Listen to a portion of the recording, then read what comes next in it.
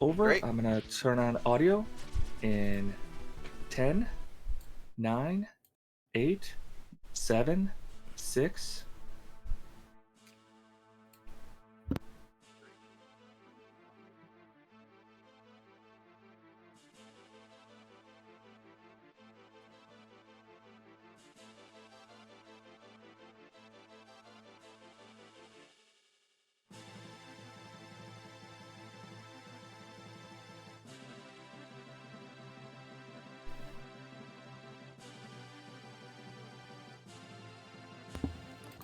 Okay, you are on. Great. I suppose I should have asked to qualify that before. Does that mean I need to click myself over into live? It looks like I'm still in setup. Oh, but if we're all going through my audio, it doesn't even matter. Someone in chat, confirm that you can hear me, just for my own peace of mind. Oh, I should probably also have the right set of notes up. There's a plan.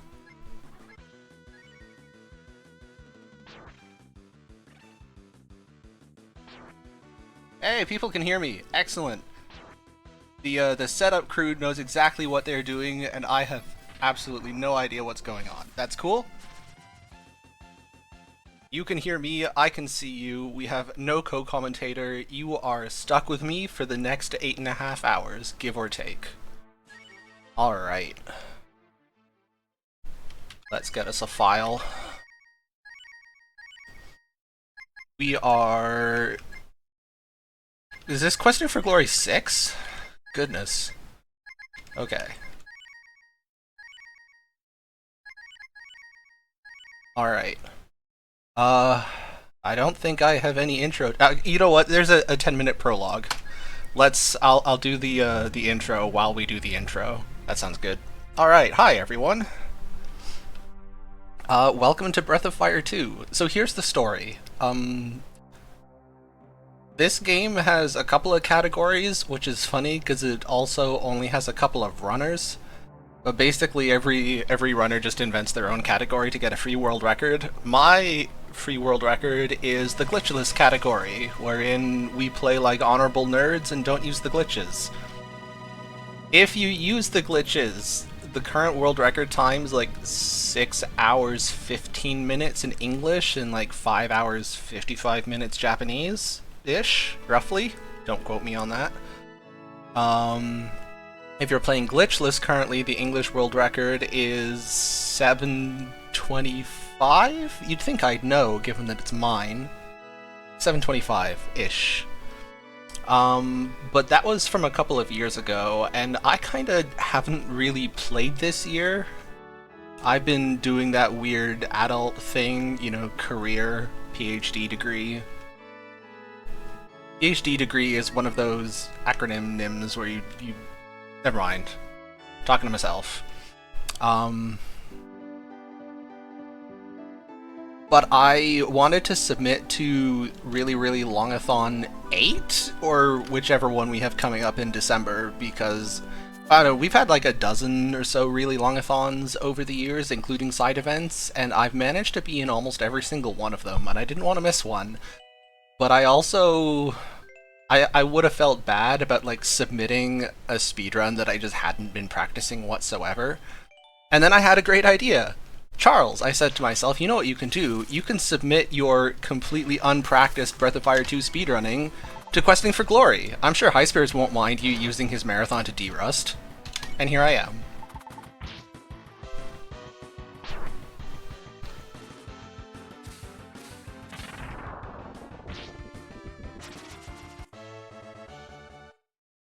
So this is Breath of Fire 2. I'm gonna not always be the most coherent commentary because I am trying to focus on the game. And it's been long enough since I did this that I don't really have any muscle memory for it. But I will try and read chat. People in chat, if you know me, I know you. Like Cerberus and Miria, I recognize you people. You're cool. I see there's an Ambi there who says math nerd. I know you. You're real cool too.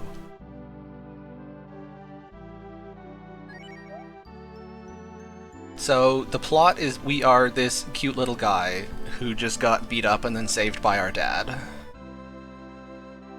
For reasons that will become clear in approximately 6 hours, I have nicknamed this category Dad Percent. You know, that's not right the thing. It's not a category. There needs to be another word for that. A rule set, I guess? So, Breath of Fire 2 has 3 endings, one of which is the bad you lose ending, one of which is a neutral ending, and one of which is the good ending. And the good ending is sadly slower by about 2 minutes, but is otherwise like not meaningfully different from the regular game. So we just, like, by community agreement, all speedruns are the good ending, even though it's the slower one by approximately 2 minutes.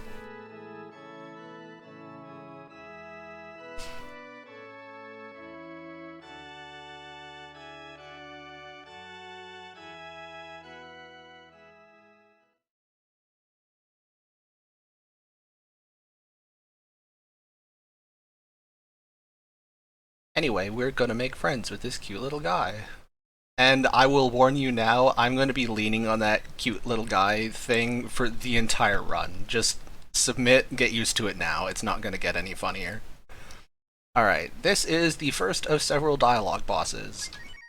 If I just mash A through that dialogue, I will lose like 10 seconds.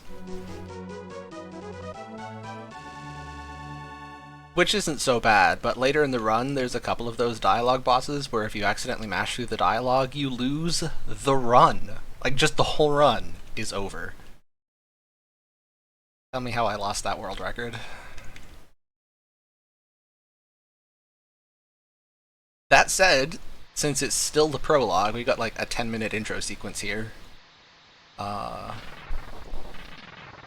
Funny story time, those who know already know, but if you don't know me, or you don't know the lore, I am the only person in the Breath of Fire 2 speedrunning community, and in fact I'm one of the only people in any speedrunning community that I know of to lose a world record after finishing the run.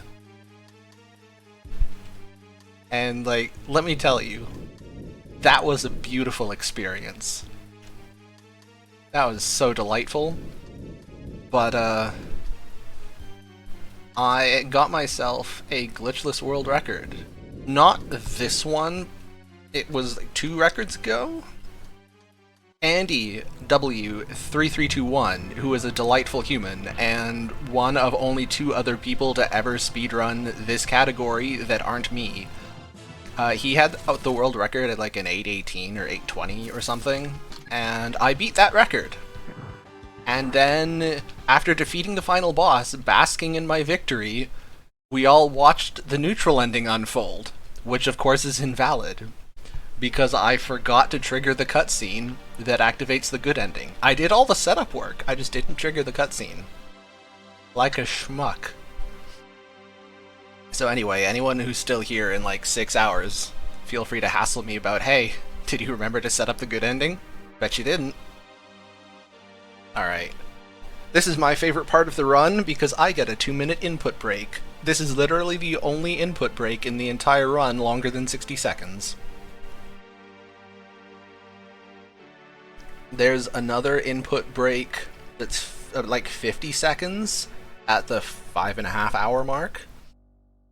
There's, at about the 3.5 hour mark, there's not a 90-second input break because that would be too nice. There's a 30-second input break, press A twice, 30-second input break, press A twice again, 30-second input break, continue playing the game.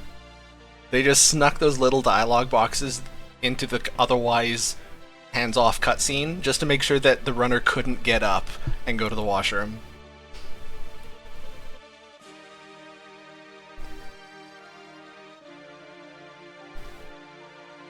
Also, I apologize if those slurping noises are loud and unseemly, but I...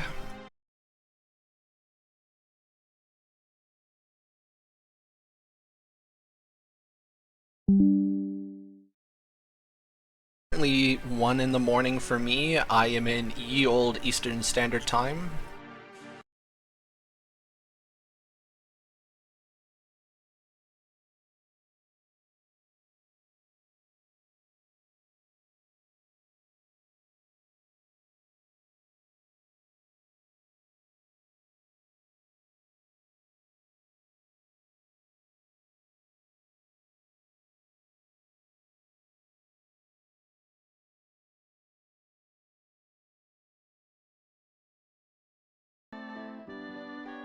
Alright, our cute little guys are now cute, slightly bigger guys, because, as you know, you can't save the world in a JRPG when you are 6, you have to be 16.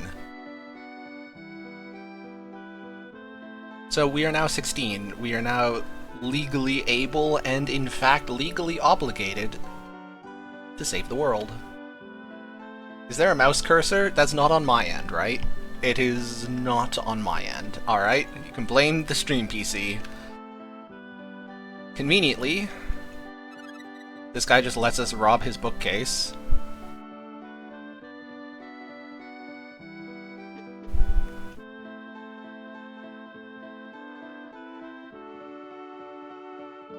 Alright, I'm gonna shut up and possibly talk to myself for a minute, because there's shopping to do.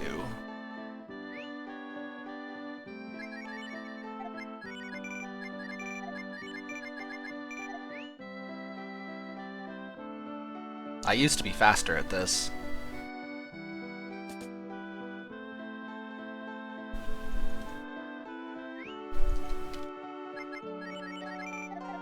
There, look at that. I have one remaining dollar. There's something so satisfying about the routing of this game. And yes, that was a subtle flex, because I did all the routing for this game, so...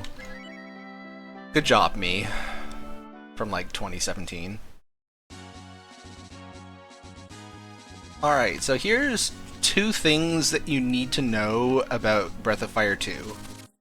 First of all, this game has an encounter rate. It is the rate at which you encounter encounters. That rate is sure a number, and boy, we're gonna come to love it over the next 8 hours. And the second thing you need to know is that the devs have nothing but scorn for me and my futile efforts to play this game quickly. We will therefore have a lot of encounters. Like, shockingly many encounters. And the great thing is you can't just run from them, at least not easily. Because C.2, the devs have nothing but scorn for me and my futile efforts to play this game quickly.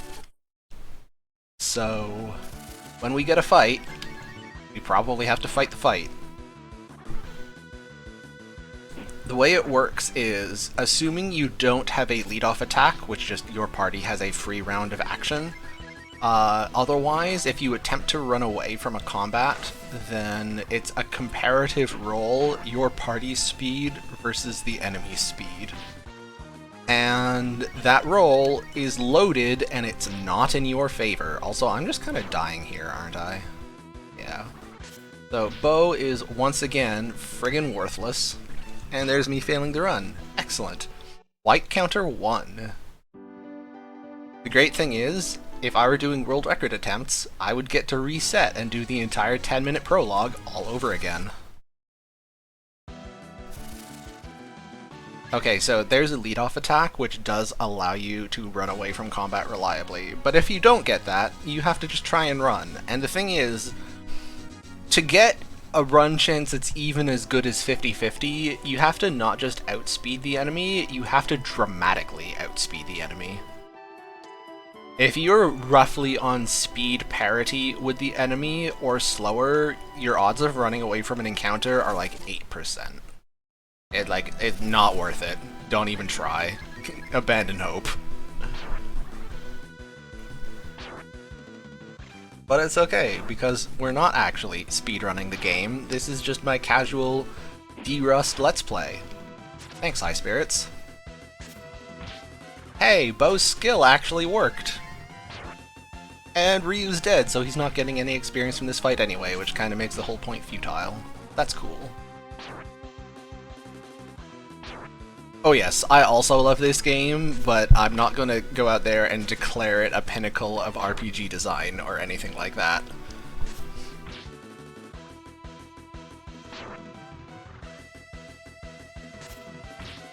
Breath of Fire 2 is the Breath of Fire game that I love the most, but it's not the best one. The best one is Breath of Fire 3.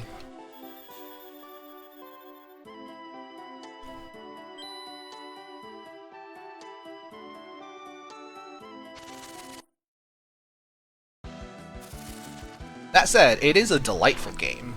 Like, if you can get around all of the it's a 90s RPG-ness, if you can get around that bit, it is a delightful game. Those of us who are RPG fans will find a lot to appreciate. Including the fact that, at least for my money, this is just like outright the prettiest Super Nintendo game. Like, the art in this game is phenomenal.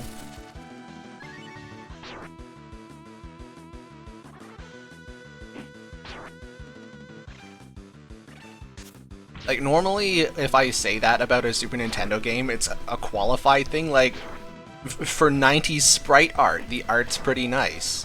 But Breath of Fire 2, I was just like, no, it's just a genuinely good-looking game. Oh, and I'm walking all the way back to the healing fountain. Excellent. You love to see it.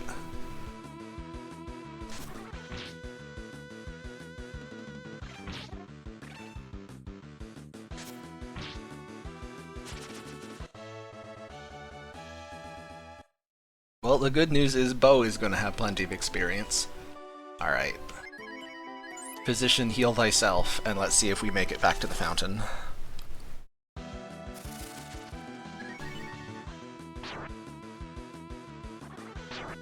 So here's the thing. Part of what it means for the devs to have nothing but scorn for me and my futile attempts to play this game quickly, part of that is the devs are expecting you to play the game like normally. Meaning, like, they're expecting you to explore their big, rich game world filled with a lot of random encounters, which means they're expecting you to get a lot of experience and a lot of money. And I'm not going to be doing those things. I will not have a lot of experience, nor indeed a lot of money. I'm just going to be poor the whole time. Hey, I made it to the fountain. I don't have to die a second time. So consequently, a lot of this stuff is balanced, assuming, you know, more stuff and better numbers. Which means these random encounters are going to look awful rough. Because they are, because I came in here with no equipment. Oh, that's not true. I bought a sword. I came in here with one sword, so that Ryu would have a hope of dealing some damage. But I am not really prepared, as you can see. Now, this problem is fixed if you play the any percent category, because even though Breath of Fire 2 has exactly one glitch in it, it's a very, very productive glitch. Specifically, in the equipment shops, there is an option which the game calls switch, as in just like switch your current piece of equipment out for another one. And that feature is certainly the result of some programming. Like, some actual programmers sat down with that routine and was like, yep, we made some code, and it definitely does what it says on the tin as long as you don't press buttons too quickly. But if you start pressing buttons too quickly, then you can glitch the ever-loving heck out of the shopping menu, and you can use it to do all sorts of delightful things, like duplicating pieces of equipment, or just creating an arbitrarily large amount of money in your backpack. Or creating glitched weapons on your characters that look like healing items, but actually are godslayers. You can just do all of those things with one glitch. It's pretty cool. So the any percent run gets to come in here significantly better prepared than I am. Anyway, first boss. For the record, in my world record splits, I beat this boss a minute and a half ago. Just to give you an idea of how we're doing. Alright, first boss. I love this boss because these harpies recognize that I am just a cute little guy. You are correct. Your eyes are not deceiving you. They're literally all targeting the handsome JRPG protagonist because they're just thirsty. What's the safest way of doing this? Attack with bow, heal with Ryu. They are actually going to fight each other because each one of them wants to be the one to get their hands on the handsome JRPG protagonist.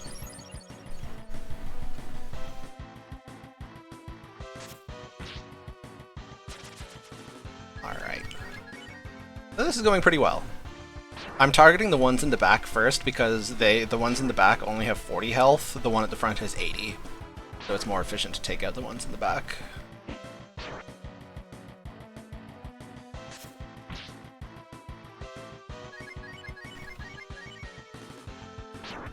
And a cute little mechanic that you may have noticed me switching around the party order. That's a thing. It does things. So one of the things that I really love about Breath of Fire 2's combat system is it's a lot more involved than the Final Fantasy style front row back row thing. There's two things you can do. One is you can change the party order. So currently I have Bo in slot 1 and at Q4G6, everyone's favorite Star Wars droid, in slot 2. Hey, I won. That's unusual. And the second thing you can do is change the party formation. And the combination of those two things determine how likely a character is to be attacked and also gives them a physical damage modifier, both in the sense of more physical damage taken and more physical damage received. That was the same word. Taken and received are the same thing, Charles. Physical damage dealt and physical damage taken. So, kind of like how in Final Fantasy, front row, you deal more, you take more. Back row, you deal less, you take less. Breath of Fire 2, every character... Actually, you know what, I'll do the other half first, because the other half is simpler. Each character's odds of getting targeted depend on their order in the party. So currently, Bo is in front. Questing for Glory 6 is in slot 2. That means Bo is approximately twice as likely to be targeted as Blue Hair. I say approximately because, of course, it's 16-bit arithmetic. It's not exactly double, but approximately double. So if you have a 4-person party, then every person in the party is roughly twice as likely to be targeted as the person behind them. So, for that reason, you want tanks in front.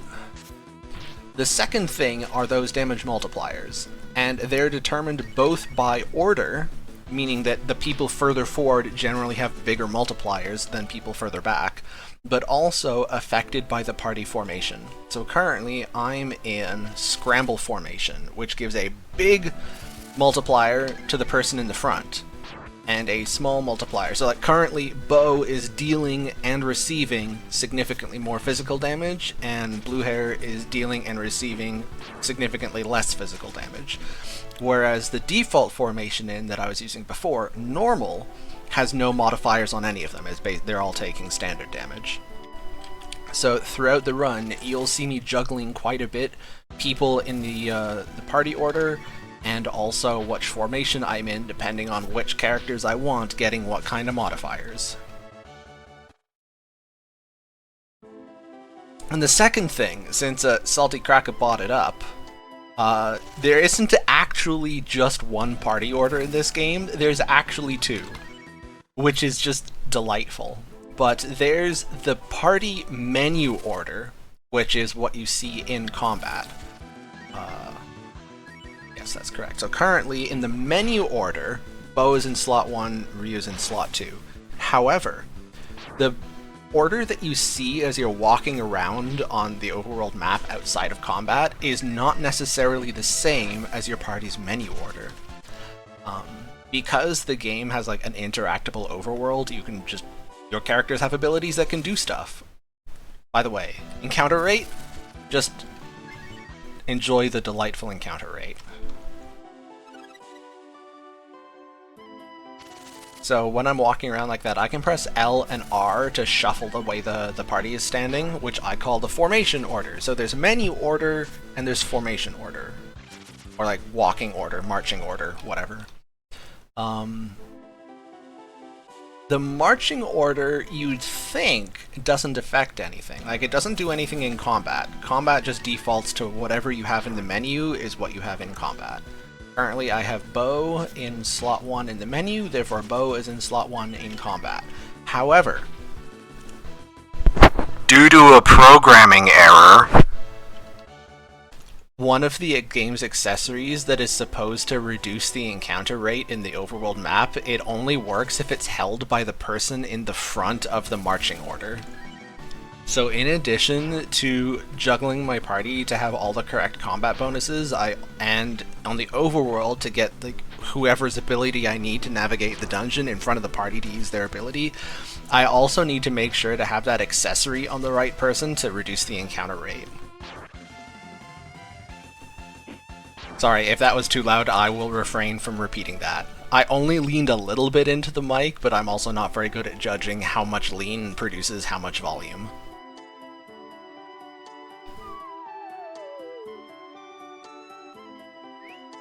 Oh no, sorry. Okay, my bad.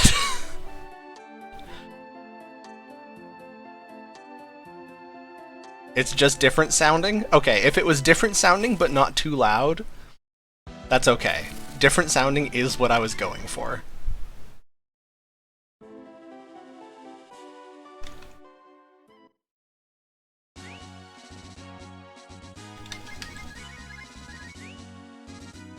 It was loud? Alright, in any case, I've done the joke once, it does not need to be repeated. All good. Just so we're clear, due to a programming error is going to be my explanation for an awful lot of stuff. Because this sure was a game, and I'm sure it had definitely actual, factual, professional adult coders working on it.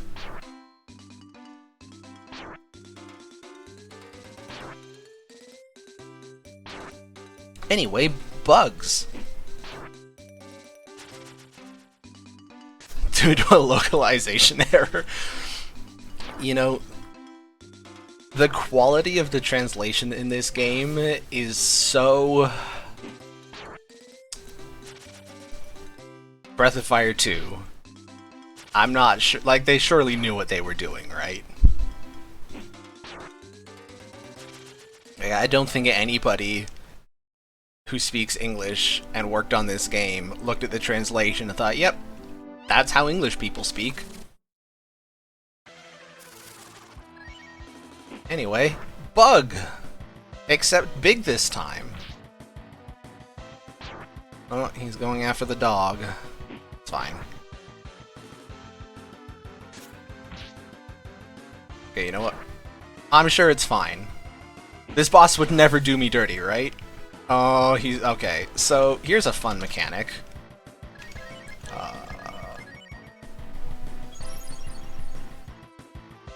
This boss has the option to just not die. Oh, I'm getting so punished for my hubris. What is this?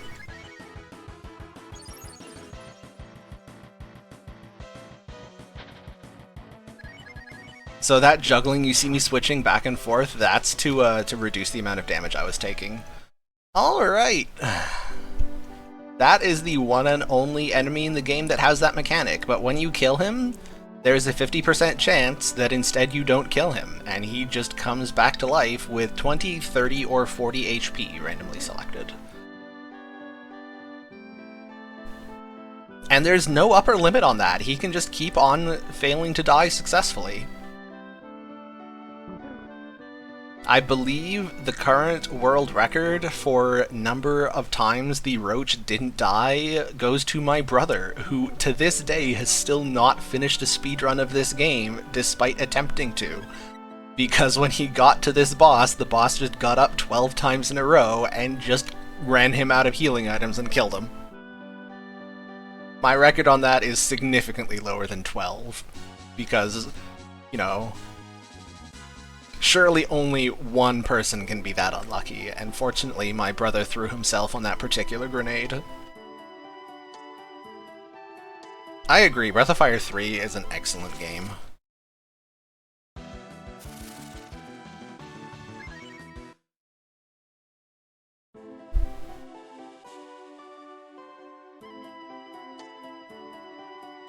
No, the cockroach boss just like put on its robe and wizard hat and told my brother Pax, like, you shall not pass. Flame of Unun, the dark fire shall not avail you, you shall not pass.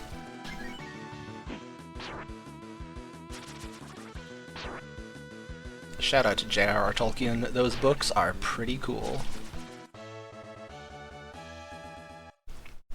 Anyway, so evidently I'm kind of struggling to handle some of these fights, given that I have only 2 under-leveled, under-equipped party members. Naturally, the game is going to look at that and say, you know what that means? That means he doesn't need one of them, right? So we're done with Bo now. Bo is about to abscond from the party, and we get to do the next segment of the game with literally just our cute little guy. And yeah, I am gonna die a lot, why do you ask?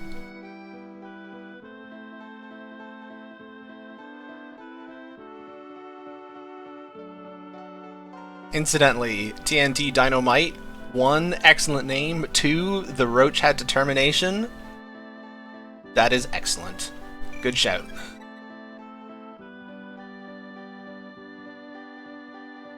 Okay, I confess I have never finished Breath of Fire 4. I have attempted to play through it twice, and it didn't work either time. Here's the thing. Breath of Fire 4 just makes my eyes bleed. And for the most part, it's not an ugly game, but it's like the uncanny valley of good graphics to me. And just to be clear, this is absolutely purely a personal assessment. This is not any claim to objectivity. The problem is that I really love how Breath of Fire 3 looks, and Breath of Fire 4 looks almost like Breath of Fire 3, except worse. To me.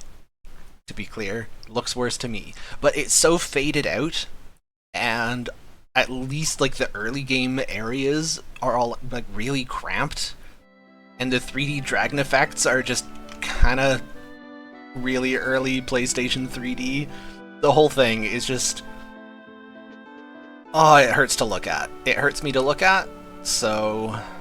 I do agree the story is really cool. Although I understand it would have been a lot cooler if they had actually finished the game rather than getting to the 85% mark. And it was like, yep, okay, well, we're out of time to ship it. Because I think they didn't wrap up a couple of the main plot lines at the end, which is upsetting. But no, I have watched Breath of Fire 4 speedruns and marathons before, and yeah, looks like a great game. I absolutely do not criticize it. The only reason I never was able to get into it was I just was not enjoying looking at it, which is really unfortunate. Thank you for the good luck with the 8-hour run. I'm definitely gonna need it. Boy, am I gonna need it. Yeah, if anybody wants to make Breath of Fire 4 remaster with graphics that don't make me sad, I would happily play it.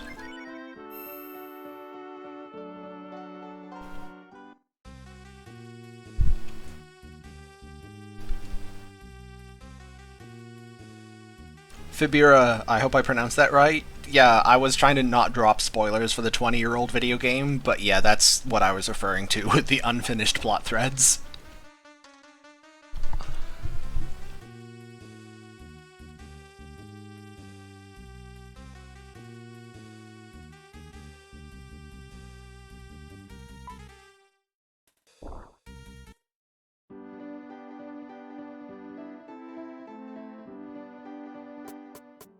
Alright, and now, for those knowers, people who are familiar with Breath of Fire 2, it's your favorite part. We are putting the dog in the trash can.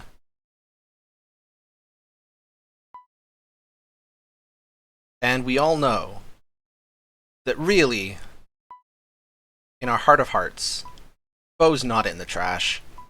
Bo is the trash.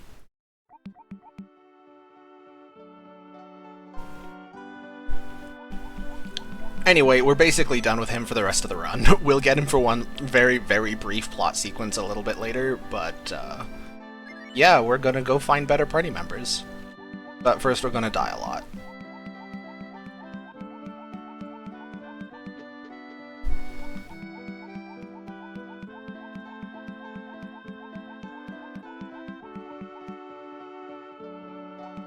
I'm also going to say a little bit less than usual just so that we can all enjoy this delightful hopping noise.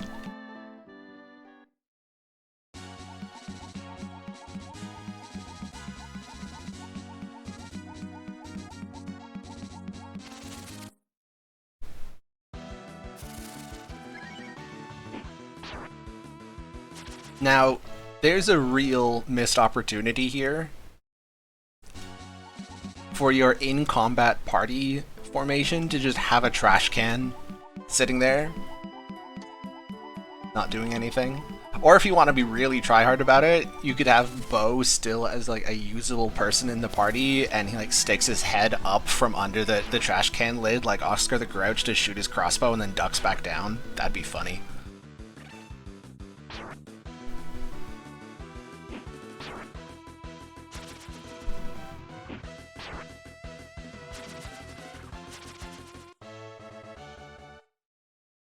Yeah, no, Bo has to keep his head down in case the gongheads decide to report him to the police.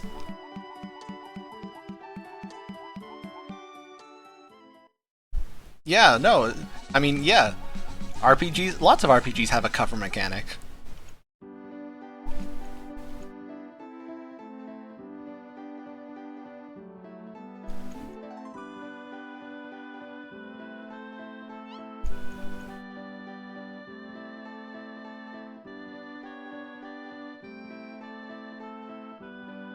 One of the things that I think about sometimes is just like this was not my very first video game. My brother and I acquired a Super Nintendo with this game when we were about, well, I was about 10, Pax was about 7. And we had played video games before that, but they were just like little computer Windows games, not like a proper RPG with a plot. So this was our first proper RPG with a plot. And that was now 24 years ago. We got this game when I was 10. I'm now 34. Literally as of 2 days ago, 3 days ago. Happy birthday à moi. And I always wonder, like, how much of my perception of this game is just completely and utterly skewed by the fact, oh, I should not skip that step. We should probably save.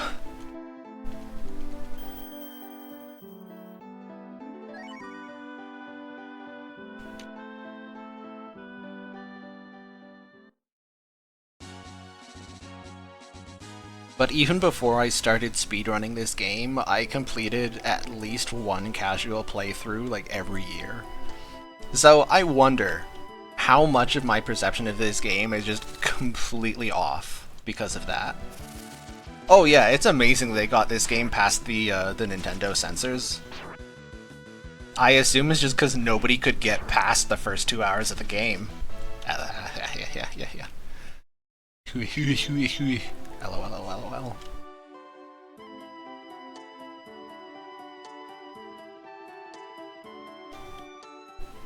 So for example, I don't really reflect on the fact that the game's plot literally doesn't start until halfway through the game. Like, if you are familiar with the Breath of Fire 2 plot, I'm not going to spoil it for those who are not, but oh, might be bad. Okay, I'm still alive for now. Like, there is a big epic save the world plot, but it literally does not kick off until halfway through the game, and you don't really get given much information about who the baddies are until 2/3 of the way through the game. It's a super slow build, and there is so much side questing. And like, I know where the story's going, so it does not affect my enjoyment. But I have to wonder, like, if I were to sit someone down who's never heard of this game, like, here, play this, would they get like 5 hours in? Like, what am I doing? There's no point to anything. I have to wonder.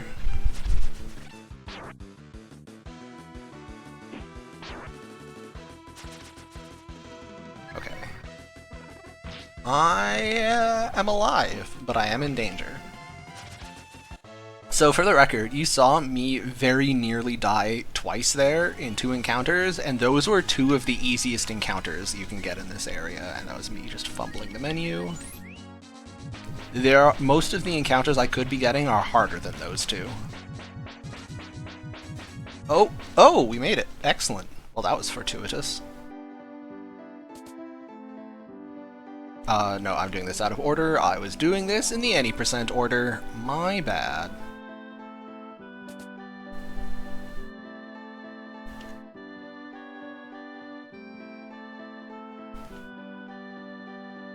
Oop, I am talking to the wrong person. You.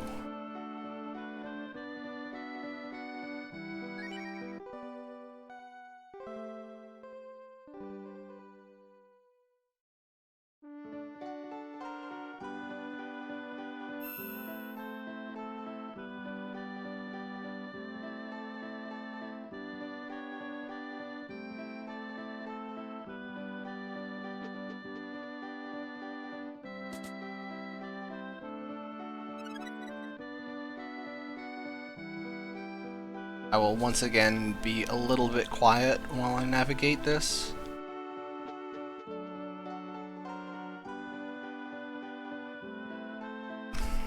I'm not only rusty with Breath of Fire 2 in general, but I'm also specifically rusty with the Glitchless route, which picks up a whole bunch of these random treasure chests just to have a bit of extra money.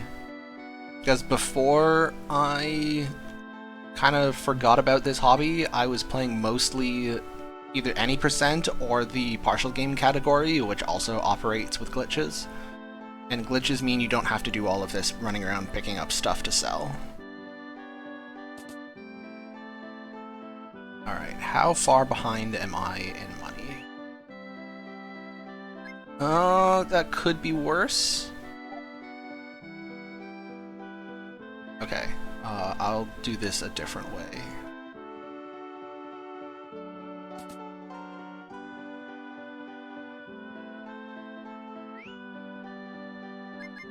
Okay. Ranger clothes. Steel armor. No, bronze hat. Okay.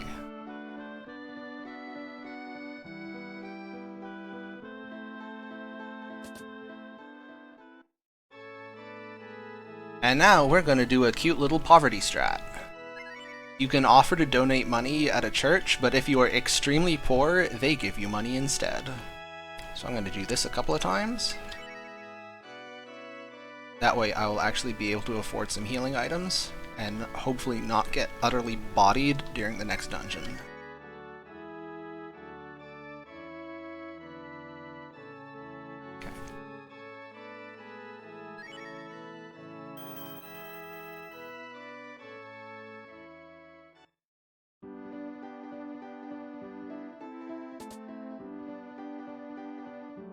That's real desperation mode. You need every last dollar. Oh right, I forgot to sell that. Sell that. Switch that.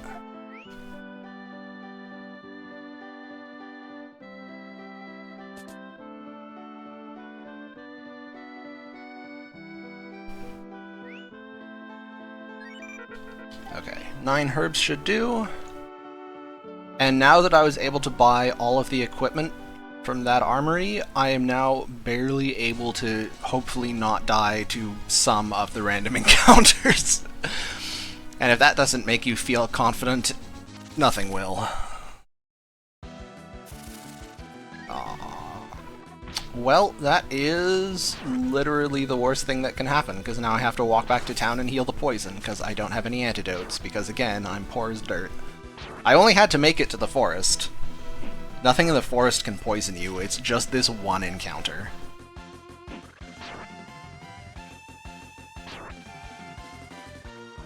Hey, we've collected some viewers from Organ Mike, thanks for the raid. Alright, back to town. I'm gonna do a clever little thing. I'm gonna go in here. This is a little hunting minigame. The only reason to do that is to reset the encounter rate.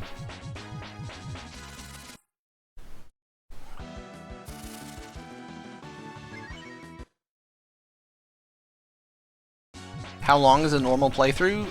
It really depends on... Like, if you're really trying to optimize a casual playthrough and you're familiar with the game, 25 hours maybe. If you're not familiar with the game and you're exploring and you're doing the usual enjoy an RPG thing, 40 maybe.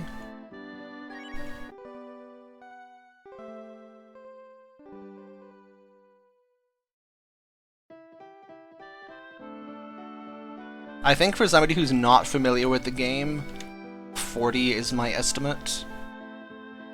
Not familiar with the game, but generally familiar with RPGs. If you're not even familiar with RPGs, then longer. I have suggested this to a couple of my friends back in undergrad who just don't really play RPGs. So it took them a little while to just get used to the encounter system.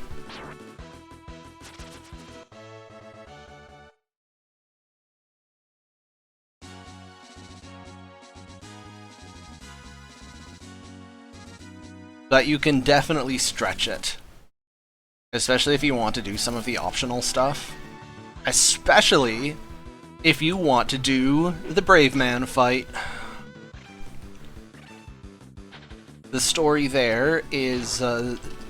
interestingly, the final boss of the game is not the hardest boss in the game.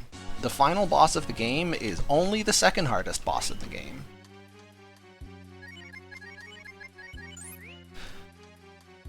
The hardest boss in the game is actually the second last boss, not the last boss.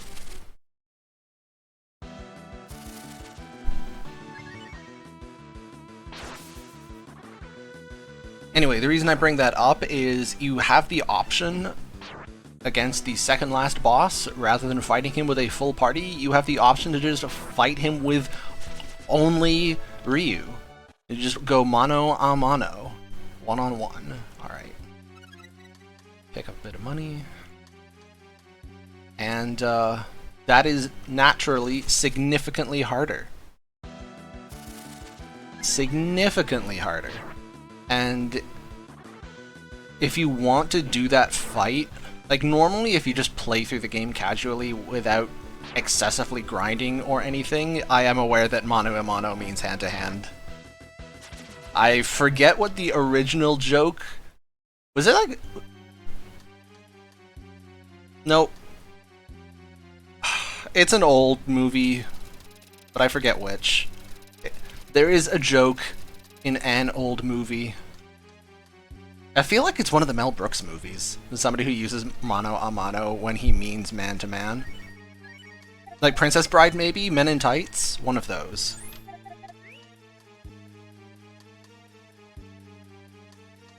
I think. Don't quote me on that. Is it Men in Tights? Okay.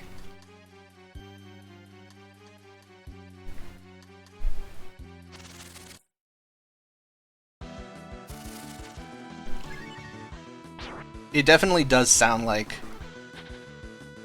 Oh yeah, Organ Mike's got us! A duel then, man to man, mano a mano, you and me and my guards! What a good movie. That's definitely it. Thank you. So that was my oblique reference to I didn't even remember what movie I was referencing. My brain is full of memes. I'm a millennial. Meme is my native language.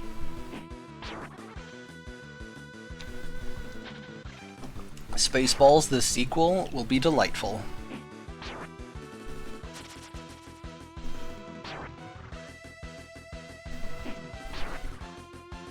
Anyway, what was I talking about? Oh yeah, the secret boss.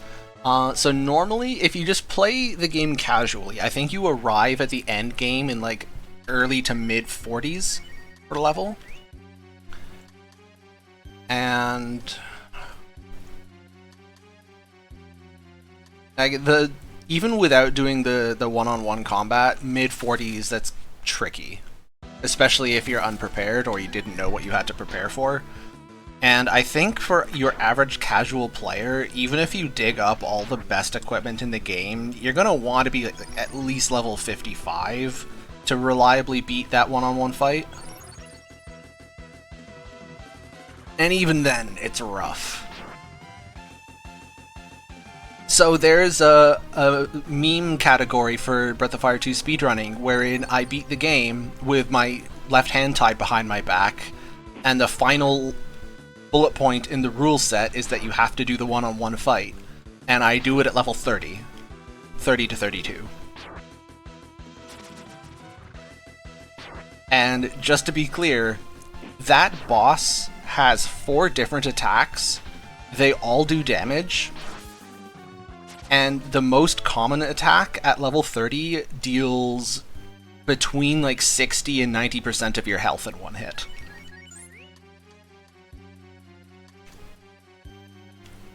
Riddle me that. Anyway, boss fight. We made it to the end of the forest. I'm currently only about 9 minutes behind my world record pace. In 50 minutes. God, we're going slowly. Okay. We're gonna hope that he doesn't do that counterattack too many times, because that's what slows down the fight.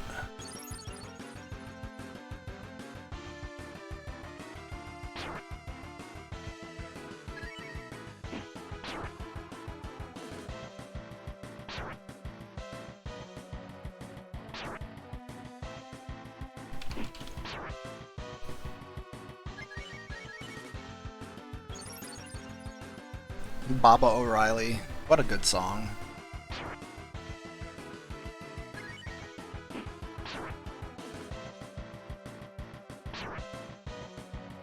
Baba is You. What a good game. Chat's just full of references. Now, if I were tryharding, I would be actually counting my damage so I'd know when he's a hit away from dead and I wouldn't have to heal. But, man, I'm gonna be at this for like the next 7 hours. I don't want to count.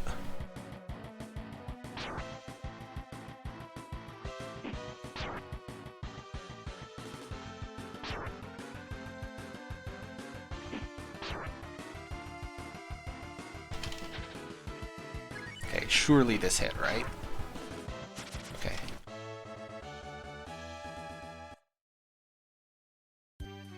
Yep, plus 851. You love to see it.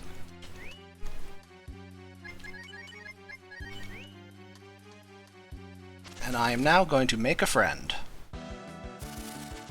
Hey! There's a bear. I love bears. Give me a hug. Yes! Excellent. Do it again. Do it again. Thank you. Alright.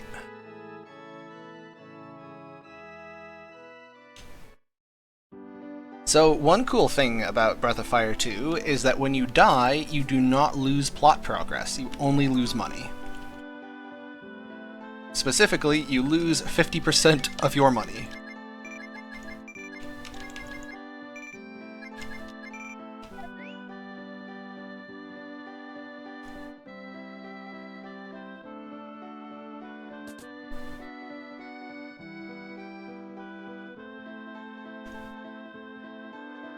Death warping is therefore an extremely expedient way of getting around.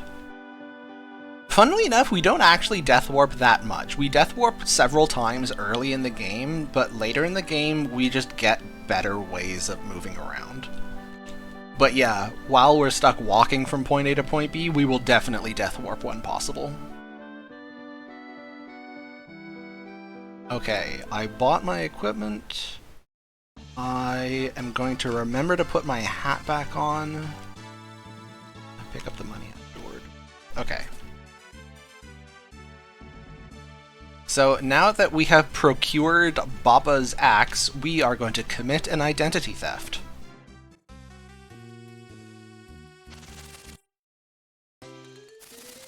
I'm joking. Don't commit identity theft. Identity theft is no joke.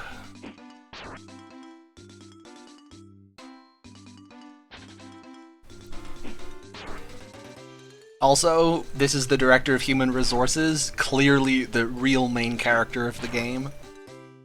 God, I love this guy.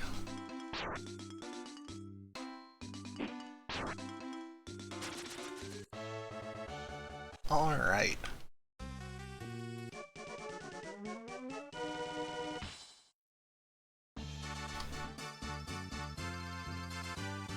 Can we at least do a little tax evasion? I mean, legally speaking, I am not allowed to endorse it. However, I will say, be gay, do crime.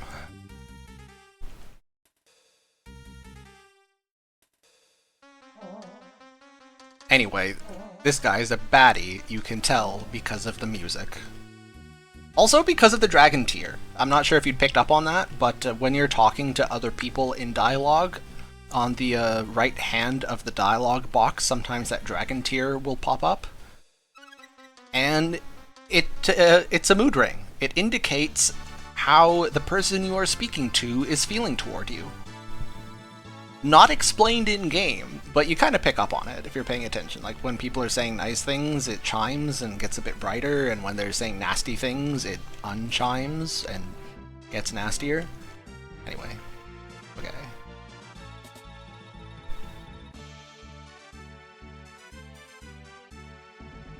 There is a treasure chest beside me. I am very carefully not touching it.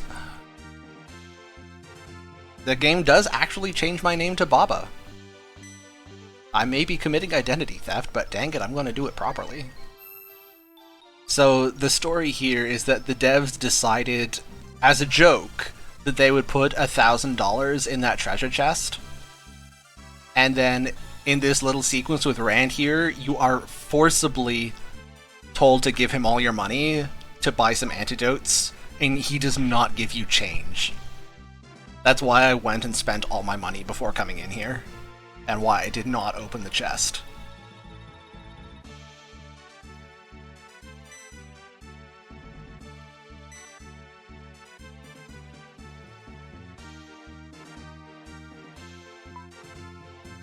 Anyway, Rand's a good guy, even if he doesn't give us change. Alright. So, if I were doing world record attempts, I would actually pick up that treasure chest on the way in. The problem is, if you then lose this fight, you just lose the money, which you can't afford to have happen. So I'm going to leave the chest closed, and I'm just going to take the 15-second time loss to pick it up afterward.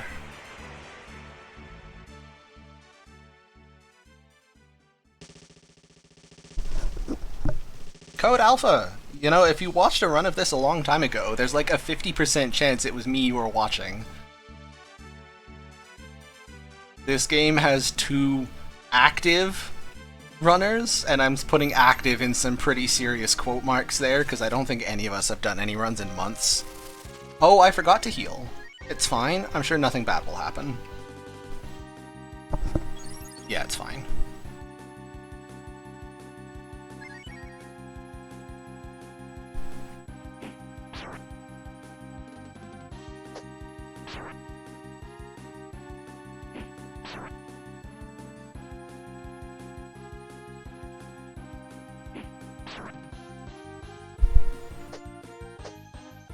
Oof!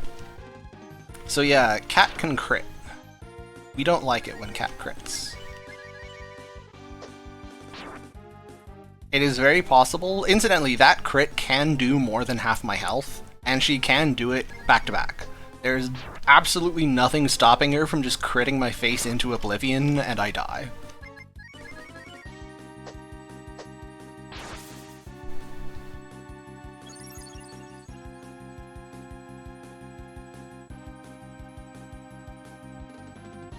Sorry, I just had a Discord notification, and I had to make sure that it was not important. It is not.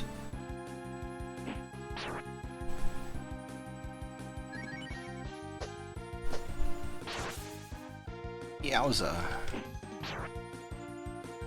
So I am in murder range, but she's not going to kill me, alright.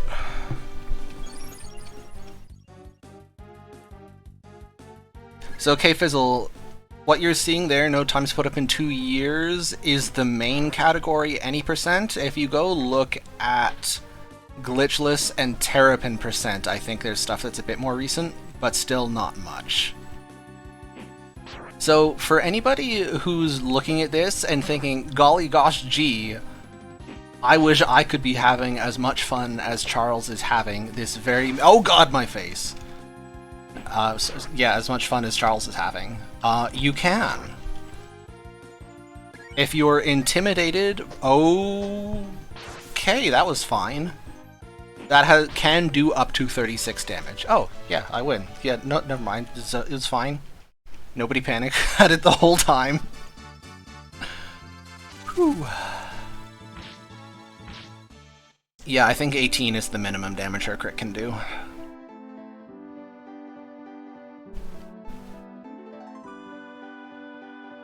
So what was I saying? Oh yeah, this game is, I think, actually fairly approachable for new runners. Now hear me out, because I'm aware that that requires qualification. We have a partial game category. You only run the first, like, hour 20. It's like a boogie percent for Earthbound. Hang on. Make sure I know what I'm doing with the next shop. Oh, right, I can't shop because I need to go in and pick up the money. Yeah, okay. We'll be back here in a sec. Oops.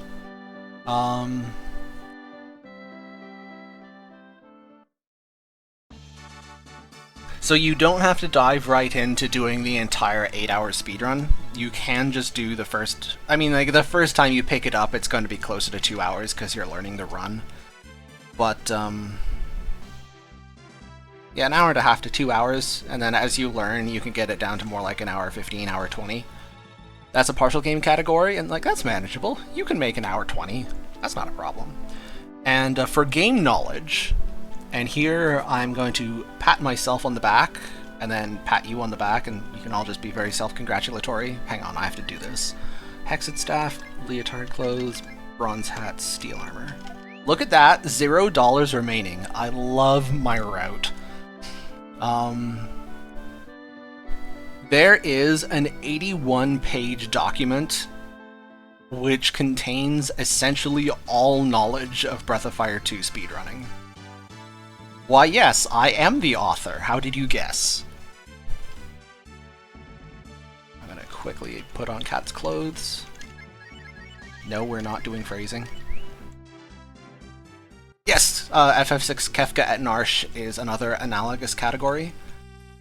So, what I have open on my second monitor is just a .doc file. Breath of Fire 2 speedrun notes .doc. It is 81 pages. It contains... Hang on. Boss fight.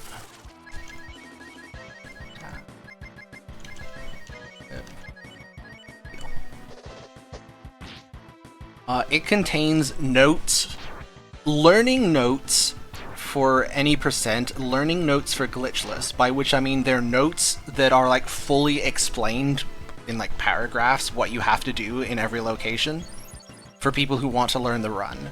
There's a second set of notes which are point form, which are what I'm currently using to speedrun from, and there's also a bunch of appendices containing all of like the game mechanics information that you need to be knowledgeable of.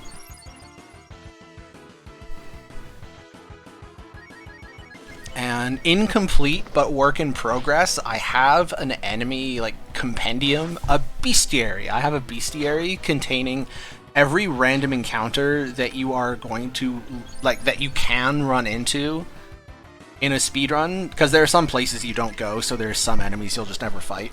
But all of the random encounters that you can locate, I am writing a compendium that details, like, the optimal strat for every possible encounter. I'm not done that yet, that's like a third of the way through, but you also don't need that to run the game. That's just for people who want to optimize.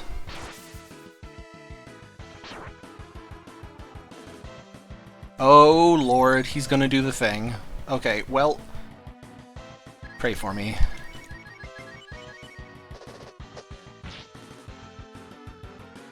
Ow, my face. Ow, my face. It's fine.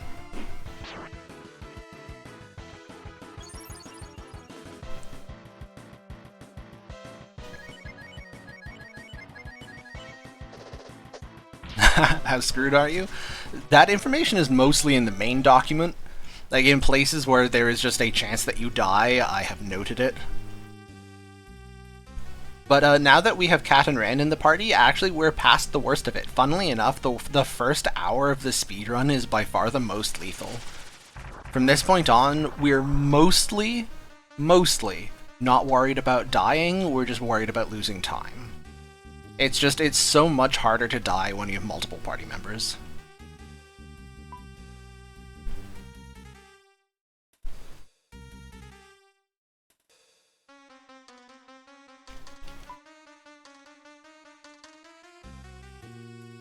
Rip Fantasy Vince McMahon. Nice.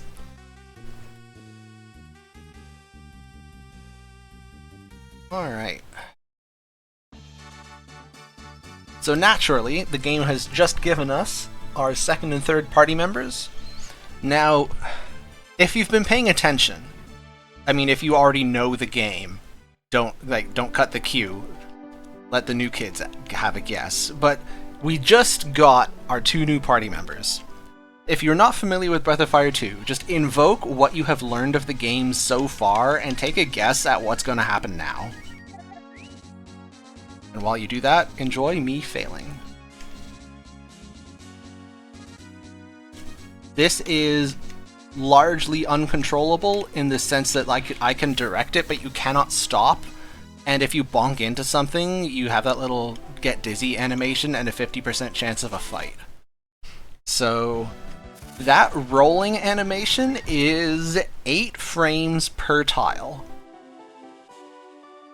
So you have for every turn you need to make, you have an 8-frame window for it, and if you miss, you bonk, you lose time for the bonk animation, and then you may or may not get an encounter that loses more time.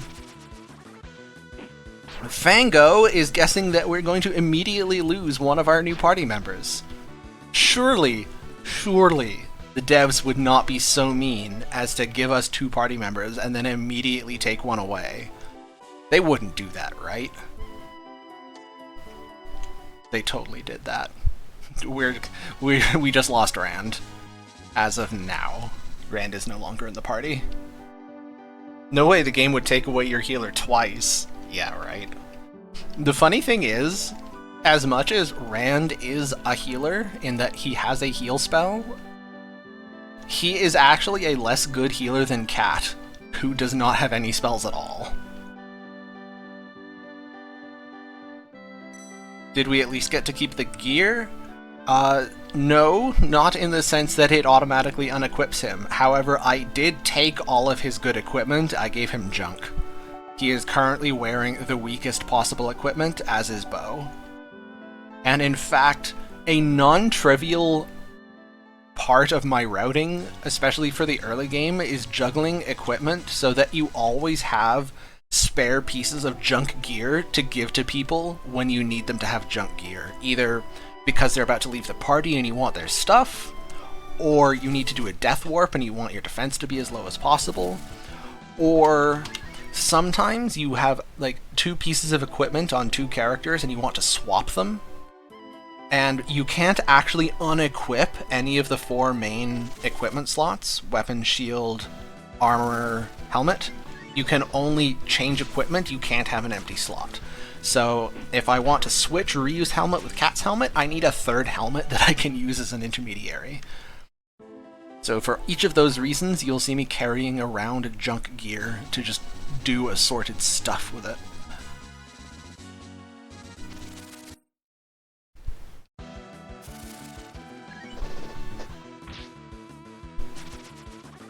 Was this game best party hero, monkey, bull, angel? So best party really requires some qualifications. I think bare minimum, there are 2 and probably more like 3 or 4 arguments you can make for best party. It also kind of depends on what you mean by best. Like, best by what qualification? Best for speedrunning? Best for casual play? Best at what level? How equipped are you? What items do you have?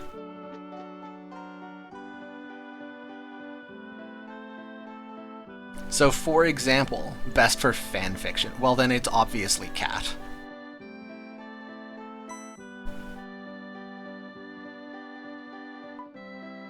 If anybody in chat wants to write the great romance epic between Kat and Ryu, I will read every word of it. I do not care how bad it is. Or Kat and Nina. Or Nina and Ryu. Or Kat and Ray. I'm not picky. I'll read whatever.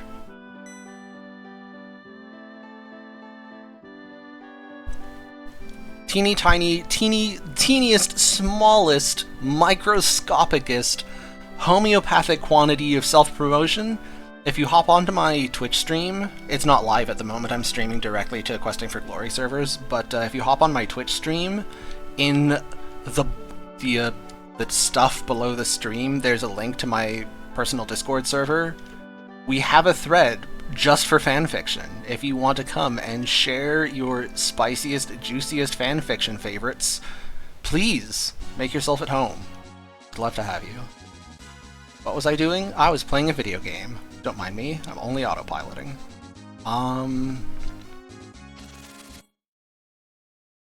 Yeah, so the thing, if you're talking about like best party from a casual perspective, there's a couple things you need to know. First of all, the main character, Ryu, blue hair, has to be in the party, and he cannot transform. There are 6 shamans in the game, and each shaman, you can have up to 2 shamans fuse with a character to give the character stat boosts and possibly transformations, and Ryu cannot fuse with any of the shamans. There's also a secret character, Bleu, who cannot fuse with any of the shamans. And that said, despite the fact that Ryu and Bleu cannot get those stat boosts, I would argue that they are, regardless, the 2 strongest characters in the game by default. Even without the stat boosts.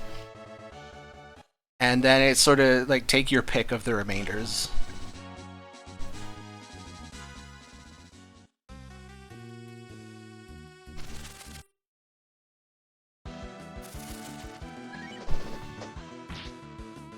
Now, part of the reason that Blue is so strong is that you get her like when your characters are level like 15 to 18, and she joins the party at level 35. And yeah, that is every bit as balanced as it sounds. I pronounce bleu like a true French. Well, I mean, I pronounce bleu like an Anglo-Canadian would. Which is to say, I don't really speak French, I just took a few years of it when I was in school, but I do live in a country with francophonie.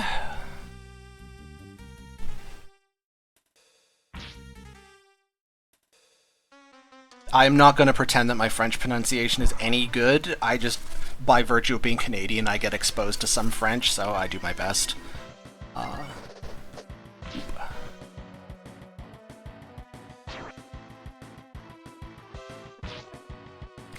Heal.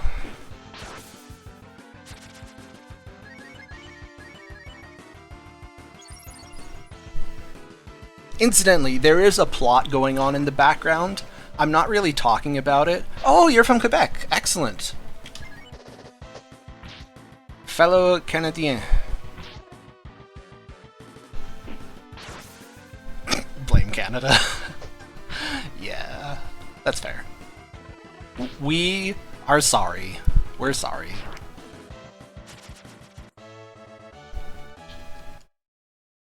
Winnipeg. Oh, hey, we got a bunch of Canadians here. Well, hello, my good friends. What am I doing? Antidote. Clean. Yeah. Alright. Yeah, there's a pretty meaningful speedrunning presence in Canada. It's quite cool. I am gonna kill these things because they have a lot of money, and I'm going to be starved for money at the next split.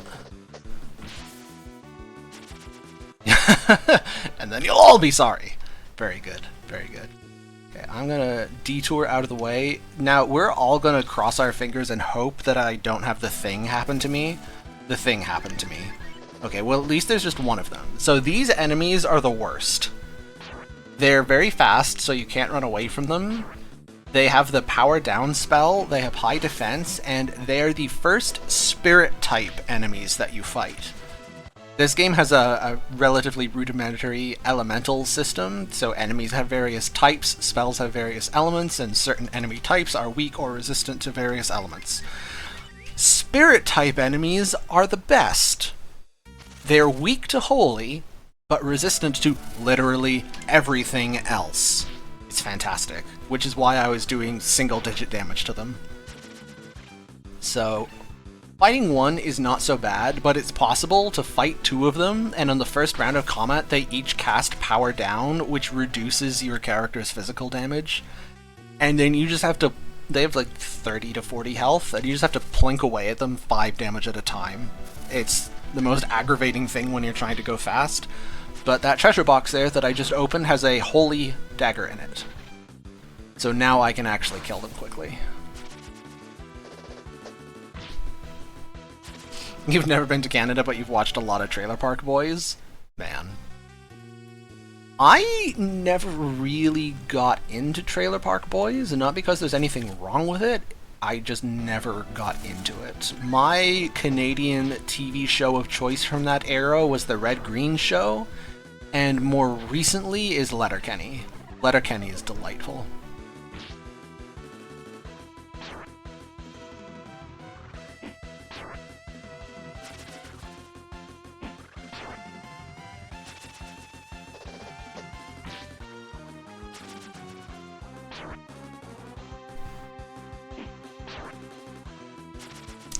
She may not find you handsome, but at least she'll find you handy.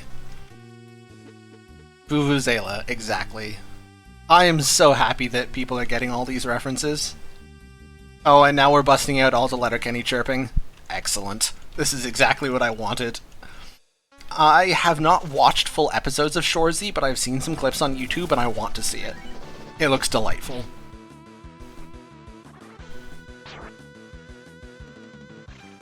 Keep your stick on the ice. Organ Mike, thanks for watching. Have a good night.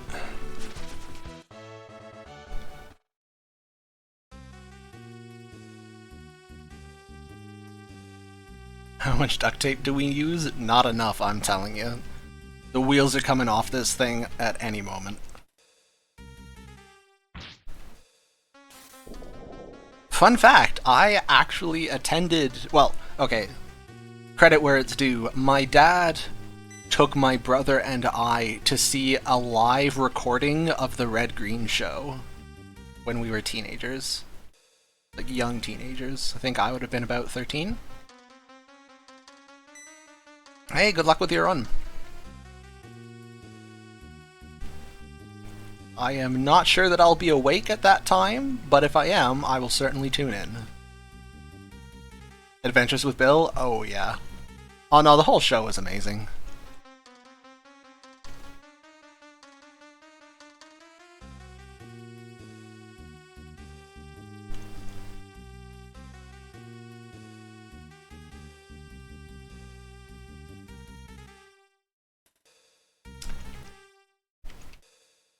I have a lot of fun watching Letterkenny because, like, I don't speak like that, and, like, I live in the GTA, so no one I'm around really speaks like that, but, like, I have met people like that.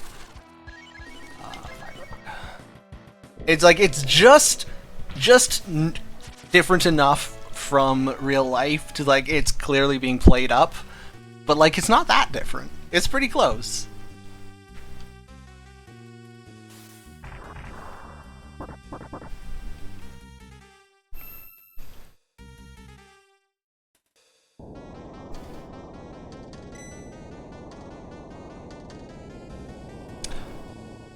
Last month, I was actually out in Nova Scotia.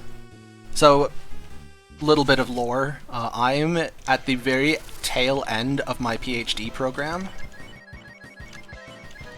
And so, before I graduate, one of the things my other supervisor wanted to do, I'll get back to that point in a sec, was fly me out to his university, Cape Breton, and happy do some research together, give some talks, etc. Cure for cold. So he lives in Sydney, Nova Scotia, on the island. He showed me around, took me to some restaurants, met some locals, and the maritime accents out there are just the best. Oh, that's rude. Okay, well, this is gonna be slow now, because Nina is easily our best damage dealer for this fight. God, why you gotta be like that?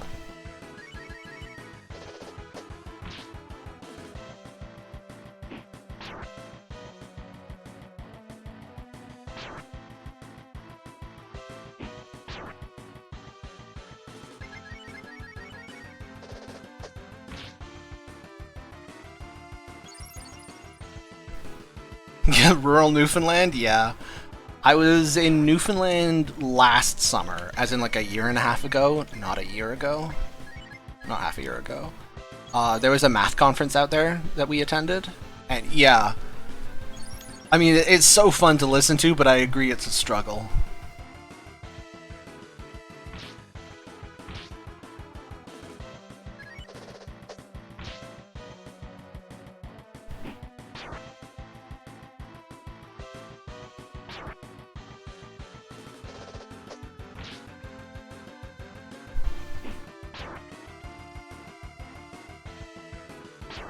Oh!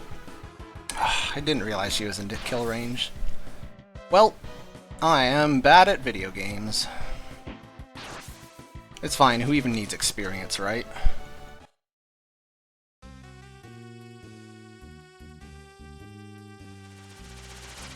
Whoa, whoa, whoa, whoa! That's a lot of viewers! Holy moly! Welcome everyone, Helix, thank you for the raid.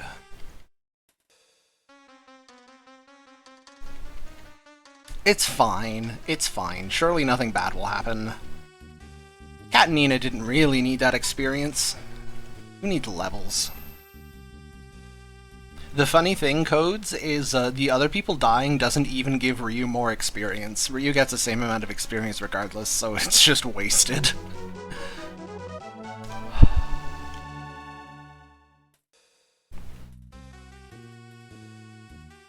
So the cat death was my fault. I thought his damage capped at 26. Evidently I was mistaken. But I still plead innocence on Nina getting crit in the face. That one was not my fault.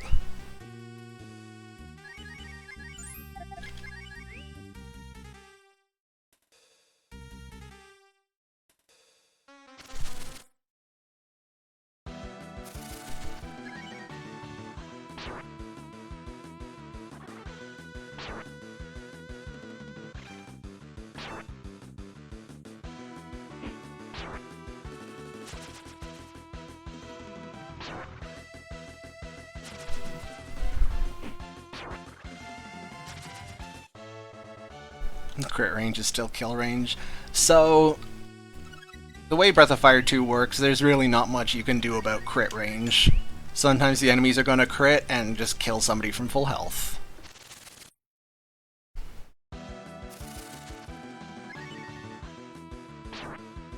Are you going to get to see the fun thing? Here, check this out. I love this part. 17. And then wait and see what the actual attack does. 48! So, I promise I won't lean into the mic, but just imagine. Imagine I'm leaning into the mic right now. Due to a programming error, counterattacks in this game do not factor in your weapon's element. They are all treated as non-elemental damage.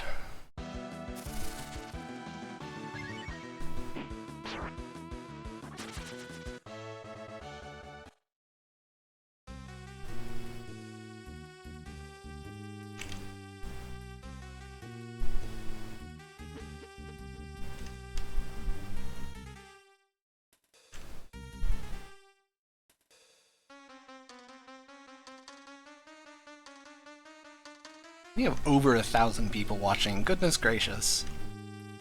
I mean, I love you all, but also, I hope you're getting enough sleep.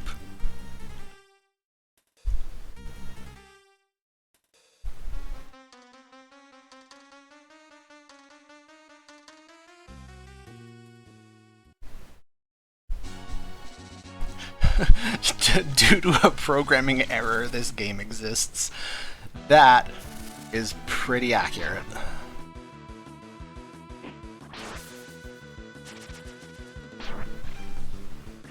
No death warp because need money. Correct. Desperately need money. It is shocking how desperately we need money. It's actually kind of incredible. I have not been drawing attention to it very successfully because I've been busy bantering with the other Canadians and such, but basically the entire first 2 hours of this run, there's exactly enough money to be reasonably able to get through the next dungeon without having to stop and grind. And that statement is true for like the first 4 or 5 dungeons. Whoop. Mistake.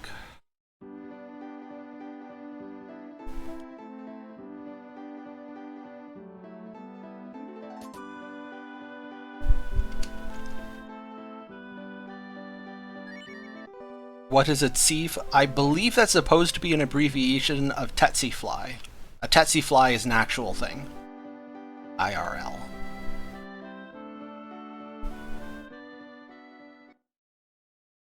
Alright, we are alive again.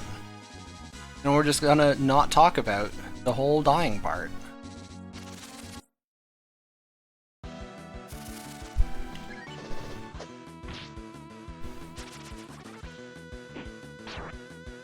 Yeah, get nice and cozy, Durand. I do a lot of sleeping to speedrun streams. Although I have to be a little bit careful about what streamer I fall asleep watching. Like, if you fall asleep watching Caleb Hart or something, you're gonna get woken up at 4 in the morning when he pops off.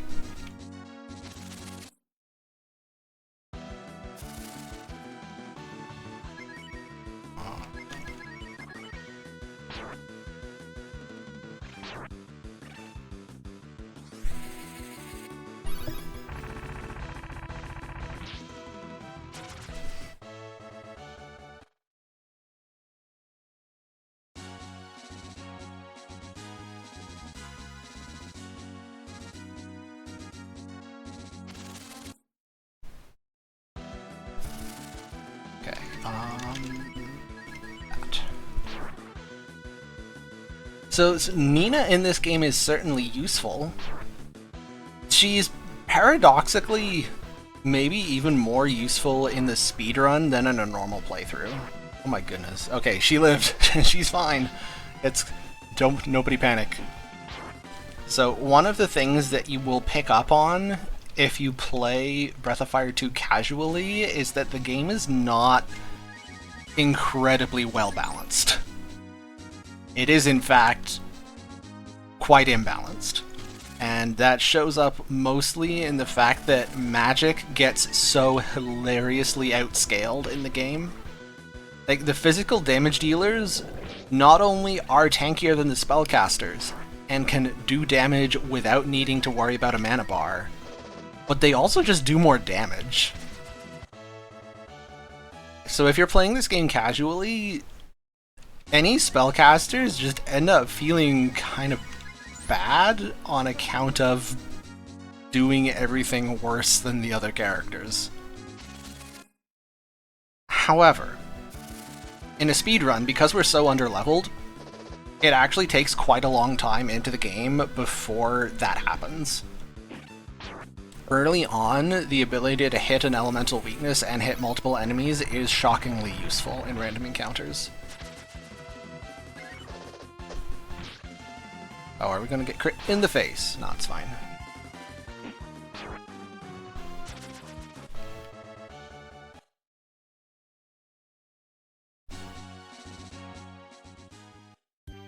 Now that said, it's not as though Breath of Fire 2 is the world's most challenging video game, so you can use any team you like and, like, you'll be fine. Don't worry about it.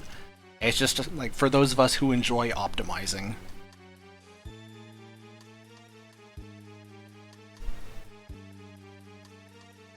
So personally, due to many of the things we have been discussing, I think the question of, like, what's the best party is not a very interesting question, partly because there's so little you have choice over. Like, you are regularly forced to have a particular character in your party anyway, and you have to have Ryu at all times.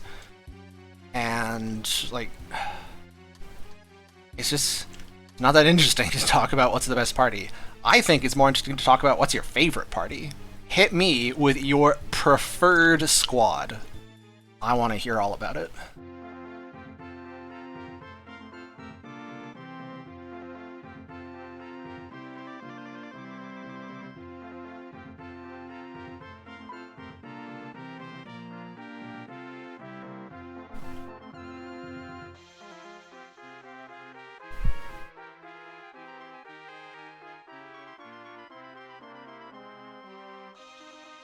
Katnina Rand from Goldwise, the classic. I would consider Katnina Rand to be the default party. Another vote for Katnina. K Fizzle, like, wow, we have a wild Xujhan enjoyer. You are a rare breed, friendo. A few minutes ago, people in chat were memeing about Sten being one of the characters of all time, but man, compared to Xujhan, Sten really is a character.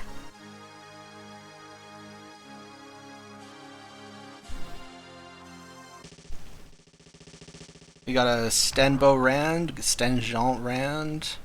Hey Jintatsu, another Xujhan enjoyer. Knight Xujhan does get pretty cool, that is true.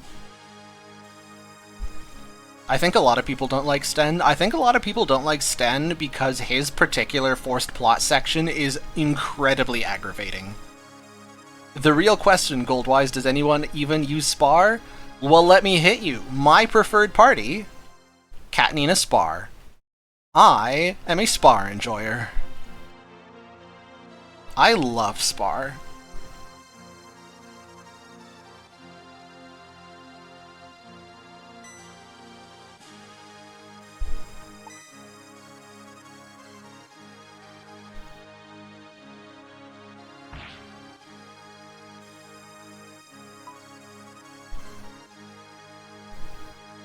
Who the heck is Spar?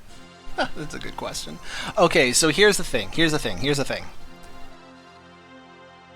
Let me give you an argument for why you should enjoy Spar more. Here's a few things. So first of all, you have to picture yourself playing this game not knowing everything about the game already. So first of all, Spar has a bunch of problems. One, he is the last party member to join the party, and he joins at a very low level, and he has a slow experience growth rate. And I'm going to stop talking for a sec because I need to do some shopping. Sorry, I will get back to you in a moment.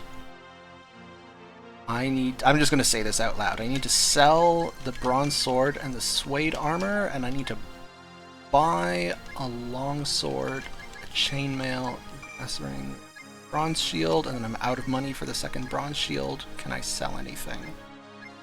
No, I'm just out of money. Okay.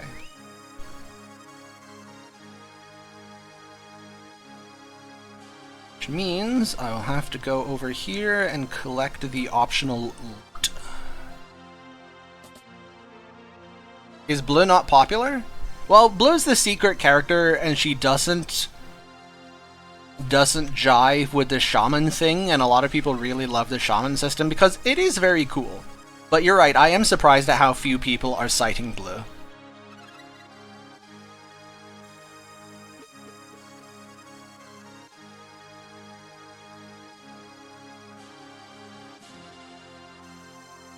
Alright, I was missing a bronze shield. It's the only thing I still need to buy.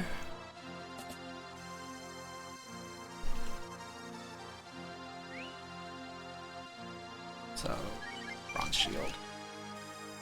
Okay. And now, for equipping, it's longsword, bronze shield Ryu, silver dagger, bronze shield, bronze hat, chainmail Sten, glass ring to Cat, steel armor salad bowl to Nina, and then Den in slot 2 and Cat in slot 3. Alright. Yeah, the Shaman's breaking at low health was definitely not a good design choice. I agree. Alright, now I need to walk to Capitan. Alright, so I was trying to sell you on Spar. So here's a few things. If you're doing a casual playthrough, if you don't want to use Spar, you probably won't, because he'll just be a lower level than the rest of your party, and you're like, why would I use this guy? He doesn't seem to do very much. But if you level him up, he gets stuff. So that's the thing one, is yeah, you do need to invest some extra time, but in a casual playthrough, you can do that. Second thing, here is Spar's problem. Bleu exists. And that's a problem because Spar's role in the party is the same role that Bleu fills. If Bleu were not in the game, Spar would be significantly more attractive. Here's the third problem. The game is not well designed. And this is one of the reasons that I'm hesitating a lot talking about like the best characters, because the fact is the best characters in the game are almost irrelevant. Pretty much, if you were talking about strict optimization, best characters in this game mean literally just the strongest, tankiest physical attackers. That is the only thing that matters. Because other than that, all of the other things that make characters interesting, like having healing spells, having buff magic, anything like that, all of those things can be replicated with items, which kind of sucks. Like, the best healing in the game is actually just a healing item, it's not a spell. You can just make an item, and you can make as many of this item as you want, and it just fully heals the entire party and gives them all the defense buff for free. And like, there's no downside. You just get an amazing healing spell as an item that anyone can use. And the attack up spell, the increase your physical damage spell, which is basically the strongest buff in the game, you can get a piece of equipment that can cast that spell infinitely for free from any character. You just get one Medusa shield, and then any character can perform the attack up spell as much as you want. So, like, talking about characters is kind of meaningless in the context of like playing optimally, because playing optimally is just get a bunch of the strongest items in the game and the characters don't even matter. So, from that perspective, I find it not very interesting to talk about the best characters, because they kind of get all trivialized by the items in the game anyway. Okay.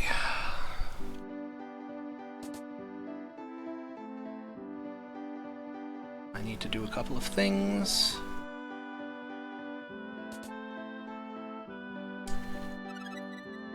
So I propose that for the context of discussing best characters, ignore all of the item stuff that just duplicates functionality, because if you allow that item stuff to be part of the consideration, then nothing matters.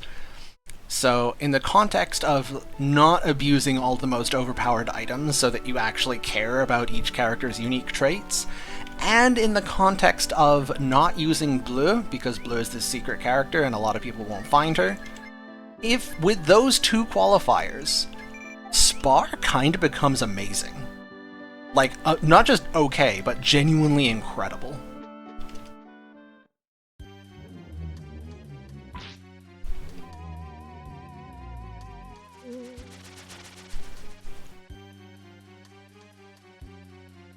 The best character is the item menu? Yeah, like, unironically, yes, that is exactly it.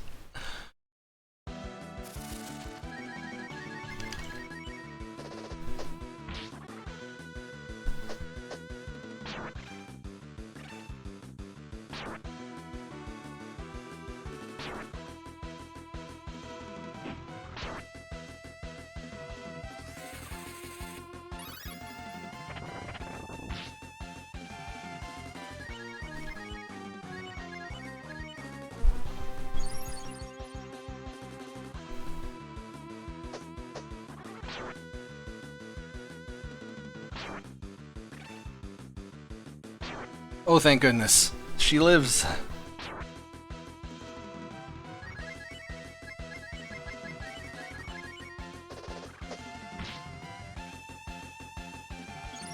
Alright, I'm going to be a little bit less chatty while I try and focus on this.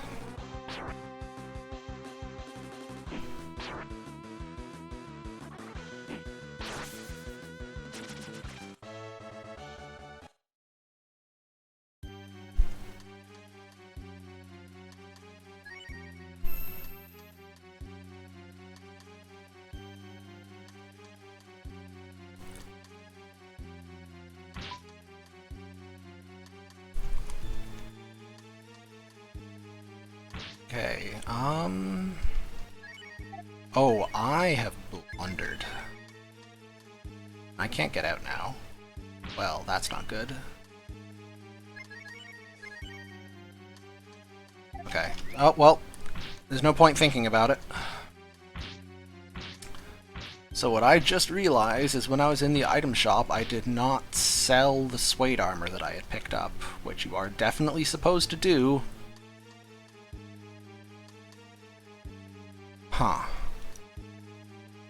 So I am now gonna have to get lucky.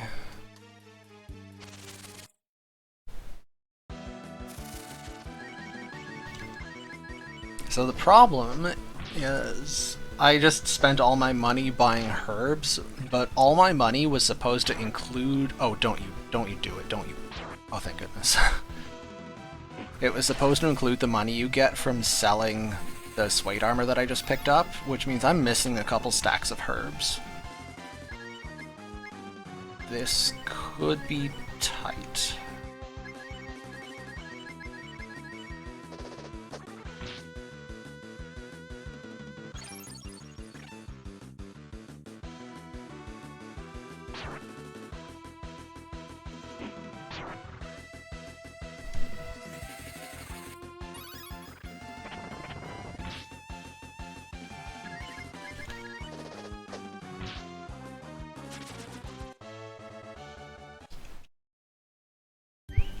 So I am now going to have to beat this boss with significantly fewer healing items than you normally have.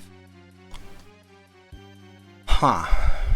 This is certainly not a guaranteed loss or anything, but it's losable. Chop Chop is useful. Boombada, not really.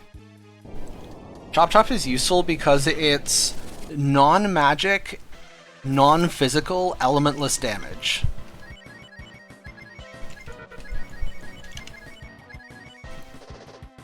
Which means that it gets around a lot of enemy defenses. Okay, the crit's good. That's good.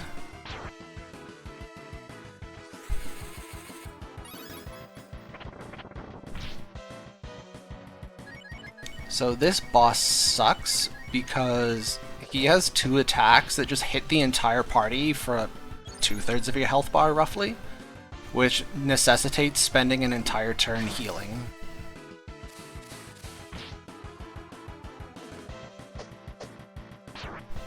No, Aberon, not Brave Man, just regular Glitchless this time. Which is good because holy heck am I rusty. So fortunately, he's being fairly kind to me so far.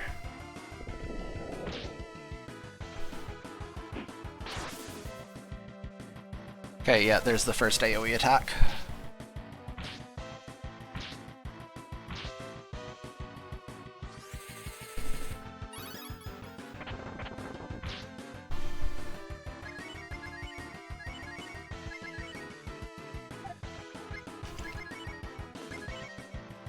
Oh, wait a minute, I just realized I was doing that wrong.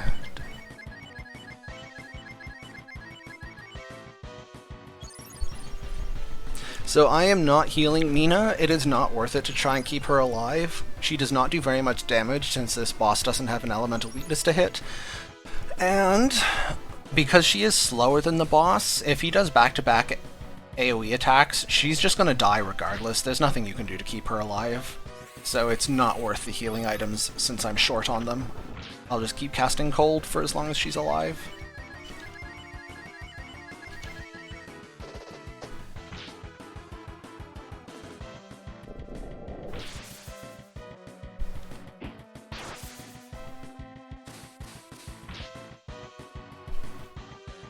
Okay, the fact that he has only used one AoE attack in the first 4 turns pretty much makes up for forgetting to do my shopping.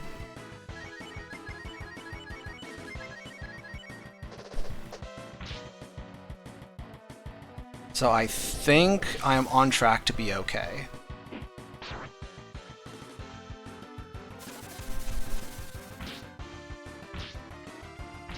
And there goes me.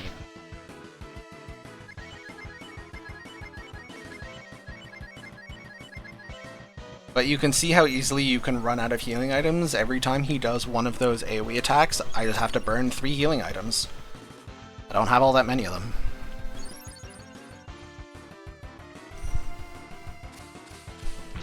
Okay, good. I get to attack again. When I get really low on healing items, I can start playing greedier.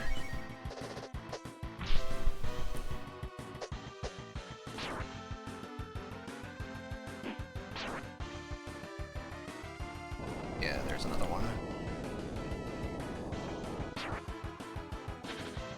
Oh, that's excellent. Thank goodness.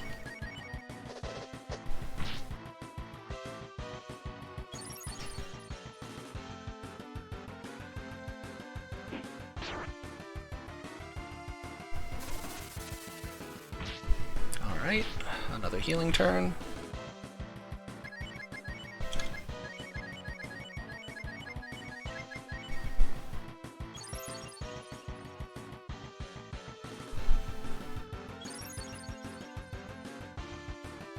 Interestingly, you might not have noticed, but in all the equipment juggling I was doing at the last town, Ryu is actually not wearing the best possible armor he could. I gave Ryu a lighter armor, that dodge is excellent. I gave Ryu a lighter armor so that he outspeeds this boss. If I gave Ryu his heaviest possible armor for the highest possible defense, he would actually not outspeed the boss, which would make healing much trickier. So, there is no random variance in speed in this game, the speed determines the turn order. So, you are highly incentivized to outspeed as many things as you can. And my route is routed to achieve that. I think at this point I'm going to stop healing Sten to preserve healing items for Ryu and Cat, because they are the main damage dealers. Dodge is excellent.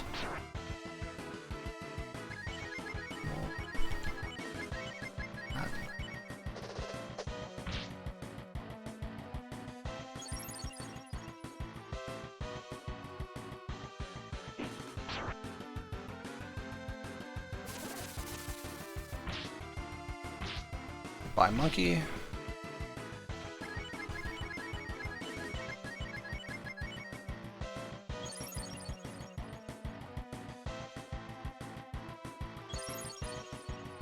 He's quite close to dead, and I'm also quite close to being out of items, so this is a little terrifying.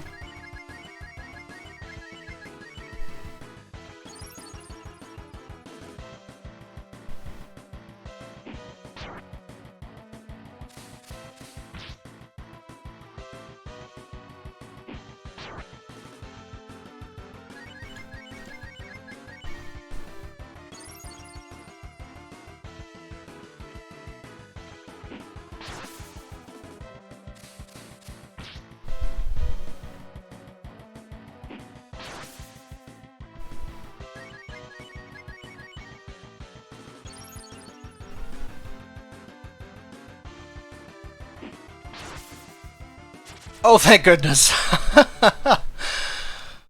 Hoo, hoo, hoo, hoo, hoo.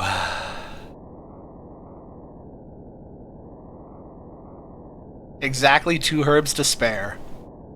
And we're set up for a death warp. Alright, I'm gonna nick the equipment in here to sell. Imagine if I died and had to walk all the way back to Capitan and do this whole dungeon again. Good lord. Anyway, as a point of interest, I'm currently 16 minutes behind world record pace. You know, just a normal amount. So that boss is the end of the partial game category. That's our Boogie percent or Kefka and Narsh or whatever. It is our Terrapin percent. If you beat that, you are done the partial game speedrun. And oh my goodness, he is so annoying. You can see why I was desperate for every single dollar to buy all of the equipment at the previous shop, because even completely kitted out with all of the best equipment I could buy, that fight is only barely manageable.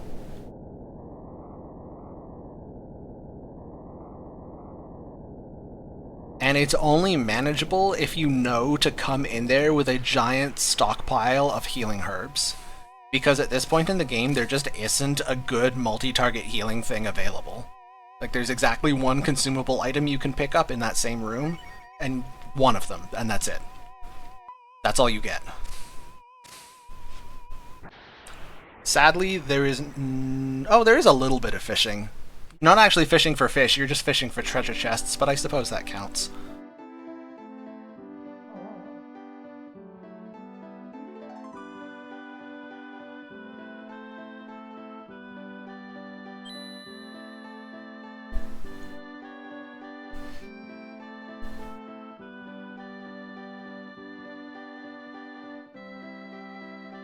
Okay, first, a little bit of shopping.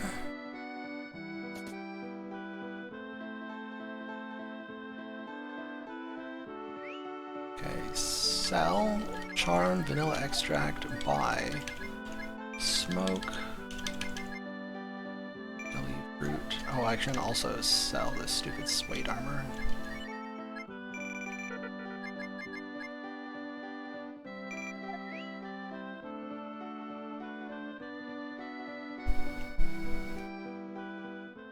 Okay.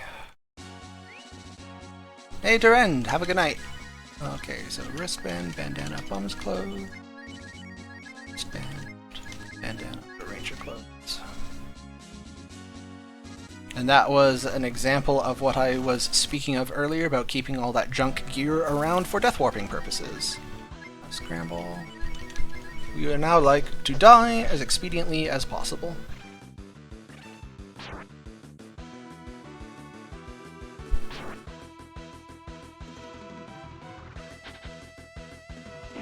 Cat, you did not get the memo, did you?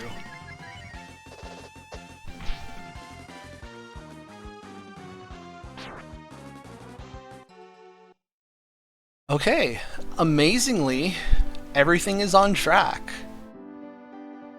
Like, we've got all the equipment we're supposed to have, we've got all the items we're supposed to have, we got a run. It's slow, it's so slow, but it's a run. That's kind of incredible.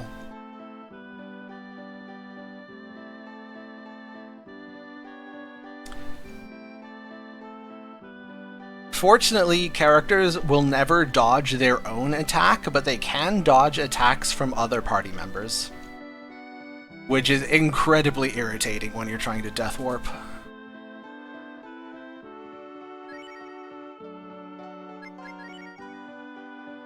Incidentally, you may have noticed that I death warped all the way back here to the other side of the continent. That's because I literally did not save since the last time I was here. Yes, if I had died at the Terrapin, I would have spawned here and had to walk all the way back.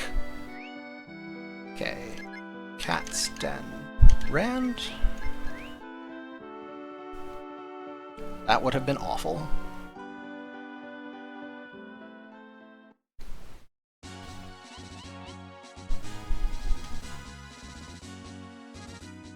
Incidentally, Rand has rejoined the party.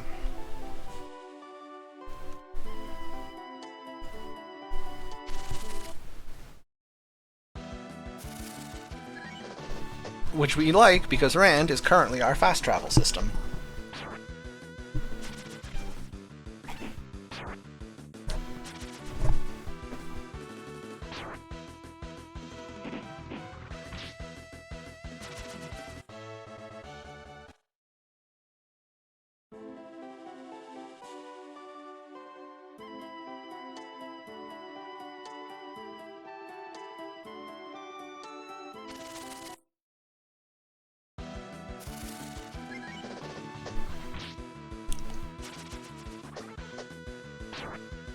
Oh, I just got hit with a wave of sleepiness. Oh, it's 3 in the morning, that's why. Huh. Huh. It's alright. Only 6 more hours to go. Okay, let's see if I can not botch this. Oh, these turns are so tight!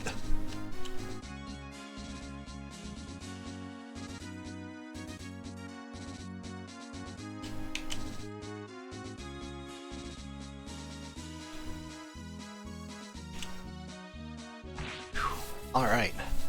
Go me.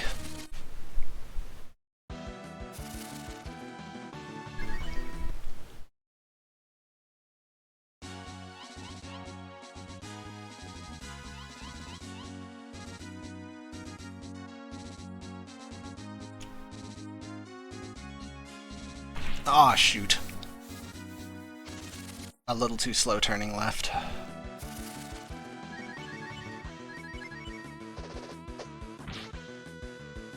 Yo, Miria. Thanks for subbing.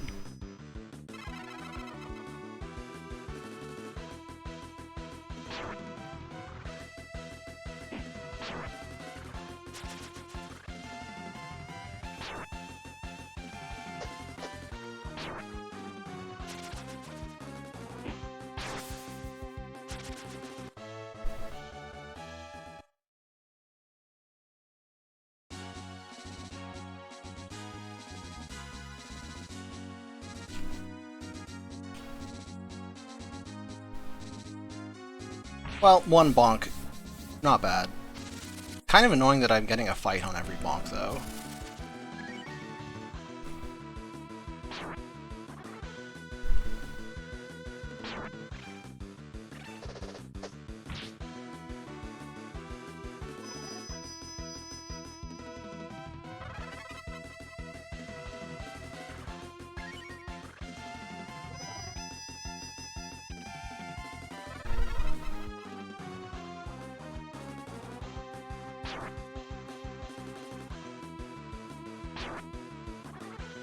Come on, let me out of here.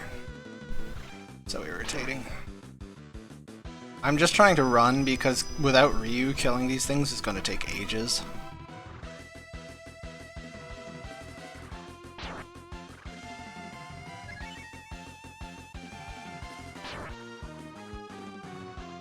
Alright.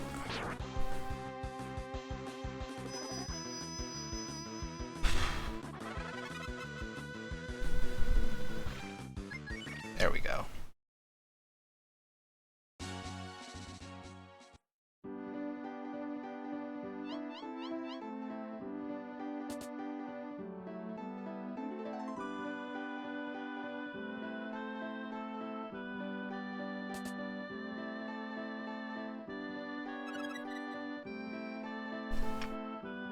Jintatsu is correct. So that's a little bit of mechanical knowledge. Your odds of running away from an encounter are determined by a speed roll, which factors both your speed and the enemy's speed, but it only counts the party members that are alive. So while Rand was alive, it was averaging Sten, Cat, and Rand to determine my party speed, but with Rand dead, it was only averaging Sten and Cat, who are much faster. So when Rand dropped, my run chance went up, and not shockingly, I immediately got the runaway the next turn. Exactly the way I drew it up. Incidentally, it was not completely lucky that they targeted Rand in the back, because here is another cool mechanic. I previously mentioned that every character has roughly twice the chance of the subsequent character in the party order of being targeted. So Ryu is most likely to be targeted, and then Sten is about half as likely, and then Cat is about half as likely as Sten, and Rand is about half as likely as Cat. There's an exception. If a character is dead, they are still considered part of the party. If an enemy attempts to target a dead party member, instead the attack is redirected and targets the party member furthest in the back. So with Ryu dead, and Sten, Cat, and Rand alive, any attack that would try to target Ryu, which is approximately half of the attacks, instead hits Rand. in addition to the attacks that would target Ren normally.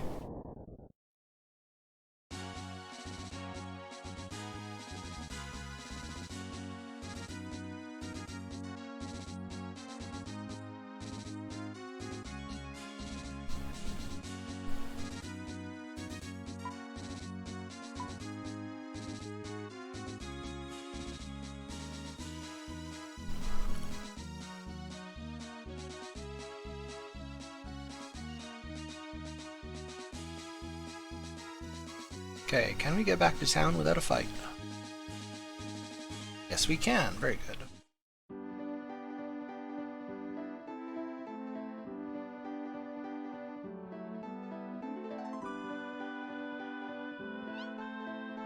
Geminius, you got it.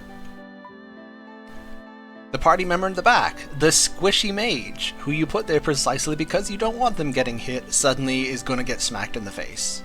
It's pretty rude.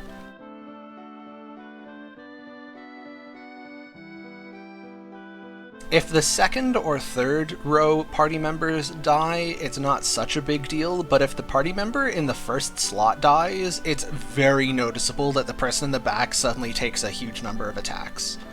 So you gotta be kinda careful with that.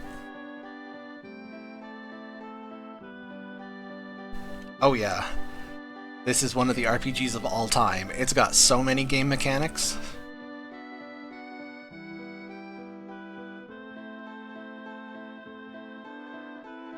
Okay, and now the fun part. We get to do a death warp with level 1 enemies.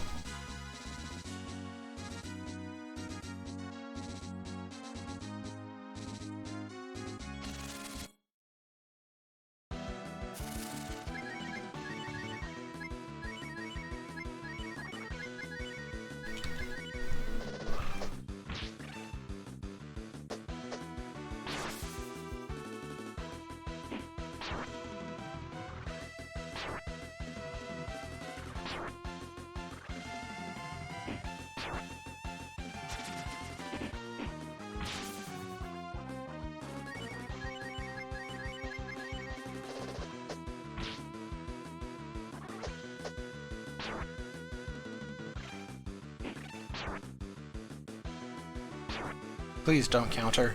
Thank you.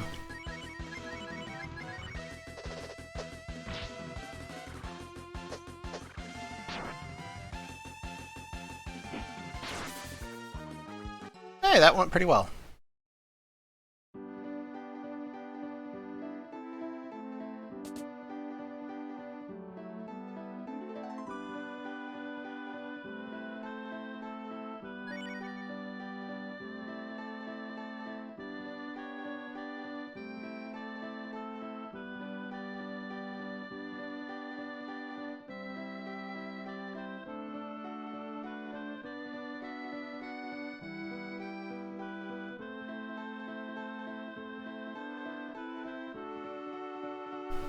And at last we can progress. Now, if you've never played the game before, and you're wondering, hang on a minute, you just went like all over the continent. How did you know to go there? And the answer is, it's not clear.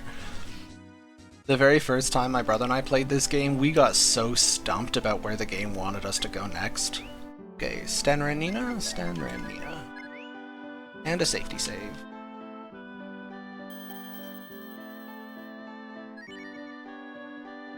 Oh, another little under-the-hood mechanic that you probably haven't noticed, but the text boxes in this game have 2 different scroll speeds. Here's my equipment.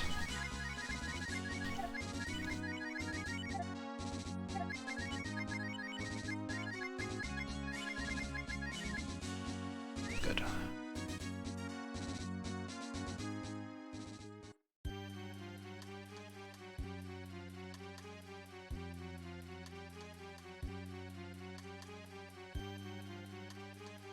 By default, the text boxes advance at the slower text speed. If you want them to advance at the faster text speed, you have to hold a button down. And since you generally want to mash through dialogue just to advance to the next box as quickly as possible, that means that what I'm doing right now is I am holding one button and mashing another button. Why yeah, my fingers do get sore playing this game. How could you tell? Also, the frog is French, because of course he is. Is that a hate crime? Might be a hate crime. It's fine though, we like Xujhan.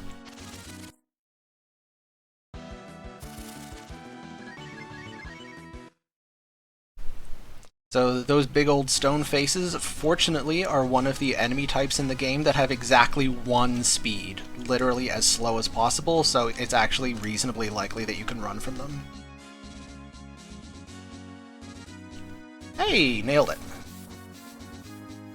Still gotta fight, though. That is every single bonk fight so far. What is this? I demand a recount.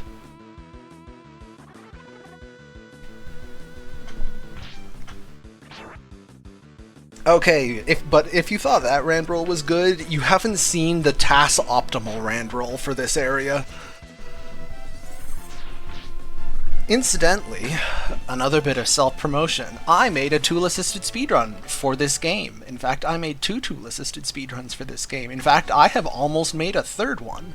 Well, what I have made is an update, an improved version of an older one. But currently, the best published tool-assisted speedrun for Breath of Fire 2 is published by me. And you can actually roll over top of the lake there, like between the water and the cliffs. It's basically one tile wide the entire time, and extremely nerve-wracking, but it is possible and technically optimal. But there's no chance of me trying it in a live run.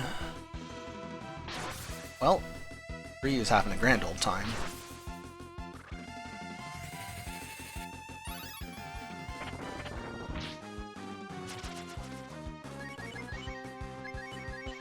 Oh yeah, Nemifu's tower is gonna heck me a lot.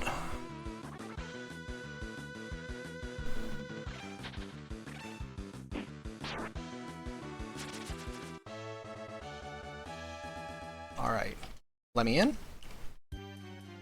Nice! It can take more than 2 fights to open the door, but 2 is the minimum. You get the minimum roughly half the time.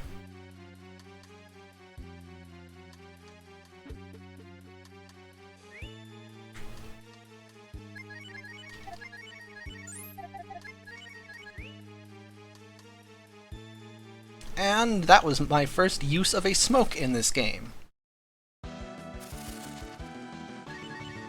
The funny thing is, it is literally a smoke. The intended mechanic is that you light one up, and the bad smell drives monsters away. I'm not kidding, that's how it works.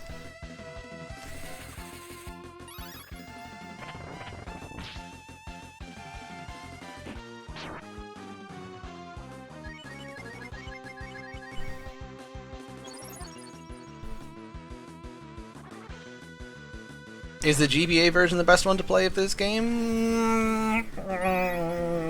So... kinda. The GBA version significantly increases the amount of experience and money you get from random encounters, which is overall a good change. And if I'm remembering right, I think it reduces the encounter rate a bit. I could be wrong about that. But it's also much less pretty, and the sound is atrocious. So on whole, I would say, unless you're going to go to the effort of modding the Game Boy game to have the Super Nintendo sound, which I believe is possible, I've just never done it myself. Like, it's significantly less pretty, and it sounds a lot worse. So, you decide how much that's worth it to you.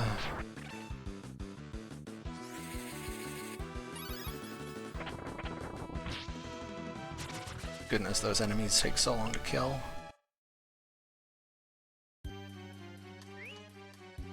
I think it's 3 times the money and 2 times the experience. But it could be the other way around. Yes, the SNES retranslation mod does add the run functionality. Here's a fun fact. The run functionality actually exists in the actual game. The code's there, it's just disabled. Isn't that a kick in the pants?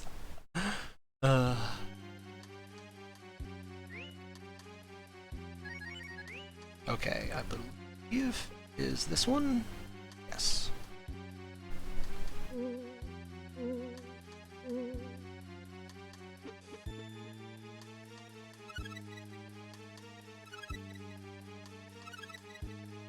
Look at all this beautiful money they left me. The 4 treasure chests that I left closed have a single dollar in each of them, and is therefore not worth the time to open.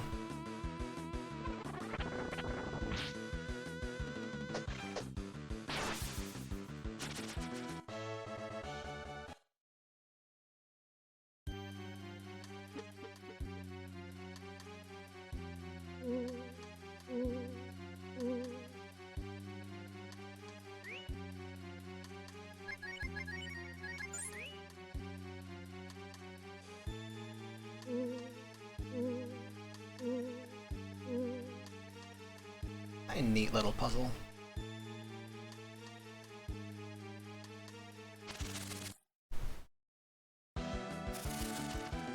Okay, Sten attacks the mummy, and holds the monoped. So this is a dungeon that makes early game Nina really shine. Most of the enemies in here have an elemental weakness. And also, most of them have quite high defense. So... And also, the ogres have a counterattack, so they can counter physical attacks. Oh, I am in math. I'm right at the tail end of getting a PhD in math.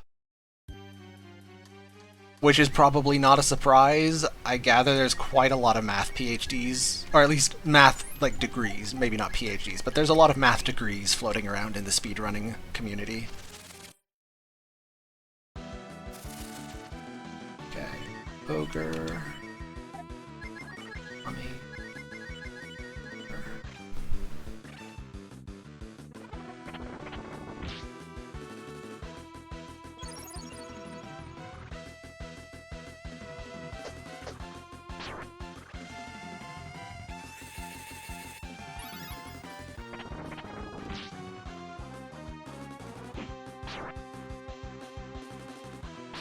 Oh, Invin, absolutely. Me also.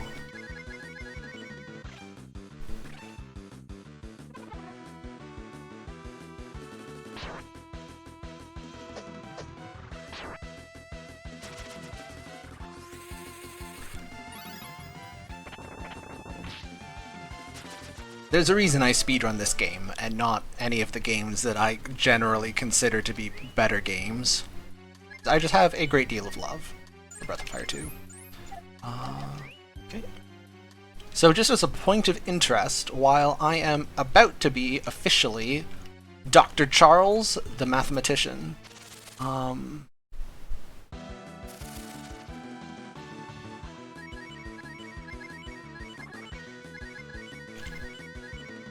am not actually interested in a research career. Basically, once I've wrapped up my PhD, I intend to be mostly done with research. However, I have a great deal of love for teaching, so my intention is to be a full-time university instructor.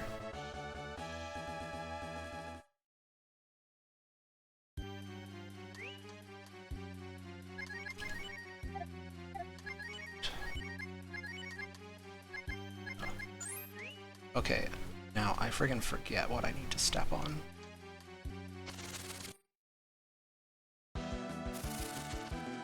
That's a good lead off. Hey, I did cryptography for my master's program.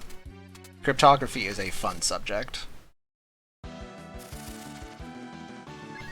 We're getting good lead off attacks, so that's nice.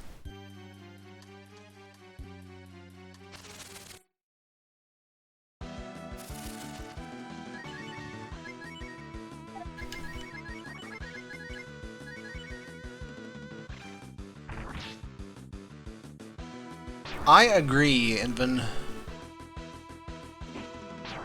And, like, not just out of pure self-interest, although obviously also kind of that.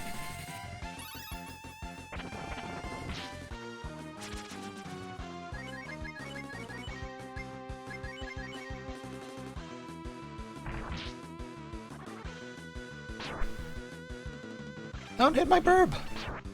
Hands off the Nina.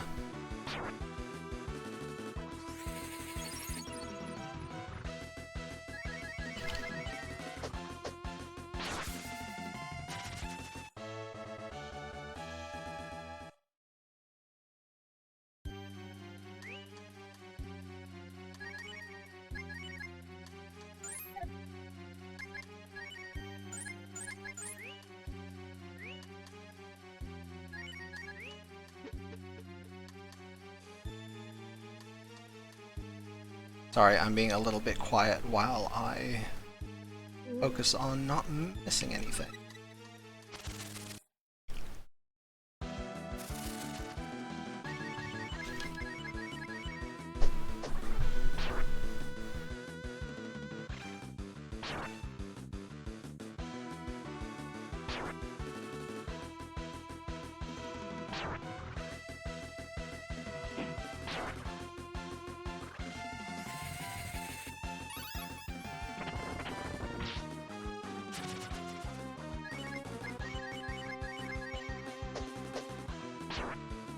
So Nina has this very neat will ability. Oh, jeez. Okay, he's fine.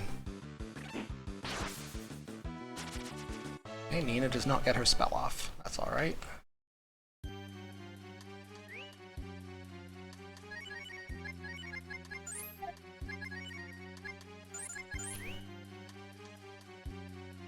Carl Sagan 42. So I saw your second comment first. Legit IRL scientist that also has a good streaming community, and thought, I wonder if he's talking about Carl Sagan. He's talking about Carl Sagan. Carl Sagan's great. He has no idea who I am. We've never met, but I watch his stuff a lot. He's cool. Okay, would you please lay off with the crits? It's very rude.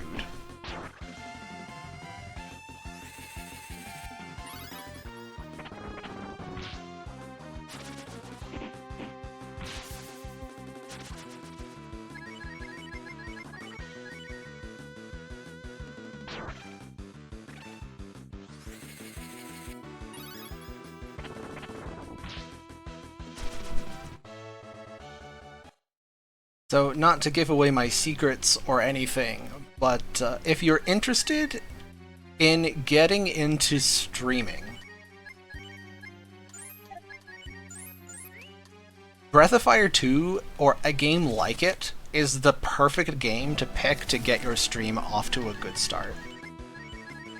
So here's the thing. If you pick a game that nobody's heard of, nobody will show up and watch your stream. And if you pick a game that everybody's heard of, then, like, yeah, there are lots of viewers to be had, but also all the viewers are already all taken. Like, if you are the 37th consecutive person streaming Chrono Trigger, nobody's gonna watch. We're all watching Quexel or something. Do I need to do any equipment juggling? No, I think I'm good the way I am. Okay. You want to pick something that, like, there's enough people have heard of the game that there are people who want to watch it, but a game that's unpopular enough that it doesn't have regular streamers. And then people will show up. And Breath of Fire 2 is in that perfect sweet spot of lots of people like, oh yeah, I've played that, or oh, I've been meaning to play that, oh, I remember when my friend used to play that when we were in school. But there is no regular Breath of Fire 2 streamer.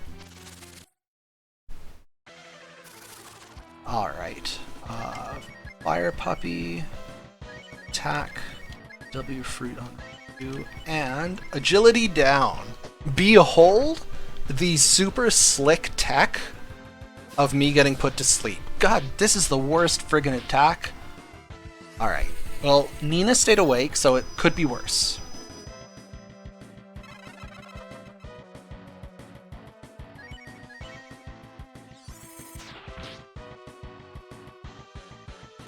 Yo, Rye Guy!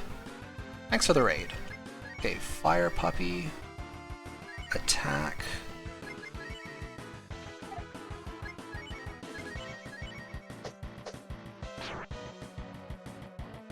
Oh! I forgot that Nina's faster than Ryu. That was my mistake. Okay.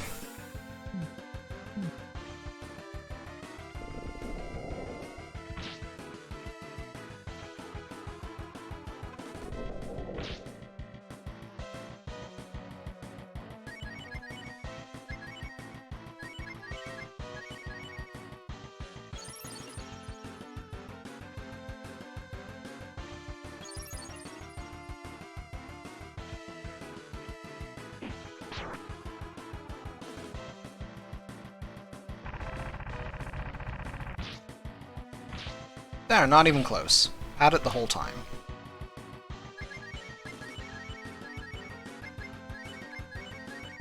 So this fight is terrifying because most of Nemufu's turns she'll just cast spells at you, and spells do not wake a character out of sleep. So if she hits a 4-man sleep on the first turn, you will just get nuked to death by magic and never wake up. It's terrifying. The funny thing is, if she doesn't use sleep on the first turn, then she's dead before she gets a second action. So the first turn sleep is the only way she can be even a little bit scary, and she went for it. Naturally. Because of course she did. Why would I get good luck in my marathon run? Okay.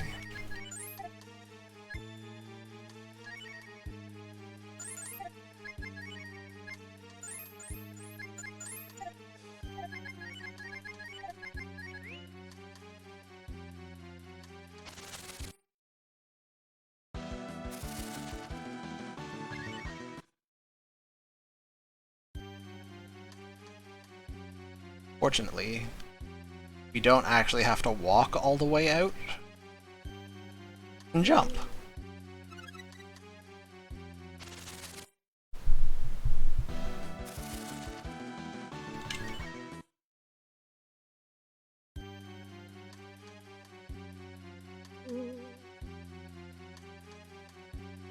They gave us a window.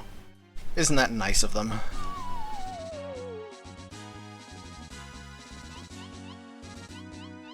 Alright, now let's see if I can do this.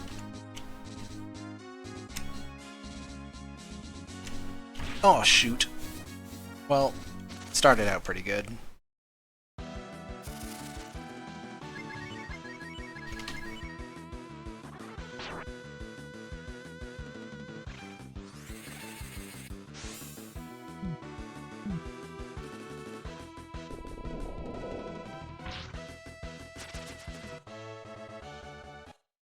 Oh yeah, I've gotten a fight on every single bonk. There's no justice.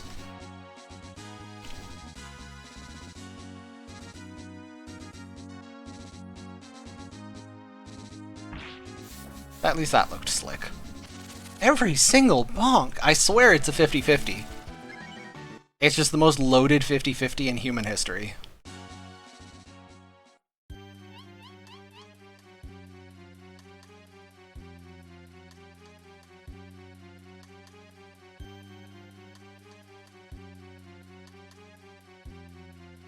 Alright.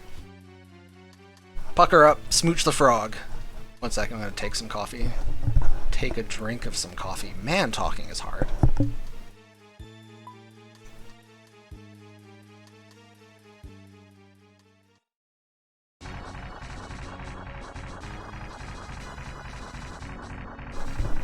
Yeah, 50% of the time, it works every time. Exactly. Okay, who's the party now? Jean, Sten, Nina, Ryu. Okay. We are now all casual Jean enjoyers. Sten, Nina, Jean.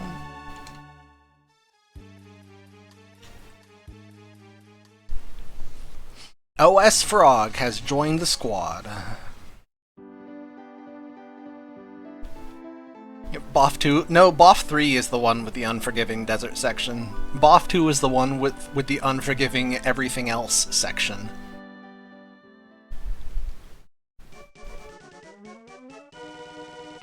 But yeah, the Desert of Death in Breath of Fire 3 is pretty brutal.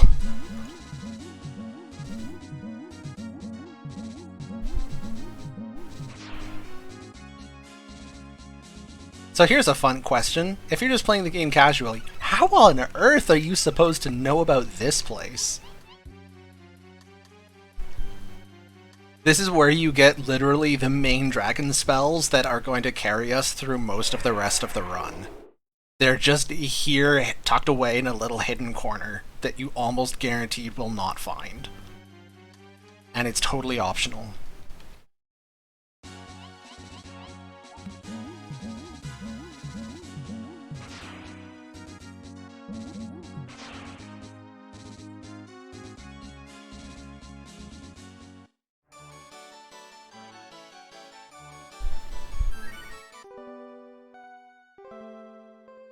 Typical JRPG stuff, I know, right?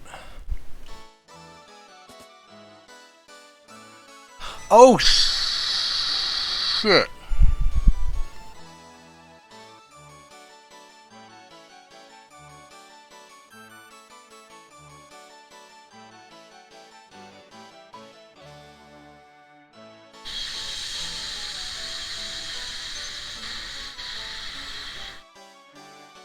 Alright.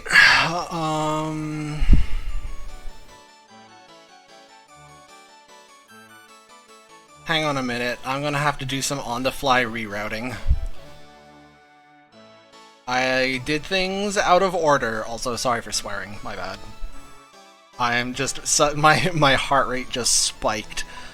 I forgot to do something.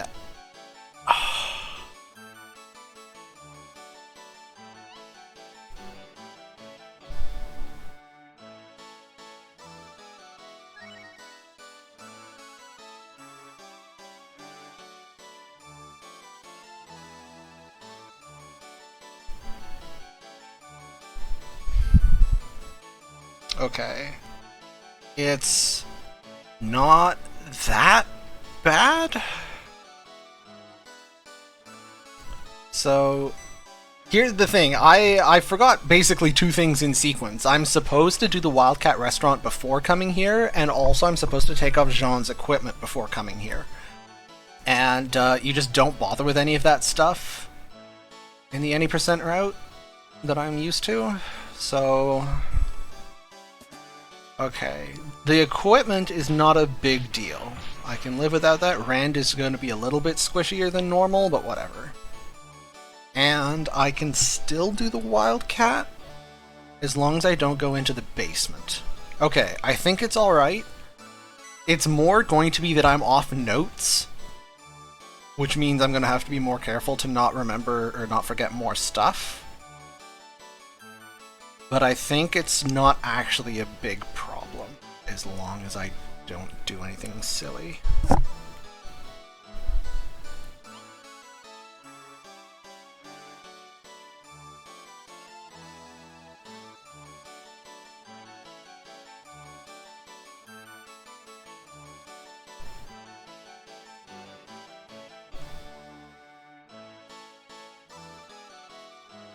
It is going to be super suboptimal, but like that's not a big problem. We're already 23 minutes behind world record pace.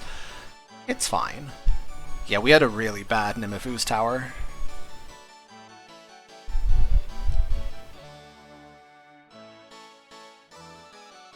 It's okay, that's why this is my D-Rust run.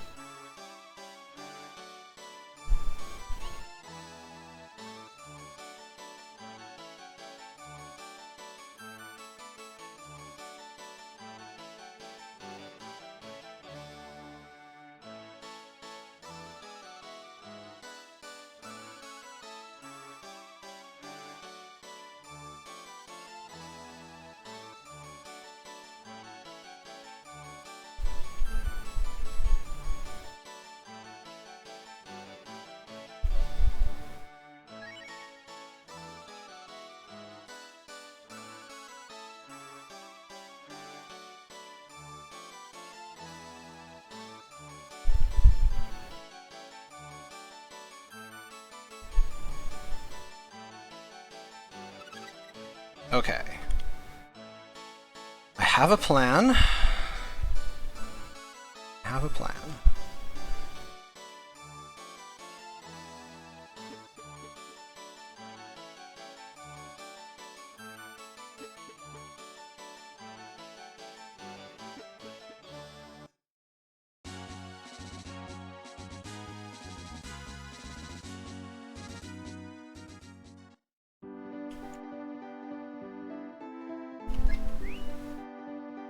Stand around.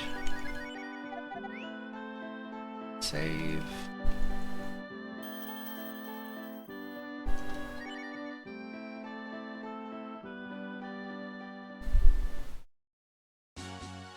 Another tight corner here. Whew! Ooh. Another bonk fight, because of course. Naturally.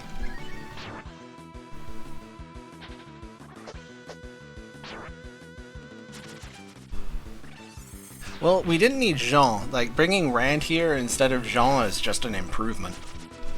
But mostly we wanted Jean's equipment, because Jean has some decent armor equipped, and I'm supposed to take it off of him to give it to Rand. Which I now can't do.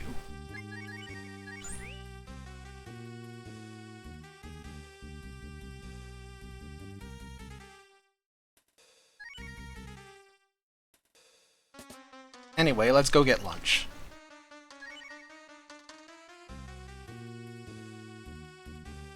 There is absolutely nothing sus about this place.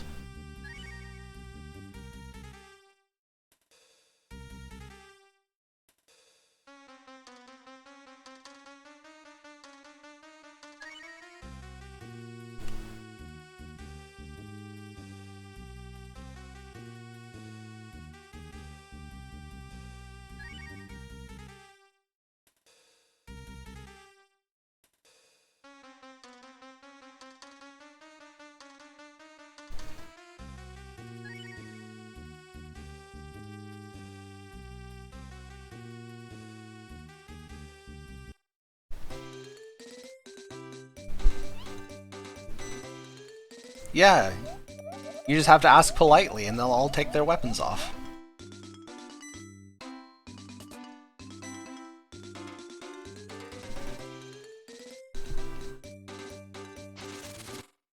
Okay, so now we get to do this boss fight with no equipment and no items. I'm sure that will be just fine.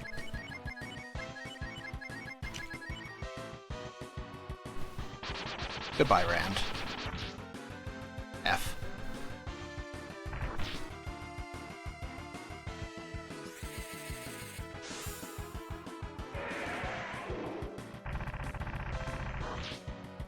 Yep, the higher heat you pick, the more damage you take.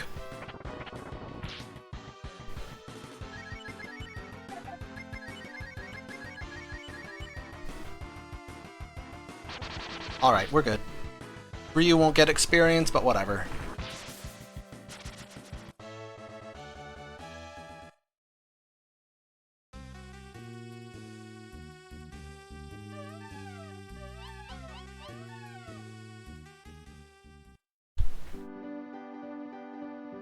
Okay. Oh, I'm not mad. Yes, I'm soft-hearted. Okay. And now he will teach Sten a trick. So this is why I was swearing. Because this this spell that we just taught Sten is kinda critical. And I momentarily thought that I had missed it. But no, you can backtrack to get this. So it's not the end of the world.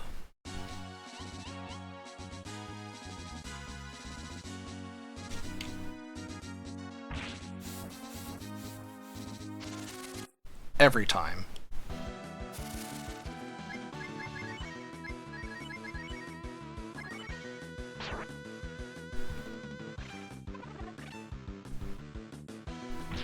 Nope, it is not the health buff. Chop Chop is significantly more important.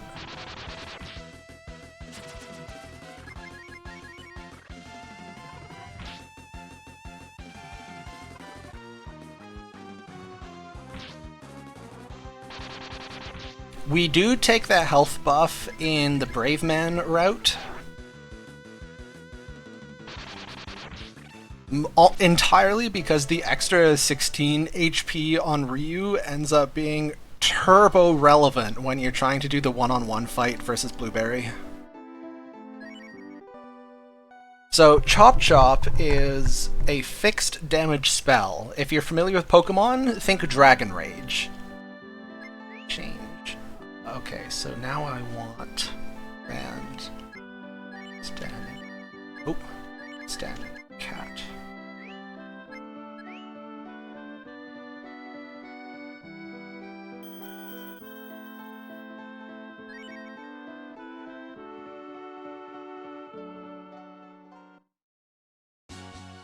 Chop Chop does between, is it 50 and 81? I think so. I think it's between 50 and 81, randomly selected. But it's fixed, like it's random fixed damage, which I know that sounds contradictory, but it's fixed in the sense that whatever number it rolls, it does that much damage, and it penetrates every single kind of immunity in the game. It doesn't matter if things like immune to physical damage, immune to spells, elemental resistance, whatever. It doesn't matter. 50 to 81 damage, guaranteed. And there's an entire genre of enemies in this game that are like very low single-digit HP, but immune to magic and extremely high defense, which otherwise take like 1 to 4 damage from every physical hit, and are completely immune to magic, but they take normal damage from Chop Chop. So it's just a straight one-shot on all of those enemies. It also is not a physical attack, so it does not trigger counterattacks from enemies that counter.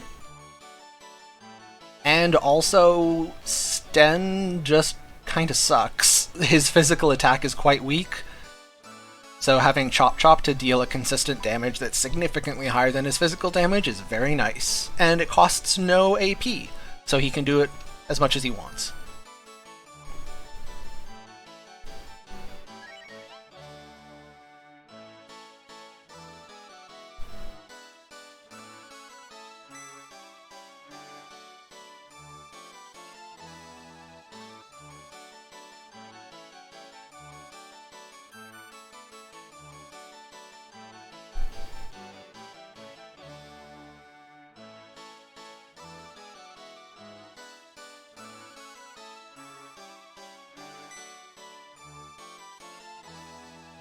If by Breath of Fire 1 Sten, do you mean Karn?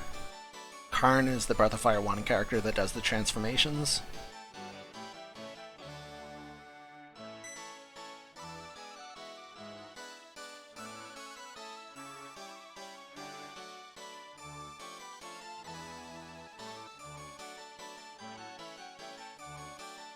Oop.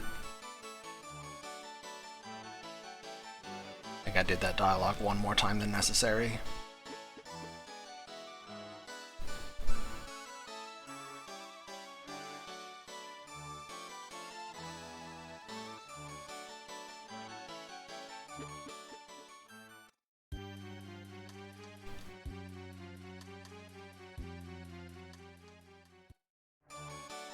So first of all,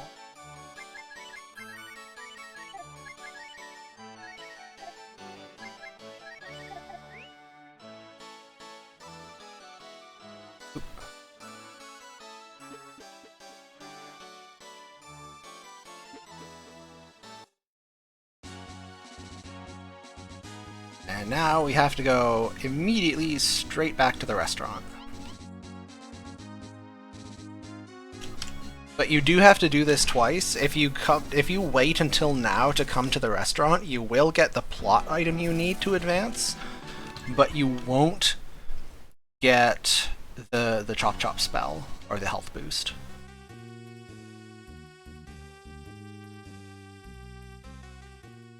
However, if you do this before, you can just skip straight here. You don't have to do all the fights a second time.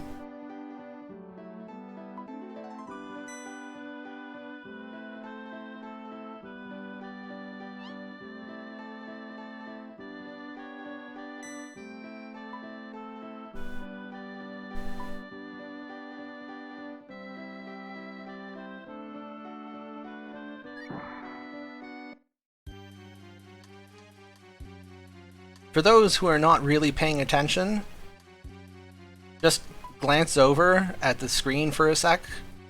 We're in a toilet. We have jumped down a toilet to get a rig. This is what the inside of your toilet looks like. That's okay, you can go back to just listening in the background now. I just needed to draw your attention to the fact that we jumped down a toilet. I love this game. To be clear, that's probably not in the top 3 weirdest things we're gonna do this game.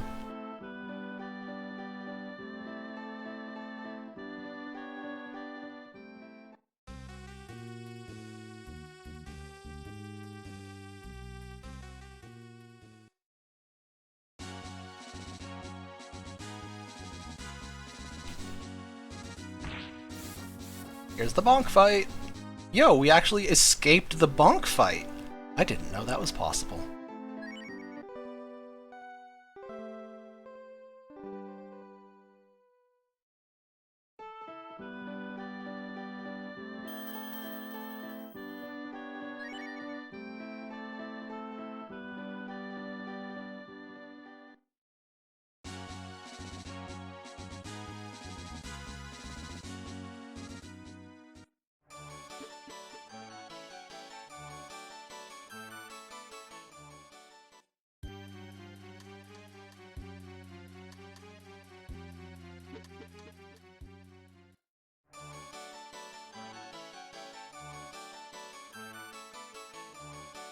What do you mean? So how much does it take for Ran to stop rolling? The only way to stop rolling is to bonk on something.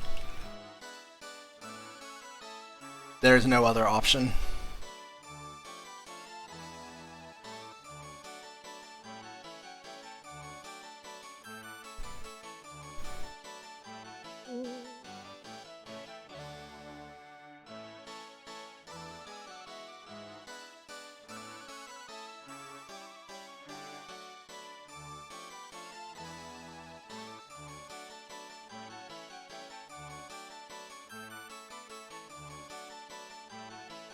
Anyway, if you haven't been following along with the plot, we are now embroiled in the internal political struggle of the French Frog Nation. We are going to resolve this dispute with a cooking contest. Because of course we are. When in France, right?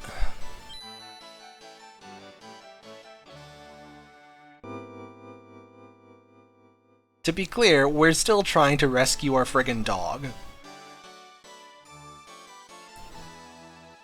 We have spent the last 2 hours trying to find the woman with bat wings who stole from the house that Bo broke into to steal from, to clear Bo's name, because he didn't break and enter and steal, he just broke and entered. That is his airtight defense.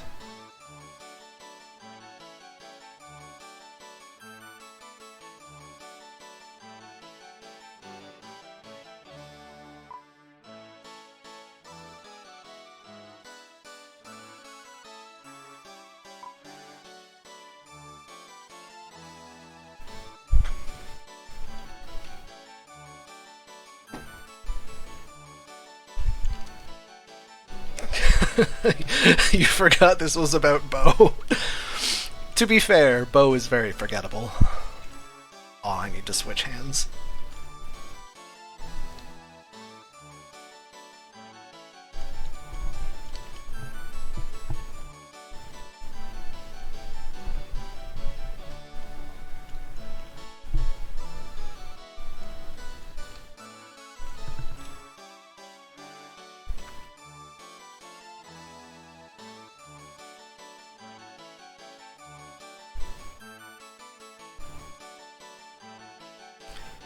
One moment. I am going to once again check Discord.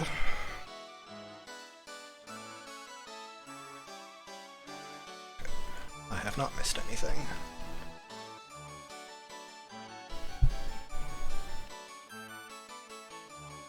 Alright, next step, shopping.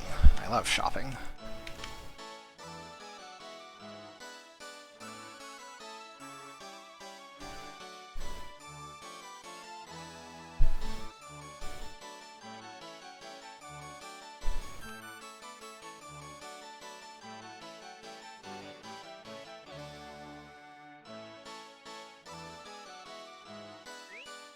Okay, sell the Kamikaze Ball, the Silver Dagger, Ice Hoop, Deluxe Pole, switch Bronze Staff, Backlaw, Iron Mail,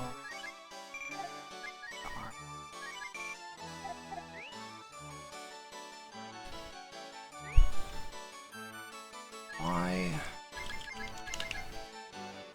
Smooth, W.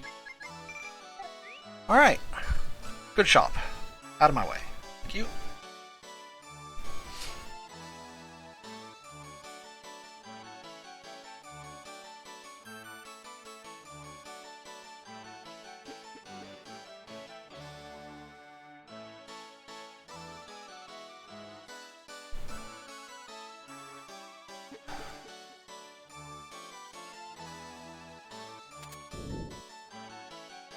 Salty Cracker, I see that Lonely Island reference. Good one.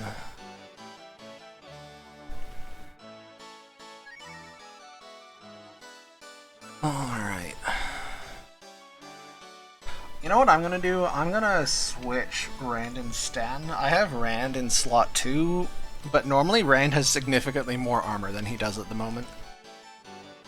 He's going to be kind of squishier than usual, so I'm going to put him in slot 3. I'm sure Sten can take a hit.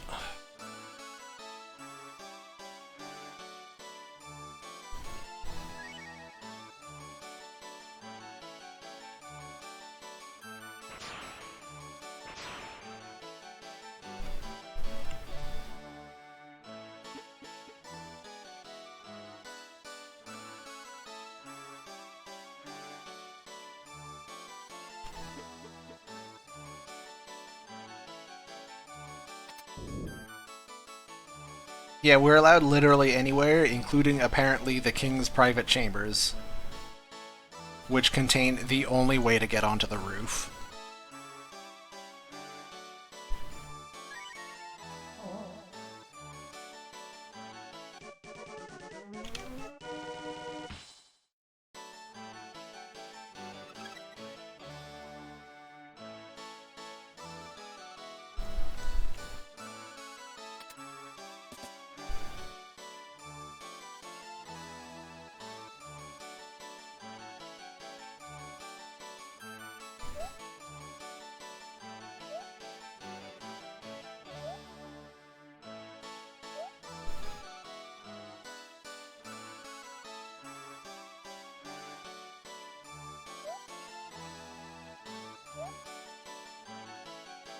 Man, that harpsichord loop gets real tired real fast.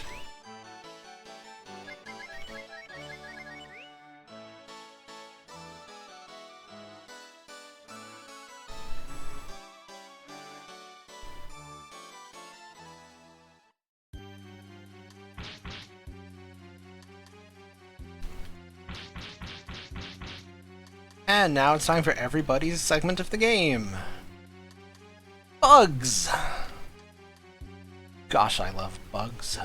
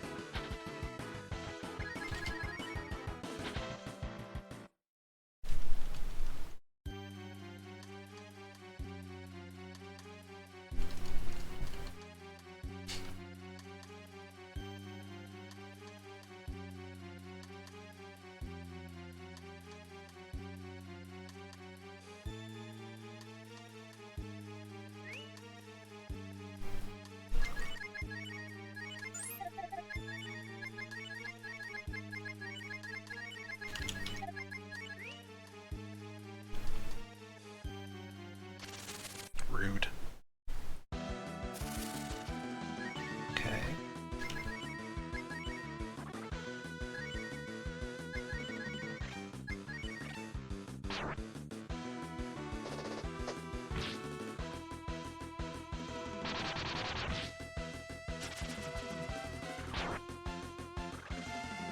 Good morning! Always pleased to have more viewers.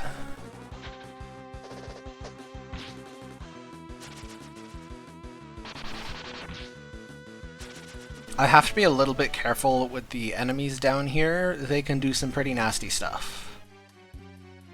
The mimics in particular can zombify you, which is a problem because I am low on good ways to cure zombification.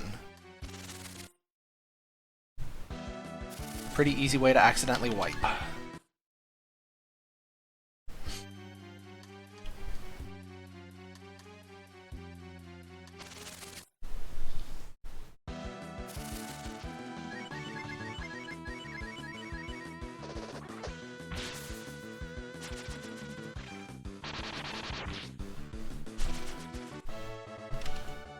Jin, yeah, no problem. I see your DM.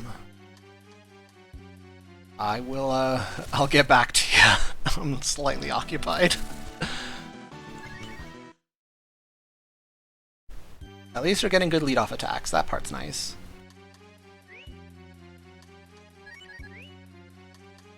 You know what? Let's be on the safe side here. Are you at full HP? Ugh. Ugh. Oh, another lead-off. Never mind, we're good. Cat is a cute. You right.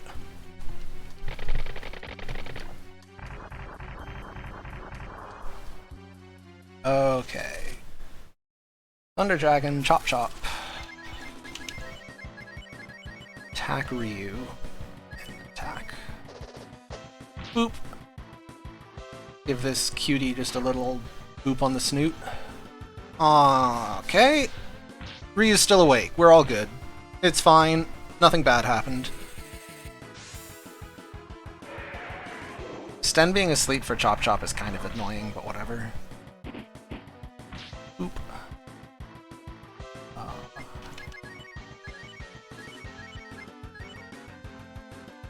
Not the face!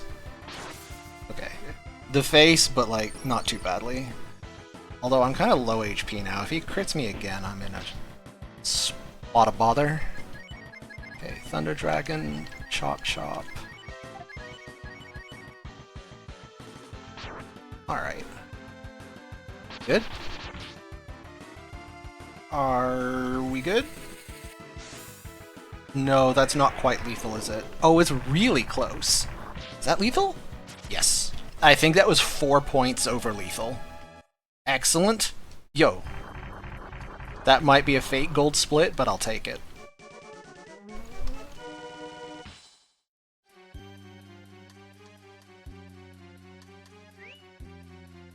Okay. W fruit.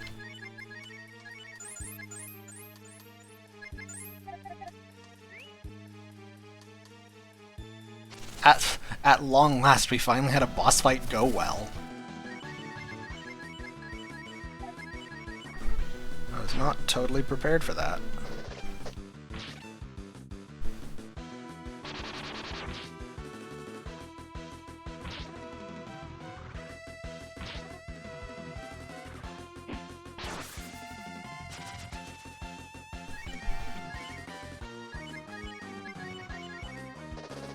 So, any very observant people in the audience may have noticed that this is now the second dungeon in a row that I've been dragging Rand around, and he's not contributing anything in combat. He's just defending every turn. You're correct. You are correct. He is not really helping very much.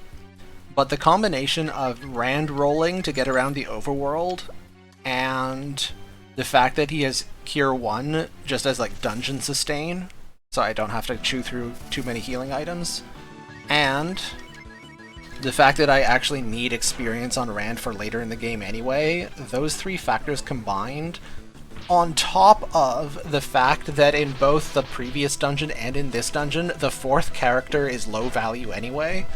Like, most of the enemies here are either resistant or outright immune to Nina's magic. Nina would not have much to do here anyway, might as well bring Rand.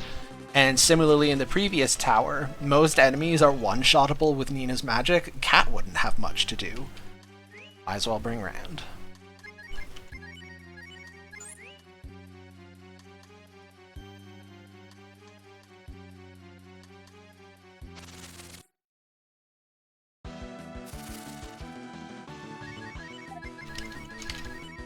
So these poltergeists are another spirit elemental enemy. You can see how much damage Ryu is doing, his little 8 damage poke. But Sten's Chop Chop always does 50 to 81 damage. Never fails. Rand rolling anything like Rick rolling, it is in fact exactly like Rick rolling.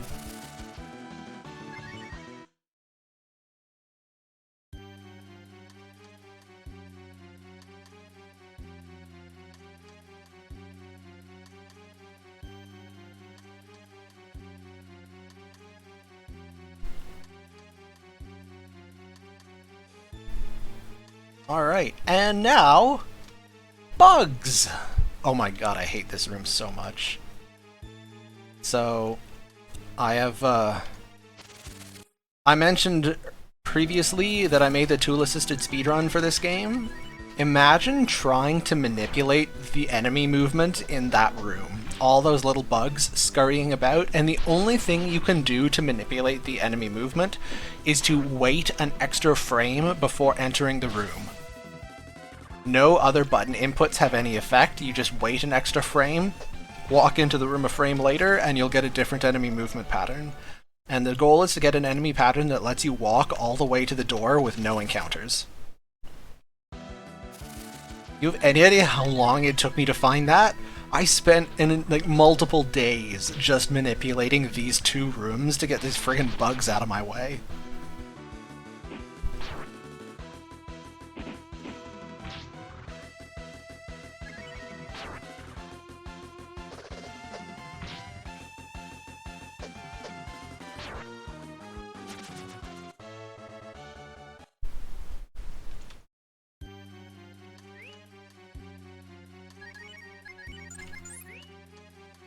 Yeah, that's why I made the task. Just doing my public service, right?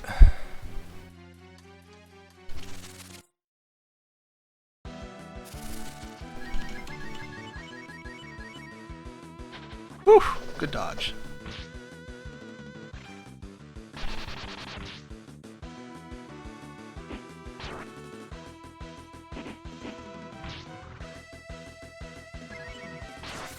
Ow! It's fine, he's okay.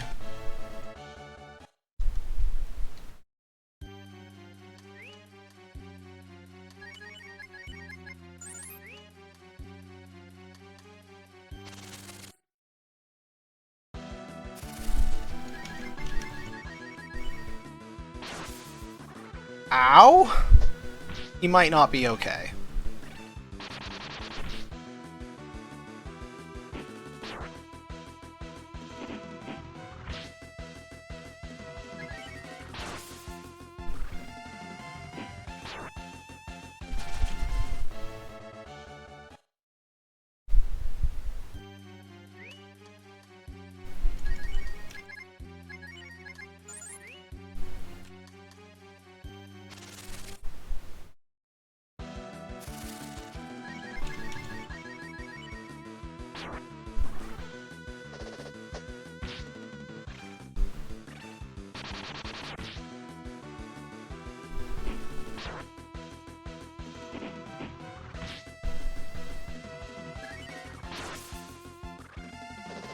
Okay, targeting Sten is fine. Okay, we probably get through with just the one more fight. Yeah, looks like it. Okay.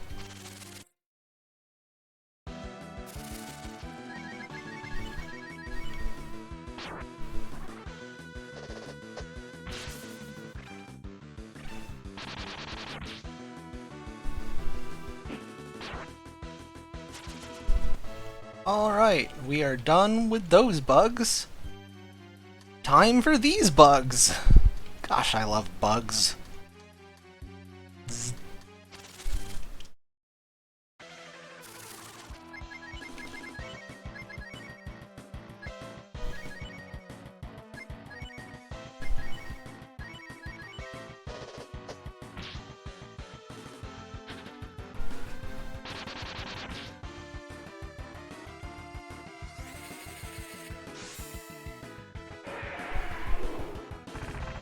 Invincible Roach returns, except this Roach is very vincible. He does not have the get-up mechanic, and he also doesn't have any other mechanics. He just sits there and punches you a bit. He's very, very non-threatening.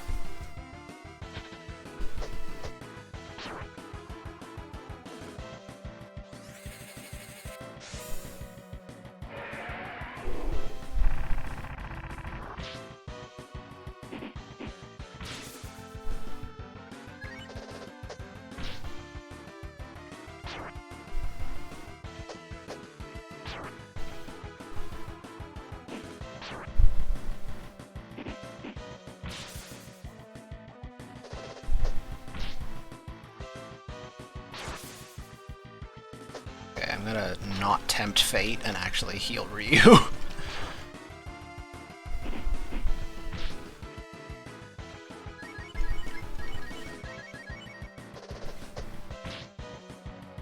I mean, at 23 he's probably safe, but no reason to risk it.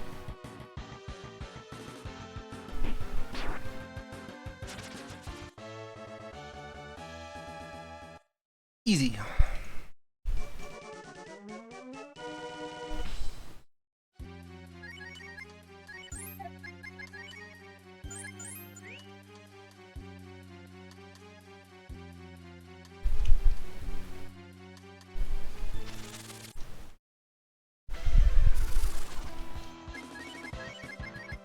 G-Dragon. Chop chop. Nope, nope, nope, nope. Wrong spell, wrong spell. Abort. Yeah, we're good.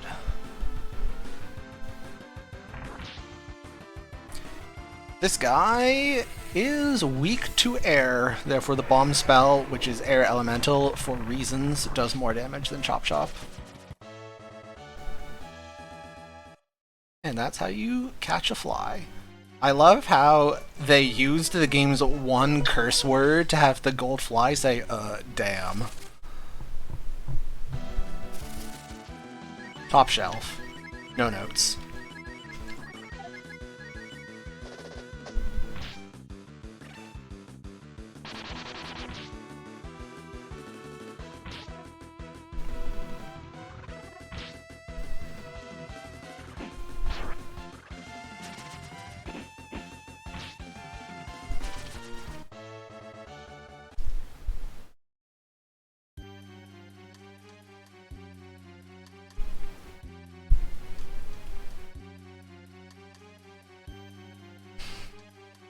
Okay, we are almost free of Frogland. There's one more boss.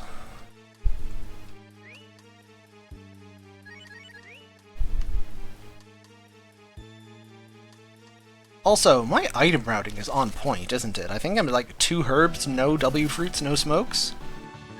Feels good. Do you get XP while zombified? No. Pretty sure no.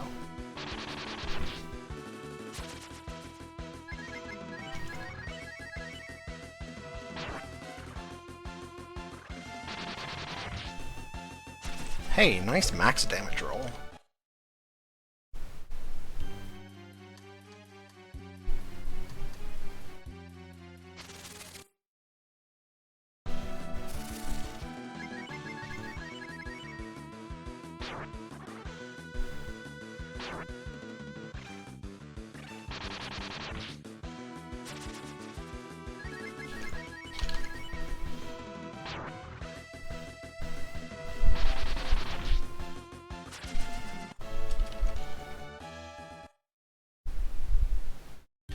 Let me out! Would you believe that that's with the reduced encounter rate? Like, I had smokes ticking the whole time. It could have been worse. Oh, right, and now it's time for one of my favorite mechanics. And by favorite, I mean makes you look at the dev team all squinty-eyed and like, really? Really?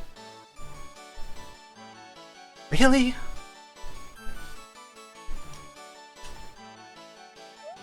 So here's the question, where do you hide your life savings? Obviously, it's just taped to the wall.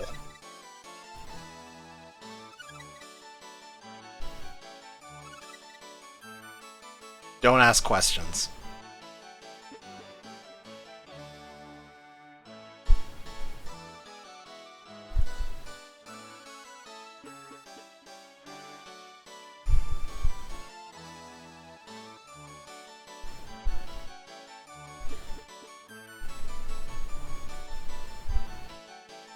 Yo, Light General, thanks you so much for the good luck. We're currently only 25 minutes behind world record pace, so clearly I don't need luck. This is all skill, baby.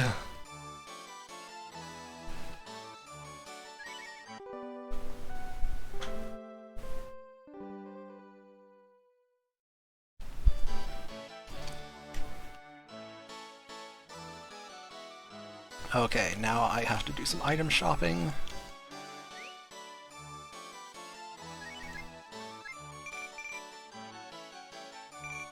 I think I have item shopped. I have nothing else to buy, just many, many fruits. We are the fruit purchaser.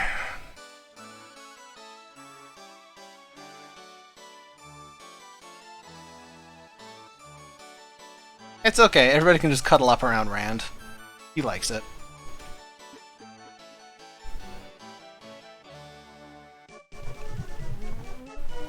No one is super actively running this game. Once in a while, I will remember that I have fans and turn my stream on and play the partial game category a little bit.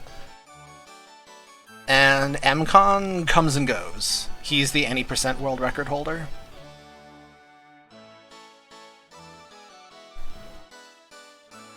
So I wouldn't say the game is totally inactive, but it's quiet. Oop. I've been looking at chat and mashing through the same piece of dialogue for a sec.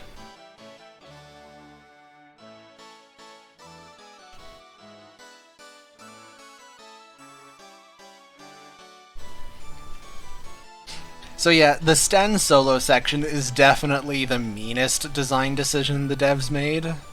Jin, what's your question? Yeah, I'm afraid I can see that you have sent me messages on Discord, I just can't see what they are.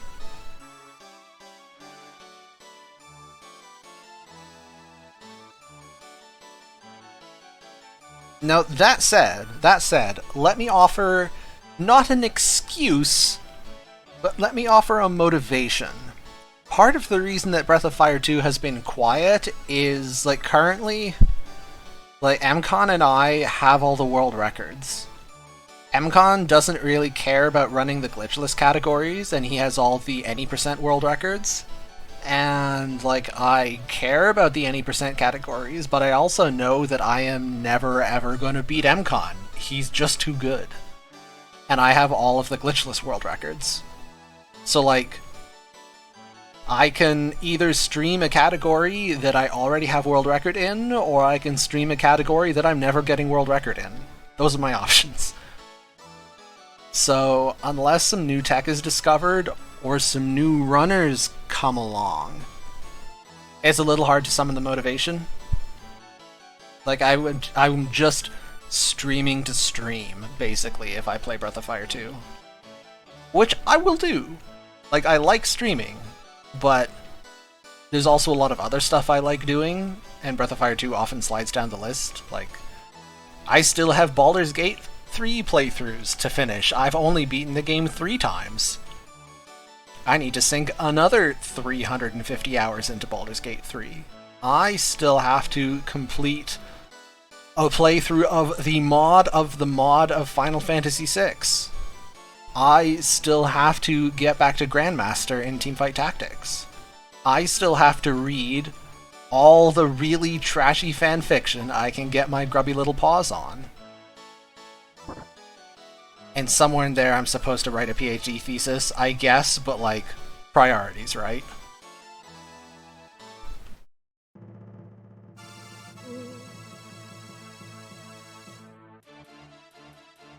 Okay, so just a quick aside, the mod of Final Fantasy VI that I'm talking about, the mod for Final Fantasy VI is called Brave New World. Now, I'm aware that I'm not the only person alive, and I am not the only opinion on the internet, but for my money, for what it is worth, Final Fantasy VI Brave New World is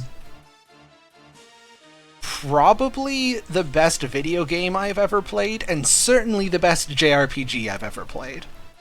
Baldur's Gate 3 is now in competition.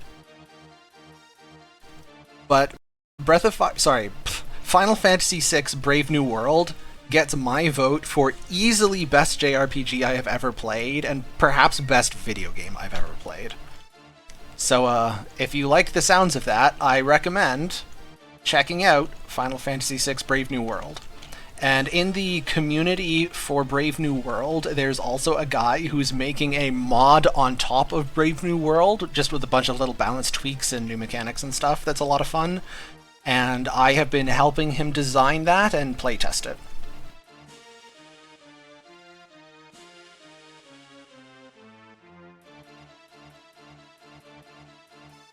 Also, there's a plot going on here, but it's something to do with French cooking, so, like, who cares, right?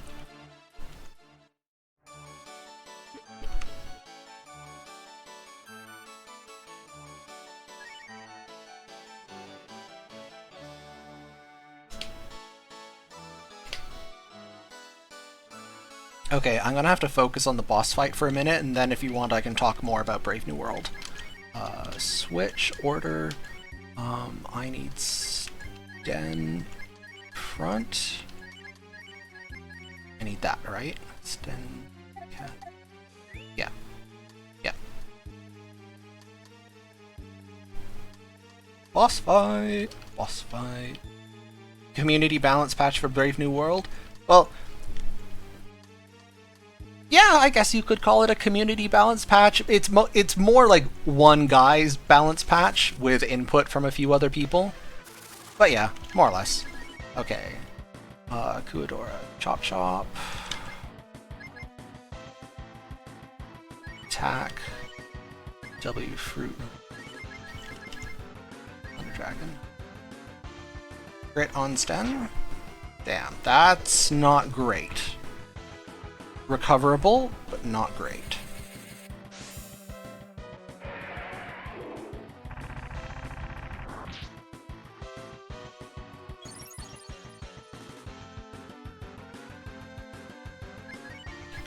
Five Sten.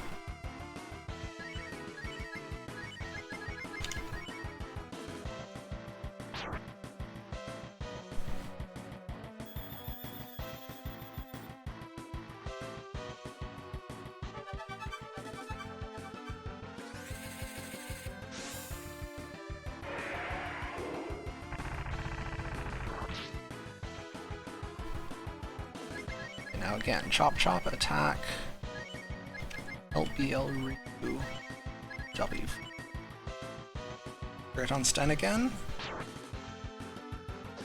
That's not necessarily bad.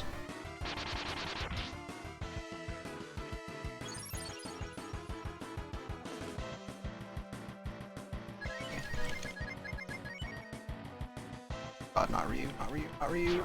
Okay. I think that's fine. I think this is good. He's either dead now or like 10 HP. Which means I should be fine either way. I can always attack if needed. No, I got him. Alright. Oh, that fight's always a bit of a clincher.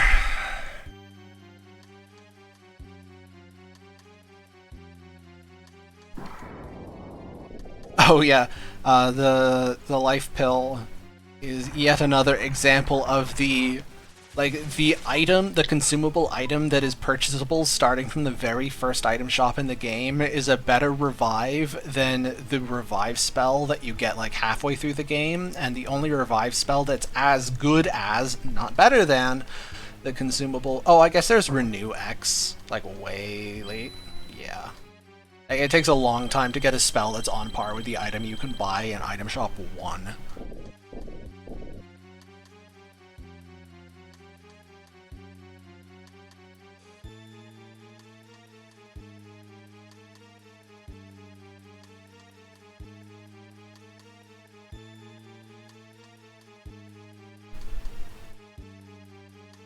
Anyway, we seem to have saved the day. Vive la France.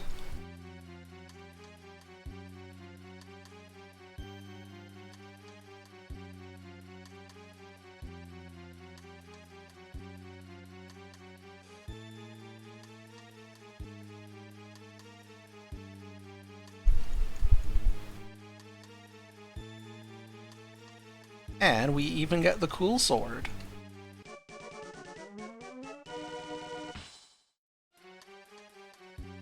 Don't let that text fool you, it's actually a pretty good sword.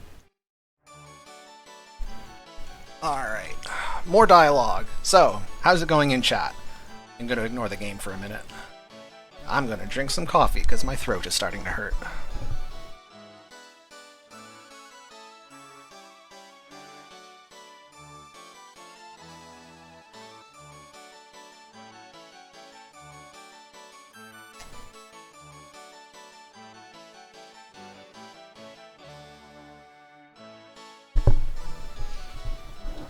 We are, once again, going to be Xujhan enjoyers.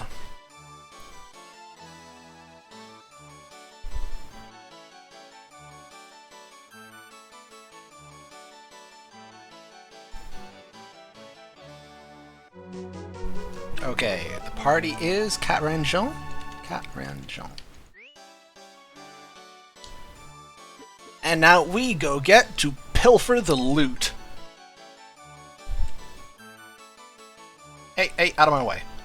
So I will say, one of the things I appreciate about Breath of Fire 2 that I know I would hate if I played some other JRPGs is in Breath of Fire 2 you can shove NPCs out of the way. Any NPC that wanders, if you try and walk into them, you only have to hold for like a quarter of a second and then they step out of the way. So you don't really get body blocked by NPCs for more than a fraction of a second. Whereas in some games, you can definitely lose a lot of time waiting for that one idiot to get out of the way. Anyway, we finally found the woman with bat wings that broke into Trout's house and stole the thing that Bo was going to steal, which then got him almost arrested. We can go and get our dog. The plot's happening. It only took 3 hours, and the plot's happening. Aren't you thrilled? Is this not exciting? Are you not entertained? Anyway, we're much more interested in the loot than in the plot, so we also got some loot.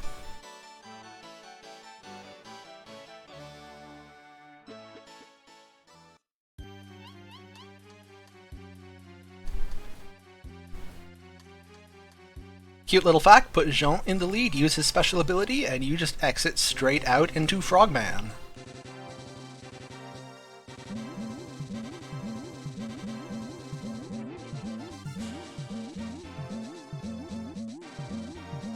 Fun fact, you don't actually have to use the boat there, you can just hop over with Xujhan.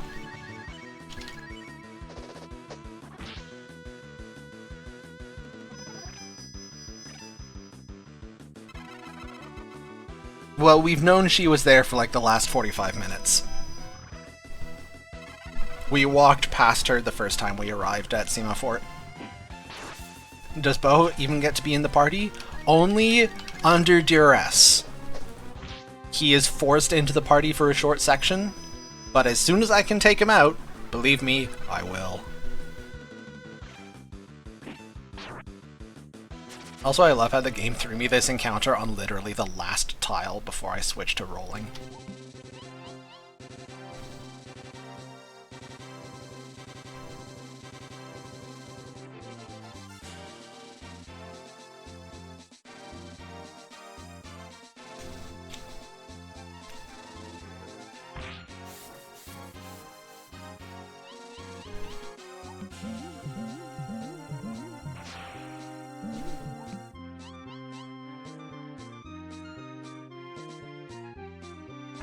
Oh!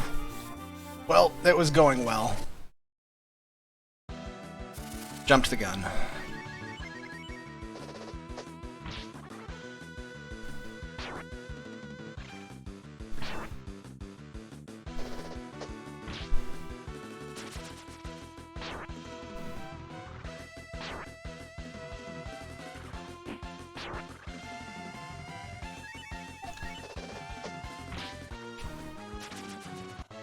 Isn't Bo the best healer in the game? Well, he's the healiest healer in the game.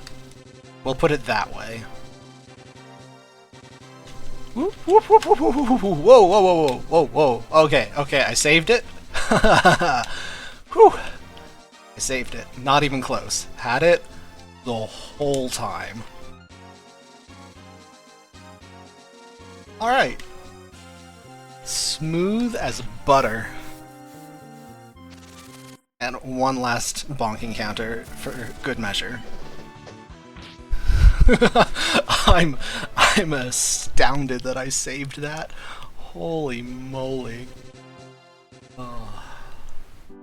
Okay, so Bo is the best healer in the game in the sense that he learns the best healing spells. The other primary healer in the game is Rand. Bo learns stronger healing spells than Rand does. However, Rand is otherwise a significantly better character just by virtue of having more stats. And the extra healing magic that Bo learns is not really necessary. So like, yeah, Bo has the biggest, fattest heals, but Rand's pretty big, pretty fat heals are good enough, and Rand can actually kill things. So, take your preferred definition of better. There is a Breath of Fire 2 randomizer. I have in fact played it on stream before even. It was made by Abyssonym. It is called the Pain Song Randomizer, so if you do a Google search for Breath of Fire 2 Pain Song, that should take you straight to it.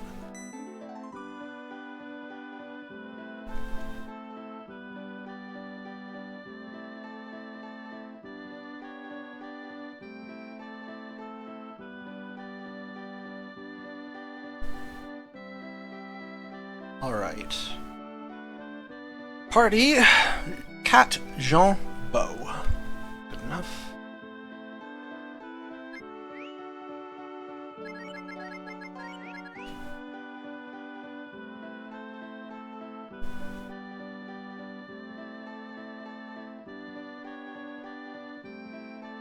Abyssonym is responsible for like half the randomizers in the world. It's nuts. But yeah, Breath of Fire 2 randomizer, I mean, it's a little bit funky because RPGs are always a little bit funky when you randomize them, but it works plenty good enough. Lots of, needs to be Bo in the lead. Lots of customizable options. If you dial the difficulty knob way up, you can kind of put yourself in an unwinnable seed, because the game has an assortment of fights that need to be done with a single character, and if those characters and those corresponding boss fights roll stats the wrong way, they can just be kind of unmanageable. But I mean, it's whatever. It's fine. It works. I'm gonna be a little bit careful to not accidentally mash myself into having to do the next dungeon with solo Bo, which would be not so good.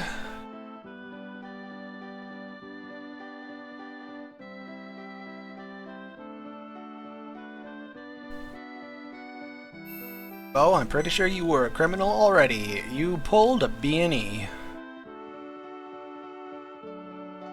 Yes.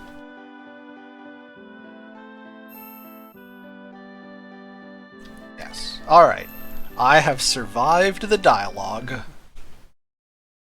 Man, if Batgirl was a party member, that would be so cool. Nimifu as well.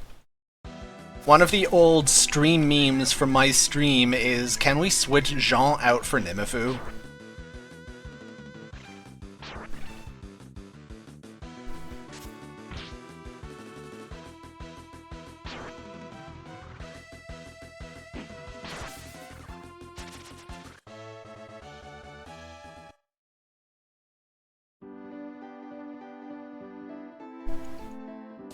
Alright. Now here's a cool mechanic, just to demonstrate that this was definitely a game that was definitely coded by developers. Unlike every other area in the game, this place does not have a random encounter function. Every other place in the game, there is a function that slowly ticks up over steps, and each step you become more likely to get random, well, not literally each step, but every few steps your odds of finding a random encounter increase. It's the first 4 steps you literally cannot get an encounter at all, until eventually on step 64 you are forced into an encounter. That is not how it works in this one room. In this one room, every single step you take is a 1 in 16 chance to produce an encounter. That's it. Just roll a 16-sided die.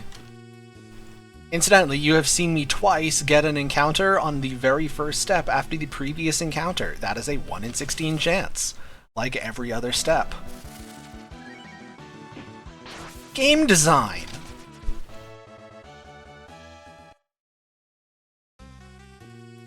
And as a consequence, because that is a hard-coded 1 in 16, it also means that using smokes to reduce the encounter rate doesn't do anything. It's still 1 in 16.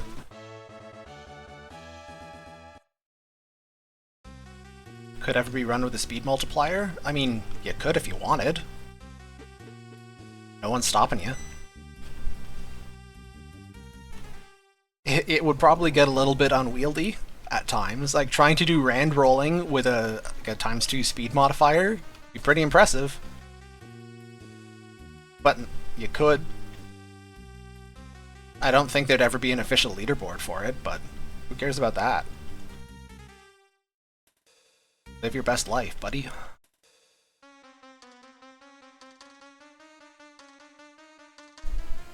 I'm glad that Geminias could hear the jazz hands in my voice, because they were definitely there.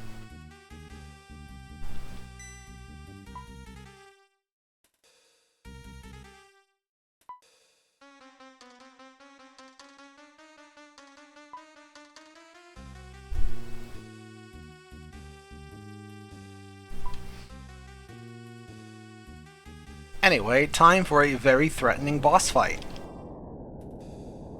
If you don't do this boss fight correctly, you will have done this boss fight incorrectly.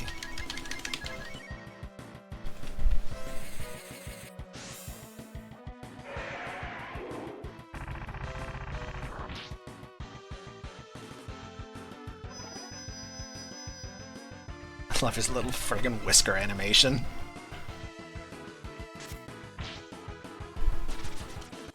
Yeah, I lied. He's not threatening at all. He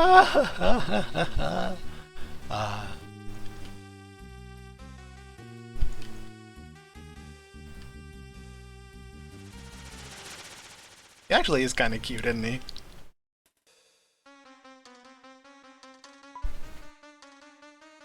So, oh yeah, Panda Squared. It just occurred to me that I never actually talked about the dragons.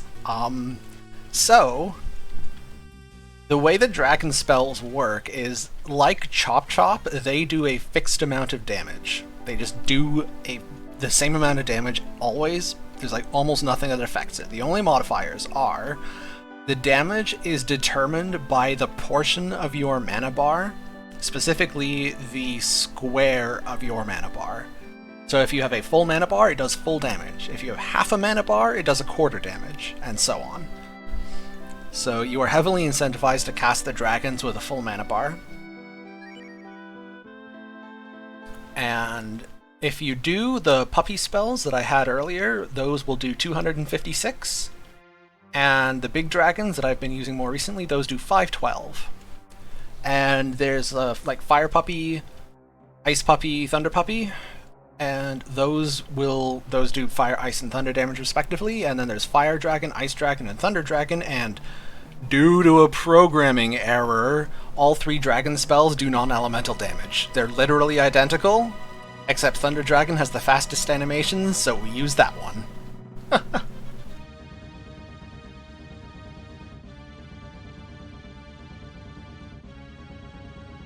So here, I get a 30-second input break. Isn't that delightful? You know what, actually, by the way, posture check, stretch if you need to. I've been hunched over my keyboard like a troglodyte for the last 3.5 hours.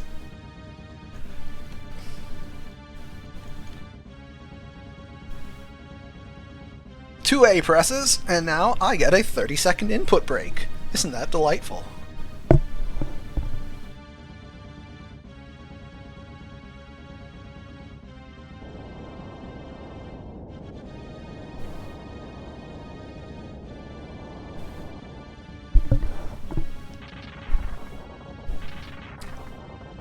It would have been so nice if they just took out the 4 dialogue boxes in this segment and just gave me a 90-second input break. You're under a blanket on your couch? Well, I am jealous. That sounds really comfy.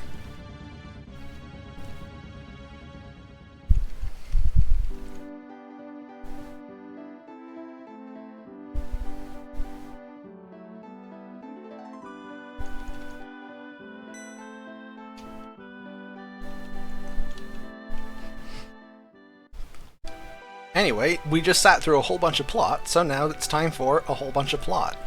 But, good news. We're done the prologue now. So, like, there was the prologue, but then, like, the first third of the game is kind of like a second prologue, because you're just trying to get your friggin' idiot dog back, and nothing matters. But now that we have our idiot dog back, the plot can start.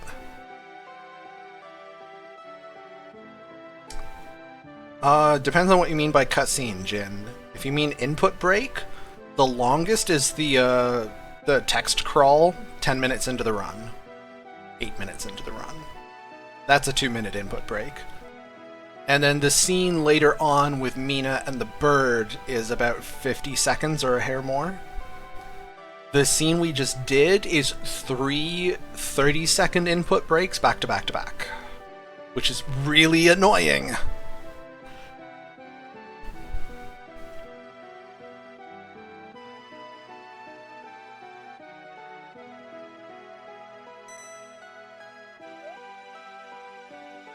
Panda squared, that is a delightful pun. Excellent.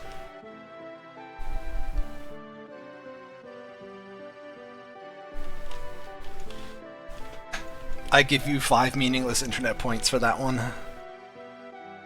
The longest continuous conversation in text mashing? Yeah. This is definitely up there in that case.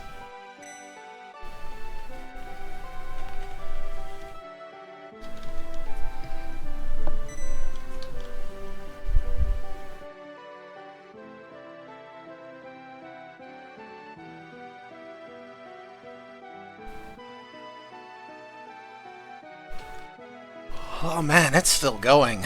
Yeah, this might be actually the longest, now that I'm thinking about it.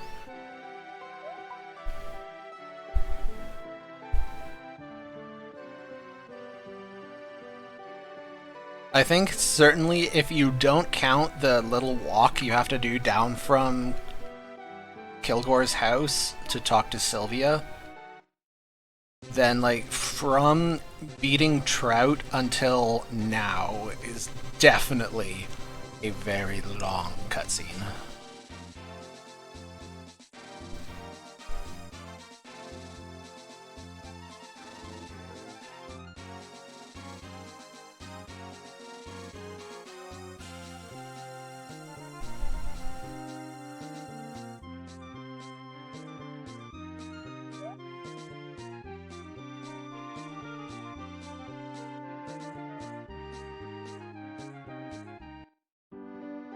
You see, Panda, Bo's only at the level 1 strategy there.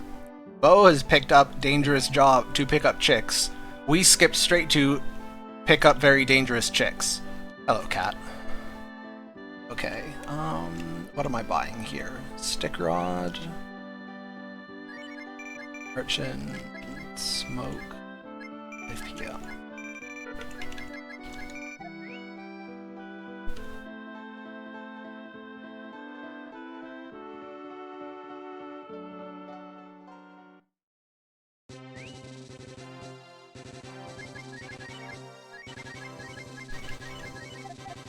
Ooh, I should steal Jean's clothing. This is what I forgot to do last time I had him.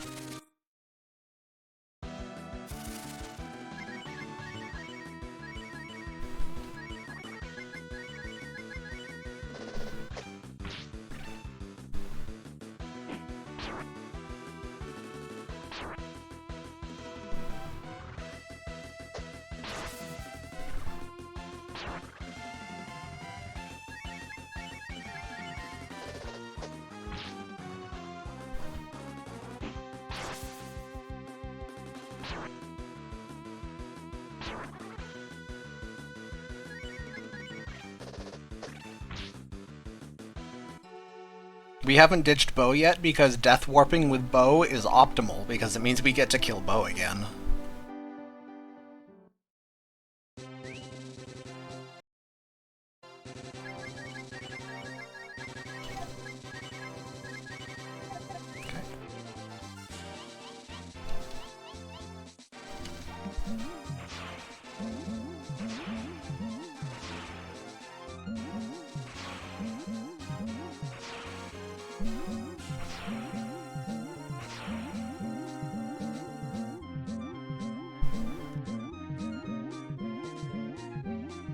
Oh, the last tile! Oh. Weak. Okay, it's fine. It's fine. Friggin'. It's fine. Frazzle, frazzle, frazzle, frazzle. That was so close. Now look what you made me do. You made me give experience to Bo! Aww.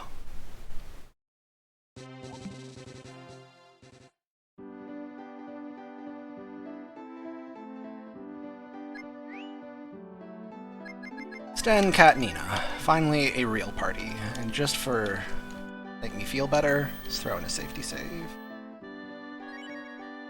Okay, I've already given Ryu the stuff.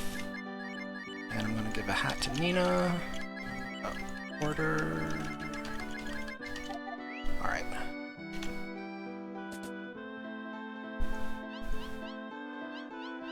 Hey, Cerberus.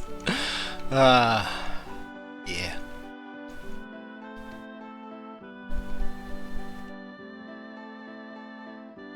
You might say it was totally cool. I'm not apologizing for that one. You can't make me.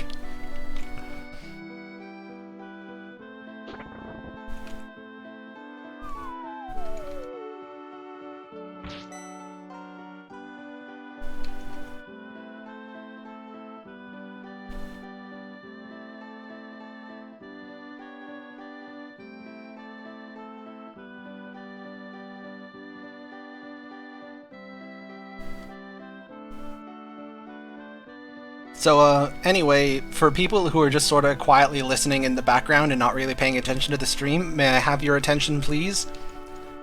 We're in a whale.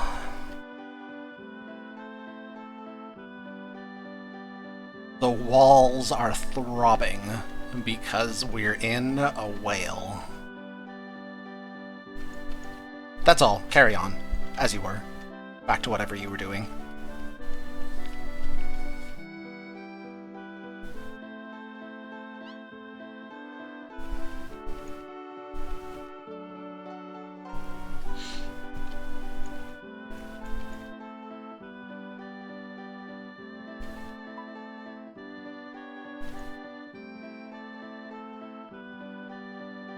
Meat level.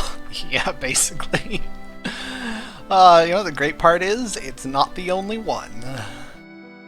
So if you like this tile set, I have good news for you.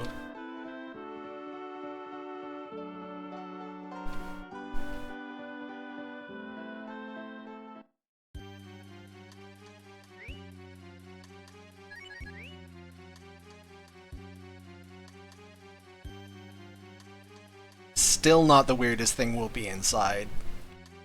K-Fizzle is correct. Oh, I did a bad thing. Okay.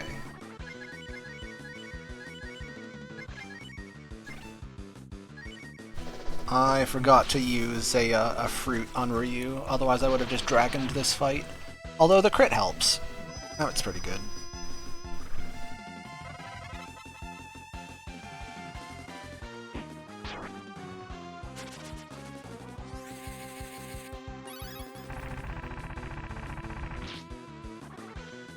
Jason, I'm afraid it is that kind of RPG. Right. Oh wow. Oh yeah, because of the defense boost. That's right. I obtained stamina. Man, if only. JK, JK, JK. W fruit.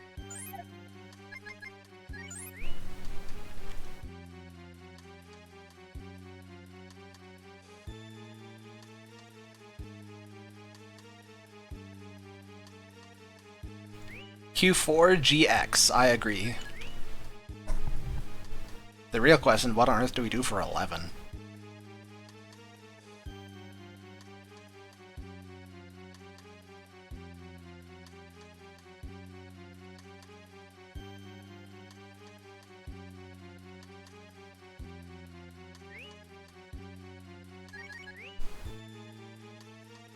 Look at that optimal smoke tiling.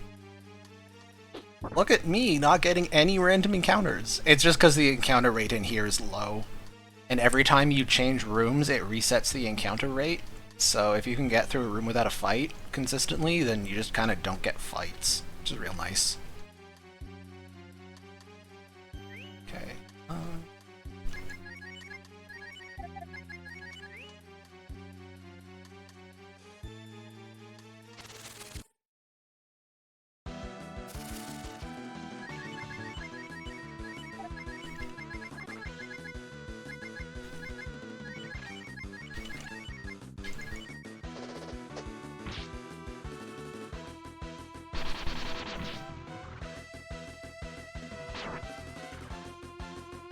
Gave me the good old nibble.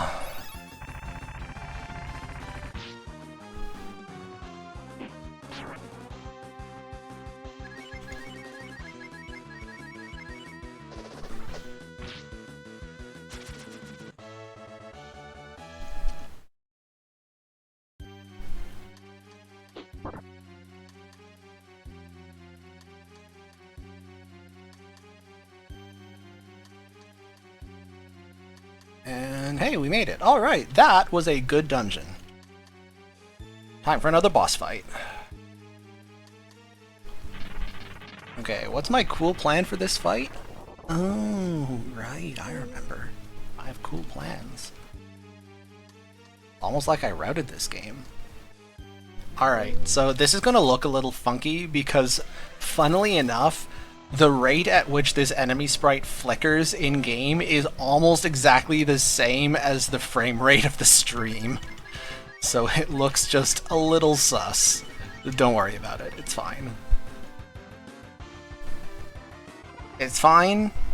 He does not stand a ghost of a chance.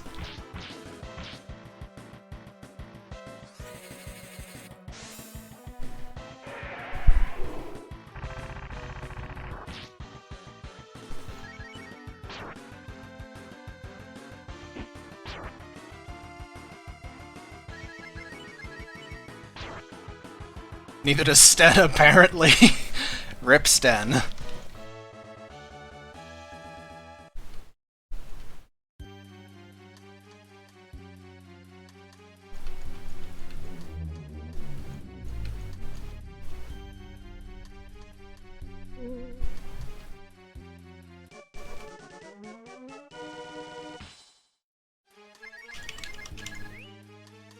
And because routing, Nina leveled up to level 12 and learned the exit spell, which allows me to do that.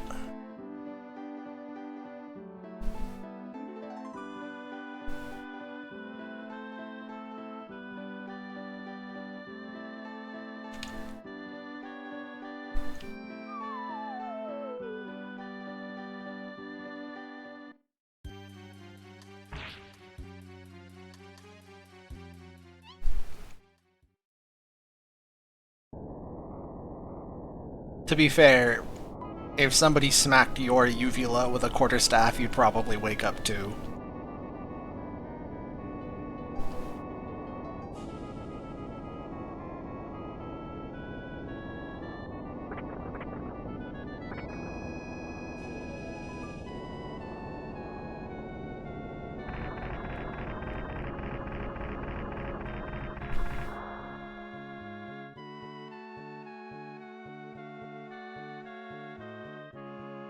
Reddit words do I really like this theme. The like harp and flute. Oh, it's so nice. One of my favorite pieces of music in the game.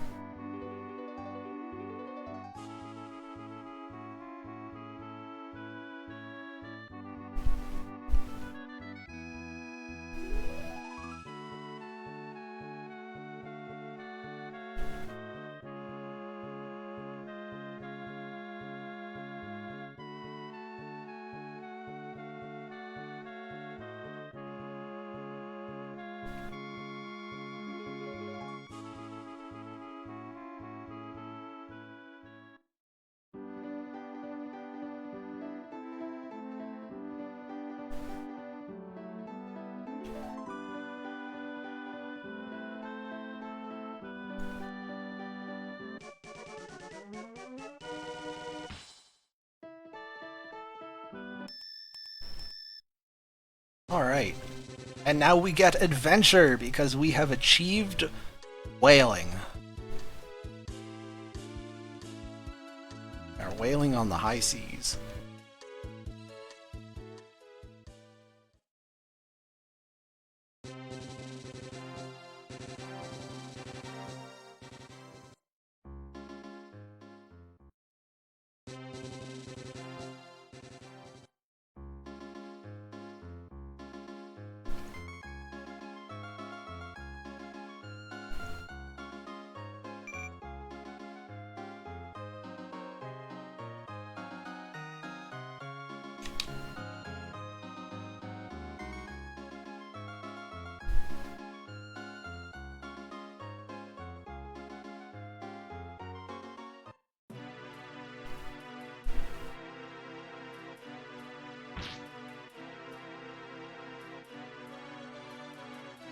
I'll look at chat in a sec. I'm just making sure I don't miss the dialogue trigger here.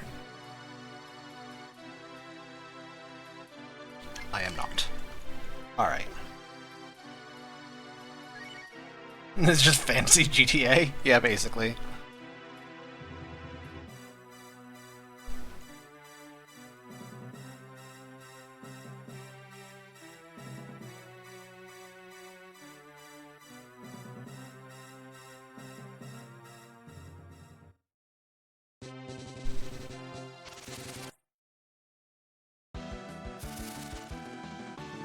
Thank you for lead off.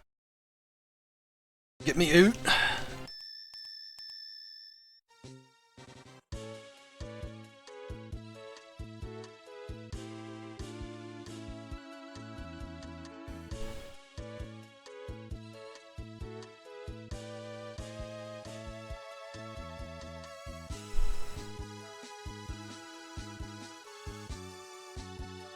Going on an adventure.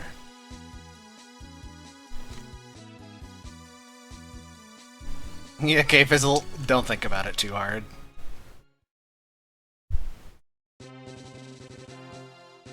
Look, it was the 90s. They hadn't totally sorted out slang yet. Oh, I wanted to pick up a thing while I was here. Yeah. I'm just, don't mind me. I'm sure Blue doesn't mind me rifling through her drawers, right? Right, agreed. Glad we're all on the same page.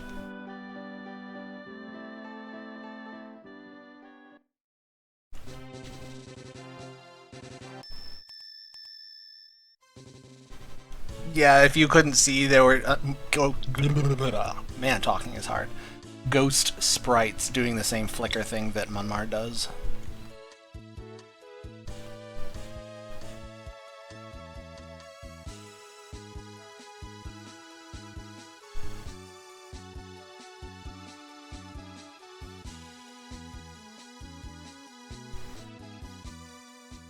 $900k for the Leafy Boy is actually the strat in any percent. Funnily enough. Anyway, we're actually not interested in the Leafy Boy at the moment. We are interested in the Scaly Girl. But he loves the Scaly Girl. Okay, equipment for Cat. Tree staff, wristband, bandana. Good enough.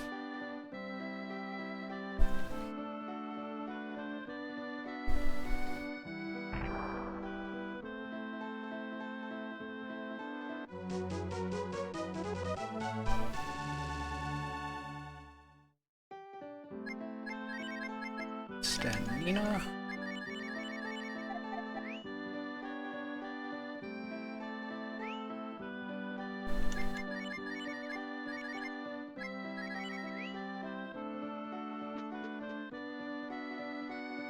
Alright, we have acquired Sneck. Everybody loves Sneck, right?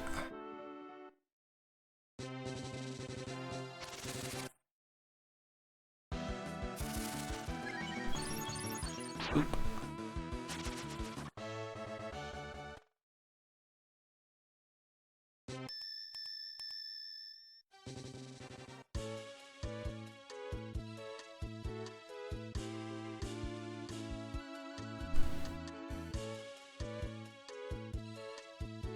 Alright.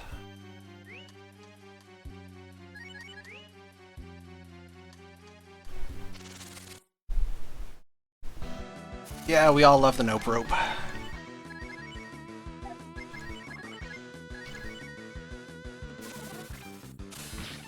You may have noticed that Blue's numbers are slightly large.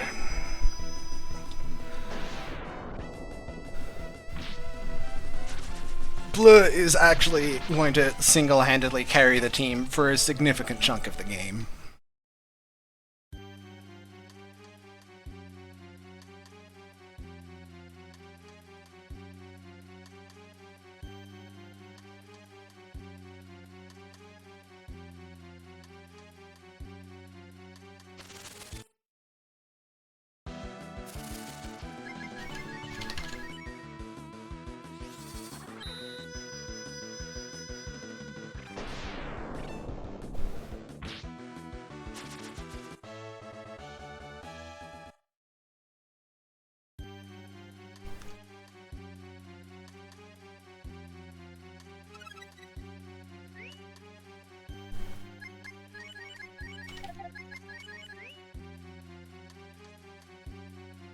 Okay.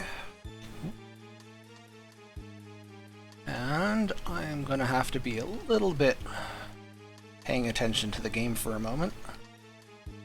Just a smidge. Those of you who know Breath of Fire 2 may remember the sequence getting the owl fruit from Algernon. You may not know that you can also just buy one from that guy and skip the whole thing.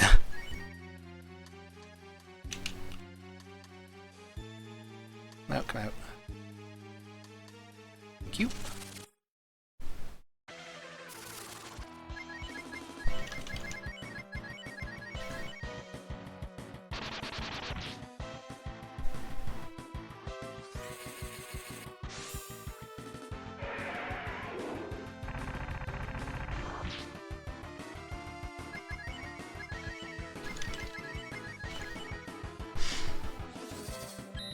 In a casual playthrough, it pretty much depends on how early you pick her up. If you get her right away, probably you'll be around 15, 16, 17-ish.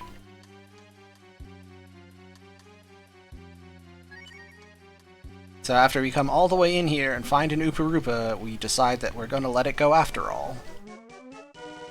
And he even gives us Buster Sword. Fun fact, due to some game design, after I leave the room here, if you want, you can come back into the room and that treasure chest is still there and it's closed again, and it contains a second item. For reasons.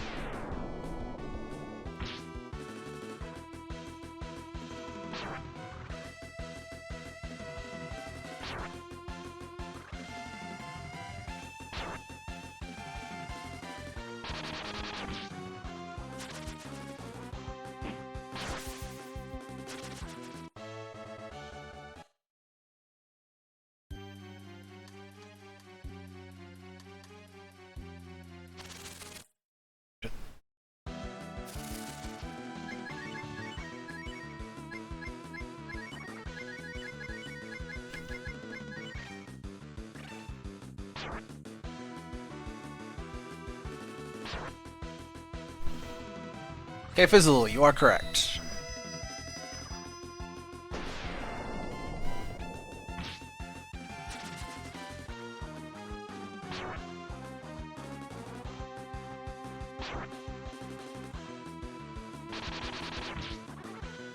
Yeah, it's funny that you come all the way out here just to go all the way back and tell him what he can eat and where to shove it. And you couldn't just do that from the start. Yeah, it's weird. The encounter rate, though.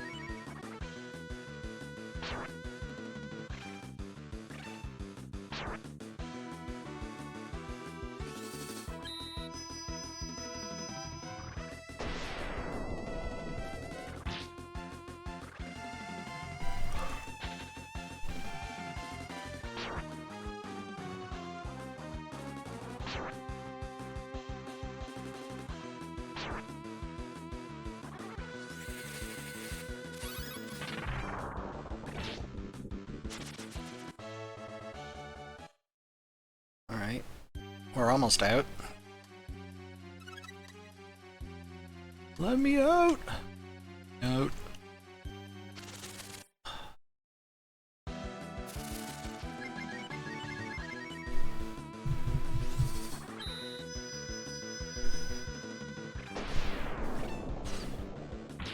Breath of Fire is indeed a Capcom series. How could you tell?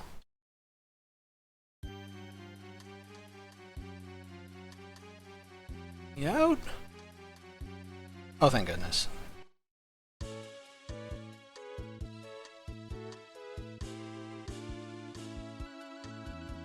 Where? Oh, there it is.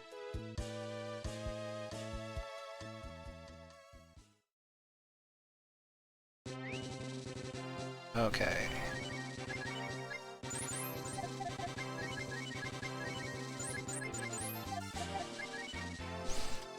Okay. Last ring to Nina.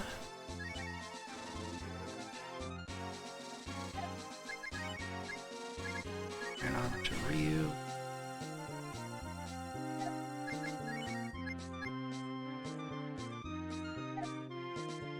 Double check that I haven't forgotten anything. Okay.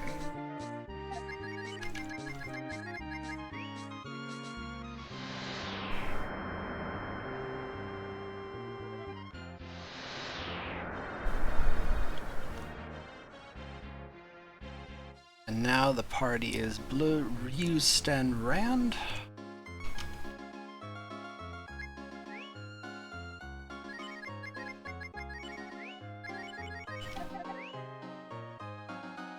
And I am gonna finally be able to give Rand the equipment from Jean that I was supposed to give him ages ago. There we go.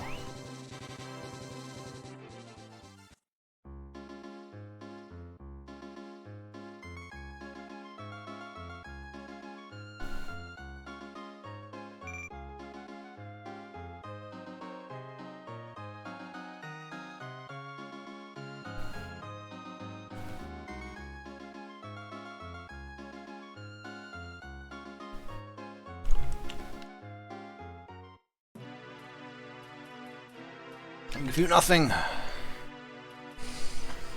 Alright, excellent. Boss fight against MC Hammer.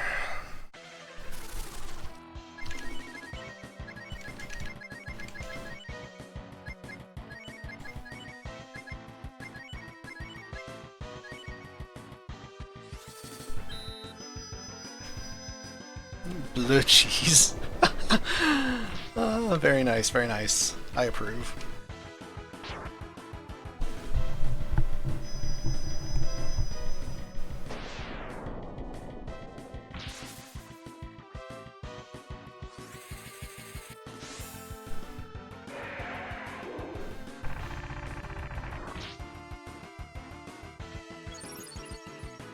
He is definitely a little bit on the chonky side.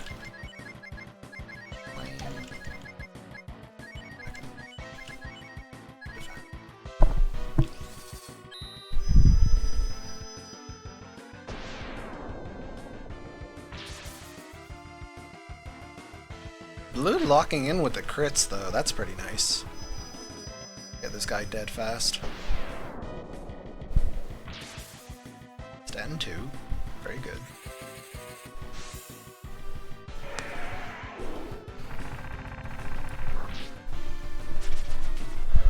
Alright. Easy, easy.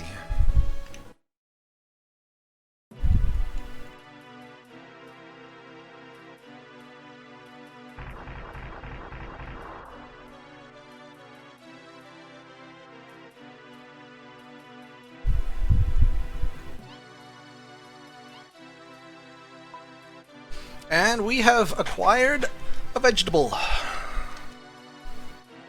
I love Spar. He's adorable.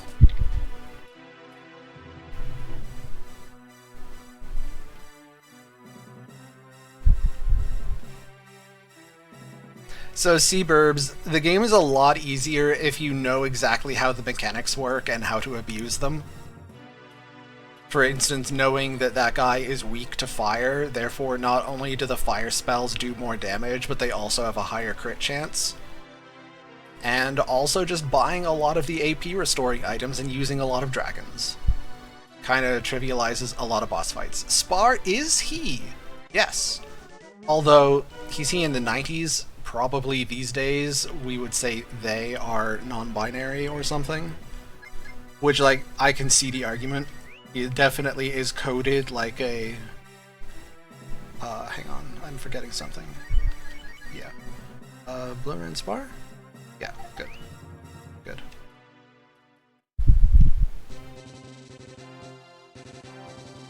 But yeah, Spar's dialogue uses male pronouns. Although he can transform into a clearly female witch character, which is kind of neat.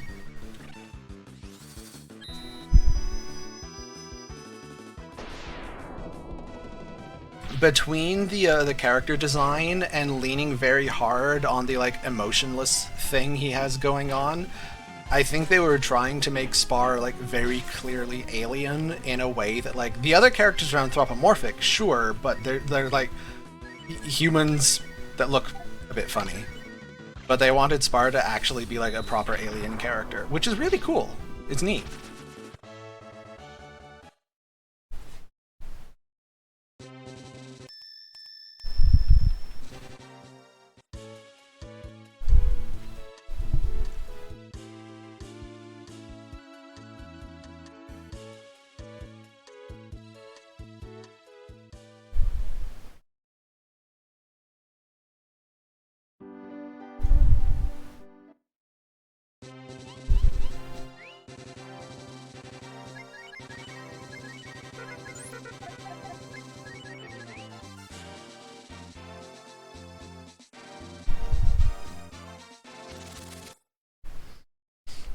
Why encounters? Oh, read off, that's fine.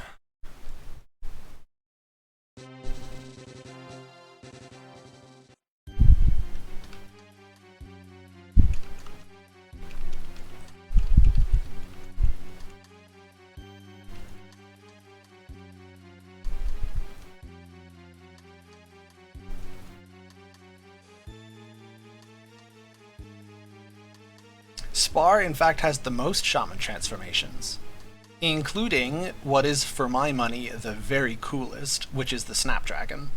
Gosh, I love Spar's Snapdragon. Obviously, you can't... Oh, I am overshooting. Don't mind me. You cannot argue with Devil Cat. Devil Cat is far cooler than I will ever be, but I do love Spar's Snapdragon.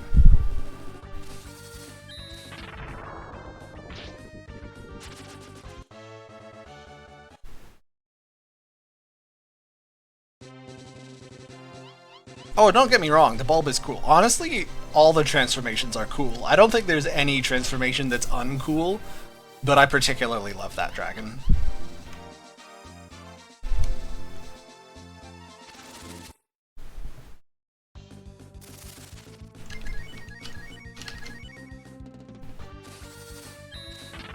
Alright, prepare for fish.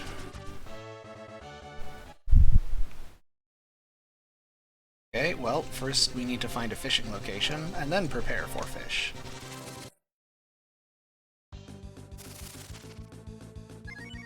Fish? Fish! Equip Lod Bait.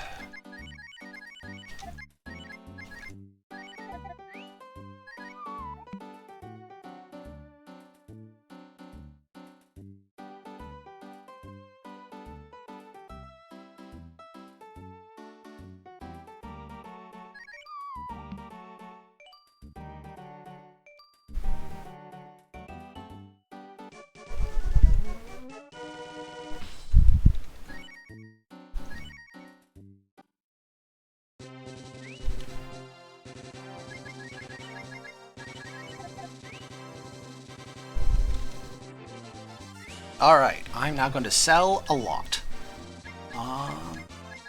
Sell the stick rod, sell the bronze staff, sell the long sword, sell the unnecessary salad bowls, sell the steel armor, sell this tree staff, bronze shield, bronze hat, royal armor, gold armor. Pond up. Soul Sword. Road. And we're there. 5. Fast Shoe, Holy Scarf. Look at the routing! Okay, warp to Township. I would definitely not want to do this section without my notes. No, the GBA version is functionally the same, other than the experience gold changes the run function and the ugly sound and graphics. But all of the plot and the characters and everything are identical.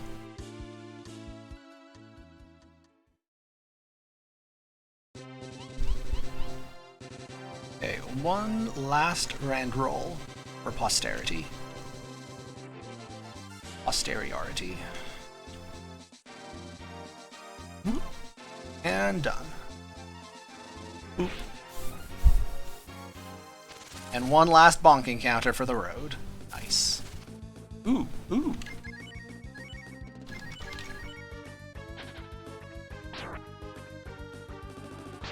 So these are like metal slimes. Excuse me, did you see me just get 20,000 experience from that? Holy moly. The odds of all three of them staying are astronomically low. They almost always run away. Okay. Sail to High Fort, warp to Tunlin. I caught a shopkeeper. You are correct. I bought 2 things. Yeah, technically 18k. I'm rounding in my favor. Okay. Oops. It needs to be proper daytime.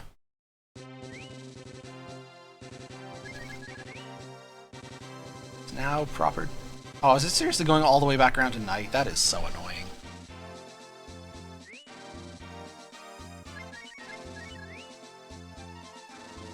Going to be seeing any sages this run? If by sages you mean the shamans that do the transforming, yes. We use exactly 1 shaman transformation in the run, and I invite you to guess which. If you know, please don't spoil it. Anyone who is a knower? Got my eye on you. No knowers. Guessers only. Okay. Sten...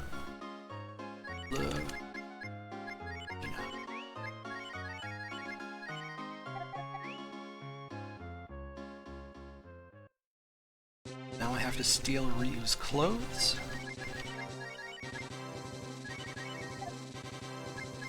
Sten gets the Iron Shield, Socklet Armor, Fast Shoe, Holy Scarf.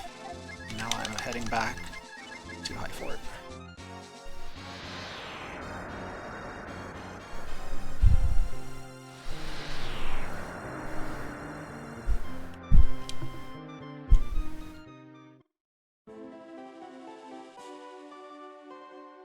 I will tantalize you, I will tingle your curiosity with the following.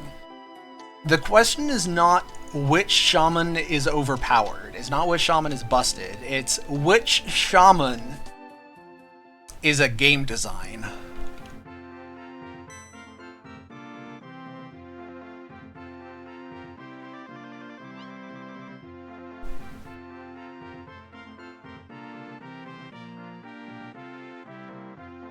I will also let you know that the shaman transformation only happens at the very end of the game, so you've got like another 4 hours to speculate.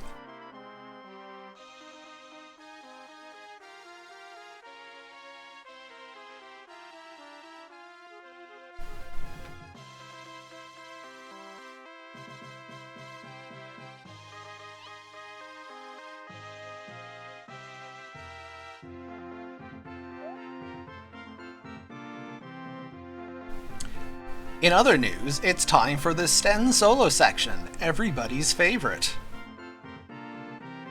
It's okay. If you want to know, but you won't be around in 4 hours for the big reveal, you can check out any of the VODs of any of my recent runs.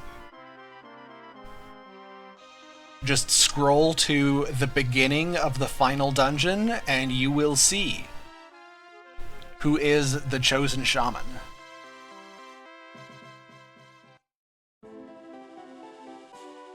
But for the sake of people who are actually going to stick it out for the whole like 8-hour run, I want to give them something to be to look forward to be excited about.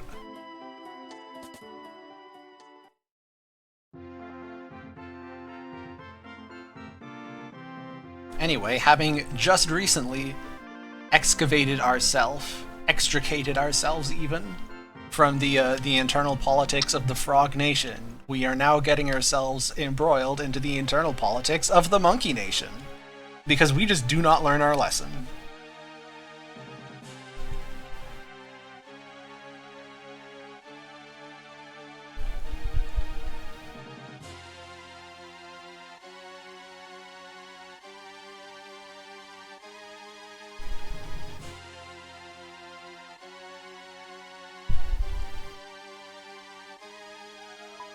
You can bask in the smug satisfaction of knowing. So, Pokemon Nerd, what did I say the first time around? I said it was a game design thing. So it's interesting. It's kind of at the intersection of like one part programming error, one part obscure game design decision, and one part like technically intended behavior, but I'm sure the devs never thought we'd do it. It is at the intersection of all three of those things, and it is delightful. It's the most recent development in the run. Our choice of endgame shaman combination was only recently added to the run. Like, it's a couple years old now, but like, considering the game is over 25 years old, almost 30, almost 30-year-old game. So speed tech that's only like a year and a half old, 2 years old, is still pretty new.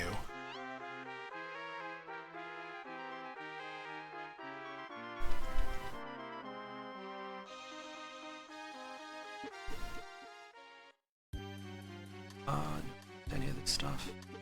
I think I routed all this stuff out, didn't I? Picking it up anyway, whatever, I'll sell it.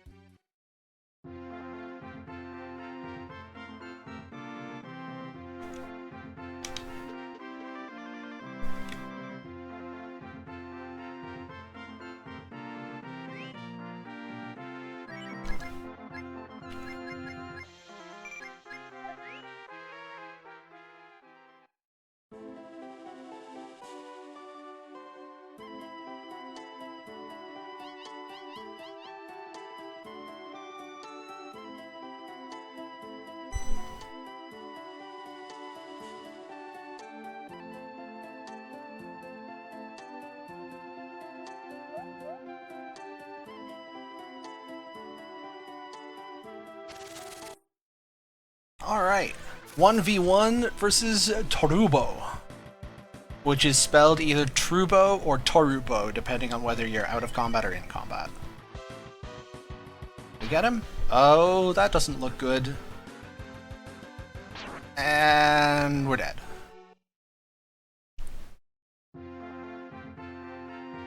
It's okay, that was intentional. You're supposed to die there because it doesn't matter. Dying is faster than letting the fight time out. And it still progresses the dialogue. And we get to watch Sten go splat. Like, it's win-win-win.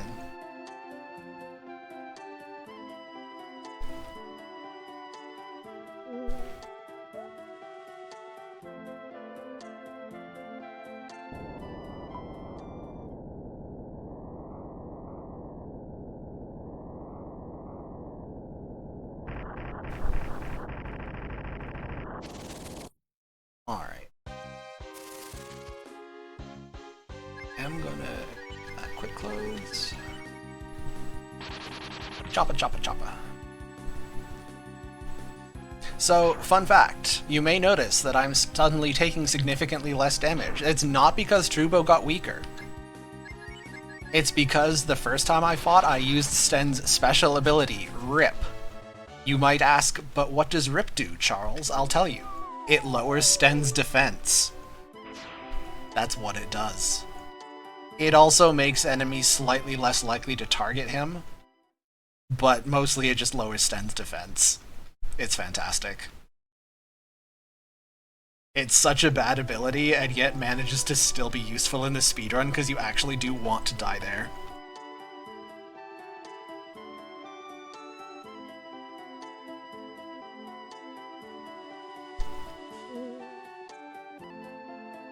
Yeah, no, the last Breath of Fire game, in quotes, was a very short-lived mobile online game. The servers no longer exist for it. They went offline many years ago. And there has been not a single peep of Breath of Fire content out of Capcom ever since.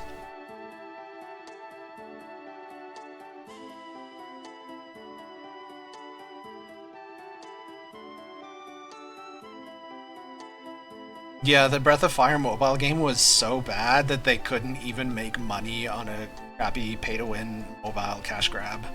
Which is like, that's impressively bad.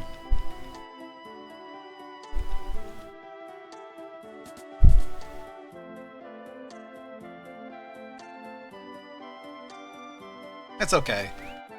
We just keep emulating the old games. It's fine. Okay.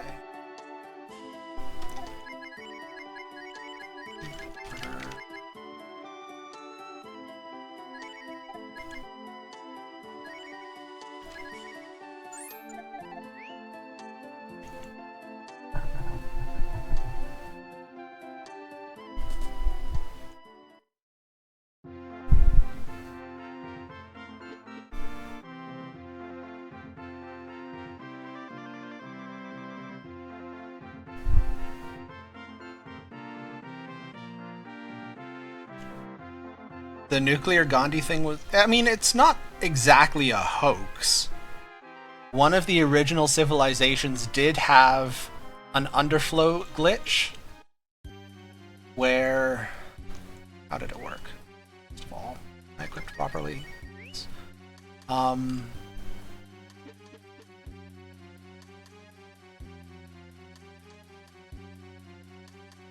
How did this work? So this is one of the older Civilization games that I never played, but basically, like, how much each opponent liked you is just, like, stored as a variable. And because Gandhi was so peaceful, his variable was very close to 0, because, like, the smaller the value, the more they liked you. Higher values, they were more aggressive, which meant that if you made Gandhi like you an awful lot, it could actually underflow below 0, and because of a programming error, it would just wrap all the way around to a very large value, and he would suddenly become as aggressive as possible. That is my understanding. Is that a falsehood? I'm not aware of that being a falsehood, but I suppose I could be wrong.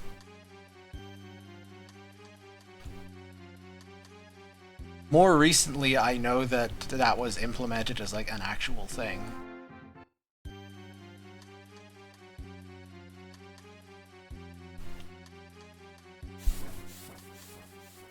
Yeah, I suppose at that point I should state that I'm only reporting what I have read, and if what is available to read on the internet is in question, then I have nothing useful to contribute. Yeah.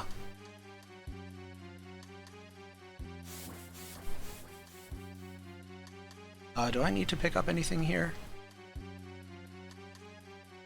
Oak Knuckle. I think Breath of Fire 5 is a pretty cool game. It's just a very different kind of game than the other Breath of Fires, which is fine.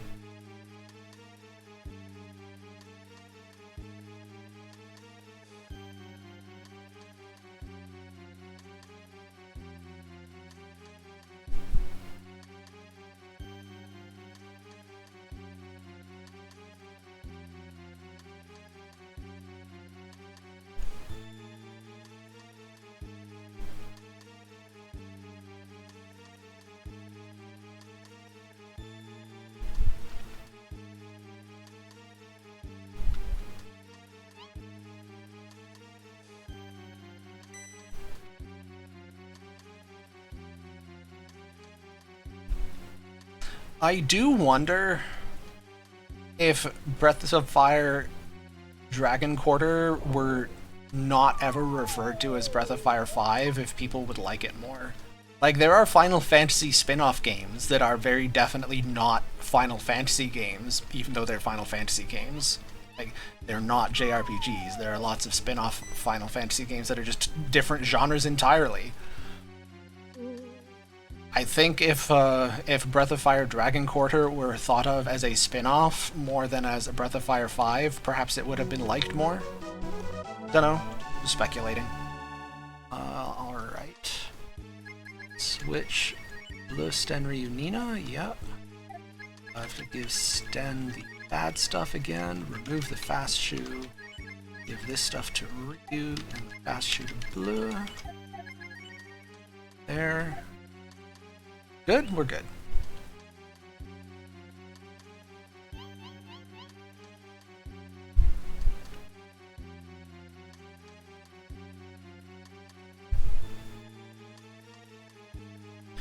Dragon Quarter is different not only... Like, it's not a completely different genre, it is still a turn-based RPG, but it's different in flavor. Like, it's much more steampunk sci-fi. Whereas the other Breath of Fires are very much traditional fantasy.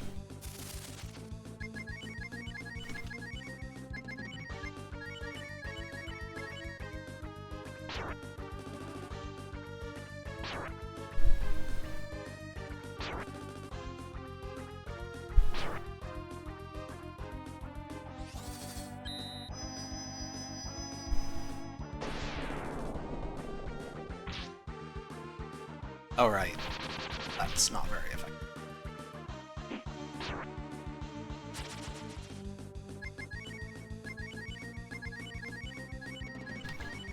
So, I'm sure... hang on, there was a request for game recommendations in the chat.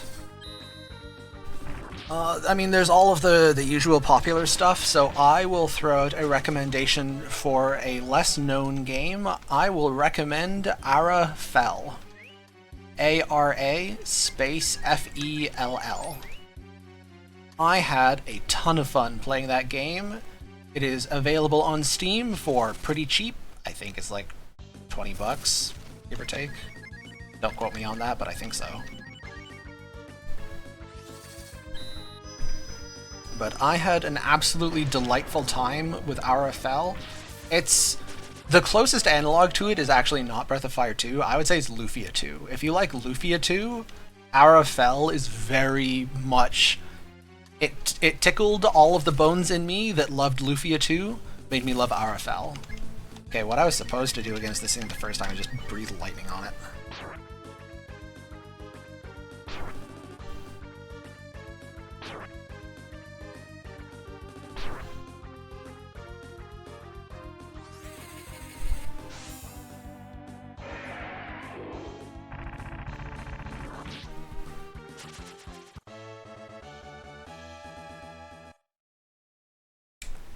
Ara Fell, it's just delightful. It's just an adorable little RPG that's just doing its thing, being all little and adorable. I had such a good time playing it. It put me in an excellent mood.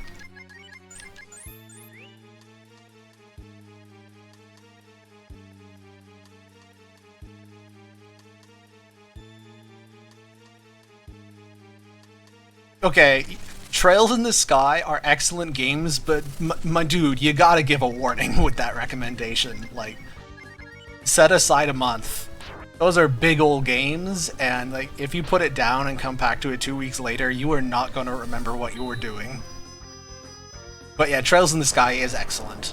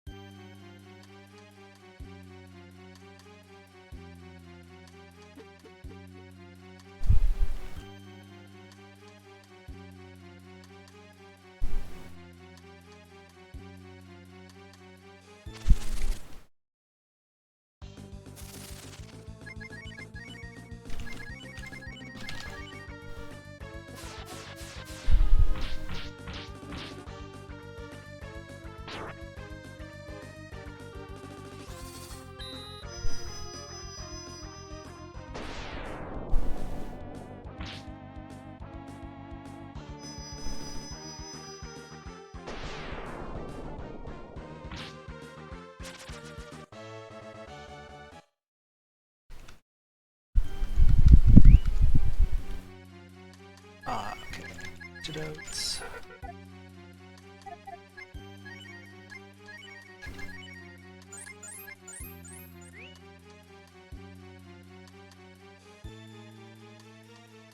Incidentally, these mazes were also a game design choice.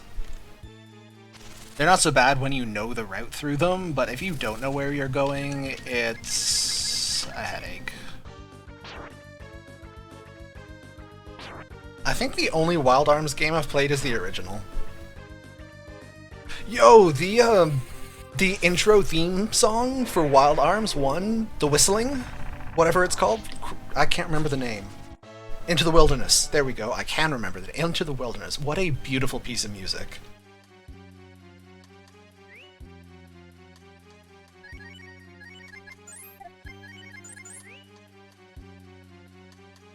If you have not listened to Into the Wilderness, the Wild Arms theme, just like mute me right now, go and listen to it, and come back in 2 minutes. And then you can thank me.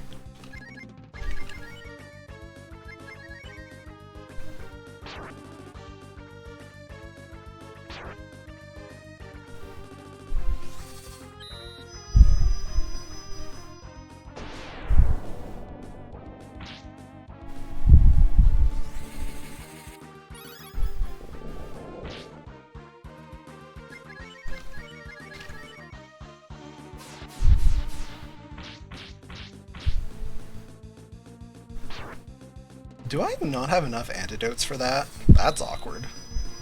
It's been a long time since I've run out of antidotes in here. I'm sure it'll be fine. Sten's not that important, right?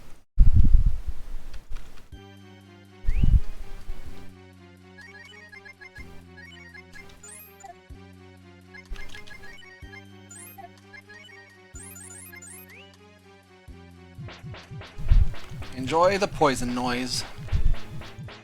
I'm sure that's not going to get irritating.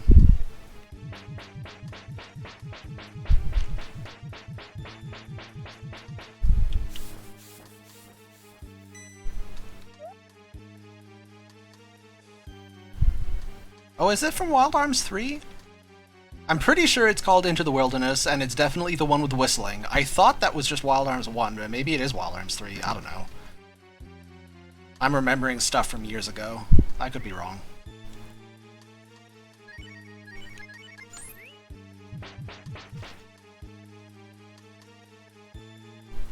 Anyway, it's time to fight a door. I guess there's still a game going on here or something. Okay, defend, Thunder Dragon. Double the fruit. Yeah.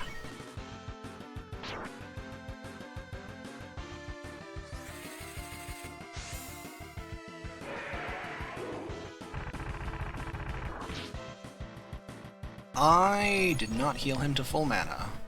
Oops. It's fine. Work with this.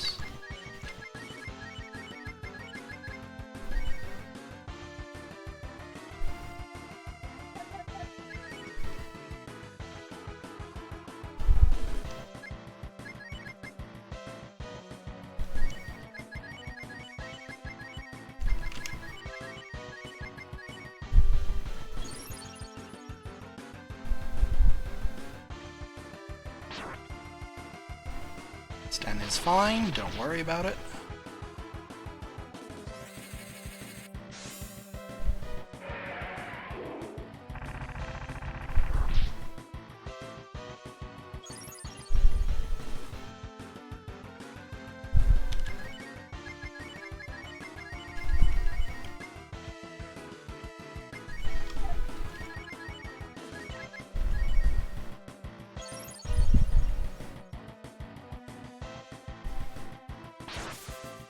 Oh, that's gonna get Ryu killed with the damage from W Fruit. That's unfortunate. Oof. Okay, it's fine. We have life PLs for this.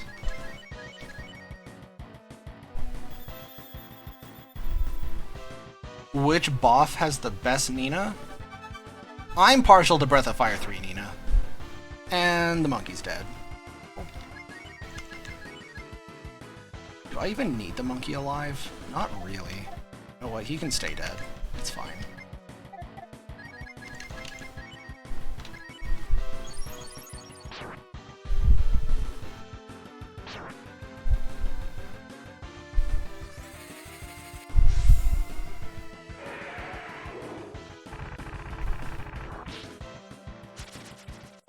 That got a little bit messy because I forgot to heal Ryu's mana before starting the fight, but it's fine. It's fine. It's fine.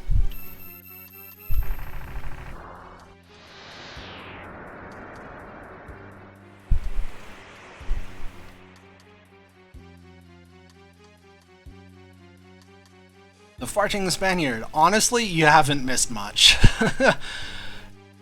This is very much side quests the game. The actual main Save the World plot has not even kicked off yet. We're still investigating.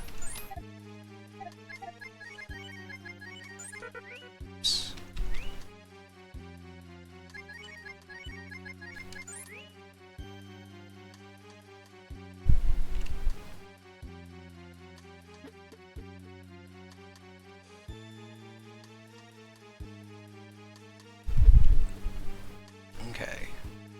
Now, which little side corridor is it that has my bondage gear?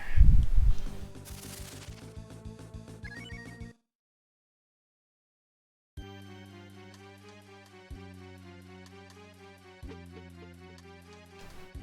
think it's the next one, right? Here?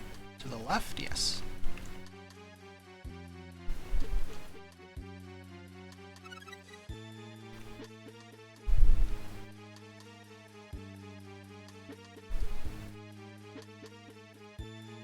I was wondering if anyone was going to call me on that. You'll find out. Don't worry about it.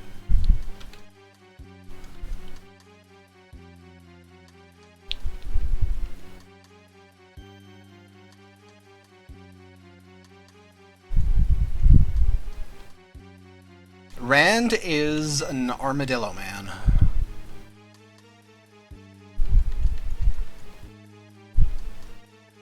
Got a big tough hide and he rolls up into a ball.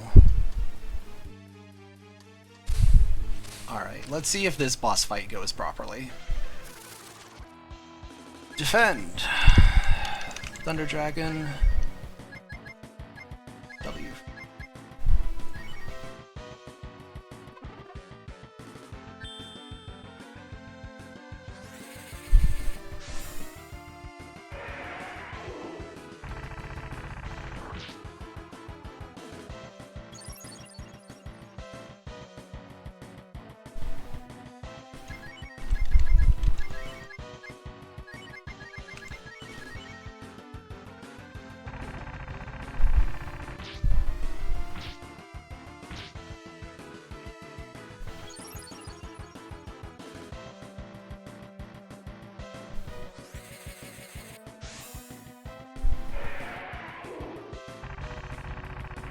And that's a boss fight. Just breathe on it twice. Are you winning? I mean, I'm 35 minutes behind world record pace, but the run's alive. Does that count? Oh yeah, Sten is not helping at all. This is definitely the Bleu and Ryu show.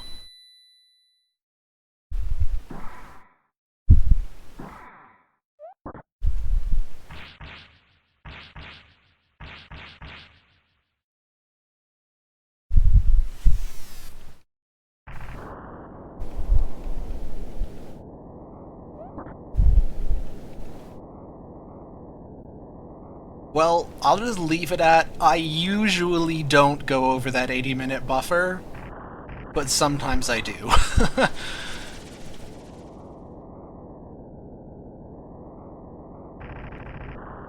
It's not so much volatile category as volatile runner. Like, if I were in practice, I would be comfortable submitting it like 820, but I'm not in practice. I'm playing very slowly and making unforced errors. Okay, there is also a fair amount of variance. There's like an hour of variance. Like, I think when I am When I am playing well, I think I can confidently say that like I can get within an hour of the world record consistently. But it is still like an hour. I mean, it's an RPG. RPG's gonna RPG, right?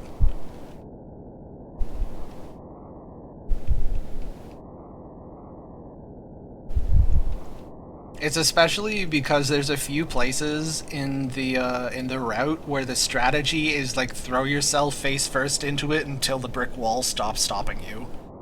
That metaphor made no sense. Good lord. But like the marathon strat is just like safety save and then keep trying until it works.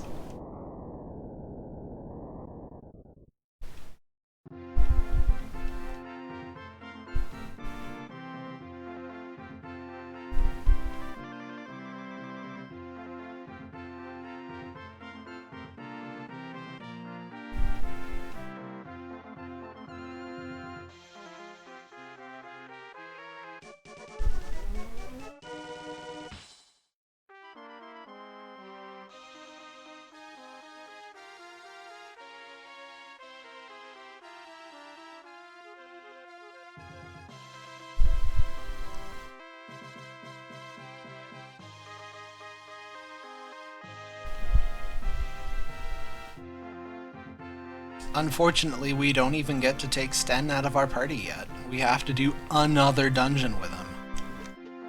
On the upside, the dungeon has no boss fight, so it's whatever.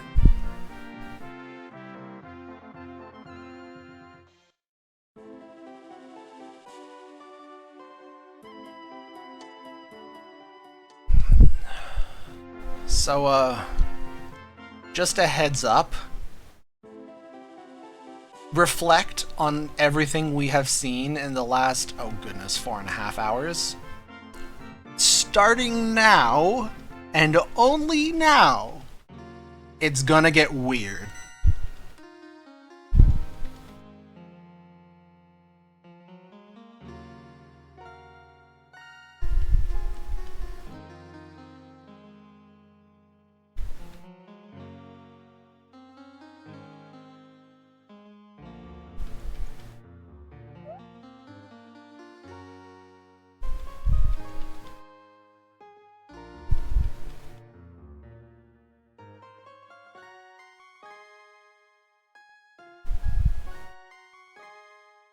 Okay, where am I headed?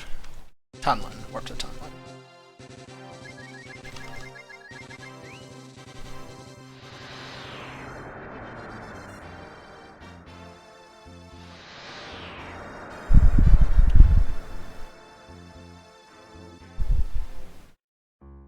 Pretty sure the back half just wasn't played. I think you're correct. It would explain so much.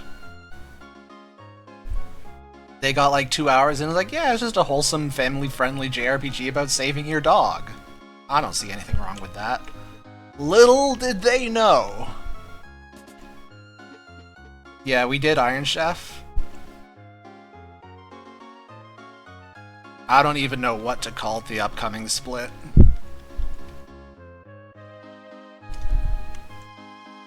Recreational psychedelics / the Atkins diet? I don't know. It's a weird one.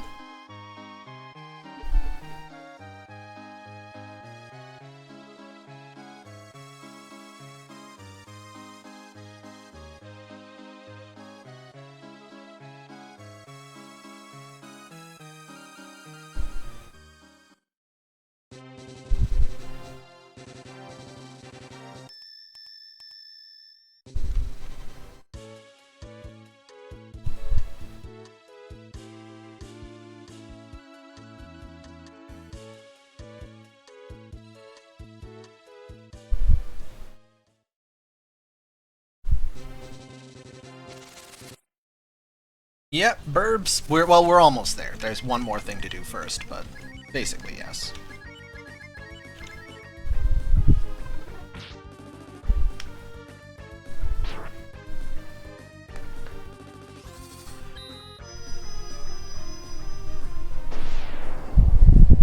How weird are we talking? Pretty weird.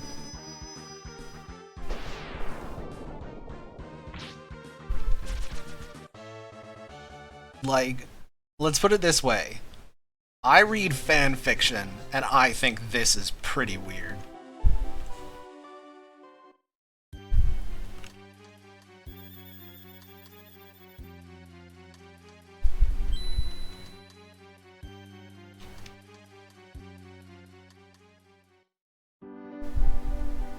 Oops, wrong person.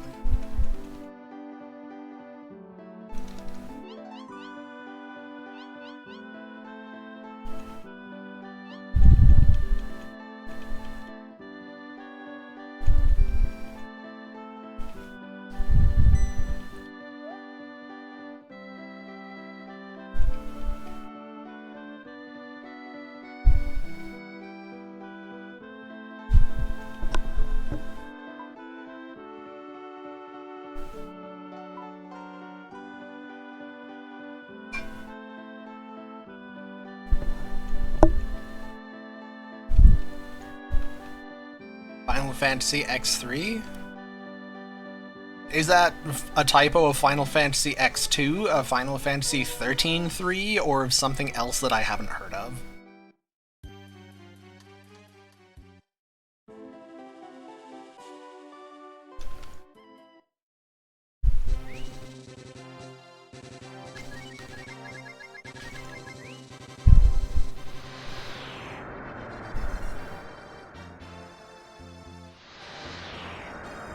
Okay, is it still gonna be evening, or do I have to do yet another time warp cycle? Good. Exploding Zombie Titus?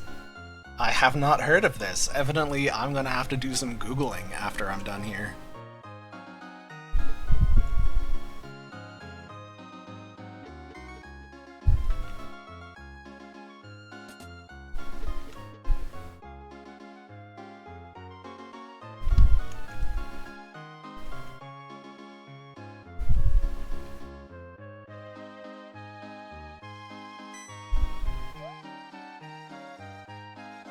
Oh, those are all the way back in Capitan when we fought the big turtle. We actually don't fight them at all in the speedrun, but I do know what you're describing.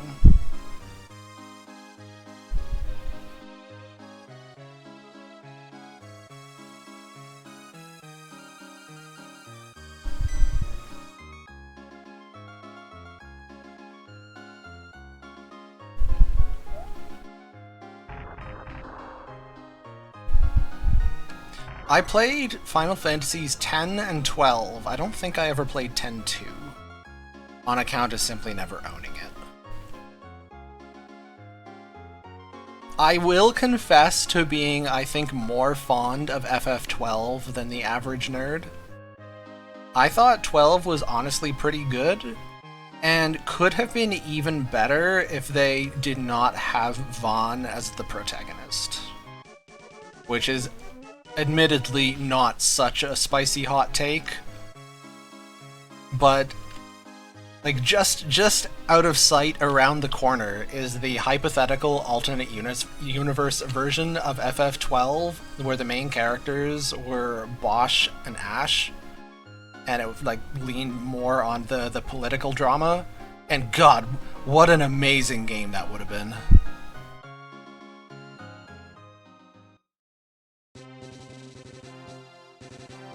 I still like 12 despite that, but like, it was good, it could have been great.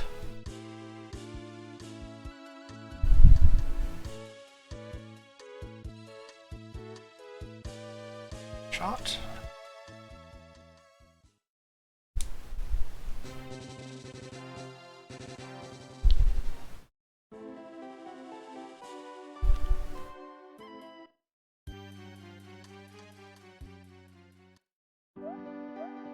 Besides which, we all know that Balthier is the real leading man.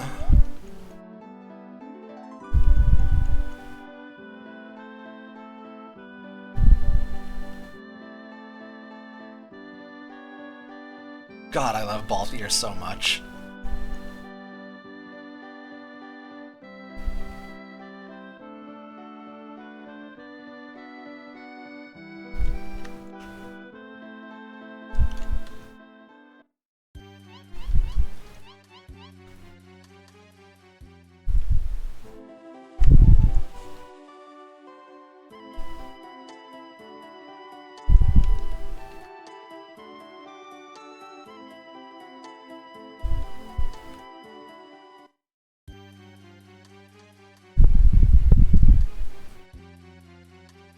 I'm honestly not sure what my favorite Final Fantasy game is, because you sort of have to qualify the question.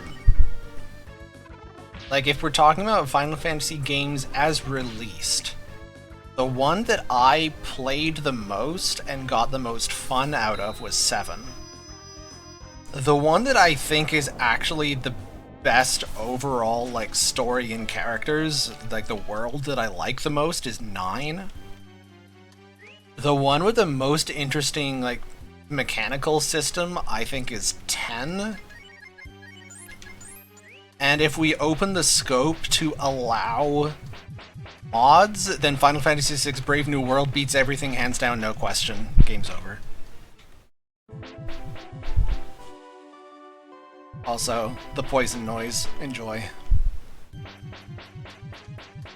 The noisin'.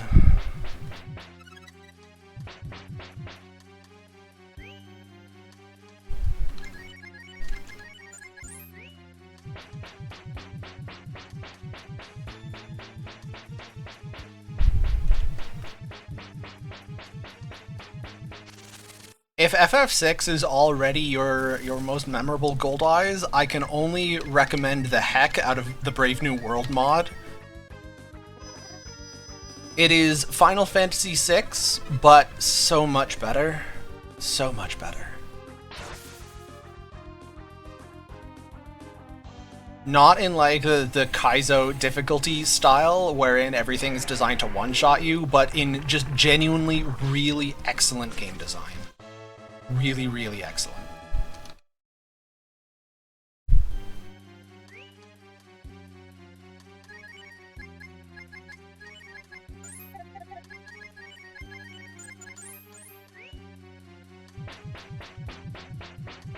Oh yeah, all those bugs about stamina and magic defense and magic evasion, etc., those have all been fixed.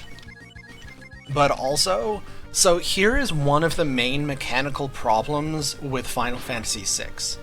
Every character has their own, like, unique character mechanics. Cyan has Bushido, Sabin has blitzes, Gao has rage, Mog has dance, etc. That's fantastic. For like the first third of the game until you start getting magic, and then it is completely overshadowed by the fact that every character can learn every spell, and the spells completely dwarf the character mechanics. So what you end up is a whole bunch of Ultima spammers. And like, yeah, I'm simplifying a bit, but like, that is kind of how it plays out. And Brave New World fixes that in multiple ways. One, not every character can learn every spell. Each character has a list of espers that they can learn, and each character learns only those spells available on those espers. Also, the character mechanics are balanced so that they remain competitive with spellcasting for the entire game.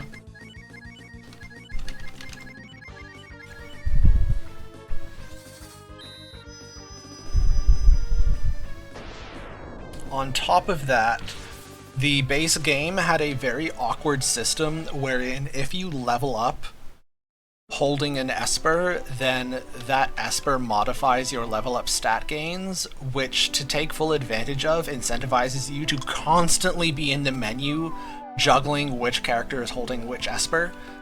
And that has been changed to a system where you simply have a second experience track, so like you gain levels, and individually you gain Esper levels. And you can just manually assign your Esper levels to whichever Esper you want that is available to that character. It doesn't matter whether you have that Esper equipped.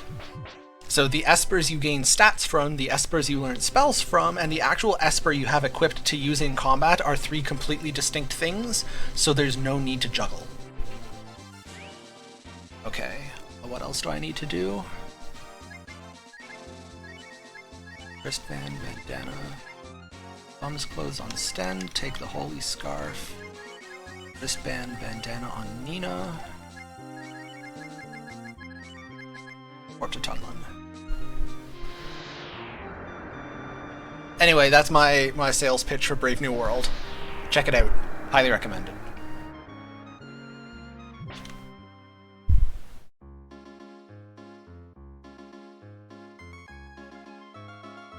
Okay. Le Rand Cat.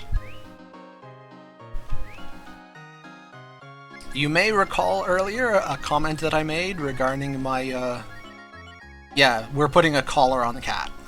That's what we're doing. Discuss.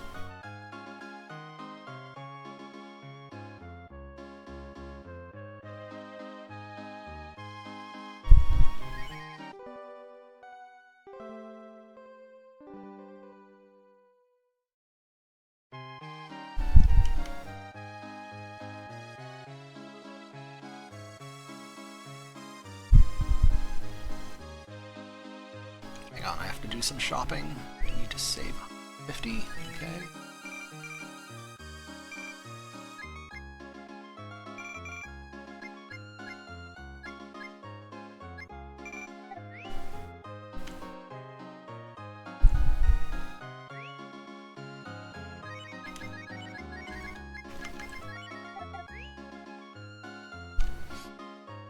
Okay, so the point is that the effect that smokes have of reducing the encounter rate, the collar does the opposite. The collar increases the encounter rate and can only be worn by Cat and Bo. But Bo is trash, so we're not using him. But in the next area, we actually are obligated to take random encounters. We have to fight them to progress, which means we want to spawn the random encounters as quickly as possible, which means we want Cat to wear a collar.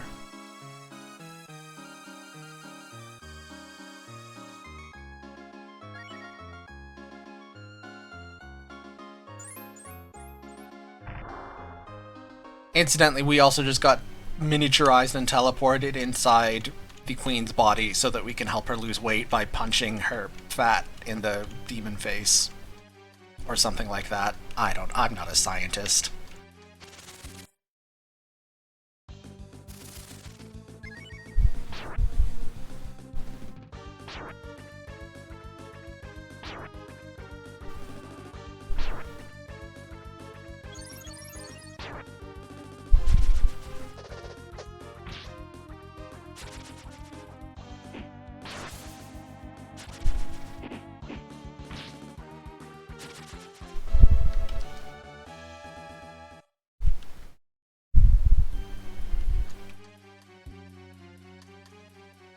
So the story here is that in each room or room cluster, so for example the previous room and this room are together a cluster, in each room cluster there are a total of 2 encounters. We must beat all of the encounters. That's it, that's the whole dungeon. Just punch everything.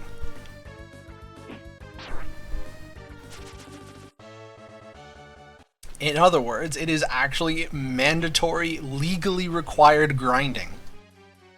This is kind of weird, but it's fortuitous because we actually desperately need Rand to gain some levels for the upcoming Rand solo boss fight, and this is a convenient way to get that to happen.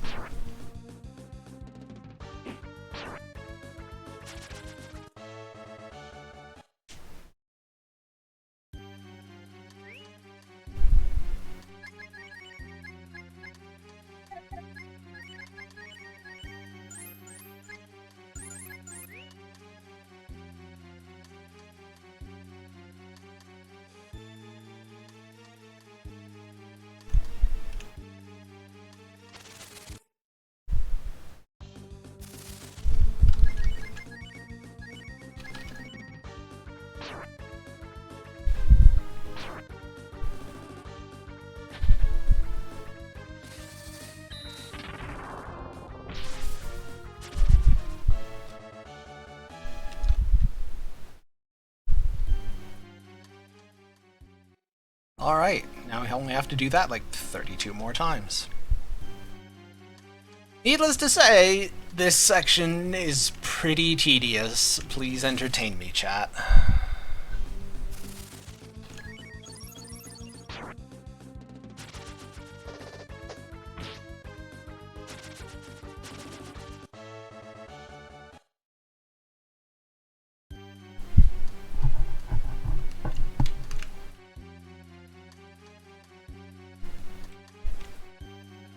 I also like cheese.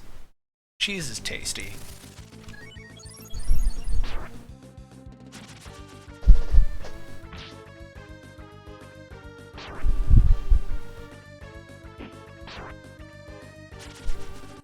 A really nice dry Parmigiano.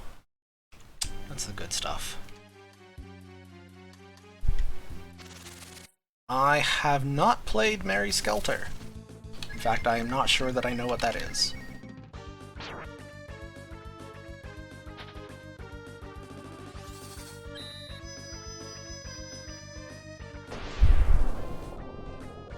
Dungeons and Dragons, yes. I am that kind of nerd.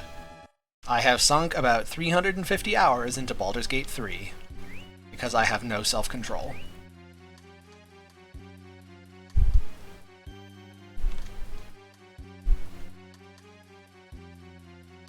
So I guess for people who have played Baldur's Gate, which is your favorite companion character, and why is it Karlach?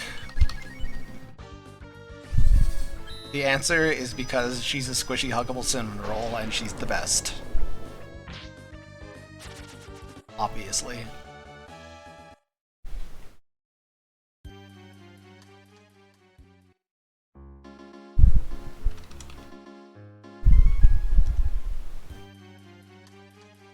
In fact, any answer is acceptable. All the companions are fantastic. There are no wrong answers. But also, Karlach is the right answer.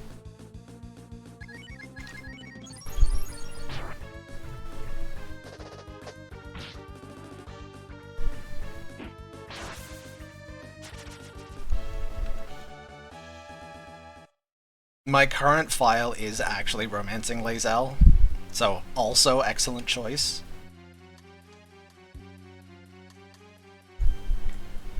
Astarion and Gale are the wrong answers. You just angered an entire legion of fans, my friend.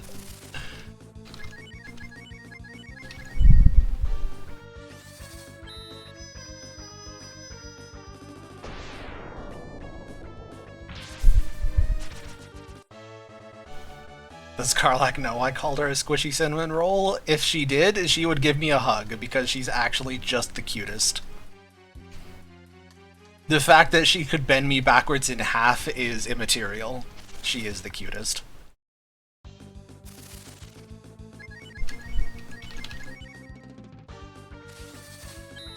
That's part of why her character works so well, is she does not look like that, but she is. Of everyone in the party, she is actually, like, the fluffiest, most cheerful. She's fantastic.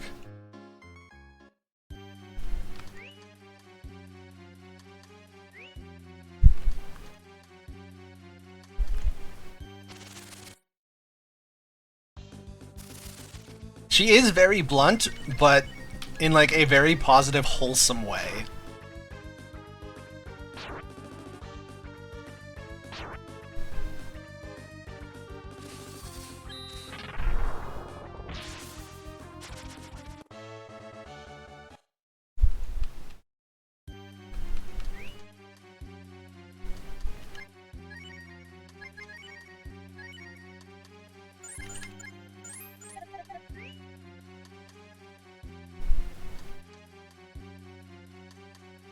I mean, as previously mentioned, there are no wrong answers. Shadowheart is great.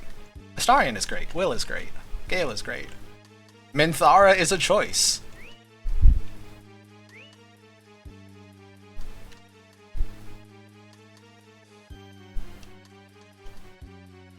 Halsin is a bear in every sense of the word.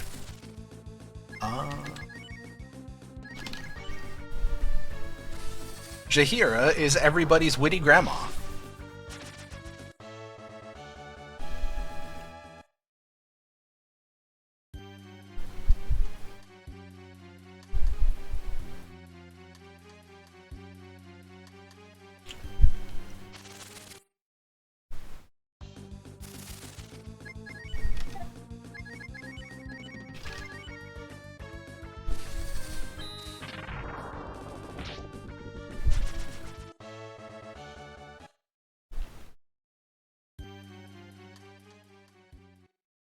Halsin is the character that got early access players so thirsty that he was turned into a recruitable character purely to sate the thirst, which is just, that's fantastic.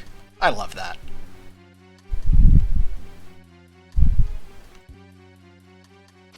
You get yours, Halcyon.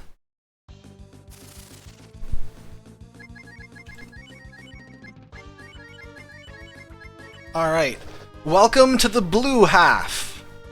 I have been absolutely autopiloting the last 10 minutes, but in the Queen's body there's the red half and there's the blue half, and we are now in the blue half. The blue half contains these fatties. They give you a lot of experience, but they also run away a lot, so our goal here is to just cross our fingers and try to kill as many fatties as possible.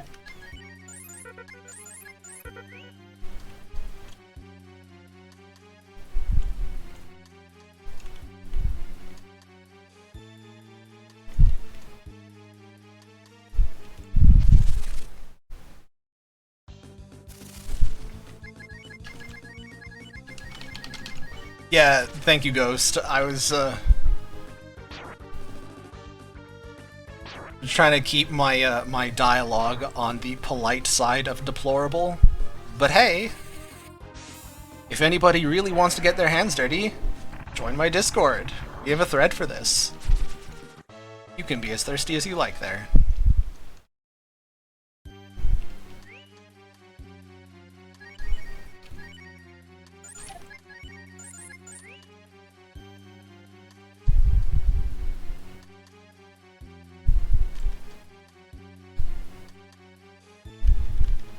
I am currently enjoying just how much you can absolutely break the game mechanics in half in Baldur's Gate.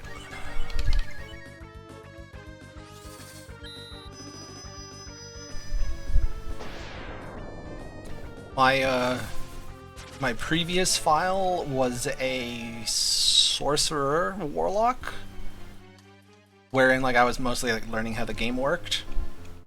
And by the end, it's like, okay, yeah, I kind of trivialized the game a little bit. So then I backed up and like, alright, well, let me go and... So that was playing on Tactician, the highest difficulty. So I backed up. Like, okay, let me find some difficulty mods to install. And I just got one, and then I just tweaked with the dials until I got Act 1 to be at the point that like it was barely just still fun. Like, enemies were definitely giving me a hard time. And now I'm just at the beginning of Act 3 and the game's trivial again.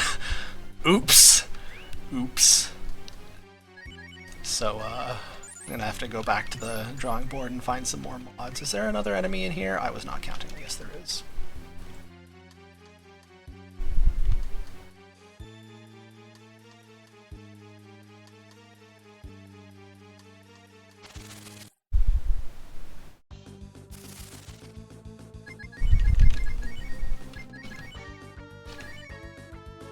One fatty? Two fatty? Is it the legendary? 3 fatty? Good lord. Good grace. Okay, hang on. Everybody look at the screen. If you weren't paying attention, look at the screen. You have to investigate this number with your eyeballs. Look at how much experience I just got. Good lord, we are so experienced, we know everything now.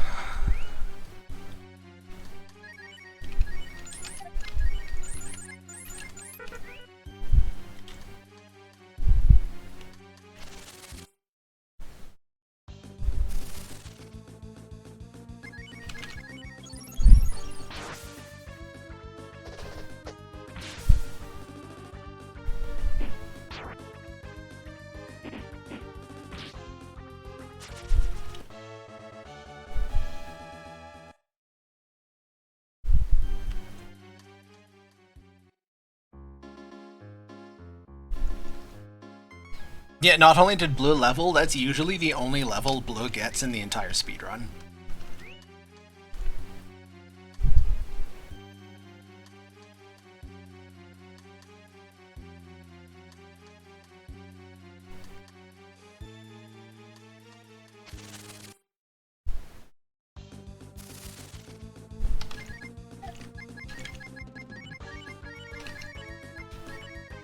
Aww, Grandma.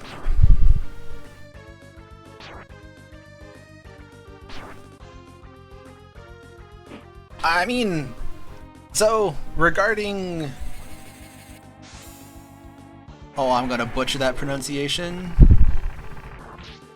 It's Papalotl? That's a cool name, that was fun to say. I mean, it's designed to be a role-playing game first. The combat is very clearly secondary in the game's design, and I'm cool with that. I do not mind. It be what it do, and I have absolutely no problems appreciating it for what it is. That's what mods are for. Like, it would have been, on top of the Herculean effort to just make the game in the first place, to get it so precisely balanced across multiple difficulties for all the different kinds of players they could have. It's okay. I don't need them to do that for me. This is why mods exist.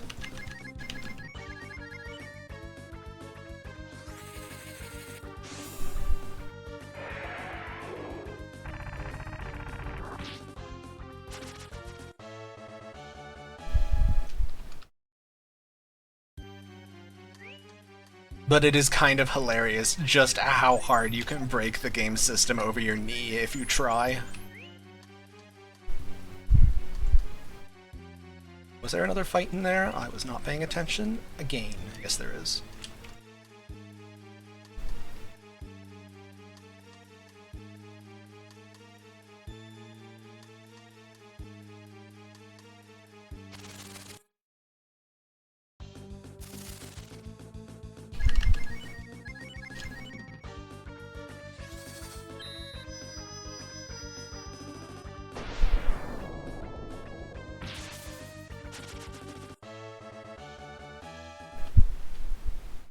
Now that said, this is like not a complaint, this is just a thing I have noticed. I swear throw is not working as intended, or at least not working as advertised.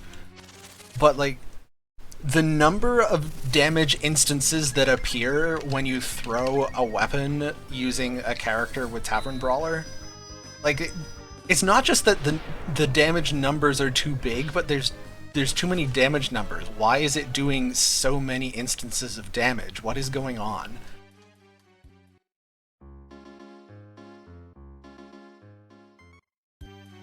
Oh yeah, no, the schedule this year is phenomenal. I'm looking forward to watching the whole marathon. Okay, we're done in this room. If I haven't missed anything, there should be only 4 fights left, and then we can get back to playing the game.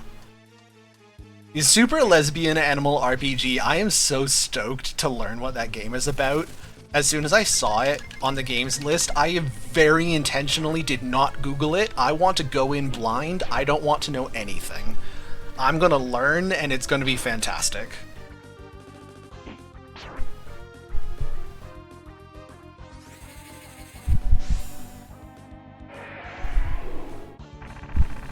Winnie the Dude, Tavern Brawler is absolutely busted, no question about that. But also on top of that, I feel like something that, like a thrown weapon, if you...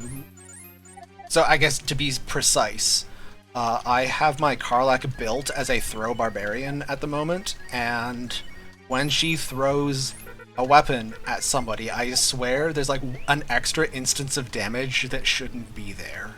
Or at least that is not explained by the game. On top of, yeah, the regular damage bonus from Tavern Brawler and from strength modifiers and everything. But she just does absolutely crunked levels of damage. Because, yes, Tavern Brawler is completely busted.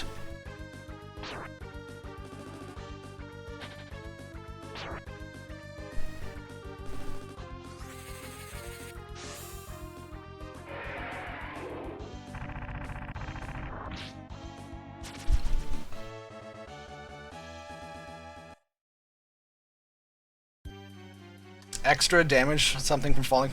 Okay, so I was wondering if it was something like that. That would explain it, and also, good lord, that is so OP if that's how that works. Like, thrown weapons are already, like, borderline too good with the returning pike and stuff without that. The fall damage is just... that's absurd.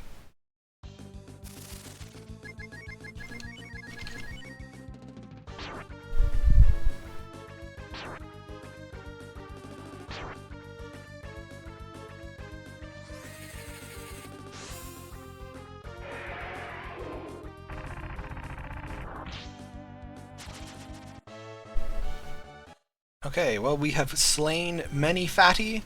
We have, I think, hopefully just one fight to go.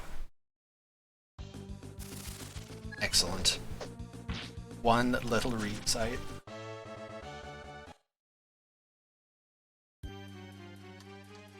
Alright, I didn't miss anything.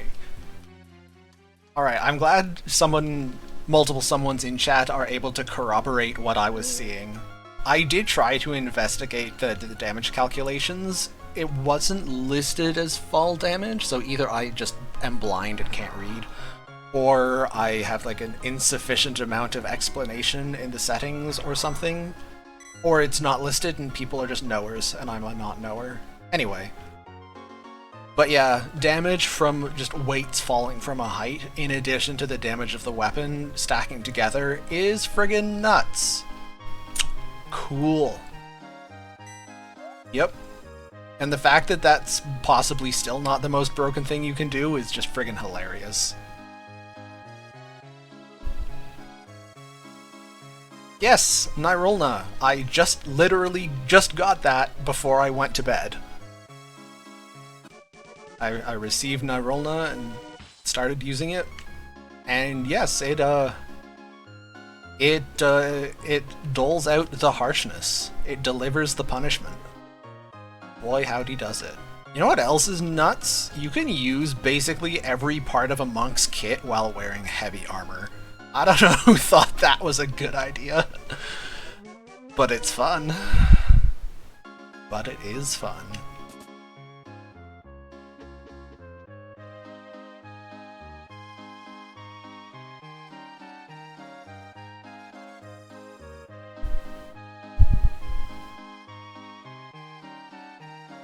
Sleep back to DN.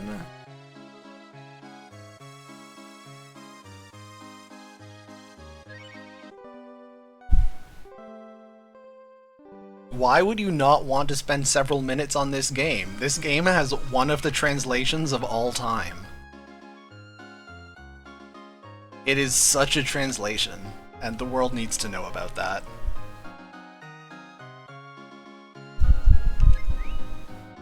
Okay, Bleu, Spar, and Unironic Frog Enjoyer.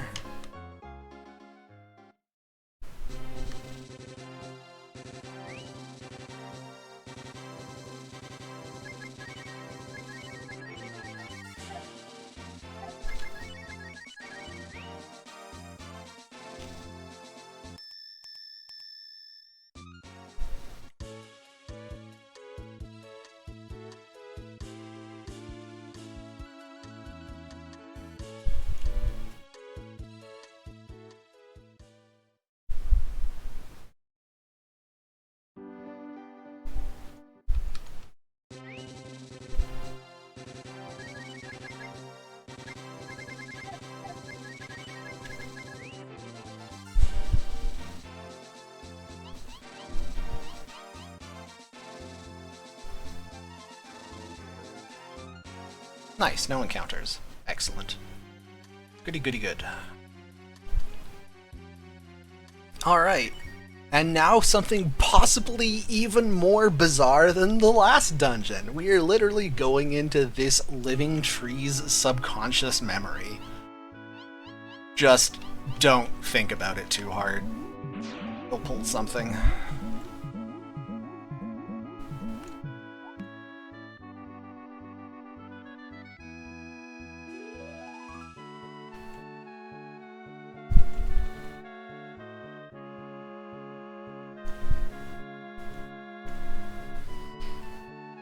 This tune is very cool, though. I like the music. Too bad it doesn't last very long.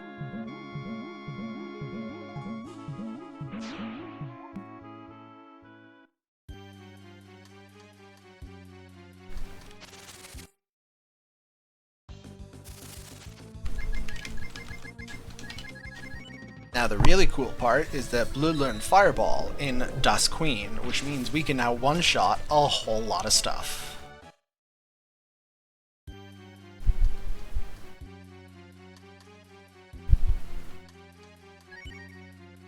Okay, now quick check. Okay, I no longer pick up those two chests. That's what I couldn't recall.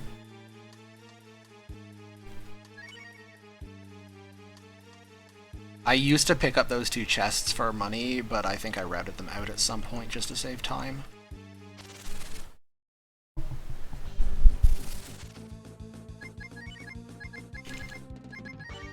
Oh, what? Dragon.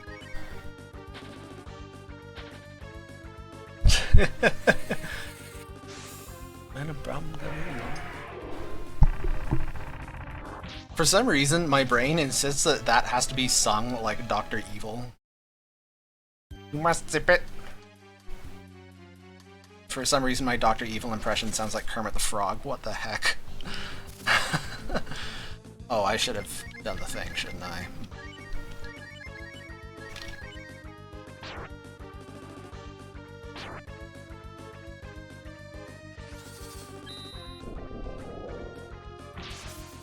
Nice.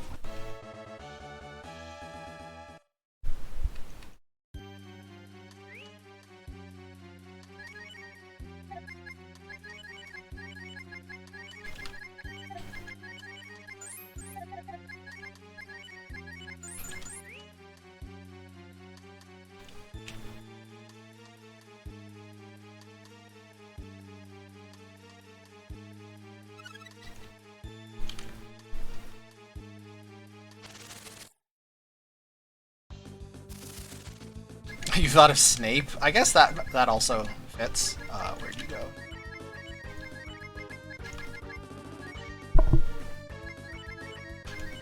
Harry Potter, our new celebrity. God, Alan Rickman is just the best. What a tremendous dude.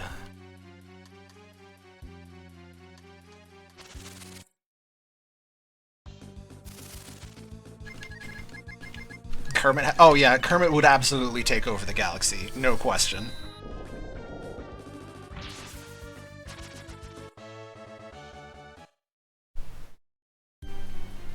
This is, like, I mean, yeah, it's a little bit frustrating to actually be the player for this, but it's just such a neat dungeon design, I can't even be mad. Like, so many games have a nearsighted section, like, you can't see far because it's dark and you only have this dinky little lantern. Literally every single RPG ever does that. The far-sighted dungeon, that's just such a cool idea, and I've never seen another game do it. I love it. I understand why people would be frustrated with it, but I just love it. It brings me joy.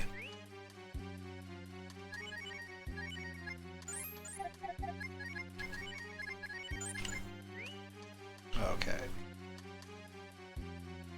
And now we fight Alzheimer's.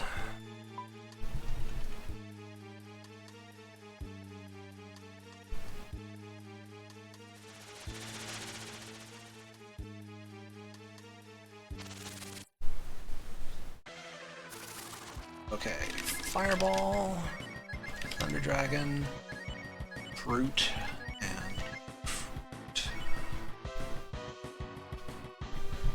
I love his little crab hands animation.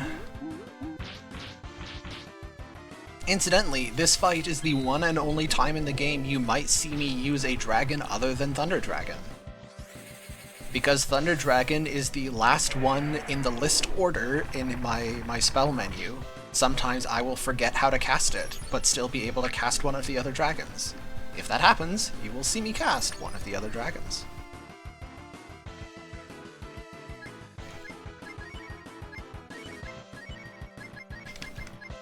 Yep, I have forgotten how to T-Dragon, therefore I will Ice Dragon.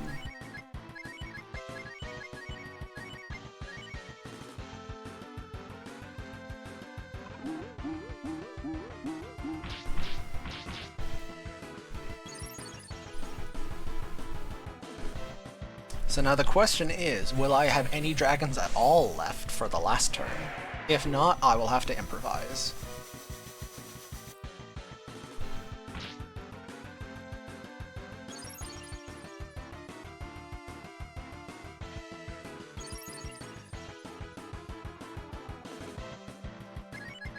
Yep, I'm all out of dragons, I have only Fire Puppy left. So then we do this.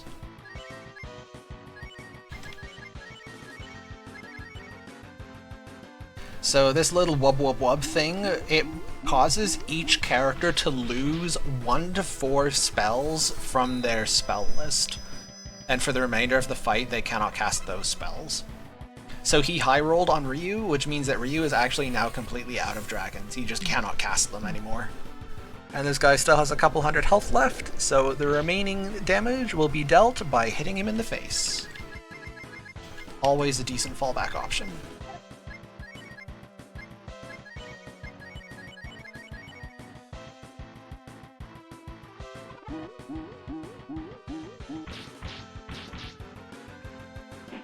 Oop.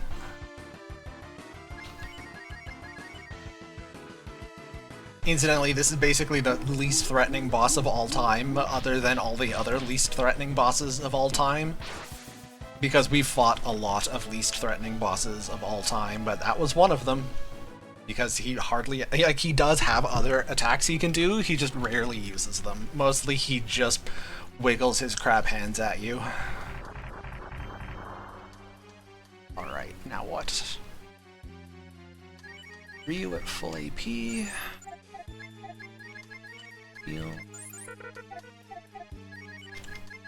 That's it. Alright, we have defeated Alzheimer's.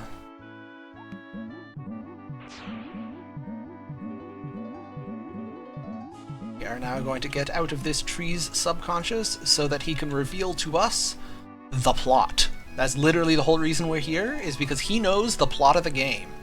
We're not knowers, we need him to tell us the plot. I mean, I'm being funny about it, but that is unironically the reason we're here. Okay,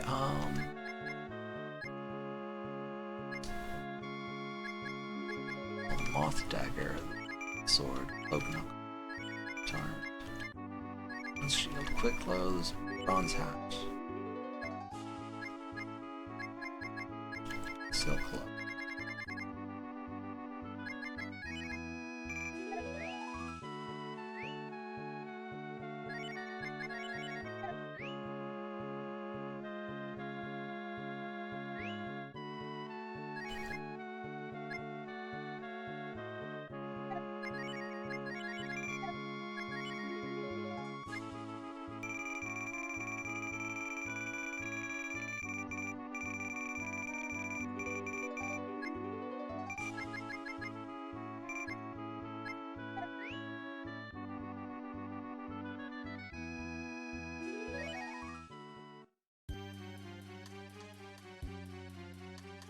Okay, and now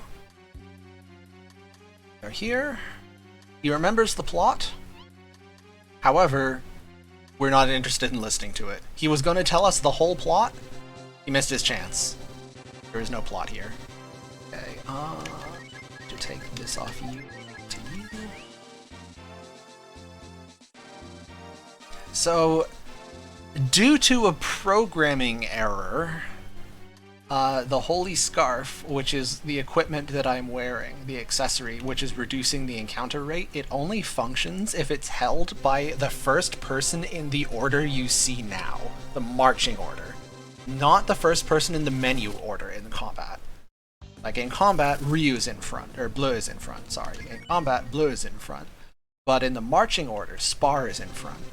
That means that because Spar is holding the Holy Scarf, he is successfully reducing the encounter rate.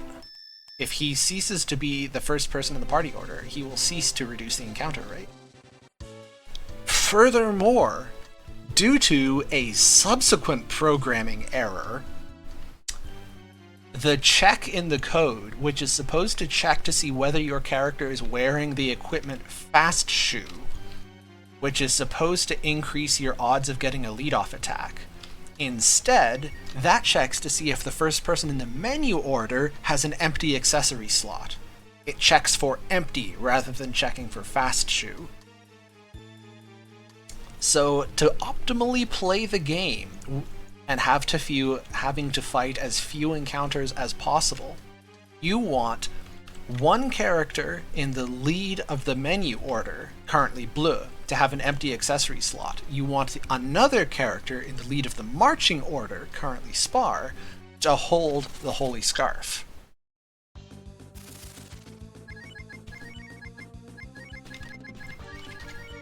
game design. Incidentally, all of this knowledge is credit due to Nitrodon, who is a wizard. He speaks with the machines, he reads the code, and he tells us how the game works, because goodness knows the rest of us couldn't figure it out, on account of it not making any friggin' sense.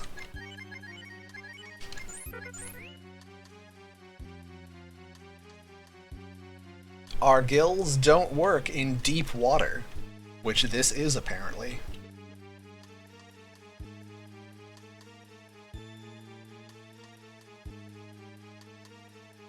Nitrodon is just a beast. I cannot say enough good words about him. Also, goodness, my throat is dying. Sorry.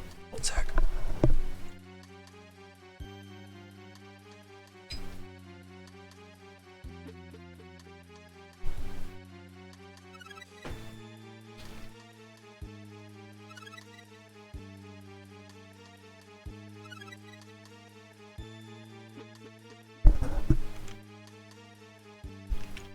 Am I okay? I think I'm okay. All my voice is rusty. I'm not used to talking so much.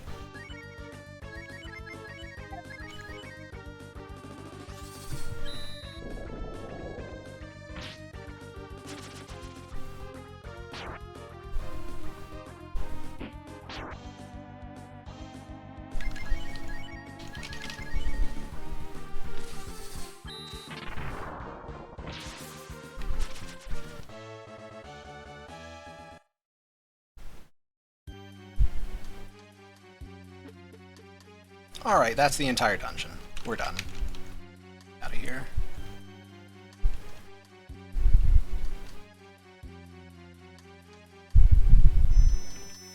Okay. Ice shield and frozen armor to Ryu, and then get me out of here.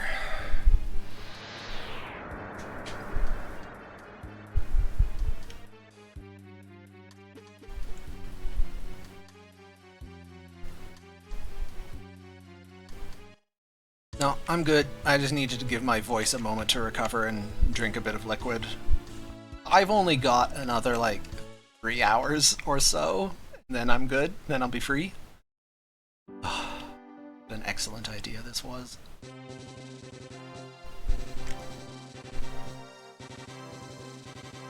No, this one is wind. Alright. Are you excited? Because we are now finally getting to engage with the plot. We're done with the side quests. We have acquired all the pillows and such. And such.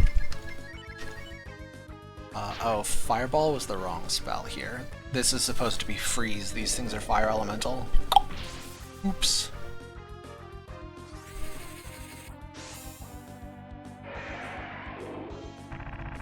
The plot starts 2/3 of the way through the game. That is correct.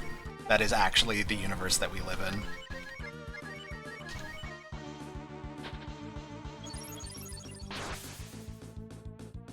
Look with the damage.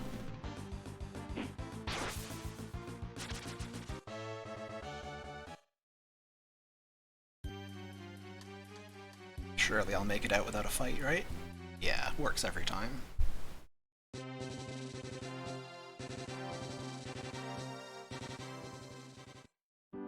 Okay, now I have to give Spar's scarf back to Jean, and I have to make sure that Spar's at full health.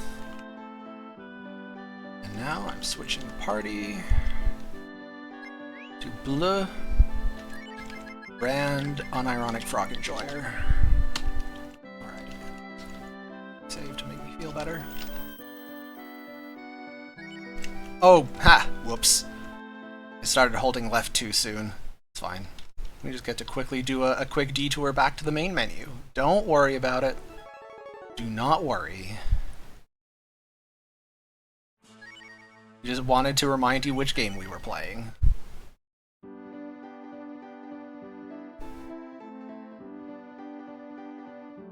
Okay, so to be clear, because we do have an actual factual mod around, Mr. Mod, sir, Ghost, The following is a joke. But if we could get a mod to just change our game title to Farmville for the next 10 minutes, that'd be cool. You don't actually have to do that. It's a joke. It is a good joke, though.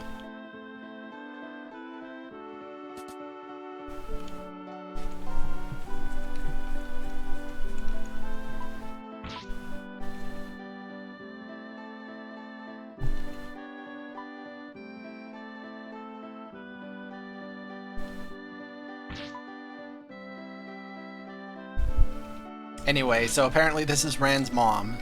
Now, first I am legally obligated to mention, please don't hit your kids. It's not actually funny, even if they're big and adult. But other than that, she wants us to plow the fields. So I guess we're gonna go do that now.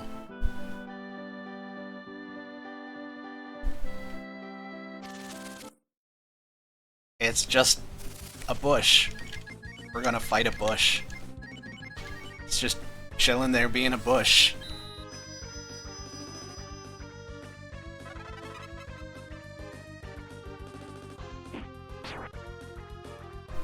It's hanging out, living its best life, being a bush, until it got hurt in the face and died. Yo, whoa, that is a whole bunch of subs. On, right? Yeah. That is super generous.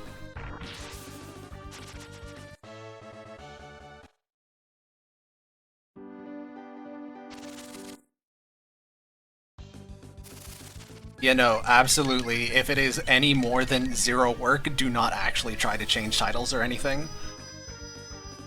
Strictly for the lulz.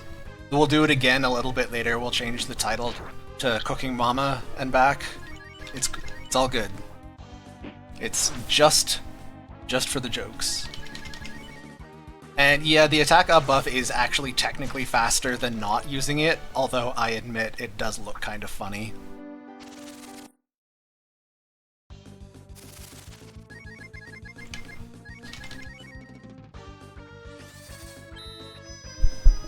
Cooking Mama, M-A-M-A, as in the abbreviated version of Mother. Cooking Mama was a DS game from back in the day. It's a joke because we will be cooking in Breath of Fire 2. So, it is about to become readily apparent that this attack up spell is the nuttiest friggin' thing. Yeah, do not mess with the settings.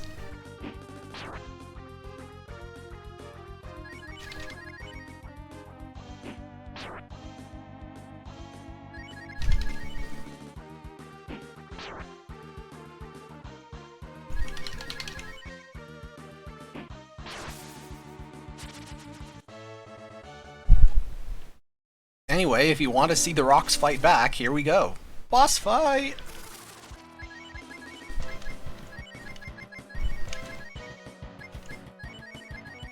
Fruit, review, fruit, yeah.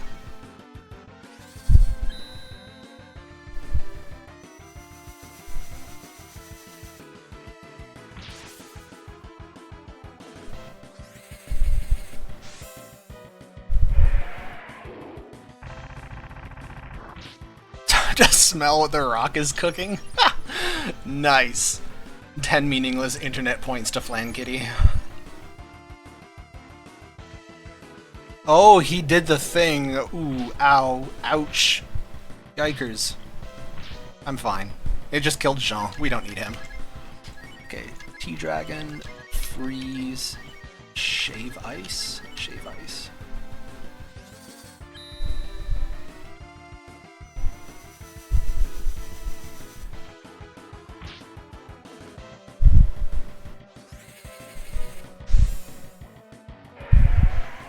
You know, this rock actually does hurt you. This usually kills unless I got really bad damage ranges. In which case, I'm a little spooked. No, it's good. We're good. Okay, We have defeated Farmville. Hooray.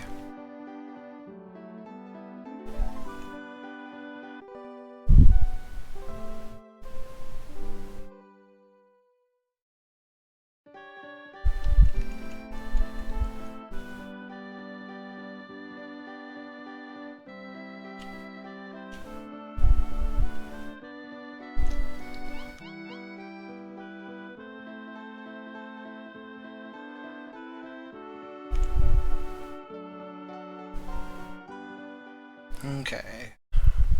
Now, we just do... It's just a jump to the left, and it even is to the left. See how well that line works? I genuinely did not prepare that.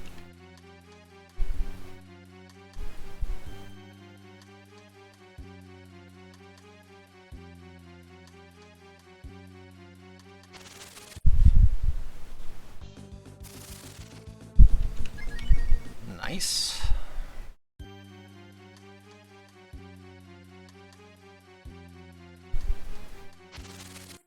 Not nice. Pretty nice.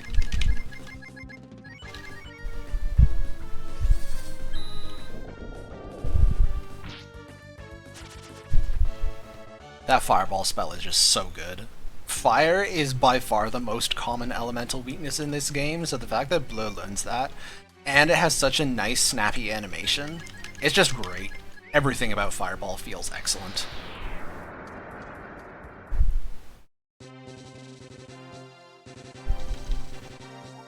And back to the right. Okay, and now this is the paranoia safety save, because this boss fight is completely harmless, except that I completely skipped a step. Don't worry, we'll come back to this. It's fine. I'm just doing things slightly out of order again. First, we are headed to Township.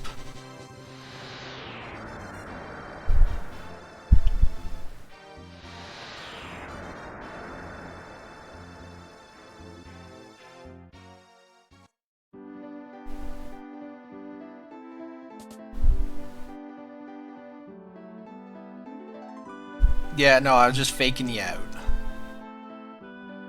Collect a wise ball. So, I told this story way back at the beginning of the stream, like 400 viewers ago, so I should probably repeat this. There is a good ending in this game and a neutral ending in this game. By law, by community ordinance, all speedrun categories use the good ending even though it is about 2 minutes slower. Okay.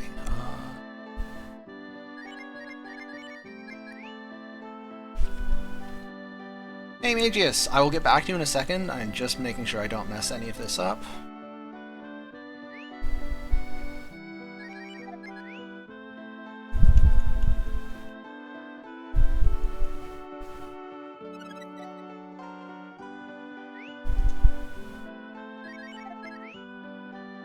The run is currently about 40 minutes behind world record pace, which means I'm probably going to be underestimate. That's cool. I like being underestimate.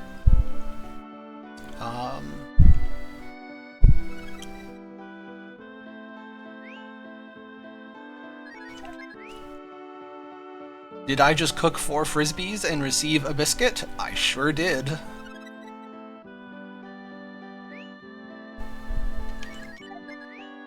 Okay, that is my 5 extracts.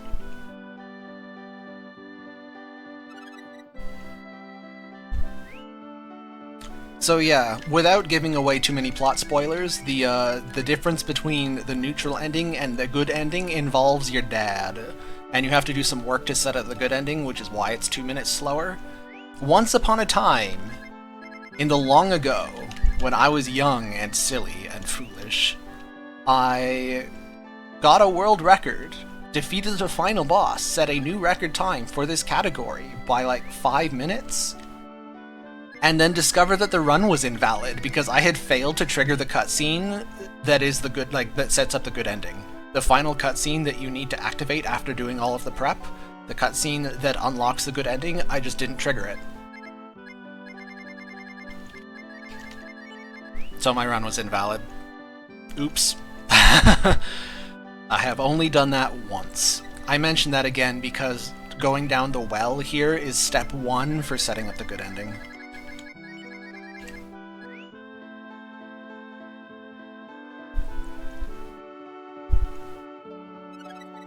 Okay.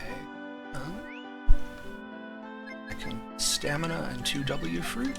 That should be a wise ball. Yep. Nice. Rest of my frisbees.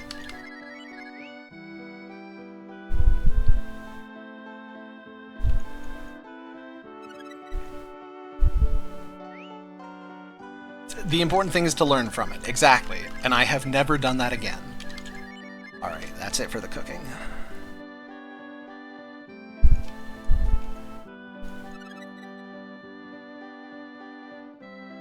Yeah, if Summoning Salt ever covers Breath of Fire 2, he will have many things to say at my expense. And rightly so.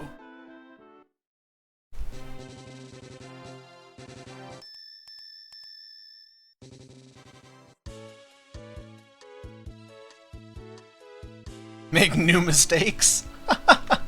That's a fantastic attitude.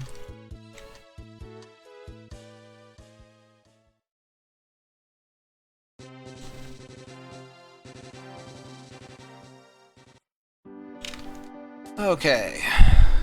Now I have some selling to do. Sell. Way down here, huh? North Dagger. Shield. That's good, that means I'm on track. Switch the blended shield for Rand.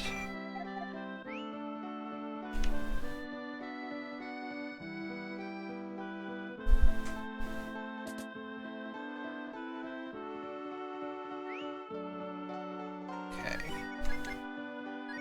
I'm just gonna... Easiest way to do this. These spaces, I need a bit more space. 1, 2, 3, 4, 5, 6.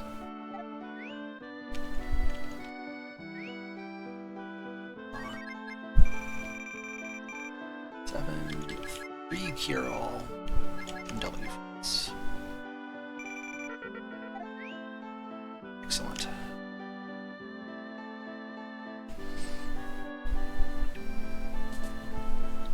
Alright, that was, in fact, a no charcoal cooking. Anytime you cook something, there's a 1 in 8 chance that you just burn the materials and you don't get anything, which sucks. And I successfully avoided it through pure, unadulterated skill. That's my story, and I'm sticking with it.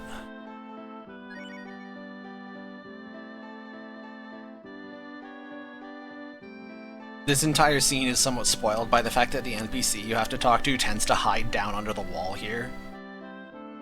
There she is.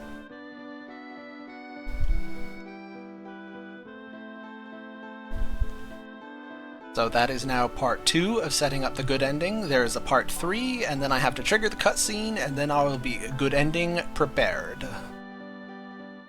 But I'm done the little mid-game faff around cooking section, and I can now warp back to Farmtown and continue with what I was doing.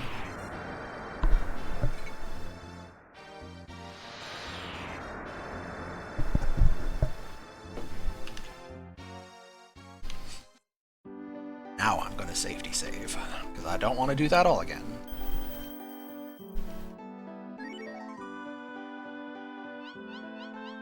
Alright, Rand, let's go.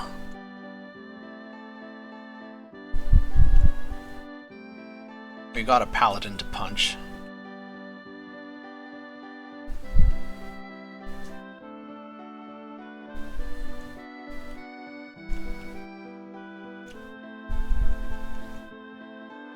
Incidentally, this has all been a light-hearted romp through the fields, rescuing dogs and such. The game is about to get real serious real fast. Just like, a heads up.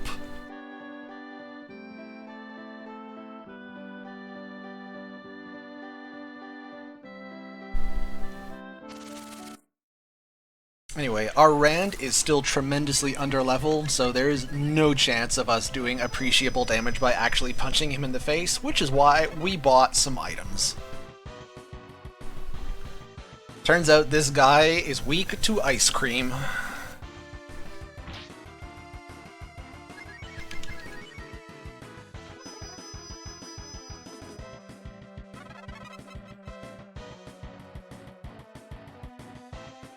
Yes, Ghost, this is a difficult game to get into, just because the directions are somewhat lacking.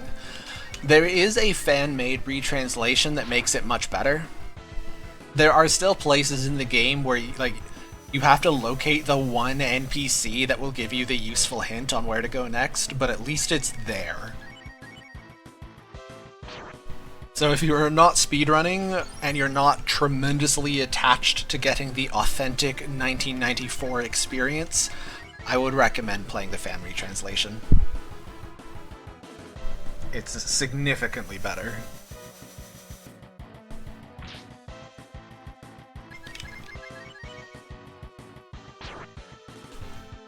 Plus, your character names can have 6 characters in them instead of 4. Which means that Spar gets to use his entire full first name. Spar's full name is in fact Aspara. You're kidding me. Well, look at me looking like the friggin' brain genius for safety saving. I have not lost to the Paladin in years. I have only ever, I've been speedrunning this game since 2016. I've got, a couple hundred finished runs. I have only twice ever lost that fight. That's incredible. Oops, ran in the front.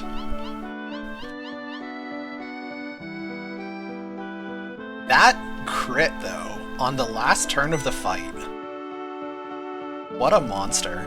What an actual lad. That's so funny. Well, minus 2 minutes. Okay, let's do it again.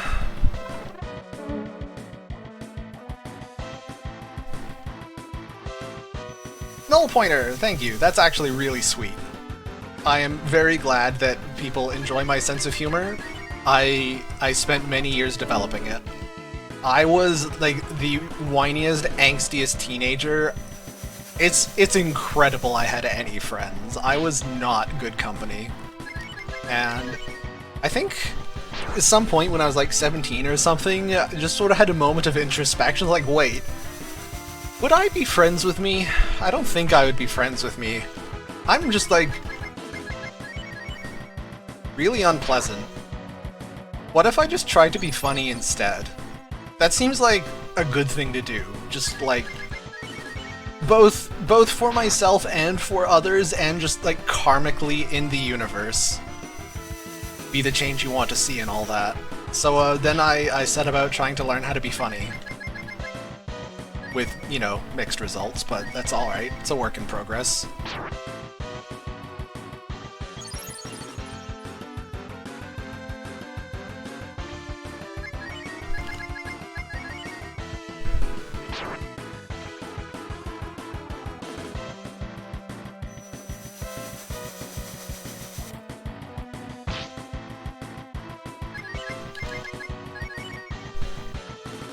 Hey, we didn't get crit in the face this time. How nice.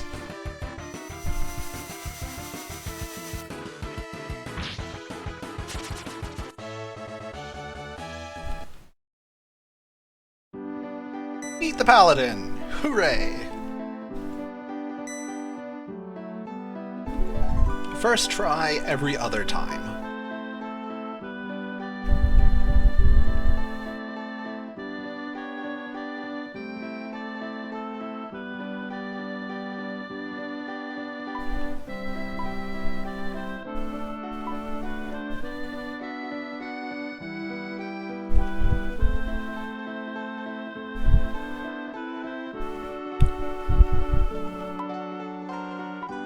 Yeah, I like the philosophy that the important thing is to strive to be better, and that it is not just okay, it is in fact desirable that that is a never-ending process.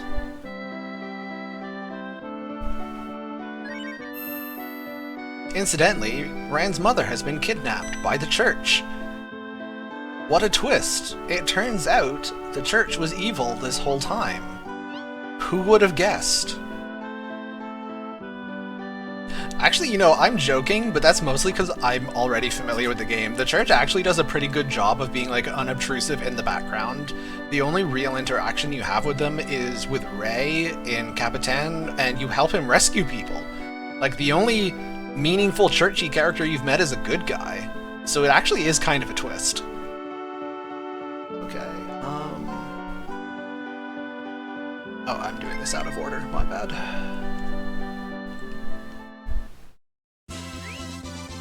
Remove the holy scarf from the frog. Heal around. Warp to Windia.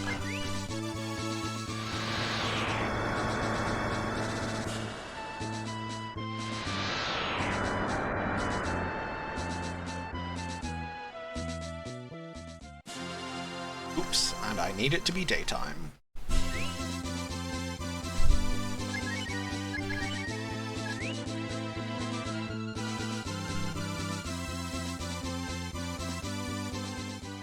Be the change you want to see in the world, and also don't get in meaningless internet arguments. That's the other half of my philosophy. I spent a couple of decades doing that, and good lord, nothing good came of it.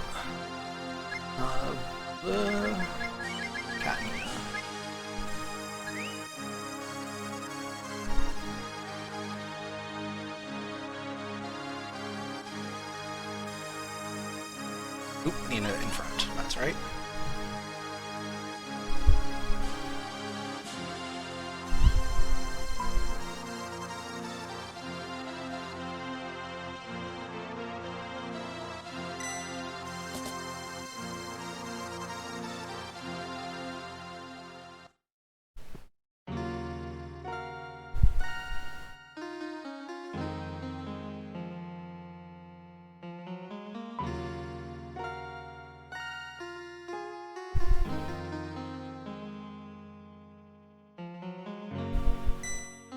I am just sending a text.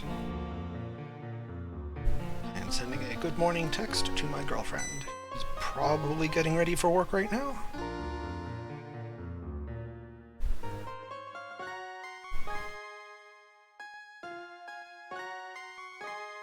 There we go.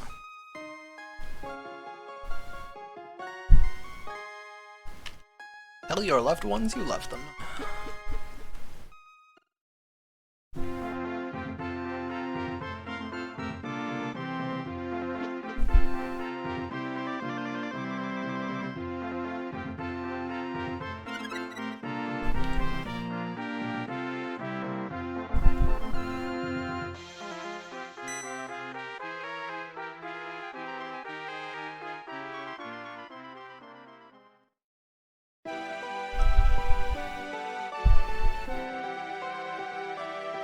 For me, my feeling is basically I do not need to be perpetually confronted by all of the awful opinions that exist in very plentiful quantity. I know they exist, I don't need the reminder.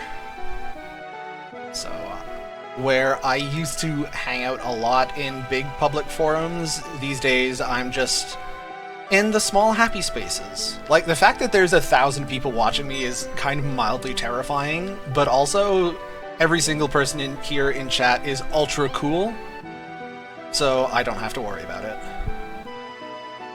We're all the best. But I much prefer my, like, 80-person Discord servers to the 8 million Reddit threads. It is so much nicer in small groups.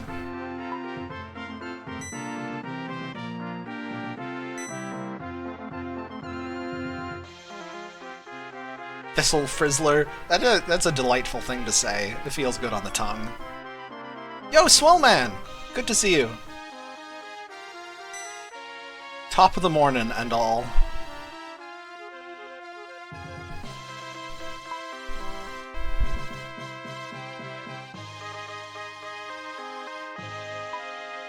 Starts waving Aleph Null in front of Charles. Why are you taunting me with the smallest infinity? What is significant about the smallest infinity? Why not Aleph 1? I assume you're going somewhere with this, or that I missed a joke somewhere.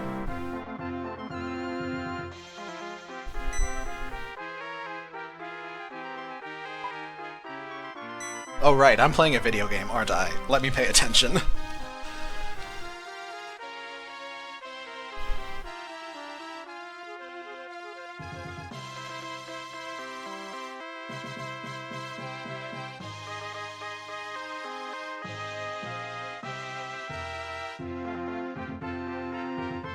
Okay, I picked up the Moondrop from the chest, and we are now headed into the Dungo.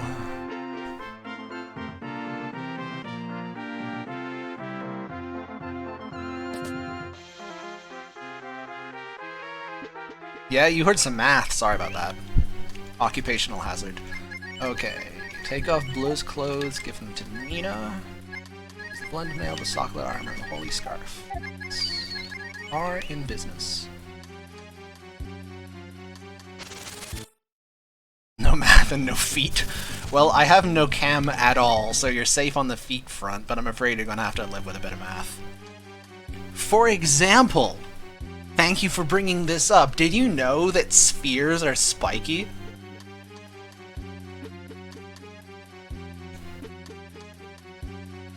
That is probably my favorite math fact. You can't tell by looking at them, but secretly, spheres are spiky.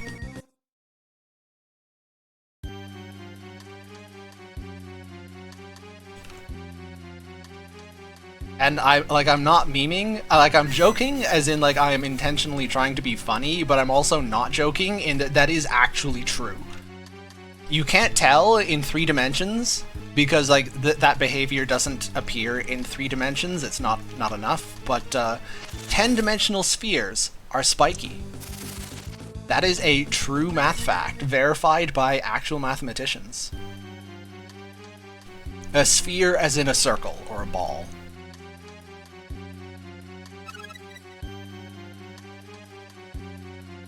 So, the reasoning goeth thusly, and you can probably infer at least one of my YouTube subscribers, subscriptions, people that I am subscribed to on YouTube by what I just said. Never mind, cutting off the point. Also, apparently wiping. No, we're fine. Orb. Nice. I don't know why I still find Orb funny, but it's friggin'... it's hysterical. I will always laugh at Orb.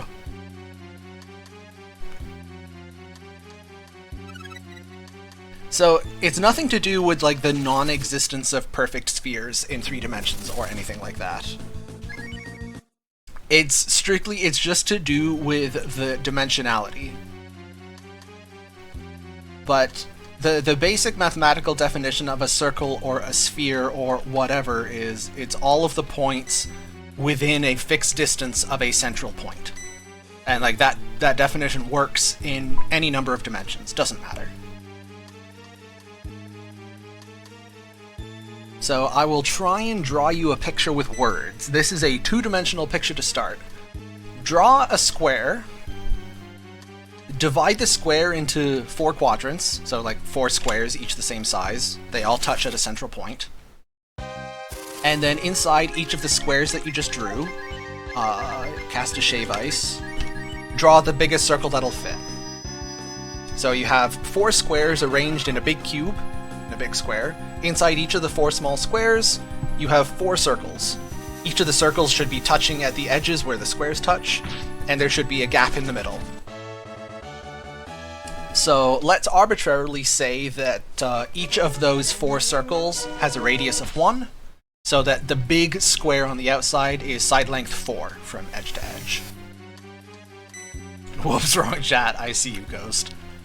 So that's the picture. Big square, 4 smaller squares inside, a circle inside each of the small squares. Circles have radius 1, the big square has side length 4. Each of the small squares has side length 2. Inside those 4 circles, there is an empty space. What is the radius of the biggest circle you can fit in that empty space without overlapping any of the 4 circles? That's the question. And it's relatively easy to calculate. If you just draw a little circle in the middle there, it will touch each of the 4 big circles on a diagonal. And the big circle is length 1, and the hypotenuse of that little triangle inside there, between the center of the central circle and the center of one of the 4 outside circles, that distance is square root of 2 because of Pythagorean theorem. So the little circle on the inside, its radius is the square root of 2 minus 1. If you didn't follow that, don't worry about it. The point is the diagram. There's a little circle that fits in the middle that doesn't touch any of the bigger circles. You can do some geometry to calculate exactly what the radius is, but it's the picture that's more important than the calculation. Just think about the picture. Little circle in the middle. Okay, you can do that setup again in 3 dimensions. Instead of dividing your 2-dimensional square into 4 smaller squares, you're dividing your 3-dimensional cube into 8 smaller cubes. Right? Right? That makes sense. 8 smaller cubes.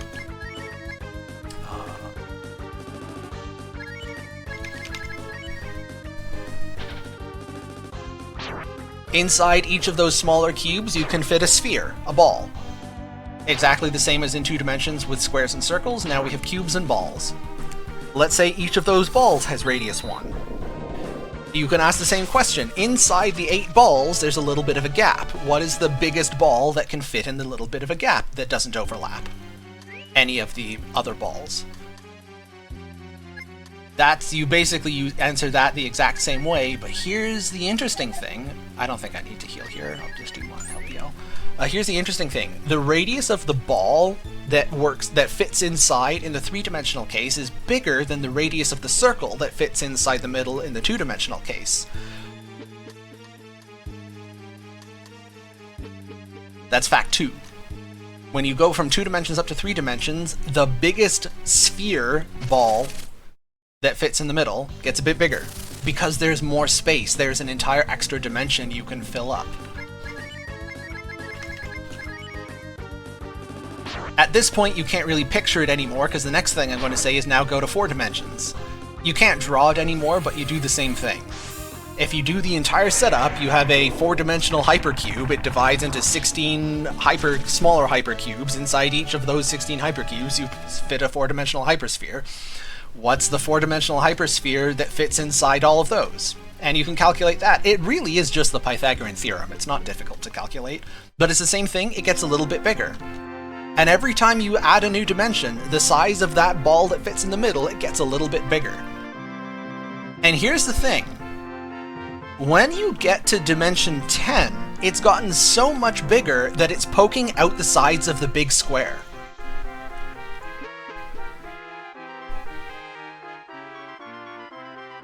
Just to highlight the significance of that, going back to the very first picture in 2 dimensions, you have the big square, the 4 circles inside it, and a little circle in the middle. That little circle, there is no way it can reach outside of the square without way overlapping all of the other circles. No way. Like, you literally cannot fit past them.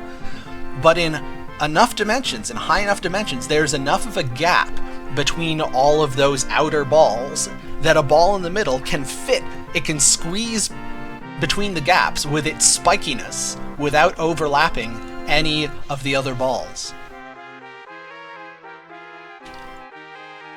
Is he talking about a boss? Yeah, basically. I'm explaining how you beat Vitreous in Swamp Palace in Link to the Past. If you didn't follow that, don't worry.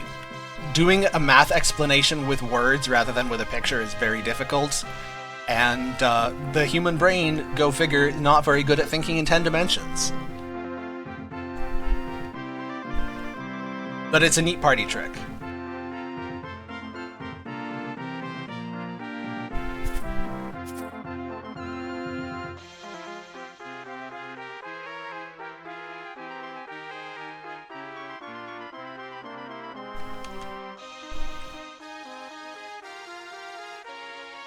Hello? There we go.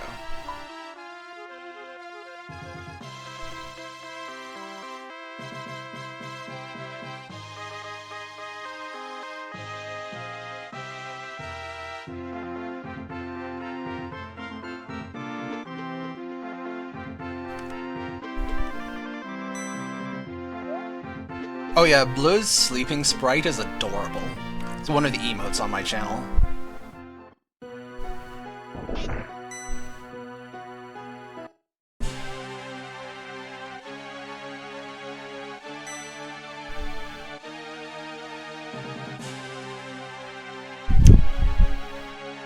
So, I recognize that it sounds like that whole 10-dimensional spheres thing is completely useless. It was actually relevant in my master's thesis.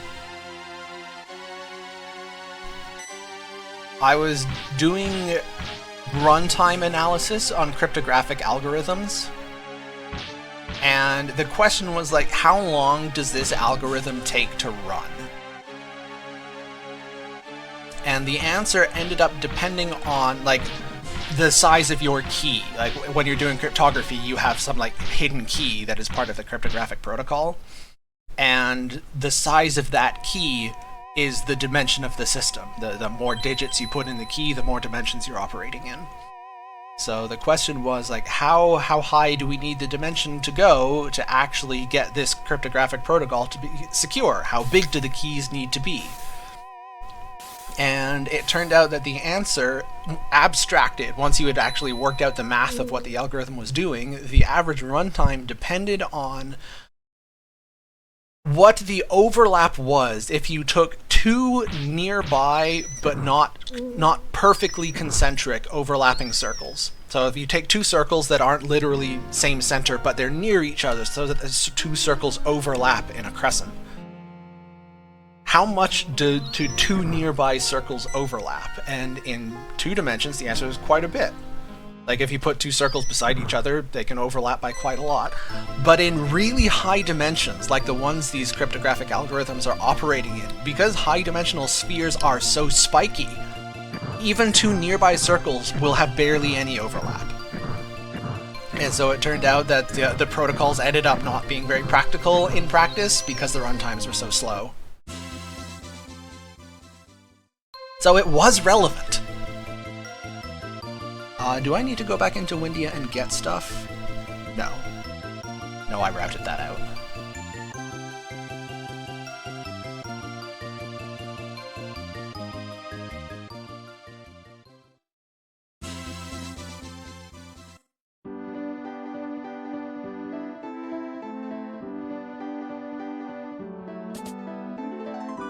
So profection?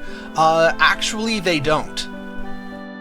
The entire point of what we were studying is they are proposed cryptographic algorithms that are secure against quantum computing. But it's a good question. Like, the entire reason we're studying those is because we do eventually need to have something to replace regular old RSA encryption, which is absolutely not secure against quantum computers.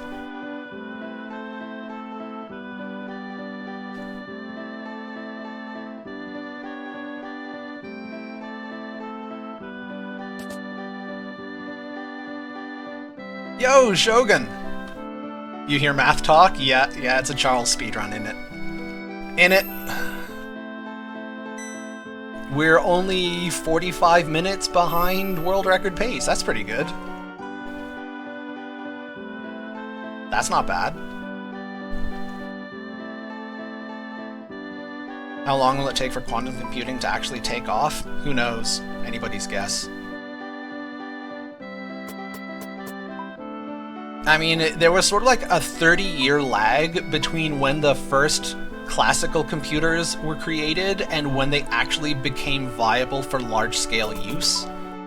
Like, the first computers were in the 50s or arguably in the 40s, depending on what you count.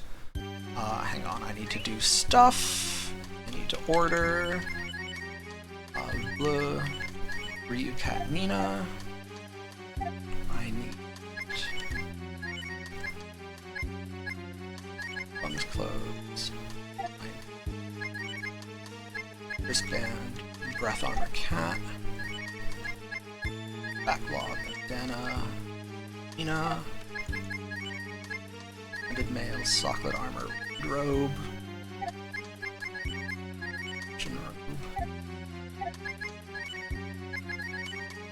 Okay. Is that good? I think that's good. Oh yeah, also we jumped down a toilet again. That kind of got lost in the shuffle, didn't it?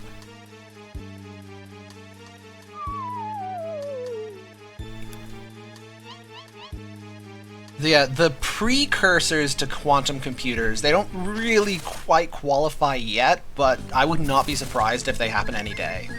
But it will probably take quite a long time for them to become commercially viable in any meaningful sense.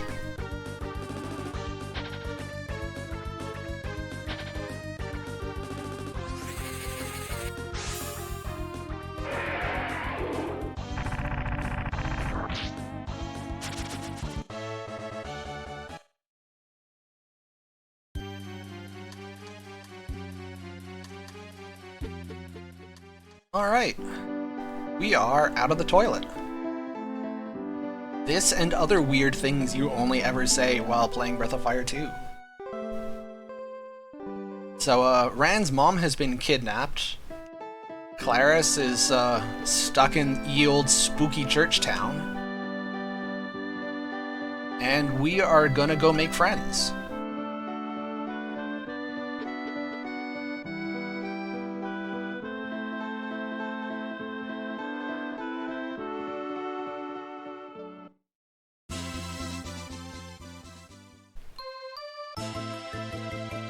There's so much fascinating conversation going on. Yo, you put 1,000 nerds in a room, they'll find something cool to talk about. Don't you worry.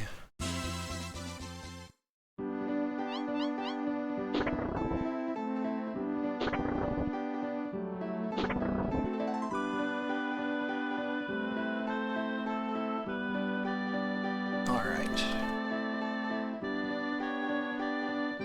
Excuse me? Coming through. Define cool. I mean, we define cool. Didn't you know? It's the era of the nerd. Nerd is in.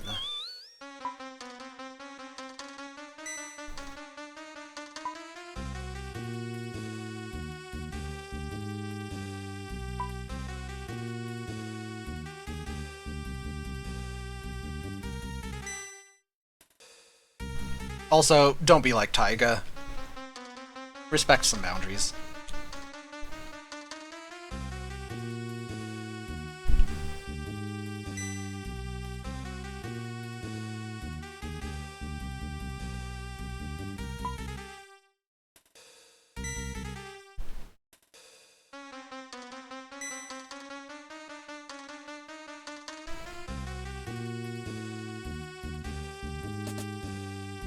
Which ending are we going for? Good ending by law. We are legally required to get the good ending. The embarrassing thing is, I'm pretty sure my mom has more nerd cred than I do. And like, I have a speedrunning world record from a 90s video game and a PhD in math, and my mom is still nerdier than I am. How do you think that feels?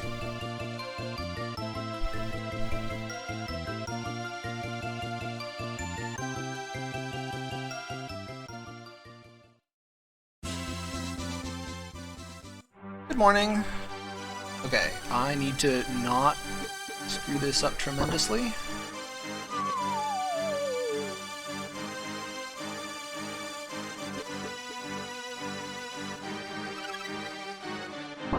Oops. Well, so my mom has in the basement in, oh, man, I hate that room.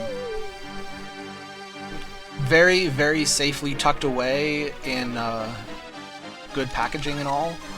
Definitely several hundred and more likely several $1,000s worth of, 60s era Marvel comics.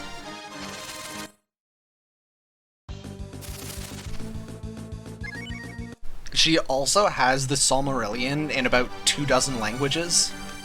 And, like, I just can't compete with that.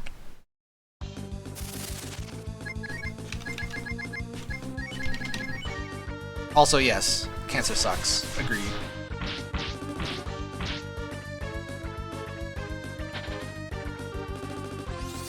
We are all agreed. Cancer can go shove it. Which part is the how, Ghost? You gotta specify here.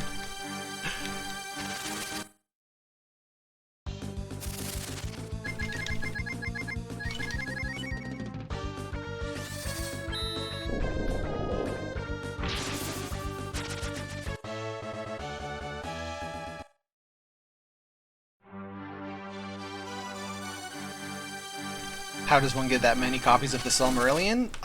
By trying to buy a copy in the local language every time you're on vacation. And my mom and stepdad go on lots of vacations.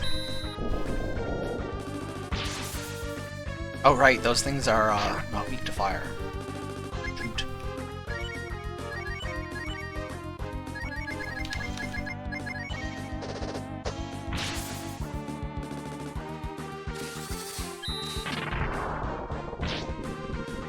There we go.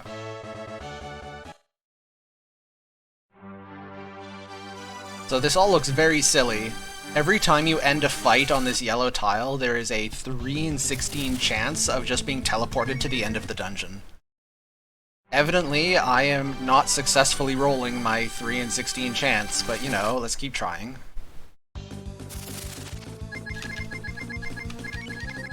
It's also kind of funny. I'm not sure how much you can tell by the gameplay, but after like the first couple of hours, I've been on nearly total autopilot.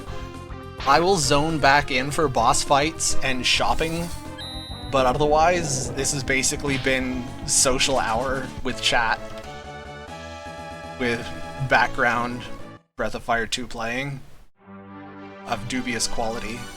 Yo, we got a holy sh though, that's cool. Actually, that's pretty good. I can use that. I'm not sure who on, but I can use that.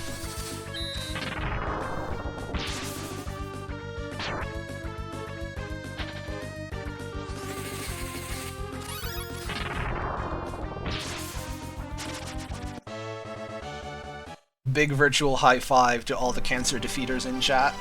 There's the shortcut, friggin' finally.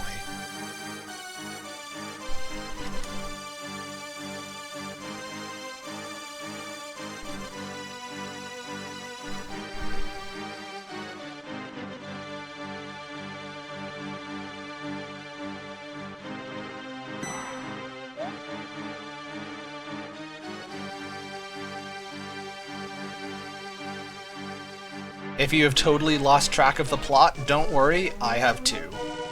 We're supposed to be here helping Patty steal some money, or more accurately, some loot that she can sell for money to fund the resistance that's gonna try and storm the church. Yeah, I don't know. We're doing things. We obtained the evidence. I don't know why that is valuable. It is not specified. What is it evidence of? Is it just a very wacky translation? I think so.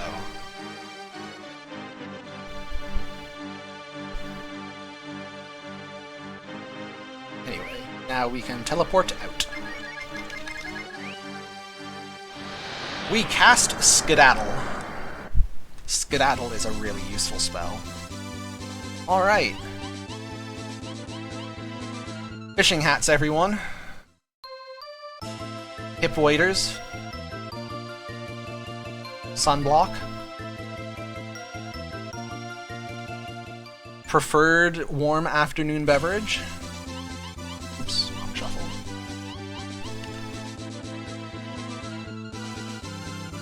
Today we fish.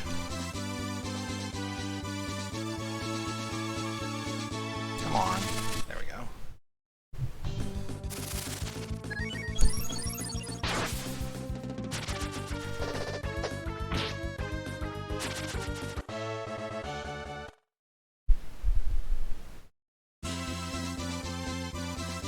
There's nothing efficient about this, Shogun. Do you see how long this is taking?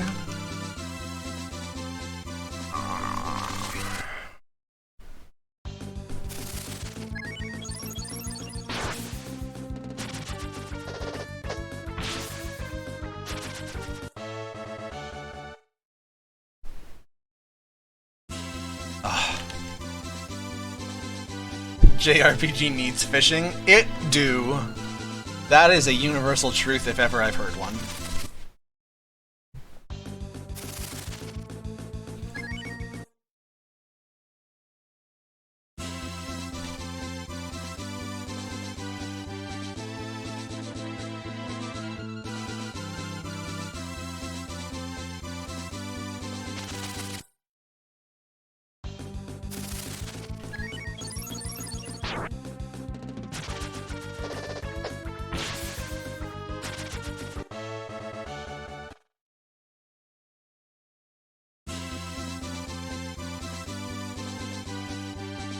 Okay, this is obnoxious. Come on, game.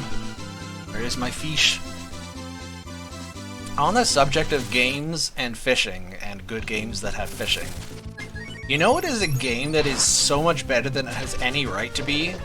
Battle Chasers Night War.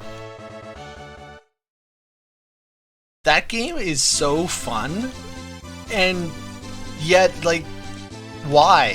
Why is it? I don't understand. It's like I know there's a history there that I'm only vaguely familiar with, but like it's like a 10-chapter story, and Battle Chasers Night War is chapters 4 and 5. Like the game starts with the plot already in progress, and the game ends with like most of the major villains still at large. So it's just like a little vignette, a chunk of a story, but it's excellent despite that. It's just really cool and so fun.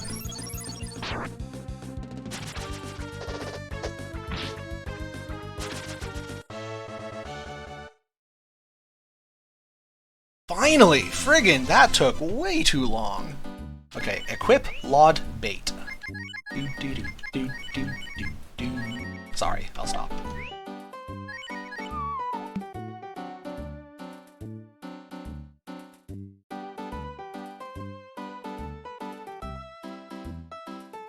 Come on.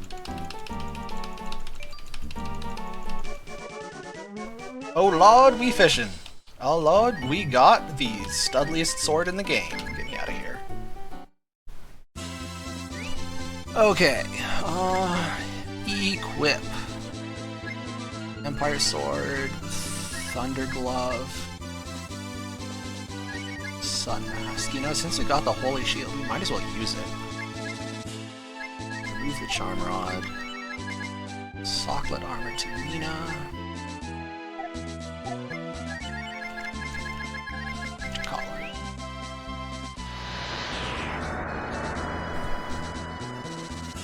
The Holy Shield is nice. That's going to give me 20 extra defense against Blueberry compared to what I normally use, which is the Ice Shield. Do not mind if I do.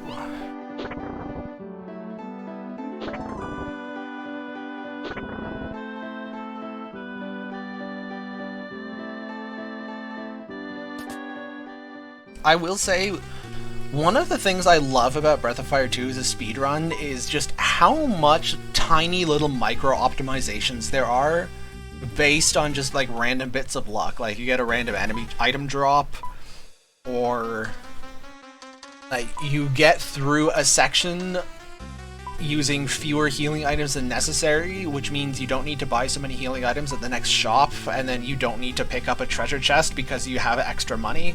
Like all those tiny little things you can do, which I am completely and utterly failing to do because I'm so rusty. But they're there. And when I'm in good form, it's so satisfying to just optimize. Gosh, I love optimizing.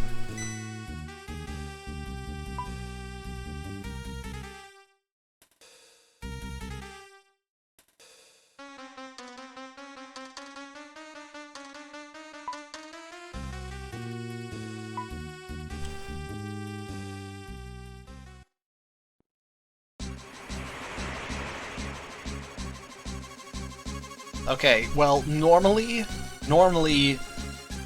you say you're just friends because it avoids this fight, but you know what? Doing it for the Vine. This is just for everyone in chat. This is a totally optional fight, and also totally unwinnable.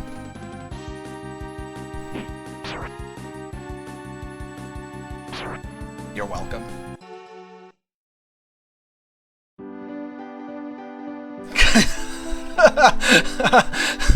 You're welcome, Ghost. I wondered who I was gonna hit with the Vine.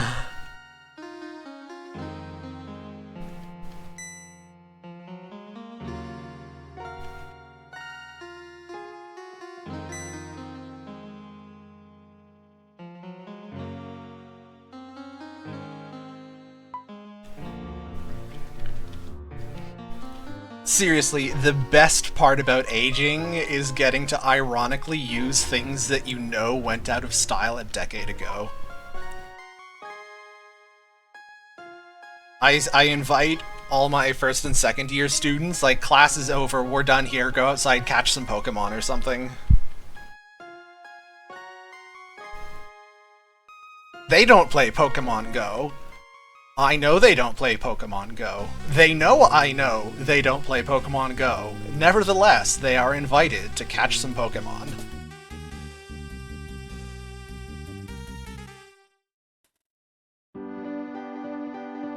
Pokemon Go outside. Yeah.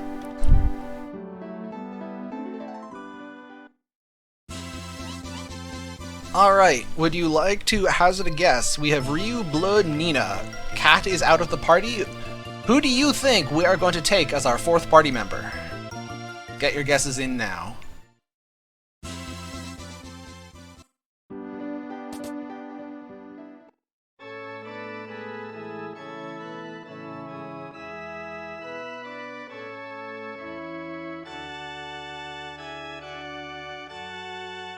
I'm loving the Tella guess from Jason. That is excellent.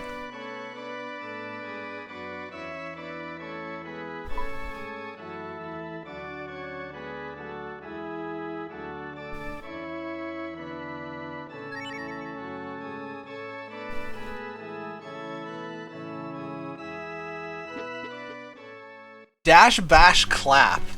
Actually, with the right answer. Bleu is all you need. Strictly speaking, Bleu and Ryu's hulking biceps are all we need. Thunder Dragon.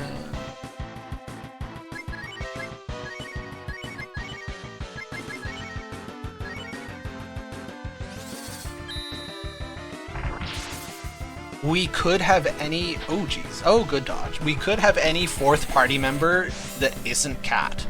We could go and get anyone we wanted. It would only take 30 seconds, and yet it's not worth it. Because genuinely all you need is Bleu and Ryu's hulking biceps. Okay, is W free? Yeah.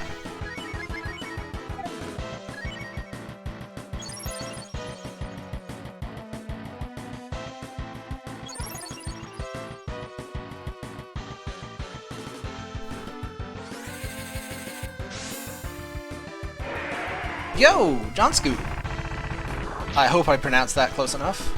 Thank you for the raid. You're very cool.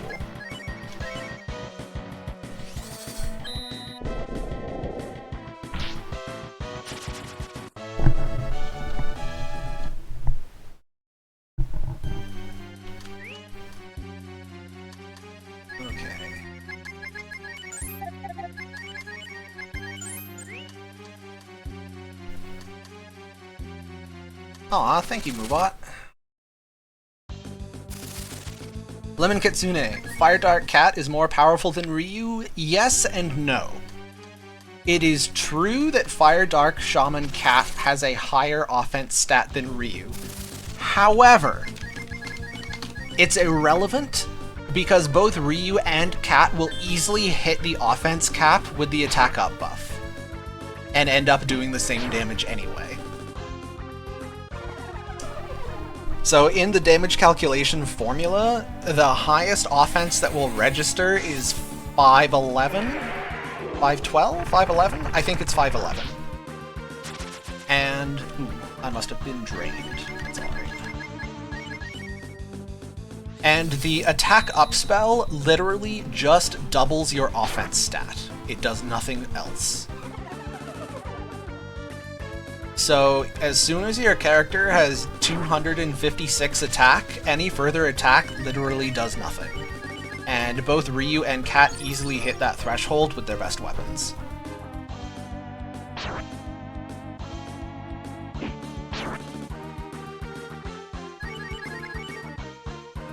Okay, that's a problem. Never mind, it's fine.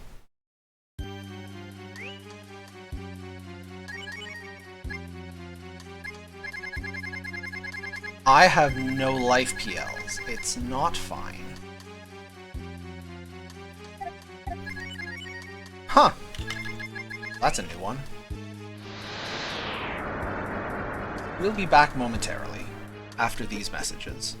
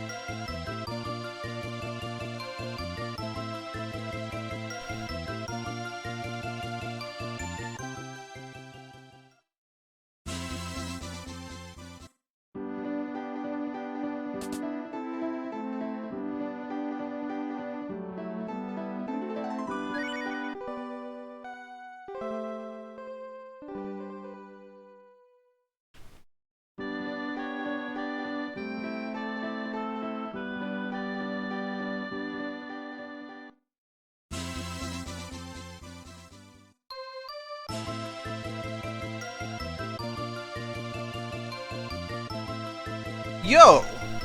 Jason! Chill! No, that's extraordinarily cool of you. Everybody, thank Jason for the delightful gift sub bomb.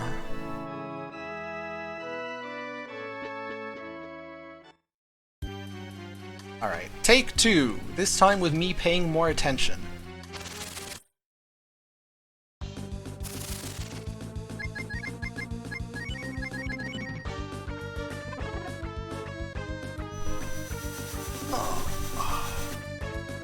Also, yeah, posture check. Oof.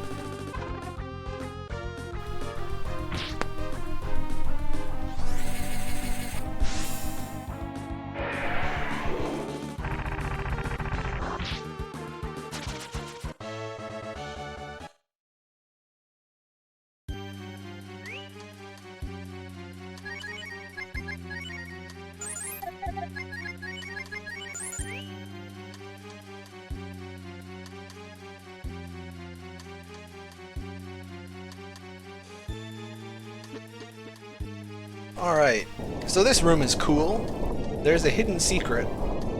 You can step on this button exactly 4 times to move the door all the way to the right and proceed through the dungeon.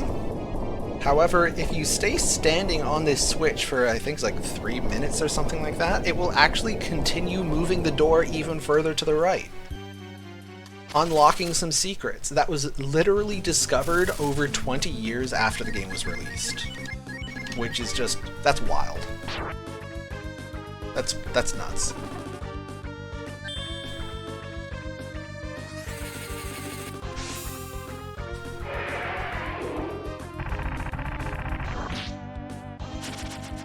That priest be schmoovin'.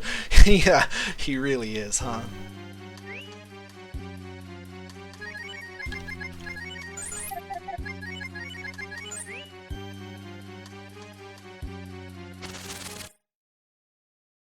Here's another secret. The encounter rate is too dang high. Grumble, grumble, grumble.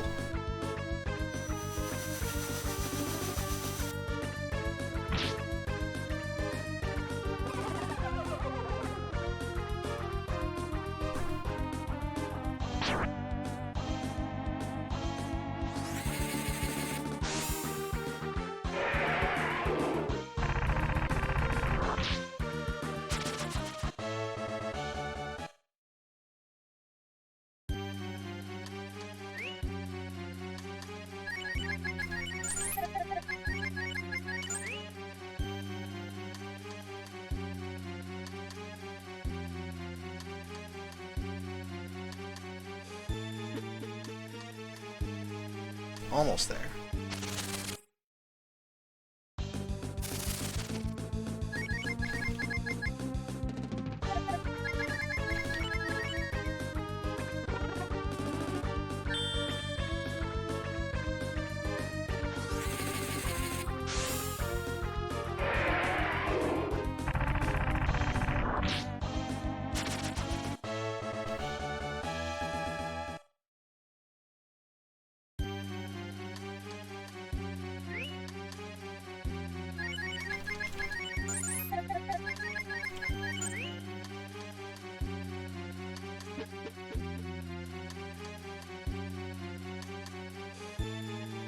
What's in there? A couple little secret mini-bosses, early access to the Holy Shaman, and a couple of treasure chests with some gear. Nothing particularly notable, though.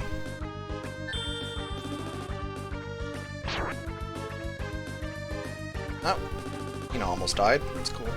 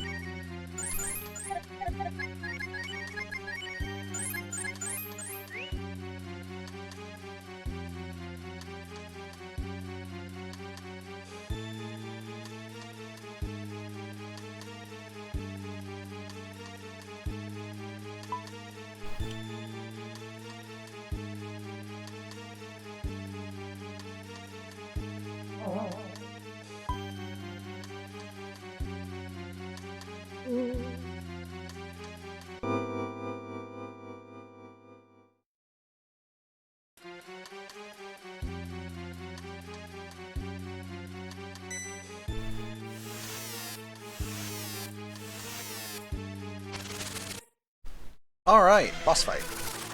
Well, mini boss fight. Well, close enough.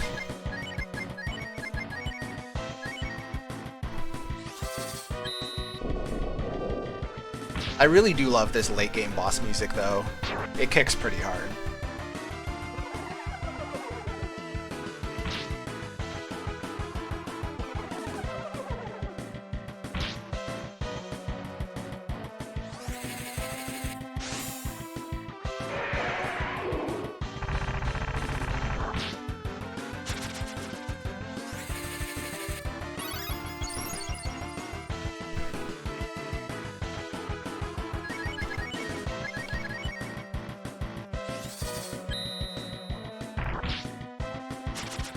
Excellent. Very good. And now, my other favorite boss in the run, the Necroman. Which is definitely not an abbreviation, he is just the Necroman. Perhaps he has a necro plan. Who are we to know?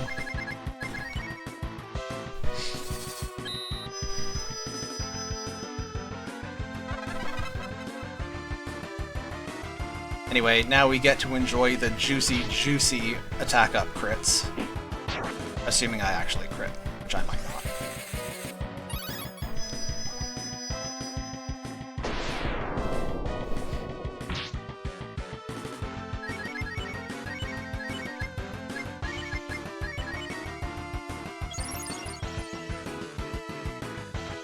Skull Greymon? Yeah, pretty much.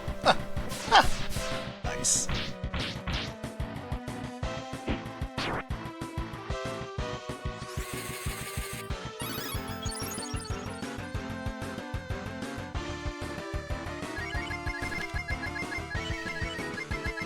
This is why I bought cure-alls.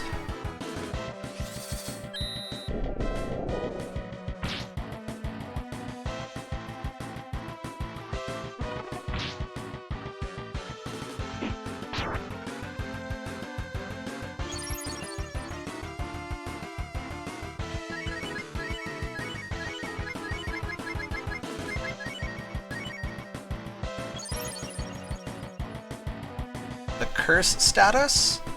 Basically, it reduces your luck, your odds of getting counters and crits and such.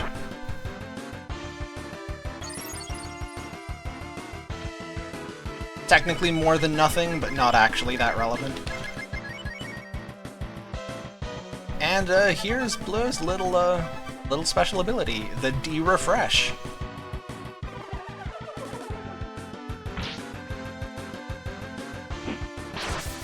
There we go. Big, juicy crits, I'm telling you.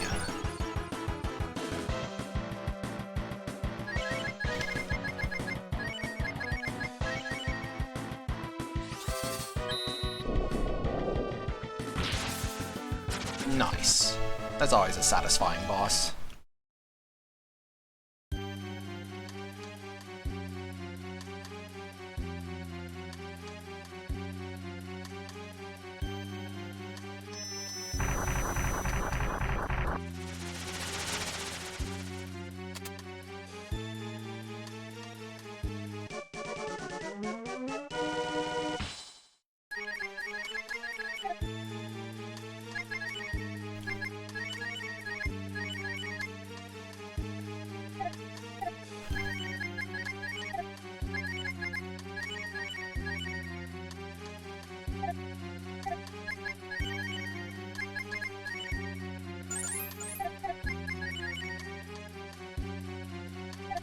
Okay. I think I am set.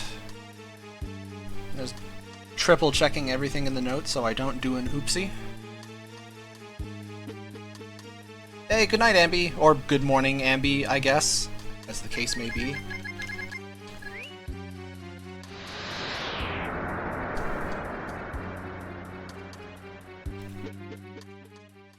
Alright.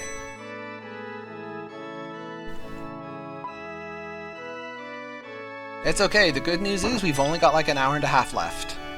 We're getting there. Slowly. The BL meaning herb BL? You mean help BL? Probably ball? I don't know. It's the help ball. It's a ball with help in it. What do you want? So for the record, the original Super Nintendo cartridge in English did come with a little game booklet that did explain many of these abbreviations, and the abbreviation BL does stand for ball, according to the documentation. So, with the receipts in hand, it's a help ball.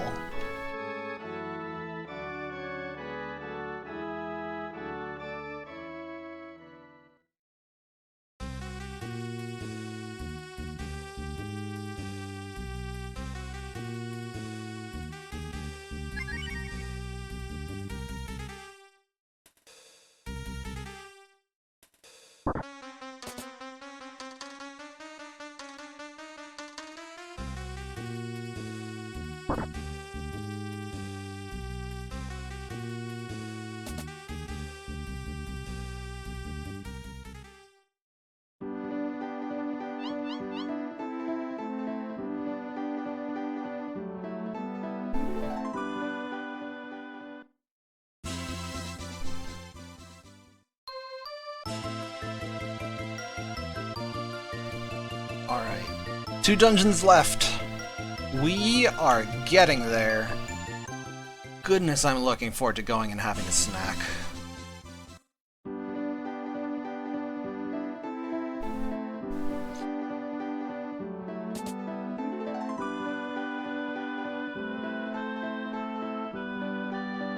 I skipped a step. Let me go and unskip the step. It's a good step. I like this step. It's the step where I buy items that I'm gonna need. That's a good step not to skip.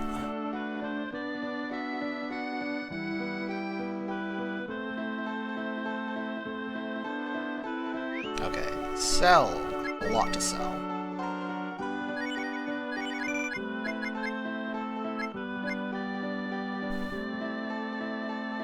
Yes, so that. I am done with the charm rod, right? Yes. Keep the holy scarf and the buster sword and the socket armor in the backlog. Keep those 4.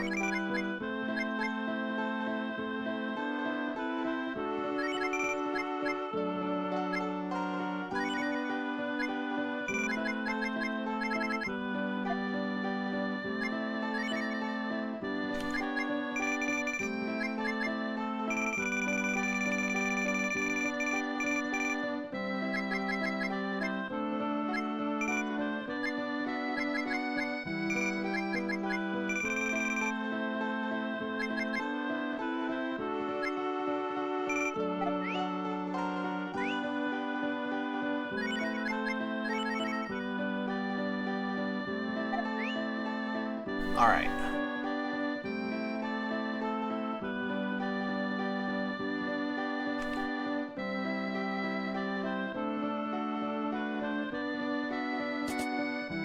That is hopefully enough items to last me the rest of the run. But if it's not, there is one more place I can do an emergency shop.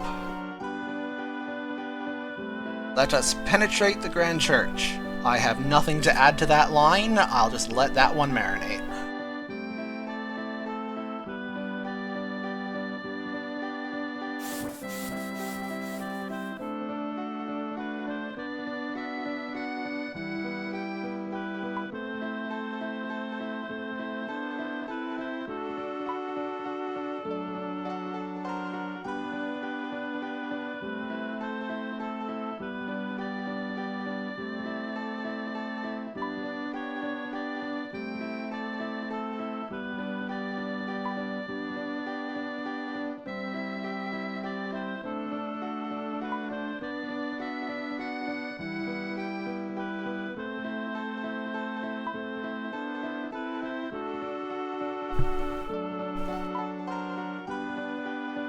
An armed monk, not to be confused with Sten, who is an armed monkey.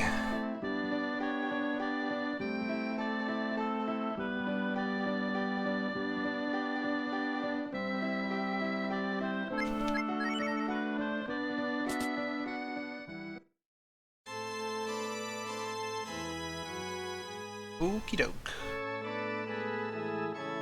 Take me to church now, babe, or however that song goes.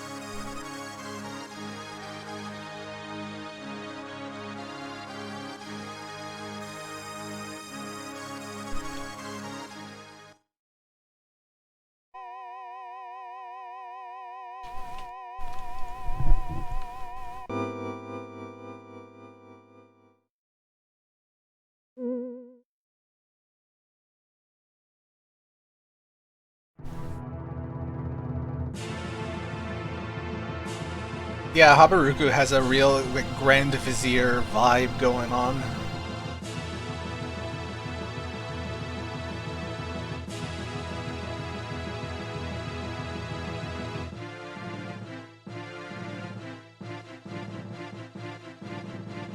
Not a whole lot of people can pull off a high-collared purple robe.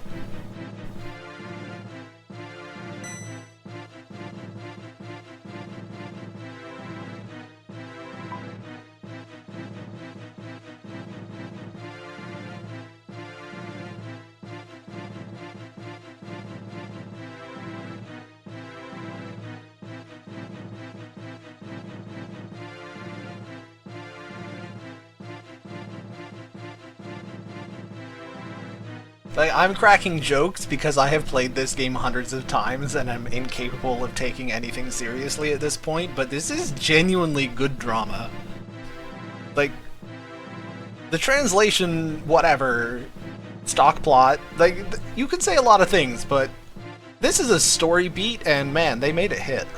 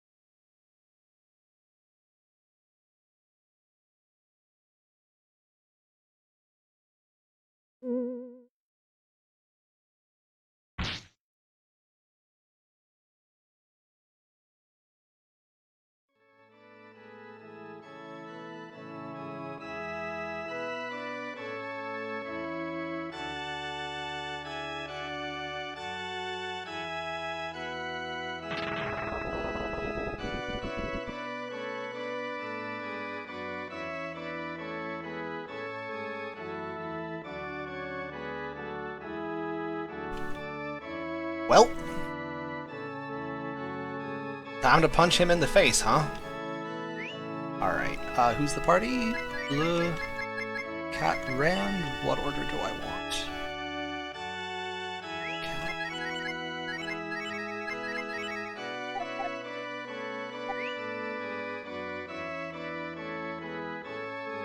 Alright, Cat is back. We have reclaimed the cat.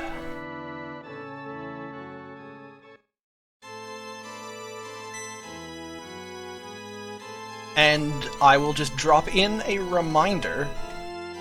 I have still not revealed which of the shaman transformations we will be using. There is only this dungeon and then the final dungeon. We are approaching the climax. Continue speculating. If anybody in chat knows which shaman transformation gets used in the final dungeon, don't spoil it for anybody else. This is a speculation zone only. Also, we're gonna fight Ray now, I guess. It's cool. It's fine. Thunder Dragon, heal Ryu, defend, defend.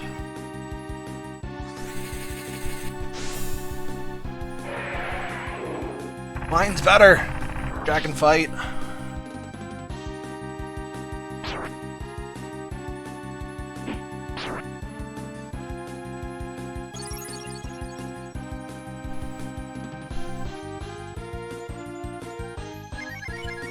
Just defend everything? Yes. Alright, does Cat hit the dirt?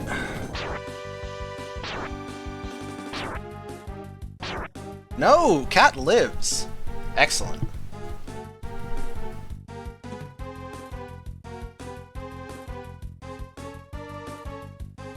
Yeah, sorry. People who just showed up are slightly missing a little bit of context. Don't worry about it.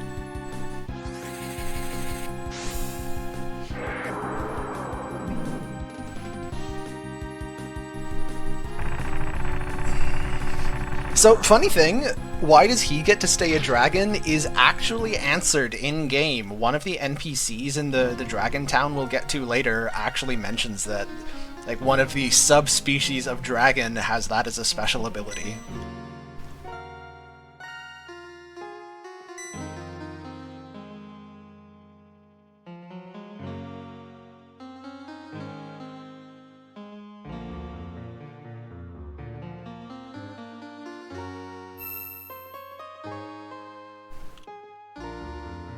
Okay, I have equipping to do.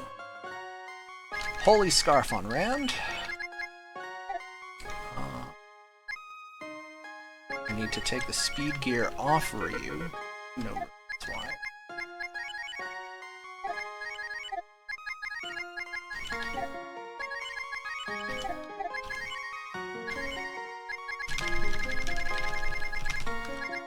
Don't need that anymore. Okay, what else? Socklet armor on Cat?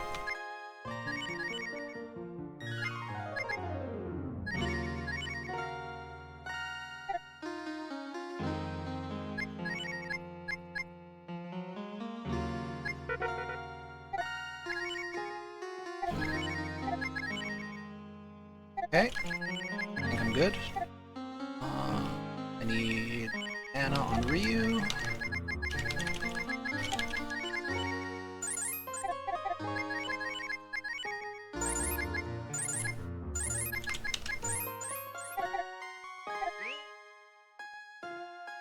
I need Rand in front, right? Yes. Alright, we are set.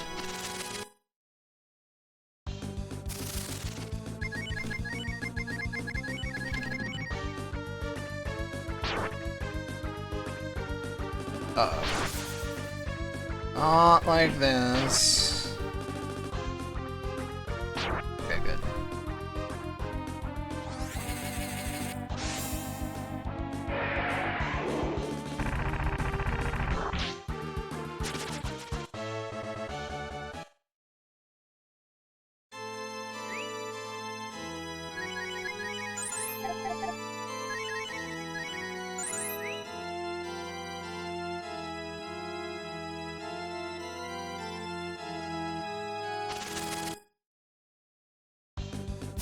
Man, I'm hungry. Anyone want to order me a pizza or something?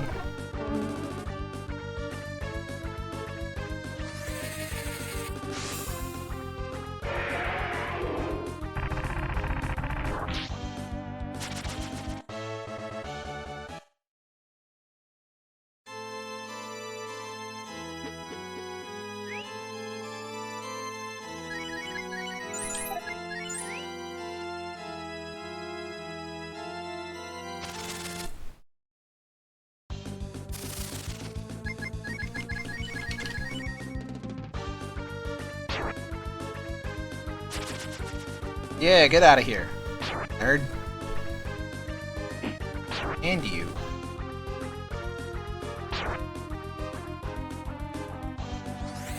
And friggin' everybody wants Ryu's biscuits. Aw, man. Or a breakfast burrito. There you go, Ghost. There's another silly internet song to get stuck in your head. Yum yum, breakfast burrito.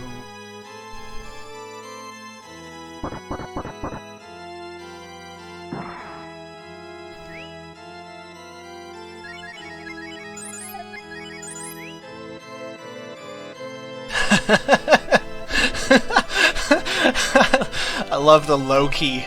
Dang it. Very resigned. Big, can't believe you've done this energy.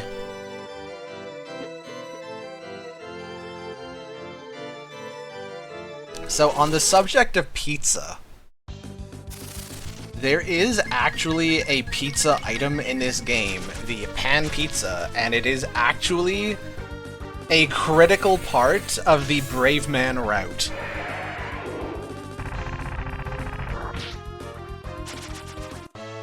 The meme category in which you are required to fight the hardest boss one-on-one with Ryu is possible only because of the pizza item.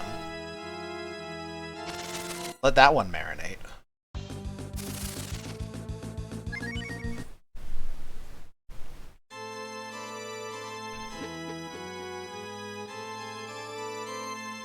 Alright.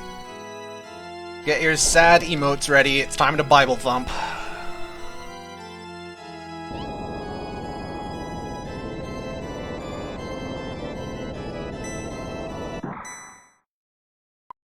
Has anyone else run Brave Man yet? No, in fact, Tyler, you are correct. No one has. Not even Shogun, the man who said he would. That's very astute of you to observe that. I have no idea if Shogun's still here to be called out, but... Shogun! Shogun.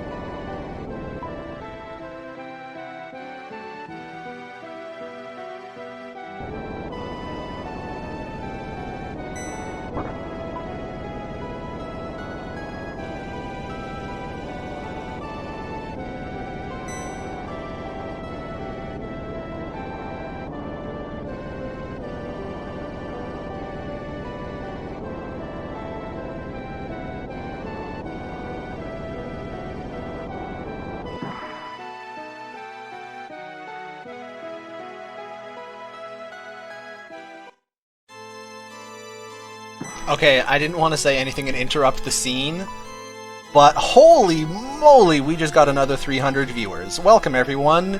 We're in the end game now. Malako, If you meant the line where Rand says, "I don't want to die in front of you guys," yes, 100% absolutely. That gets my vote for most emotional line in the game. Big raid at a big time. You could not have come in at a more appropriate moment.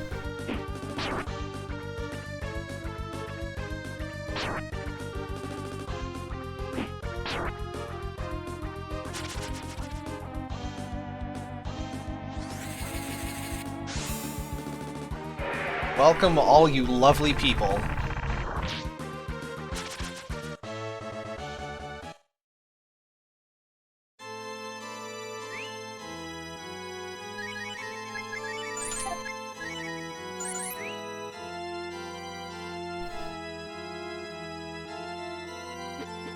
Alright. Time to fight lizards. Oop. I always get that dialogue box wrong. Fortunately, it doesn't really cost you anything. Okay, first dragon. In defense mode, we are Thunder Dragon, defend, heal on Ryu, defend. Alright, we're good.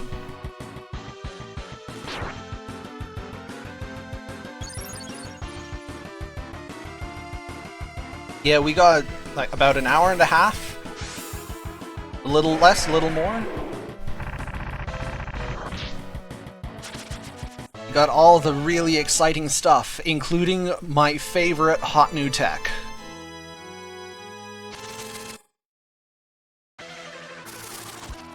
Okay, attack, shave ice.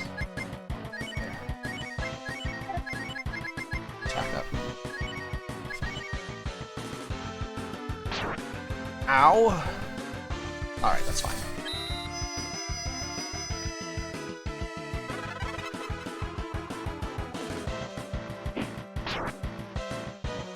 Alright, Rand's got us. Rand will finish the job.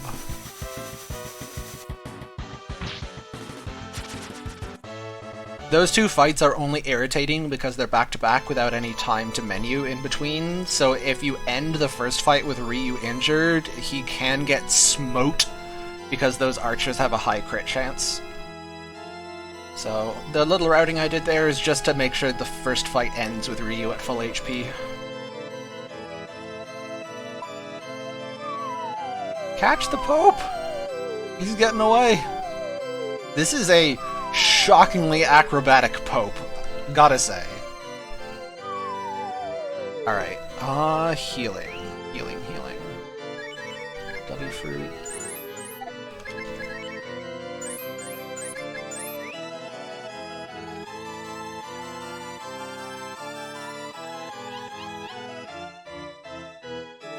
Also, the organ theme that's playing right now is so good.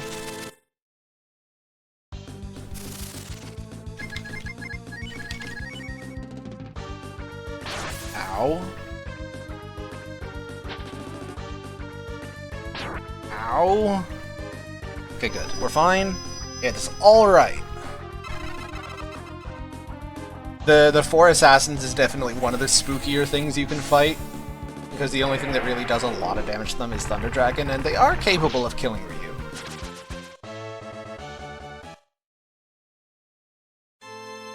But that is it. We are done with random encounters in this dungeon. It is now just the boss fight.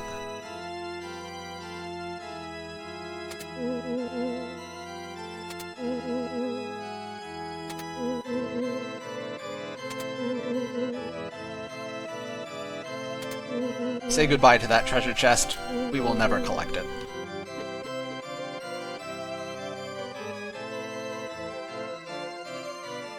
Okay. Now we get to experience the Zot Zot. This is actually doing real damage to us, by the way, if that was unclear. Full AP on Ryu. I have enough AP on Bleu. Alright.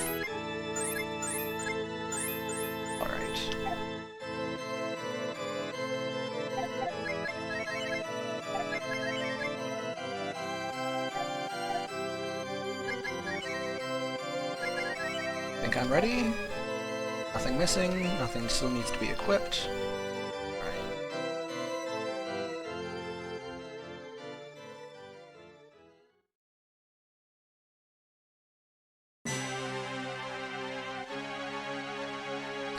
For those of us who have not been here literally the entire time, this is Dad! We found Dad. Dad was in literally the first 3 minutes of the game and then vanished with nary a trace, and at long last we have located him. Our long ago misplaced parental unit is once again... Well, I don't want to say safe, because he kind of ain't, but, you know, he's there. He's chilling. He's chilling. Okay, Fire Puppy, the left one, which is that one. I'm taking this real slow, because I don't want to mess this up. Shave Ice, the bottom one. Hail. And Shave Ice, the bottom one.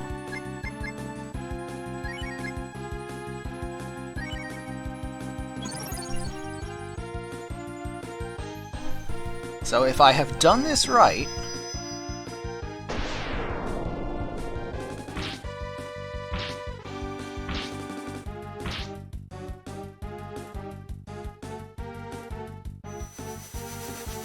This is our dad. That is correct.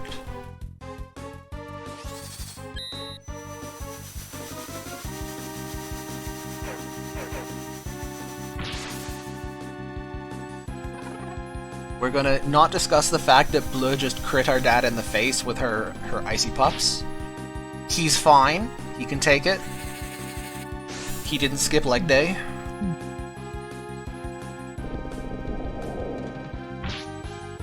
Okay, one down.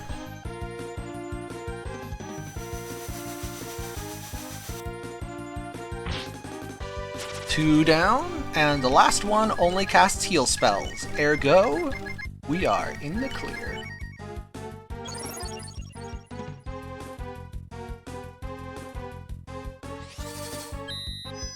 If Ryu's in a good mood, he can actually one-shot this thing. He is not in a good mood, alas.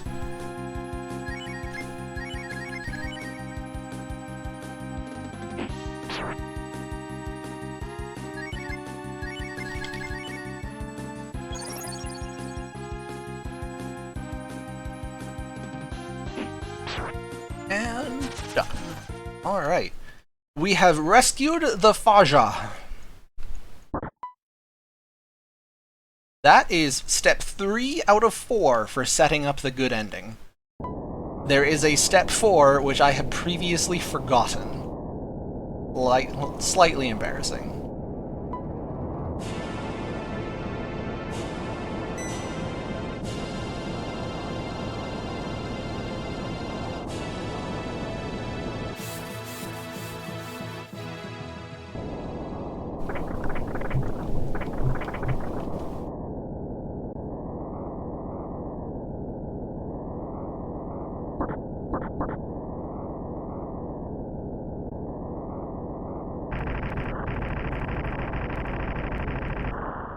Oh yeah, Shawnee is doing a reprise of our dragon game. We are not the only Breath of Fire this week.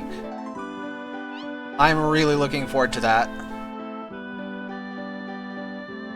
Yeah, I think you are our newest Breath of Fire speedrunner, like just across the entire series. Big fan.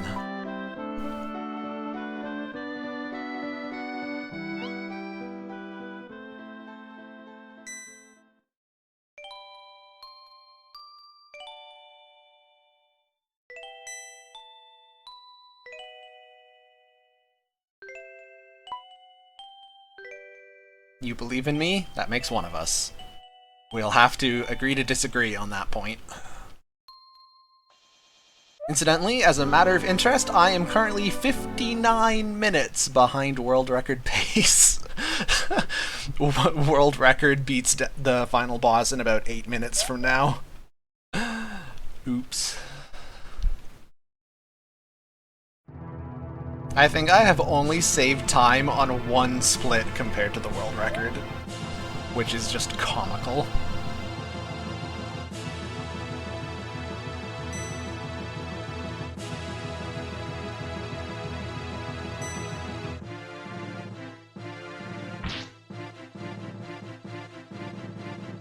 It's fine. This is our D-Rust run, so that we do better for Really Longathon in December, which I'm also in.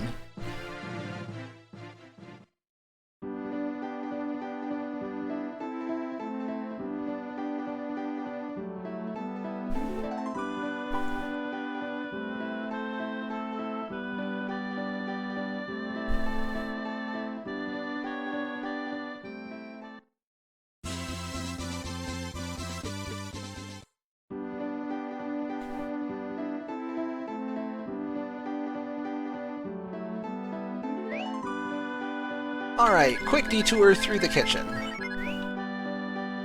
Give yourself some compassion? Yo, look at it this way. In my rusty state, being horribly out of practice, I think I am only the world's second best Breath of Fire 2 speedrunner. When I'm sharp, when I'm at my best, I'm still the world's second best Breath of Fire 2 speedrunner. It doesn't friggin' matter.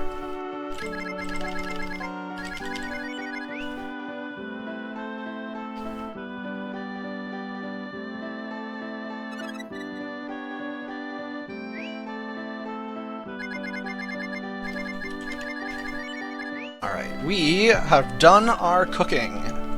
And with that biscuit, we have not burned a single recipe.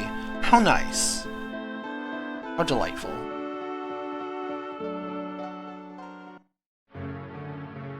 And this is the cutscene that unlocks the good ending. This is what I absolutely forgot to do that one time in, like, 2018.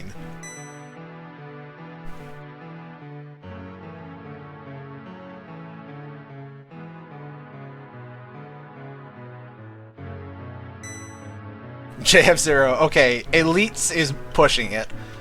There are only 2 semi-active runners of Breath of Fire 2, and like a dozen people who've like put in a run now and then over the years.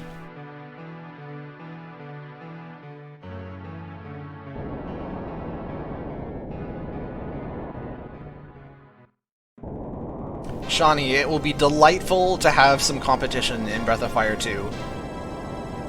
That will definitely motivate me to play more often.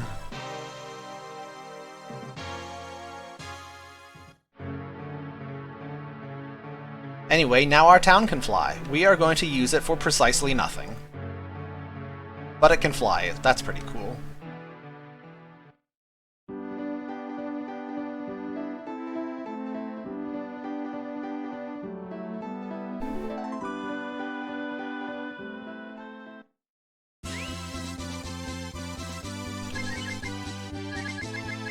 Warp to gate, right? Yes.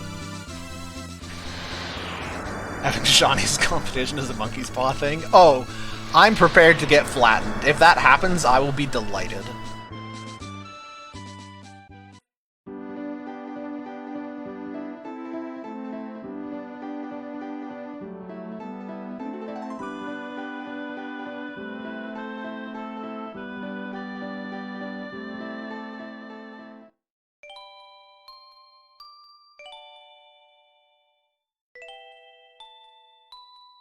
It runs on dad jokes. It sure do. Boy, it sure do.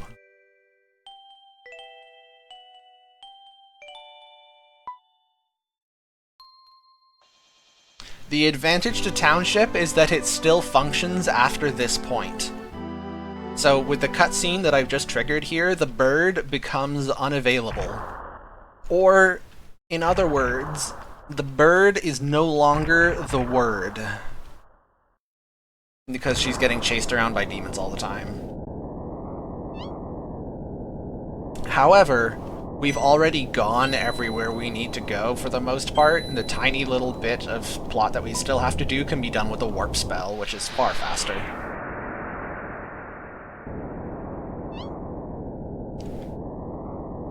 I'm afraid that very temporarily the burb is not the werb.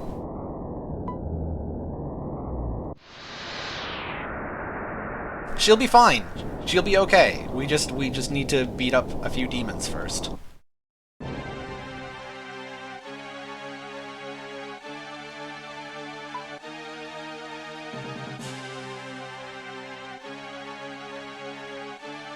I have already fished for best sword. Yeah, we do that almost immediately as soon as it becomes available.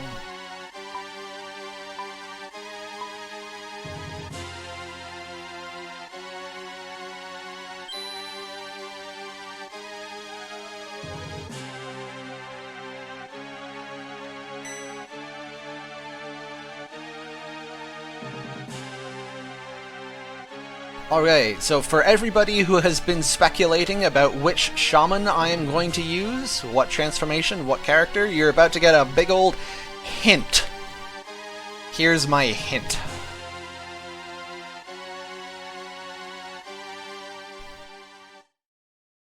Hi Shin, nice to meet you.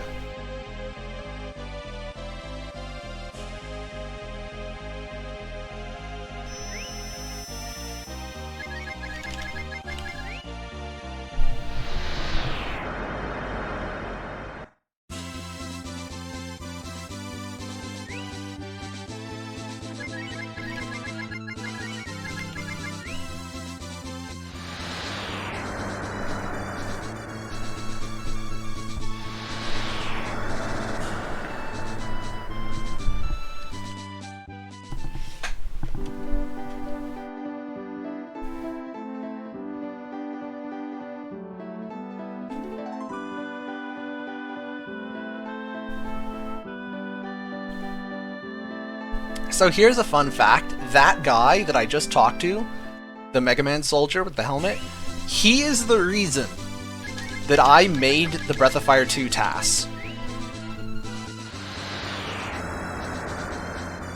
There was another tool-assisted speedrun for Breath of Fire 2 made back in 2011 by a fellow named Janus. At least, however, that's Janus, however he wants that pronounced.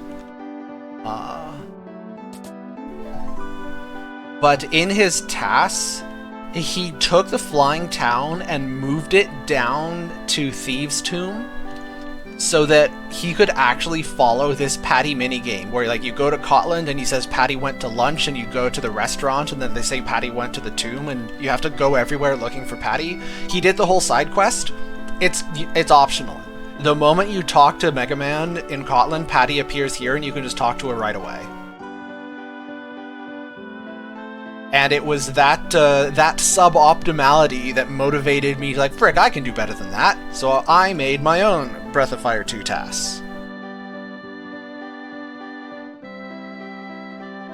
Okay.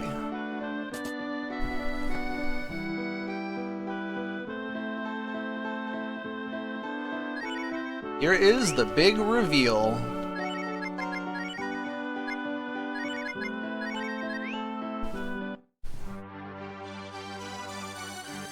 Wind Devil Cat.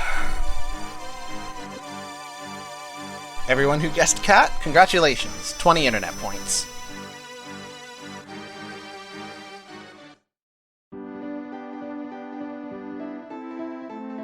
However, let me just throw you one more little teaser. A puzzler, if you will. I have not forgotten anything. I do not believe I have forgotten anything. I am using Cat, but it's not because she's strong. Cat is now a destructive force of nature that will not be clicking her attack command a single time. Maybe once, but like not really. Possibly not ever. Okay. Change. Le Rand Spar. And I'm fully healed. Healthy? I'm healthy. Good.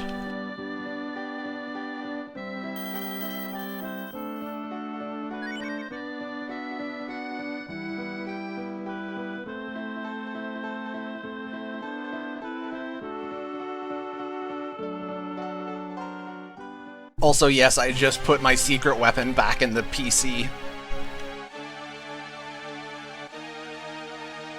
All will be explained in due time.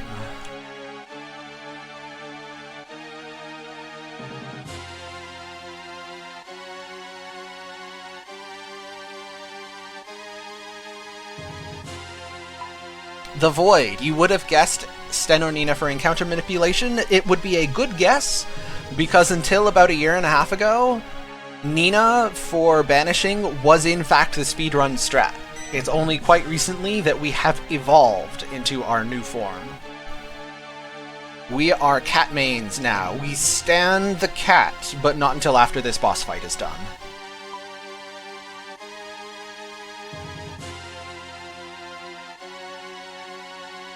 Tell me why ain't nothing but a mistake. Or how... It's a Backstreet Boys song, right? I never listened to the Backstreet Boys. I just know that one line. Sorry, Seaburbs, I'm riffing on ya. Also, plot twist! It's the Pope!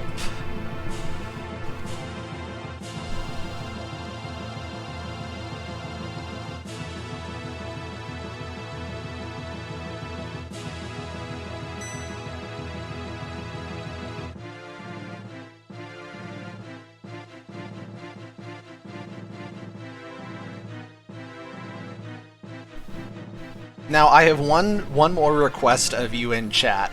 Look at that guy's sprite. Look at Habaruku. Look at him. What do you think his in-combat sprite is gonna look like? Just use your imagination. Remember that all of the big bad bosses turn into demons. Like, they transform into demons before they fight you. What do you think this guy's gonna turn into?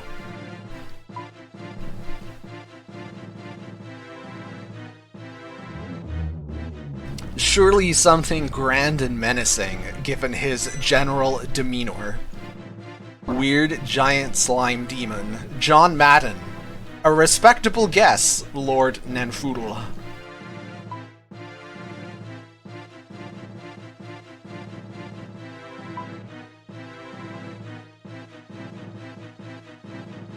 Ladies and gentlemen of the chat, I give you the Cephalopope. Alright, how do I do this?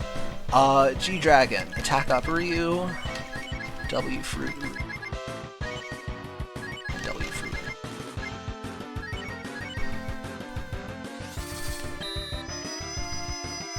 Look at his little noodly arms! Look at him go! Wiggle wiggle. John Madden was correct, absolutely. Okay, it's fine. It's fine. I'm gonna have to reapply attack up, I guess. Or does that... Do they counter out? I honestly don't recall.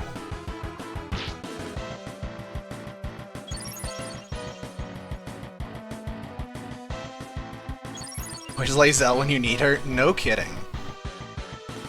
Are we playing Baldur's Gate or something? Attack up, Ryu.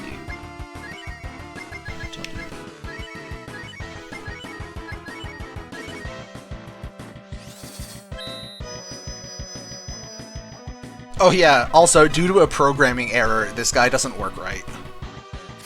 Oh, good lord. I am in a world of hurt. Okay. It is alright. How about... It is not alright. That's okay, this is why we safety saved.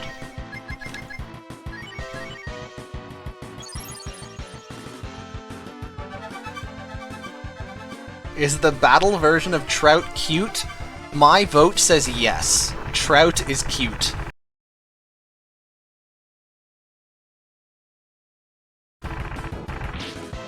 Oh, alright. Well...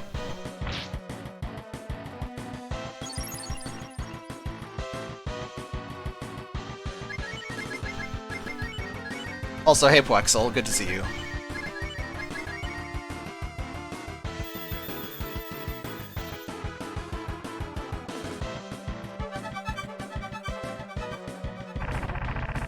Yep, alright, I'm biting it.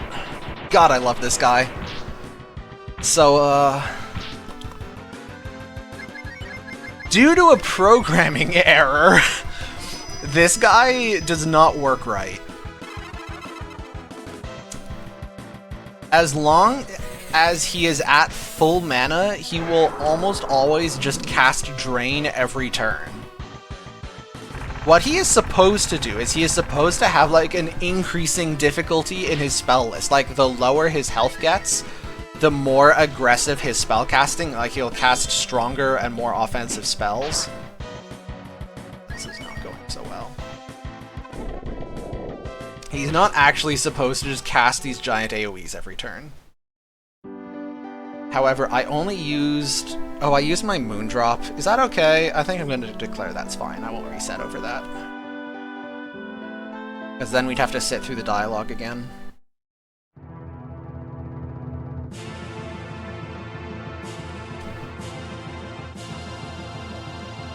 So rather than using like his ascending spell list, as long as he is at full mana, he will almost always only ever cast Drain, and occasionally cast one of his weak little debuff spells. The thing is, if he casts Drain, Drain steals mana. So if he casts Drain, then at the end of the turn he'll be at full mana again. And he'll probably just cast Drain again the next turn. If he's ever not at full mana, instead, he always will use his most aggressive near-dead spell list, which is why this happened.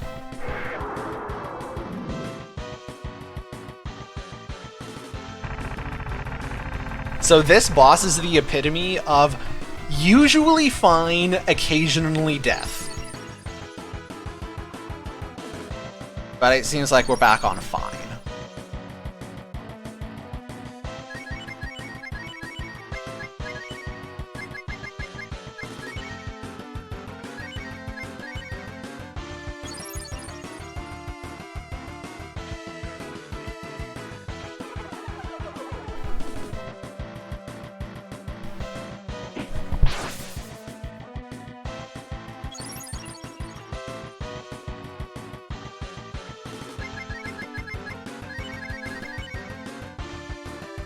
Yep, drain, drain, drain. That's classic Habaruku.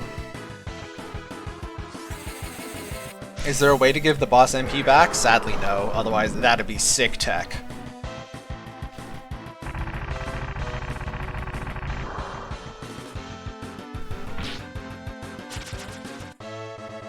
Okay, first try every other time, right? Am I right? I am right. Alright, 1 dungeon, 2 bosses. Let's go. First we have to do some dialogue. We're gonna have to go like 0 for 4 on healthy parents, but that's fine. That's okay.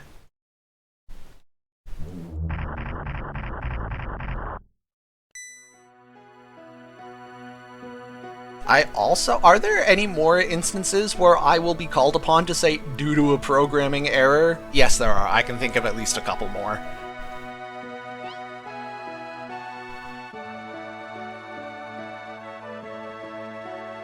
Okay, I do need to not autopilot through this dialogue because there is a press A to lose option here.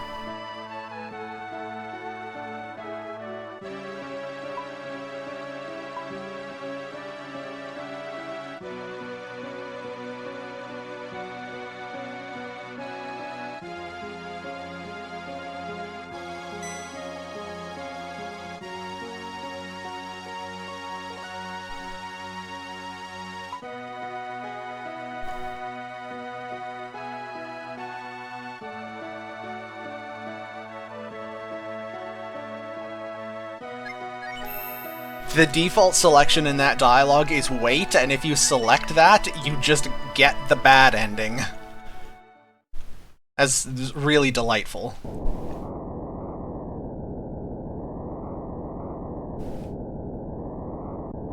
And yes, most Breath of Fire 2 runners have autopiloted their way to the bad ending exactly one time.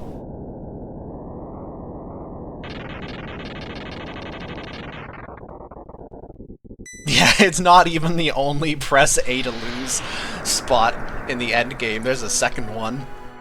Just for fun. The bad ending is you'd say that rather than going into the final dungeon to confront the evil demon that was behind this cult, then you will instead just stay on the surface and wait for him to appear and fight him then, and if you do that, you just get like a screen that says, yeah, he came up and wrecked you. You stood no chance.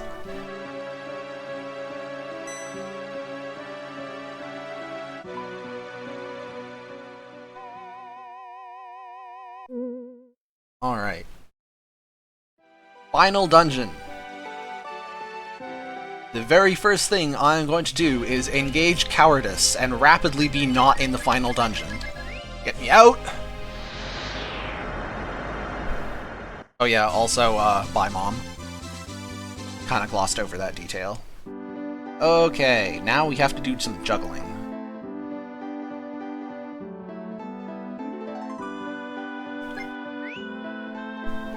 Bleu Rand Cat.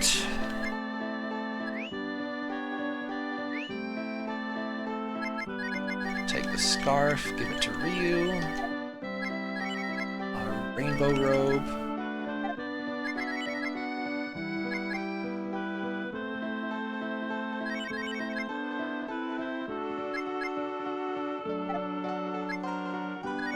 Wind robe, fast shoot, wind bracelet. Yes, that's all correct.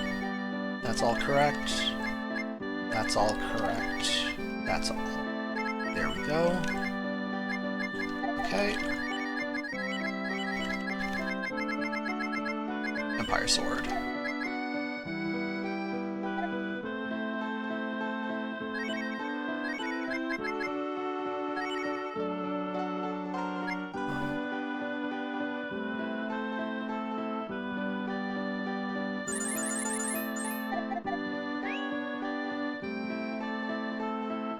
Save. Yes. Alright. No sinister meaning at all. Surely not. Absolutely nothing in the final dungeon is going to make us think of infinity. Definitely not. Anyway, you might have noticed me doing some really weird stuff. Don't worry. It will all make sense in a moment.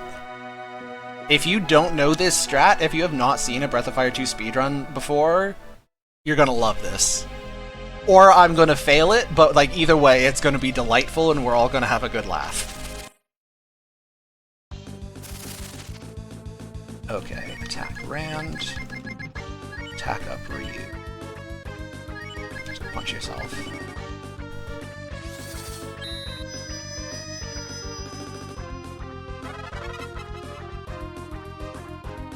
So when you do the cutscene after fighting Habaruku, yes, all of your shamans are unshamanized. However, I very cleverly put Cat into the PC in the Dragon Stash, and characters who were not in the active party get to keep their shamans through that fight.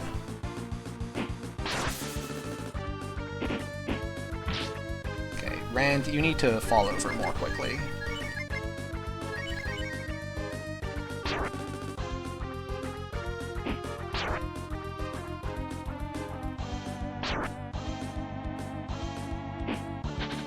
Oh, friggin'... Ugh. Ugh.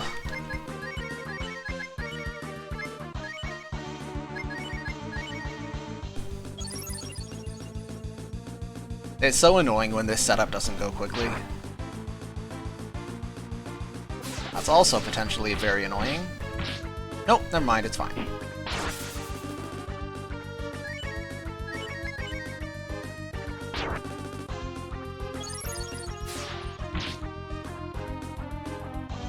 The Dragon PC. Exactly. I'm glad you understand me. Okay, alright. Now, let's see if this works. We are all set up. Everything is in its proper place.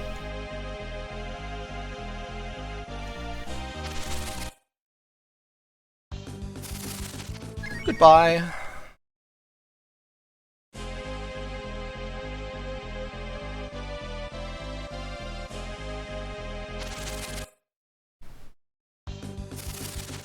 Goodbye. You may remember a long time ago I explained that the run chance in this game is dependent on your party's speed compared to the enemy's speed. I have made the fastest character possible. cat united with the devil to get her transformation, and with the wind shaman, not the fire shaman, to get the extra speed boost, combined with the wind robe, the wind bracelet, and the fast shoe, which are all speed boosting equipment. Additionally, little known fact, if your party is dying, meaning that if your party is missing 30% or more of its total max health, you actually get a boost to your run chance. I think it's about 40%, something like that. And the comparative speed roll that compares your speed to the enemy speed only counts alive party members. So I currently have a cat with approximately 220 speed alone with an otherwise dead party to get the injured party run chance boost. And you have almost guaranteed run away. It's not 100%, but it is extraordinarily close to 100%. In all cases but one, I'll explain that one case if it happens. Why not just use Marble 3s? I know, right? Why don't I just play a good video game? That's a question. It's a head scratcher for sure. But please enjoy the encounter rate. This is the reduced encounter rate. I actually have an accessory that's reducing the encounter rate. This is the good one. The encounter rate could be higher than this.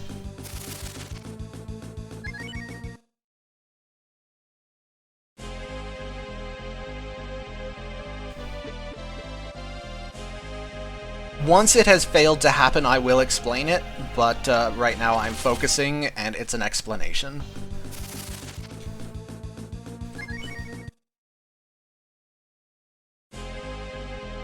But yes, it will get explained regardless.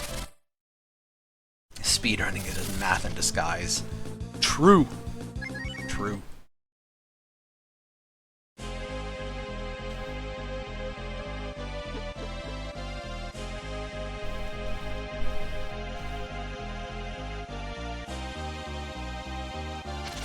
I love this strat so much.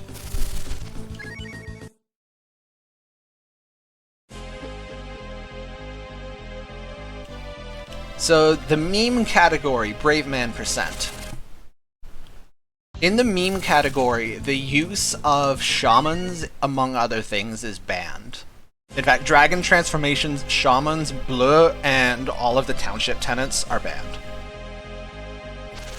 Which means you actually have to fight this dungeon properly, and no joke, it takes 4 to 5 times longer than it does this way. Imagine actually having to fight each of these encounters on... Like, even if you're using a dragon, which like, in Brave Man is banned, but even if you could just use a dragon on every encounter, imagine how long this would take.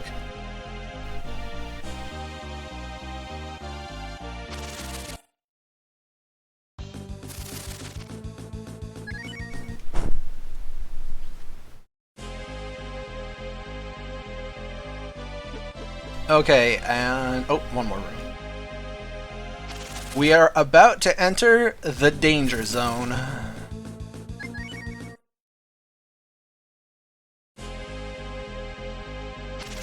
Oh my goodness, this encounter rate, though. One more. One more. Just for the road. Take it with us. Alright, this is the danger zone. We can die here. Nope, that fight's safe.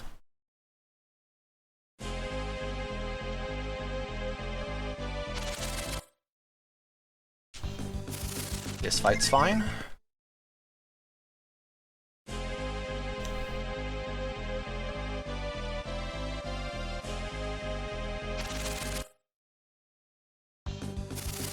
This fight's okay.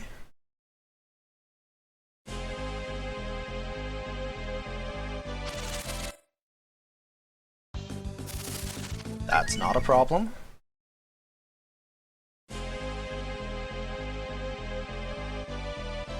You have no idea how tense I am right now.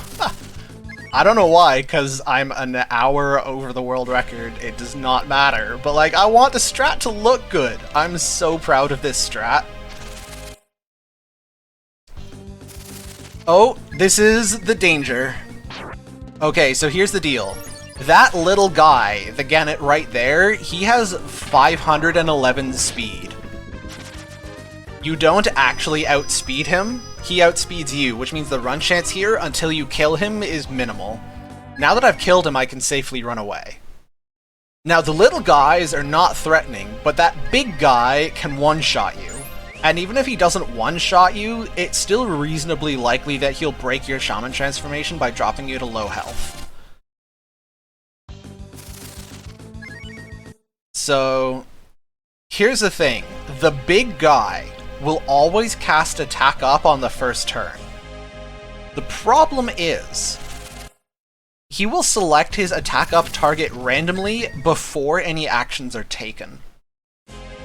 If he attack ups himself, no problem. But if he queues up an attack up action on one of the little guys, and then you kill the little guys, which you have to do to run away, it will cancel his attack up spell and replace it with a regular attack.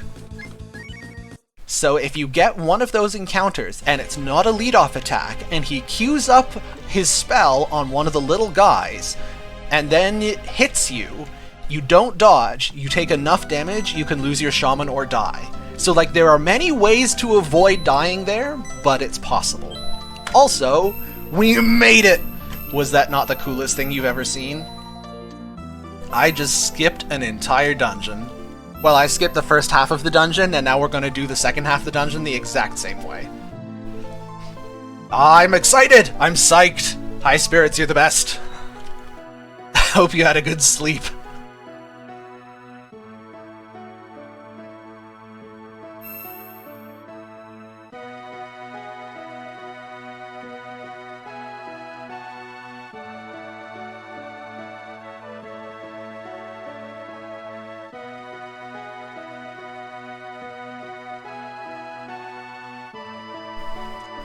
I fought nothing, nothing happened. It was the most exciting nothing happening I have ever been a part of.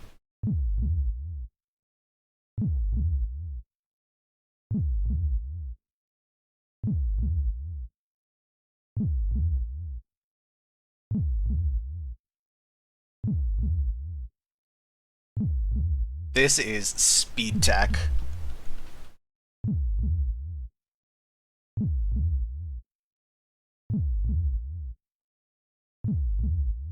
I think the normal encounter rate is something like an average of 6 steps for a fight. It's pretty ridiculous.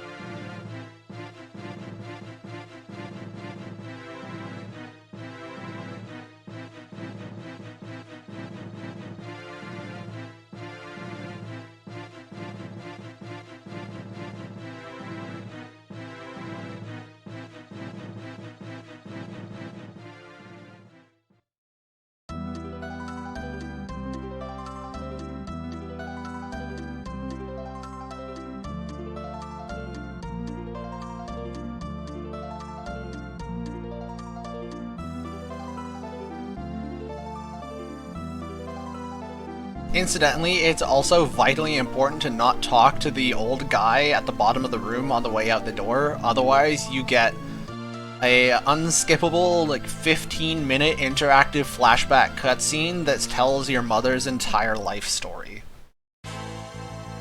Just talk to that guy and lose 15 minutes. It's the best.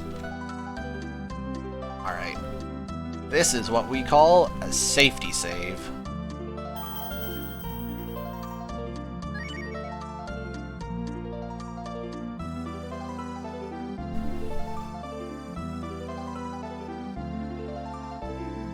And just because, since it's a marathon, I'm going to throw in a quick shop. Oh, that's the wrong one. You, shop.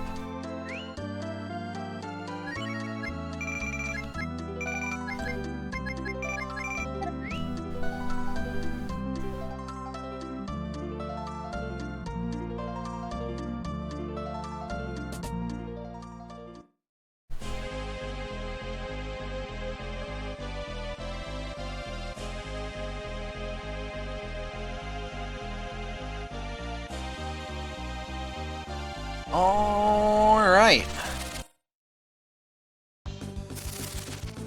Bye. Once we've made it through this screen, we're safe. This is the screen with the spookies. Well, safe is relative. There is still a tiny chance the run can fail, but it's pretty safe. Nice lead-off attack.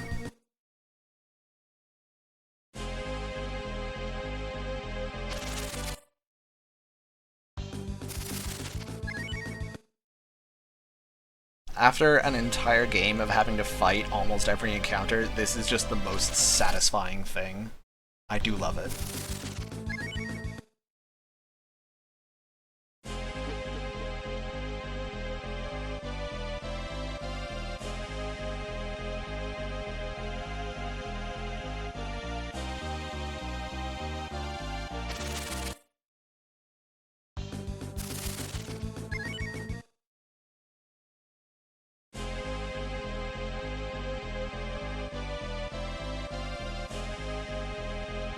So just for the record, if you're playing this game casually, you normally arrive here, like by the time you're fighting the final boss, you're normally like mid-40s for level, early to mid-40s. I am currently average party level like 26. Without blue, even lower. Oh, that's me losing my shaman transformation and me eating dirt. Excellent. I love eating dirt. That's what the safety save was for.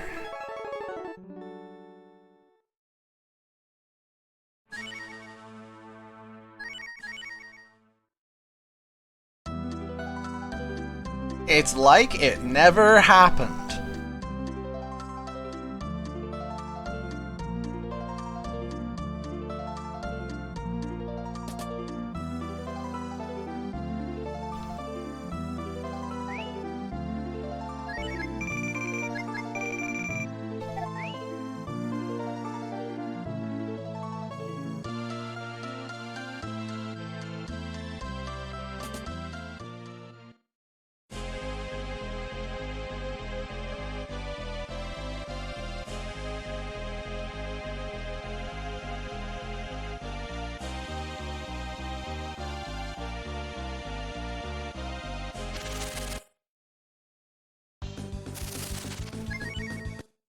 Once more with feeling, eh? It's fine. It's fine. Man, we were almost there, too. This is actually not as long as the first half.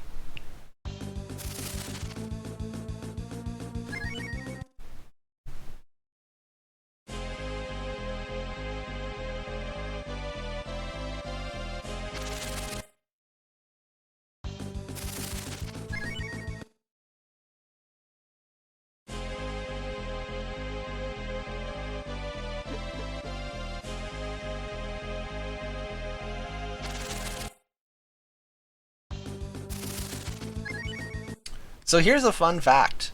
In my glitchless world record run, I think it's my glitchless record, not my any percent PB.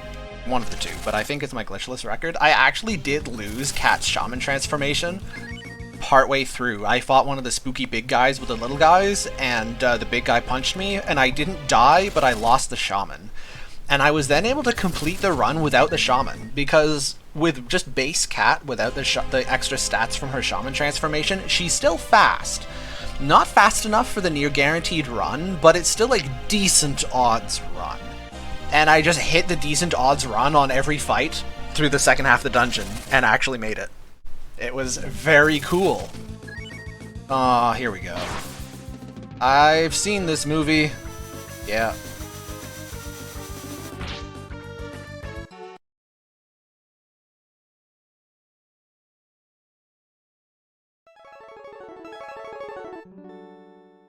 Yo, that is the Sir Newton Fig.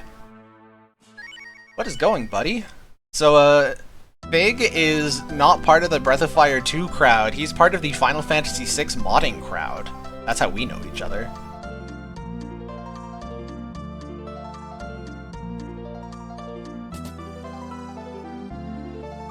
Anyway, the answer is they're just here to keep the big evil demon in check.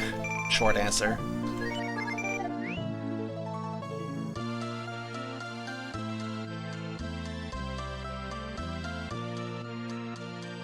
Alright. Once more with feeling. It never happened.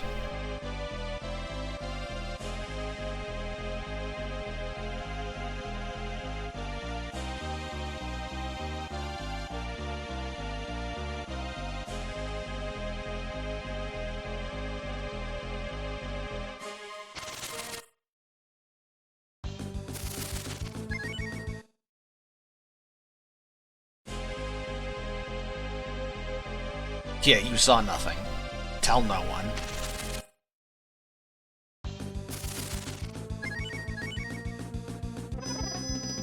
Alright, so these are the little guys I can't run from, but without the big guy, they're not actually very scary.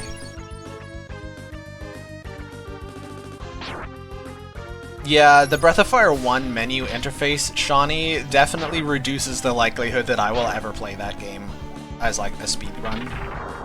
I've beaten it casually a couple of times, but man, buying 9 stacks is really nice, I'm telling you.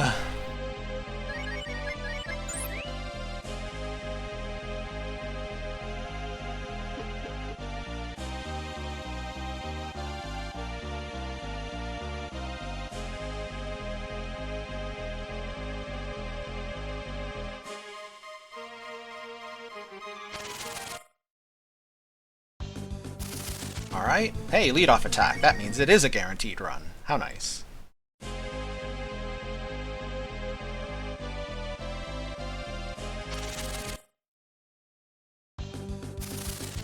You know, as it happens, we're currently looking like we'll slide in basically right at the estimate. That's kind of funny.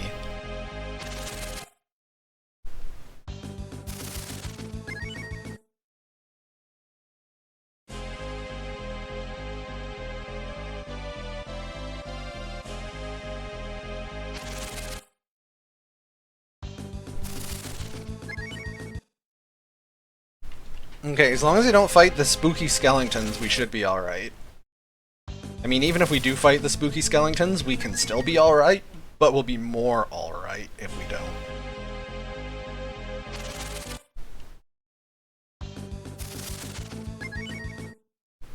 See, this is more how it's supposed to look.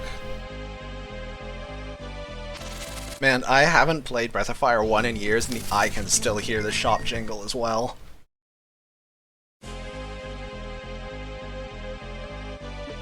Alright. Yo, we are so close. You would not believe your eyes if 10 million fireflies.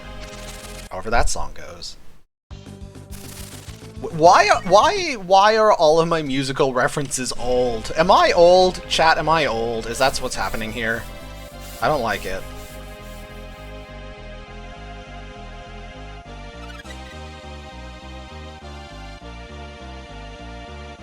Alright. Now I have to do some equipping. Empire Sword, Dragon Armor. I need your speed gear, please.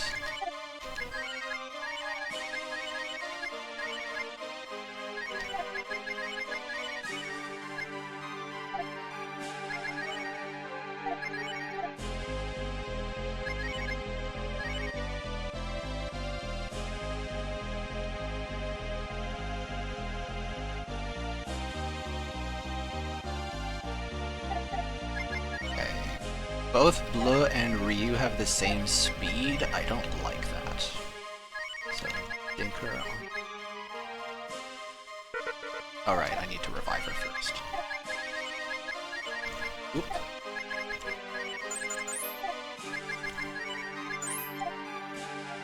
Okay.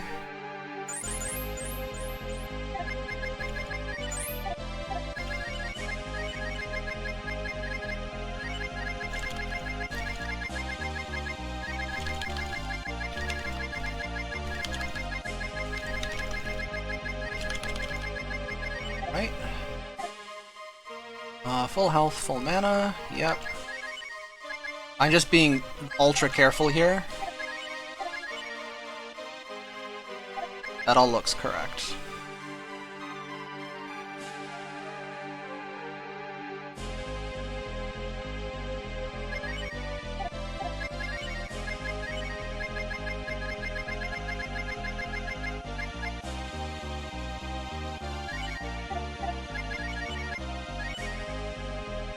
Okay. Yeah. Alright, boss fight. Sorry about that. I wanted to be super careful because if I mess this up, I have to reload again. That would be kind of boring.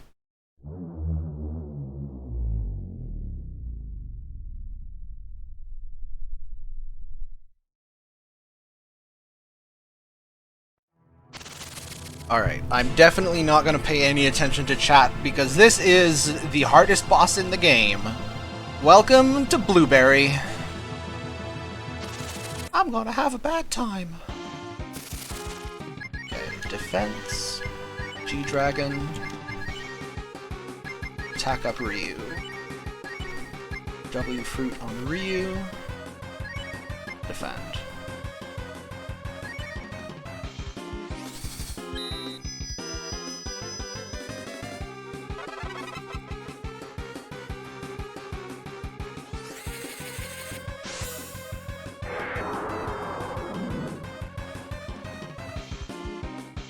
I love this music, by the way.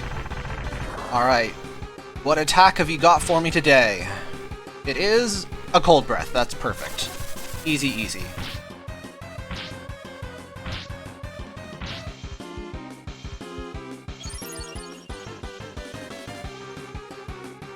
Okay, back to normal.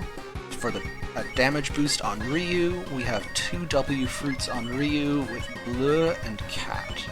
Now Ryu will be at full mana.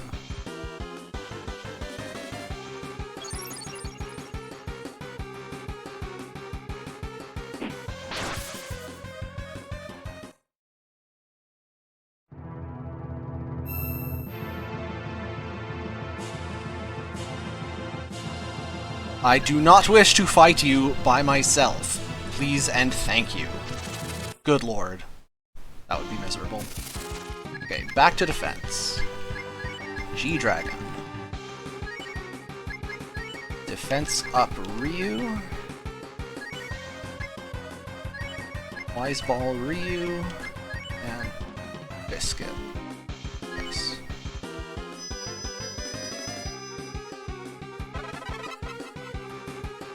So, fun fact, the Biscuit provides the defense up all buff to your whole party.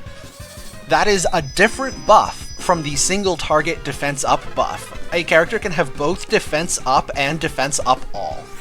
They stack. And if there's one thing you know about RPG players, we love stacks. Alright, count to 5 with me. That is 1 big angry dragon.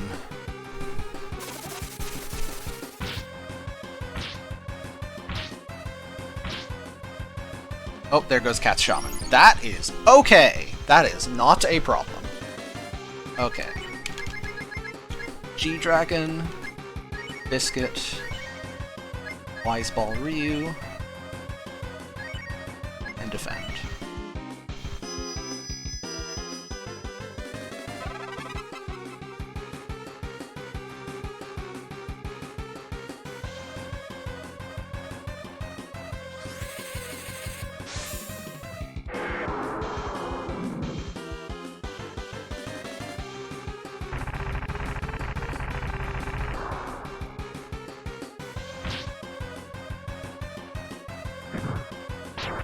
Alright, that was nice and weak.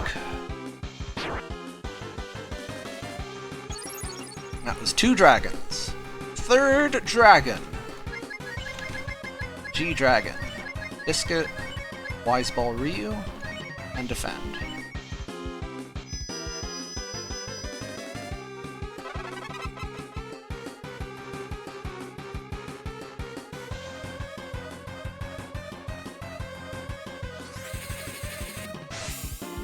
Okay. 3 full damage dragons.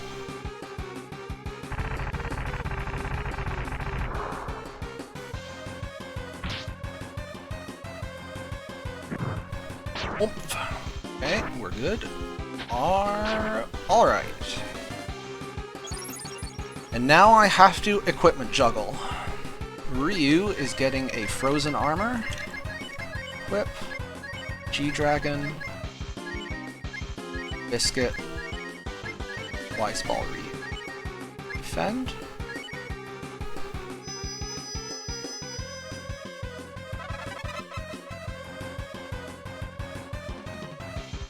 I only need him to be gentle for this one turn. That's good enough. That won't kill Ryu, that's all that matters.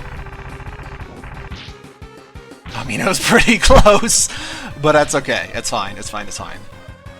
Oh, Cat's even gonna get experience, that's cool. This is Dragon number 4.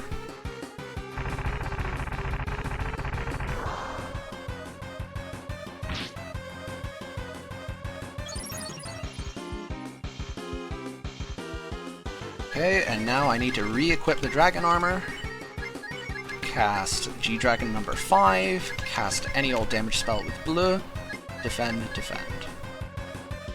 Yes? Trade deal, you give me all your experience and I give you a boot to the head? Have I successfully counted to 5?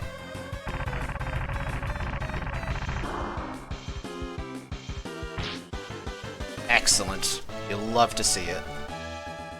Okay, now you may ask questions.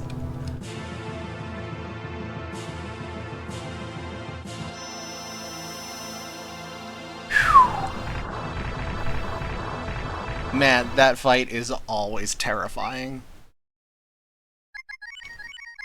Take that off, take that off. Now we give the speed gear back to Cat.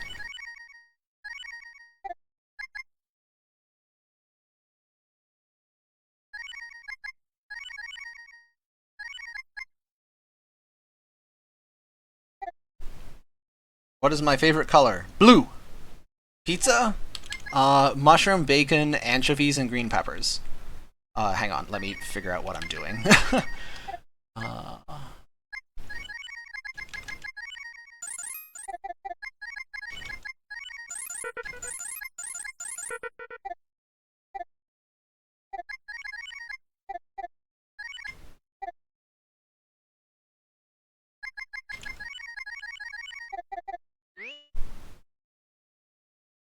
What's this week's winning lottery numbers? 1, 2, 3, 4, 5.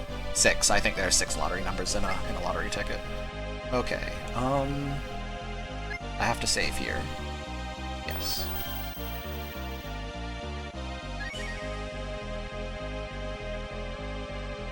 I have to change. Le Sten Cat.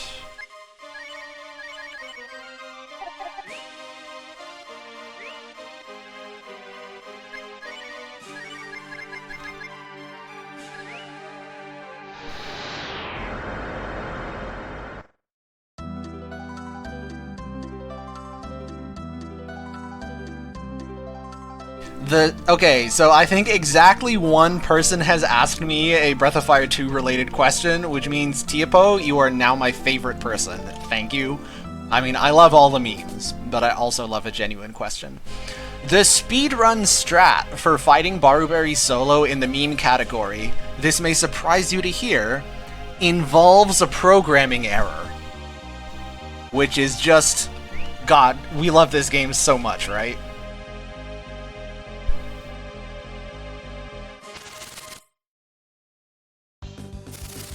So in the meme category, sorry, I'm still trying to nominally focus on not throwing the run at the last possible moment. Ow.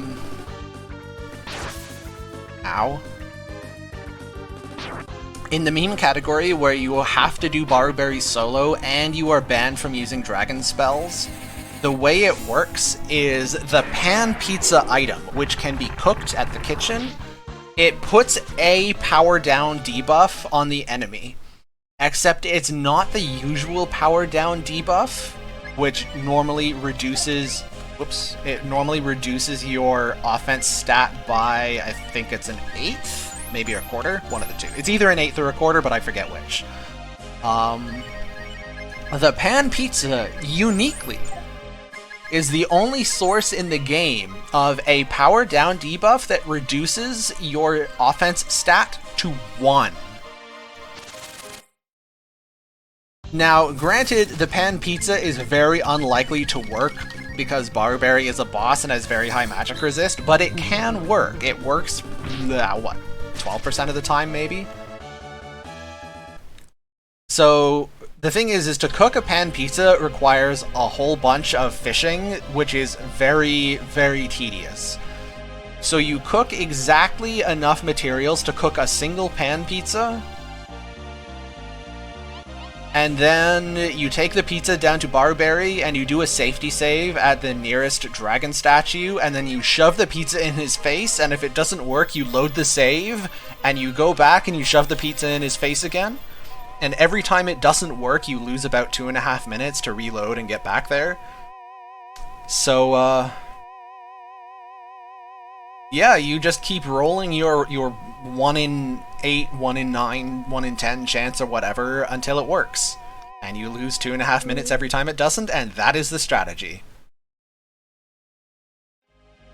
But it's the only way to make Barberry's damage even remotely possible, because you can grind as much as you want, you'll never have enough health at a reasonable level to survive 3 attacks in a row.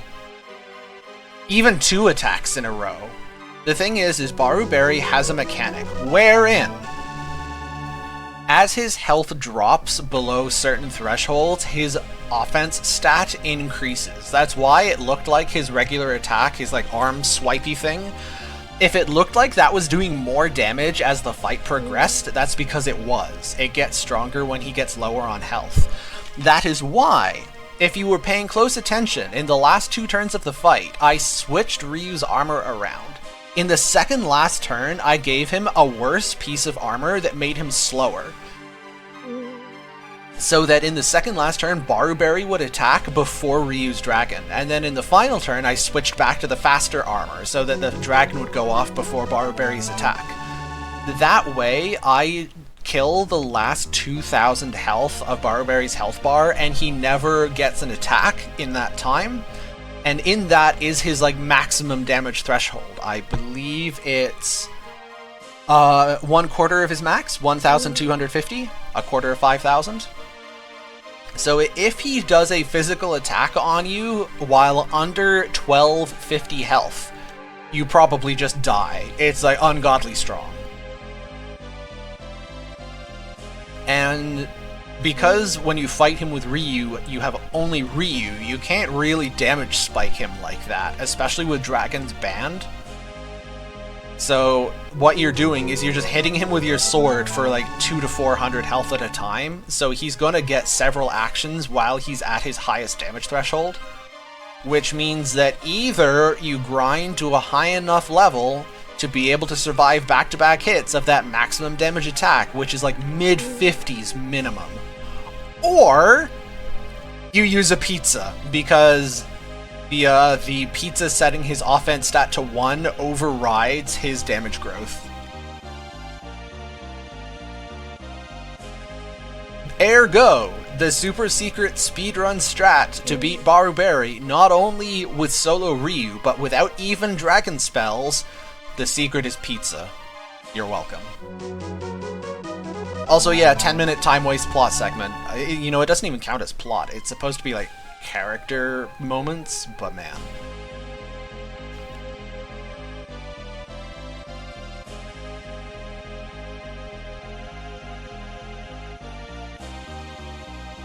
The time it takes to fish up the pizza toppings depends on how good you are at fishing and how lucky you are at fishing, but it usually takes me like 10 minutes for one on a good day.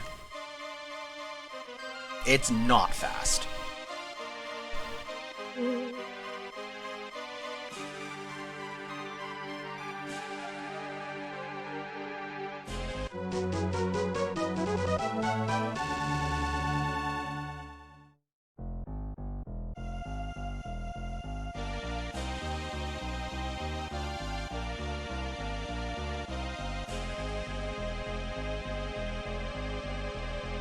Now, Once again, the eagle-eyed among you may notice that we went straight past this and fought Barberry, and then came back up to do this.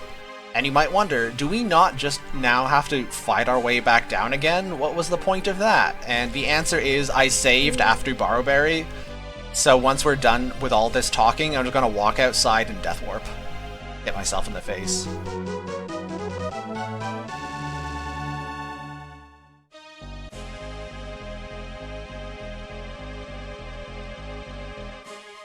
Is the SNES version faster than the GBA?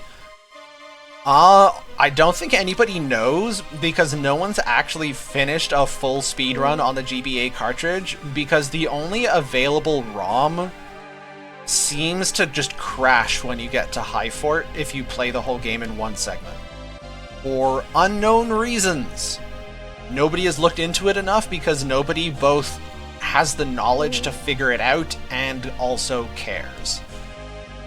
So like on the one hand, the GBA, you have more health and experience, so you'd be able to get away with fewer encounters, but on the other hand, the GBA text is slower, so who knows. But the answer is, I have 2 different times attempted to do a GBA speedrun, and it's crashed both times. Due to a programming error, except this time it actually is just like a regular old causes the game to crash programming error.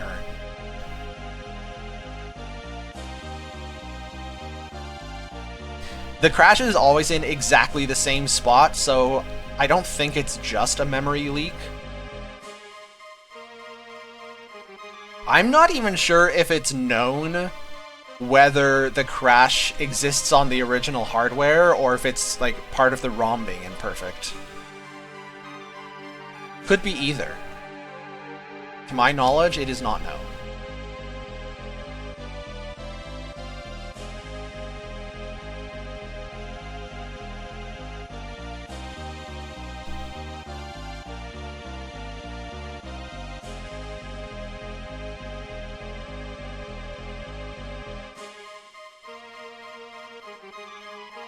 So, to be clear, I know that the original cart is beatable. The speculation is not whether the crash is, like, universal. You can get past it in the ROM as well. But when you try to speedrun the game, meaning like you're just playing the game from the start all the way through without ever saving and quitting, it seems to reliably crash.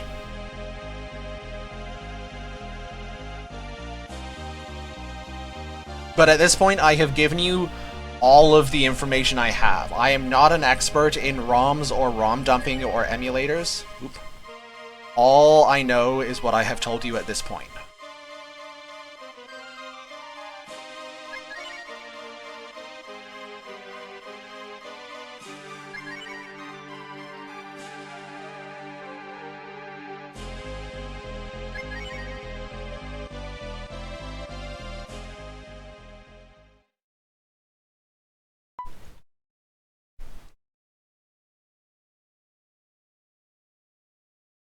Alright, we have committed introspection, and we have obtained the power of the dragon.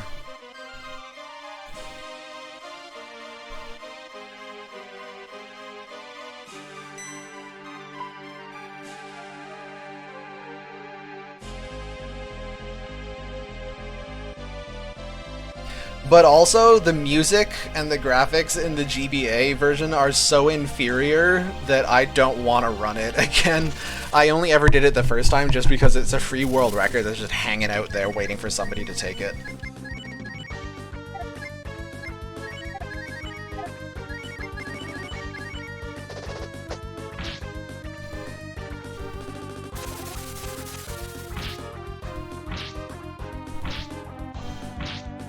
If you sacrifice any party member except yourself, you just fail the segment and you have to do the whole thing over again. It's real cool, let me tell you.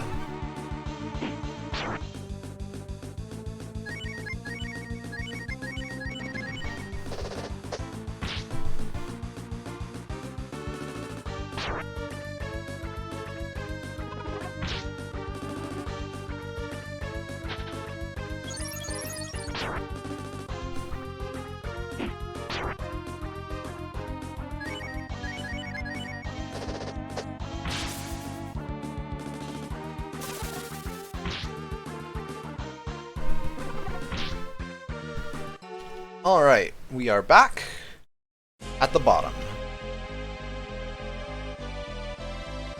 Safety save. Okay. Now let me double check.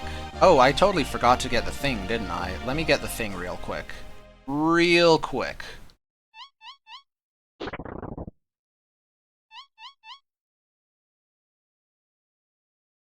I now have the thing. If you didn't know this was here, you now know this is here.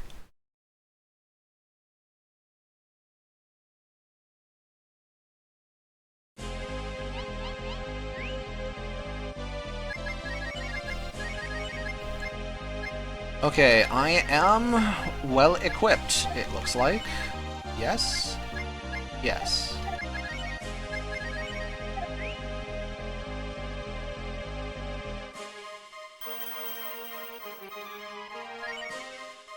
So that's an accessory that gives you an immunity to the instant death spell. Guess what the final boss likes to use?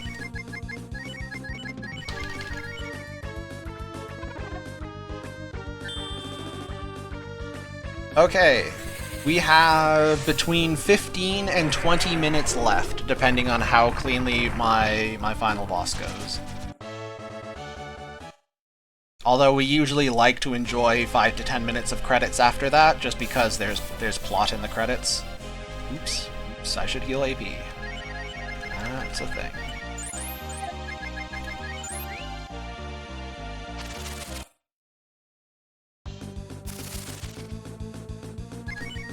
So you may have noticed that Sten himself, in fact, is just wearing his jammies. The important people are well equipped.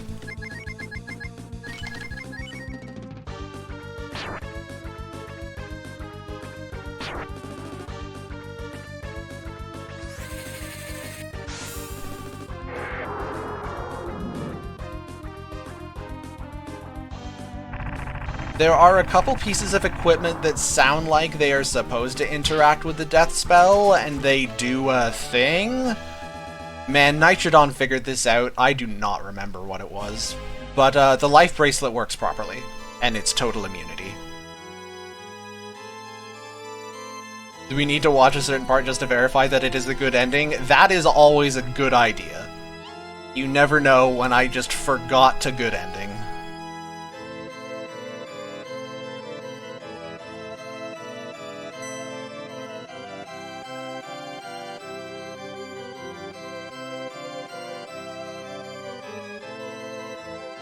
Now, I will vouch for the fan retranslation, except I think the really stilted, awkward dialogue that Evans uses here is actually better. The fan retranslation has much more normal, like, villainous dialogue here, and I really think, like, the spooky, broken English really sells how creepy this guy is. This is the only scene where I prefer the original dialogue to the retranslation.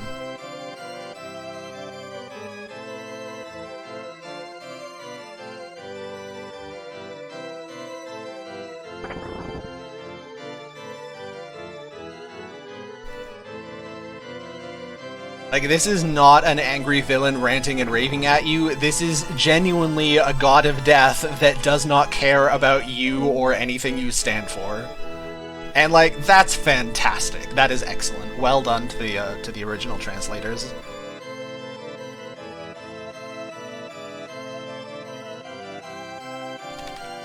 Wiggle, wiggle, wiggle, wiggle, wiggle. There we go.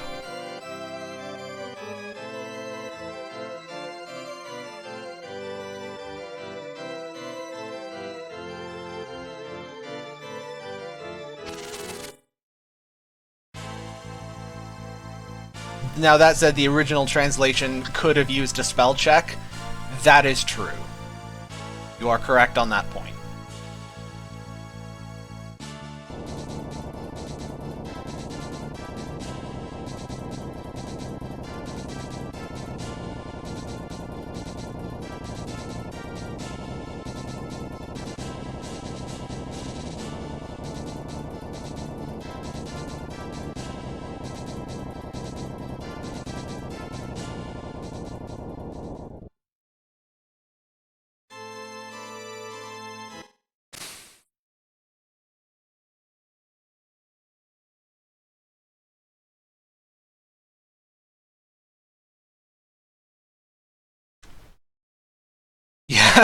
Yeah, Death Evan needs to go to Piccolo's dodge school. 100%.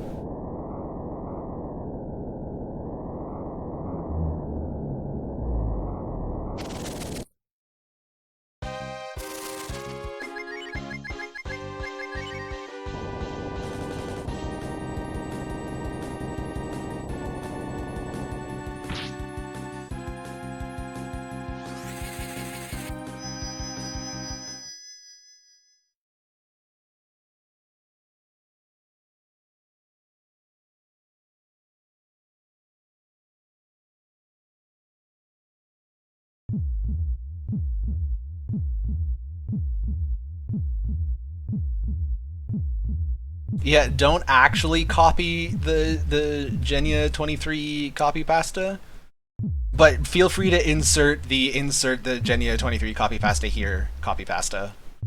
That's safe. If you know, you know.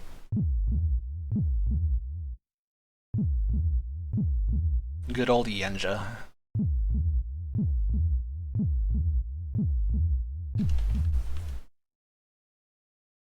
It is not possible to defeat this boss without Infinity. He just does not have a health bar until you cast it.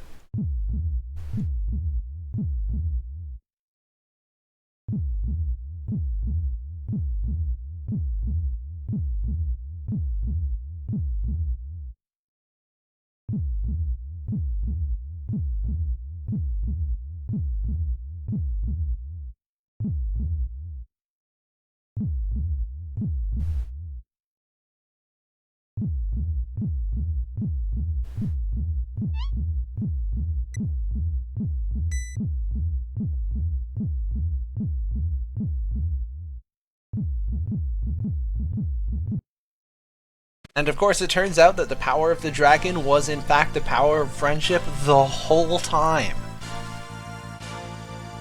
Friendship is magic, every pony.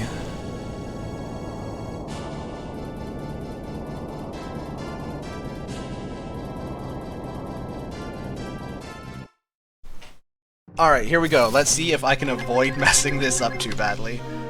G-Dragon. Defense up. Defend. Defend.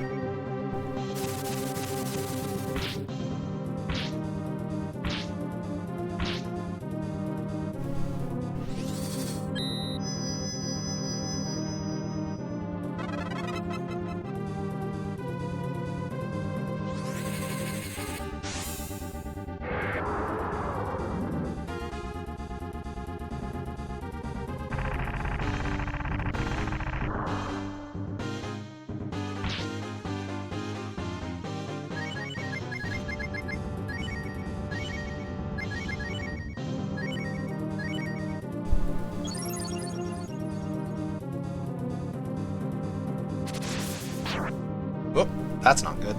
Kinda need her.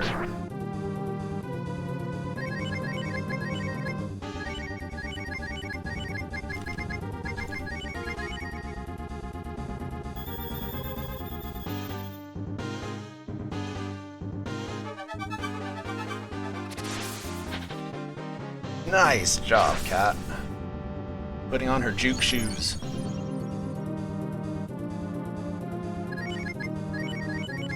So, as it happens, because Cat is the only person here who even has a hope of outspeeding Death Evan, she is actually the optimal healer.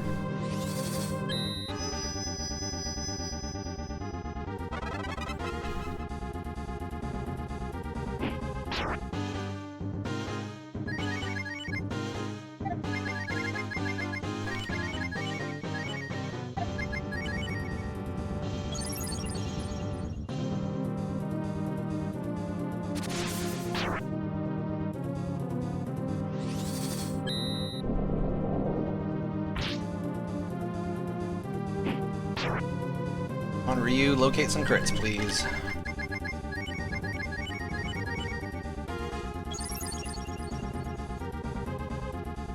Ultra Bounce! GG, I'm glad you had fun. Notice how I'm easily able to pay attention to chat in this fight, but I was like absolutely zoned in for friggin' Barberry. This fight is much less scary than Barberry is. Like, you can lose this, but it's a lot easier to lose the Barberry fight. Goodbye, Sten.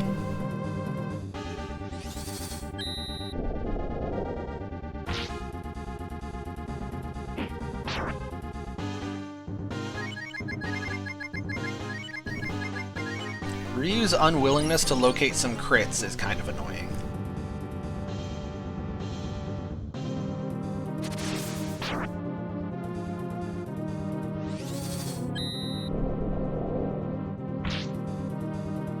There we go.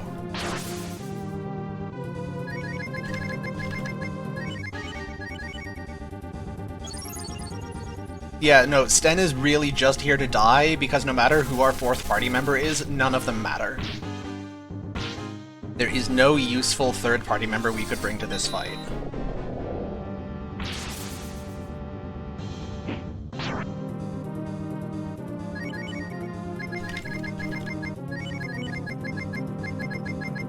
I have 8 biscuits. Sten? Are you okay, buddy? He's fine, he's having a nap. Nice. We love to see the death spell, because it doesn't do anything.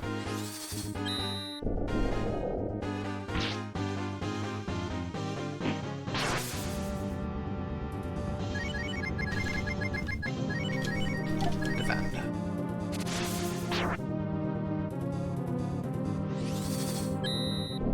So I stalled as long as possible before using a biscuit, because the Death Evan has a Dispel ability, which removes all your party's buffs, and his odds of using it go up the more buffs you have. So I really only want the attack and defense up buffs on Ryu alone for as long as possible, and ideally until Death Evan is half dead, because once he is at the half dead mark, then he stops using his Dispel ability. Isn't Bo top tier healer? He is, but he doesn't outspeed Death Evan, which is actually far more important than having powerful healing magic. So Cat outspeeds Death Evan and is just healing with items, and that is good enough.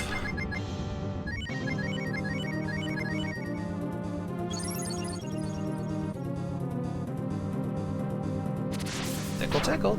Oh goodness, that hurt.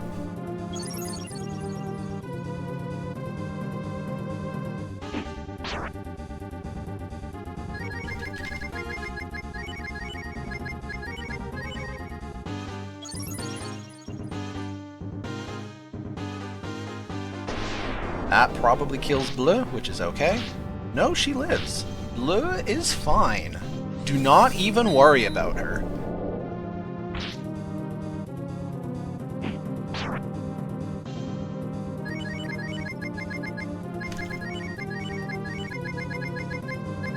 If I were absolutely trying to optimize for time, I would not be bothering to use W fruits on Bleu. I would just let her eat the dirt. However, this does reduce my odds of wiping. The longer the fight goes, the more chances I have of getting unlucky somehow, so the extra DPS from Fireball, even though it's not time efficient, it's safer. So you know what? Let's go for safety. It would be kind of a shame to throw my excellent, so close to world record pace at the last possible moment. Incidentally, coming up on time anytime now. The boss from Breath of Fire 1 is Tyr in Breath of Fire 1, but has generally been retconned to Miria in more recent stuff.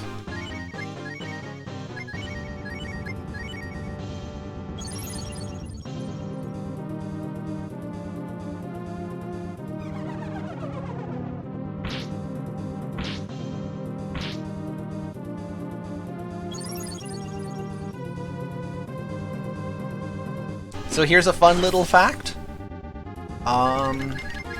One of the reasons that we want to bring along Sten or some other deadweight character and have them die immediately is that when he uses Be God's power, he actually does heal. Like, that's a drain that heals. Ooh, that is dastardly.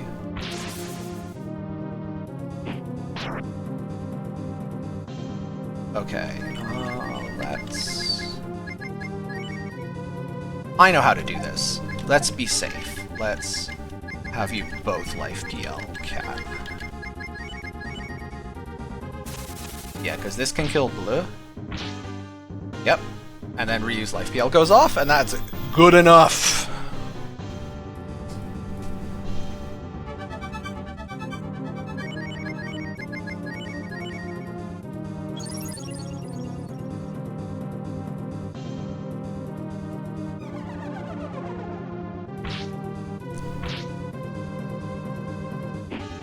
Nice crits. Get him, buddy.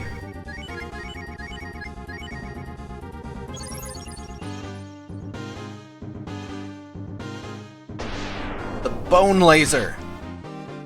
I will refrain from making my usual comments, but I have been struck with the bone laser. Okay, this is why we bring biscuits. I'm aware that this looks very tense, but actually this is kind of plan A. You drain Blue's mana bar, and you let Sten eat dirt, and it's just kind of fine. And if he uses Death on Cat, that's okay. Ryu's got this whole health bar here. He can just use a life PL on Cat. And it's fine. It's fine. As long as you're not in danger of running out of biscuits before he runs out of HP, it's not a problem.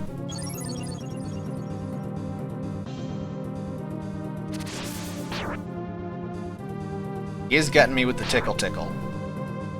Hey, that is time.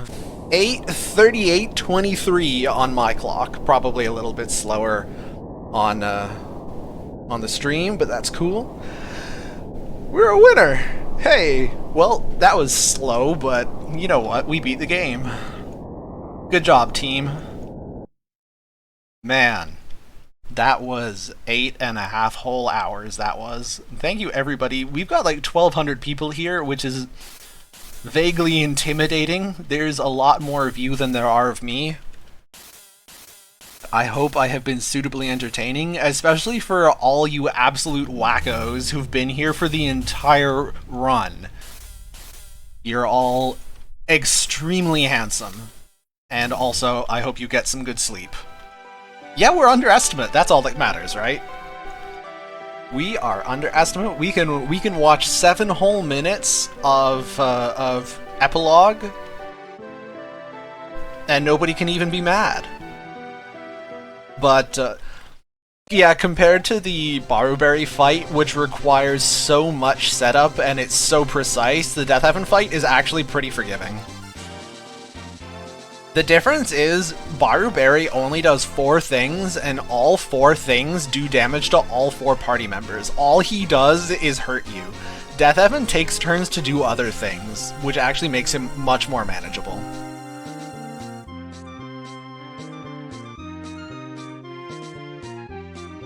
He does, however, have twice as much health, so he takes a while.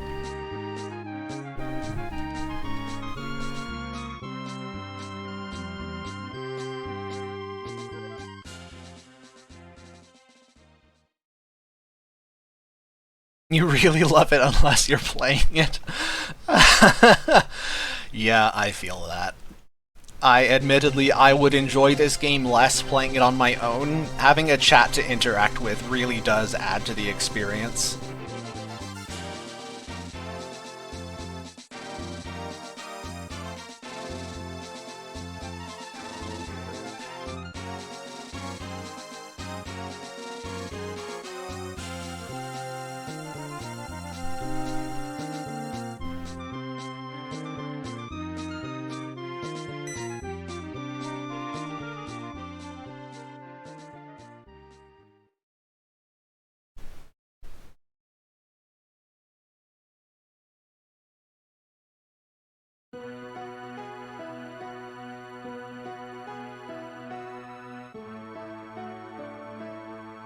Bleu's doing just fine.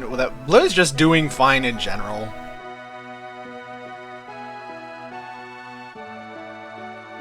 Bleu is living her best life.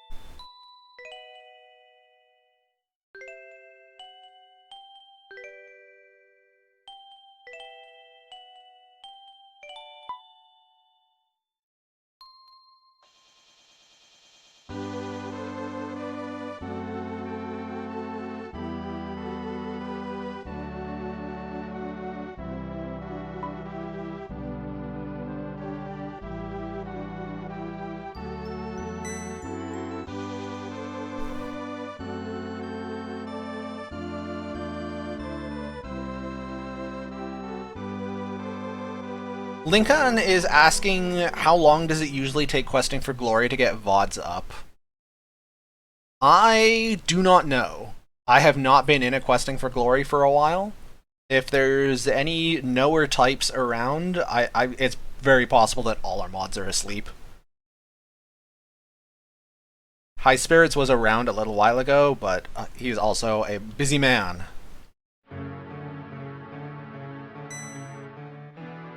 I will answer you thusly. If you join the Questing for Glory Discord, I'm sure it will be announced. I just don't know how long it'll take.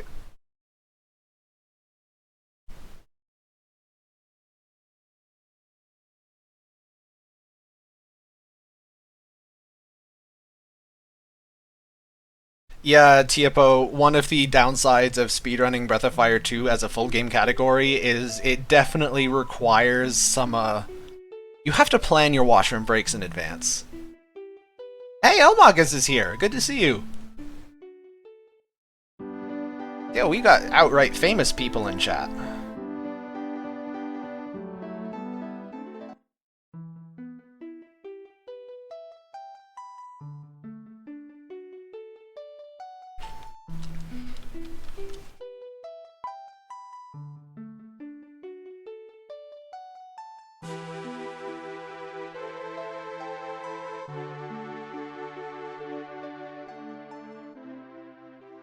And we have confirmed good ending. Excellent. I did not throw the run.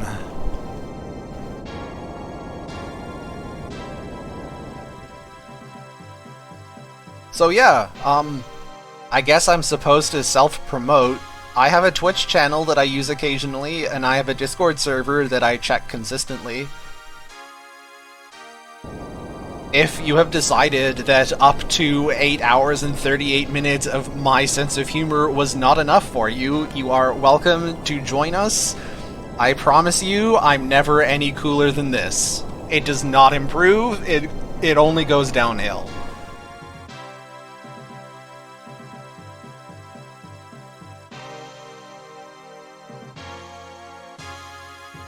Almagus has been here the entire run. In that case, apologies. Greetings to both Elmagus in the present and Elmagus from 8 hours and 38 minutes ago. You are both cool.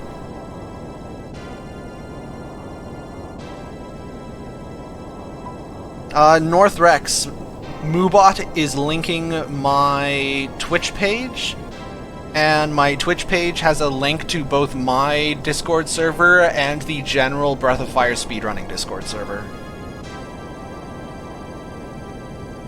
Nelson, thank you. Thank you everybody who is congratulating and GGing and such. Joke's on me, you already followed. Thank you. I will not promise to stream more consistently than I have, but I promise to try.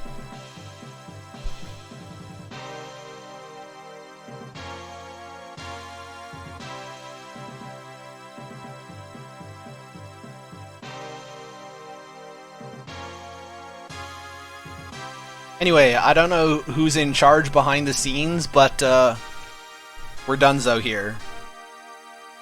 You can start setting up the next runner whenever they're around. Oh, I see a whole bunch of people in the setup channel, which means that's probably already happening. Excellent.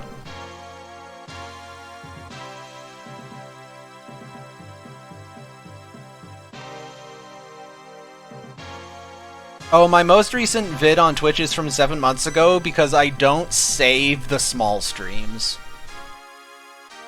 Like, I am not a partner or anything, so if I want anything saved beyond the usual 2-week limit, I have to highlight it, and I usually save the highlights for, like, actual full game runs or stuff that matters. So just random little streams that don't set any PBs or anything, I don't usually save. Are there parts of Glitchless that I find more fun than any percent? Honestly, kind of the whole thing. Glitchless require... Oh, incidentally, Pwexel, excellent question. It's almost like you've done interviews and such before. The any percent route is very consistent, which if you want good times is great, but if you enjoy improvising and optimizing is not so great. in any percent, sorry, in Glitchless, there's a lot more having to respond to the RNG you get, whereas in any percent, there's a strat, and you're just you're smacking the game with the strat until it stops moving.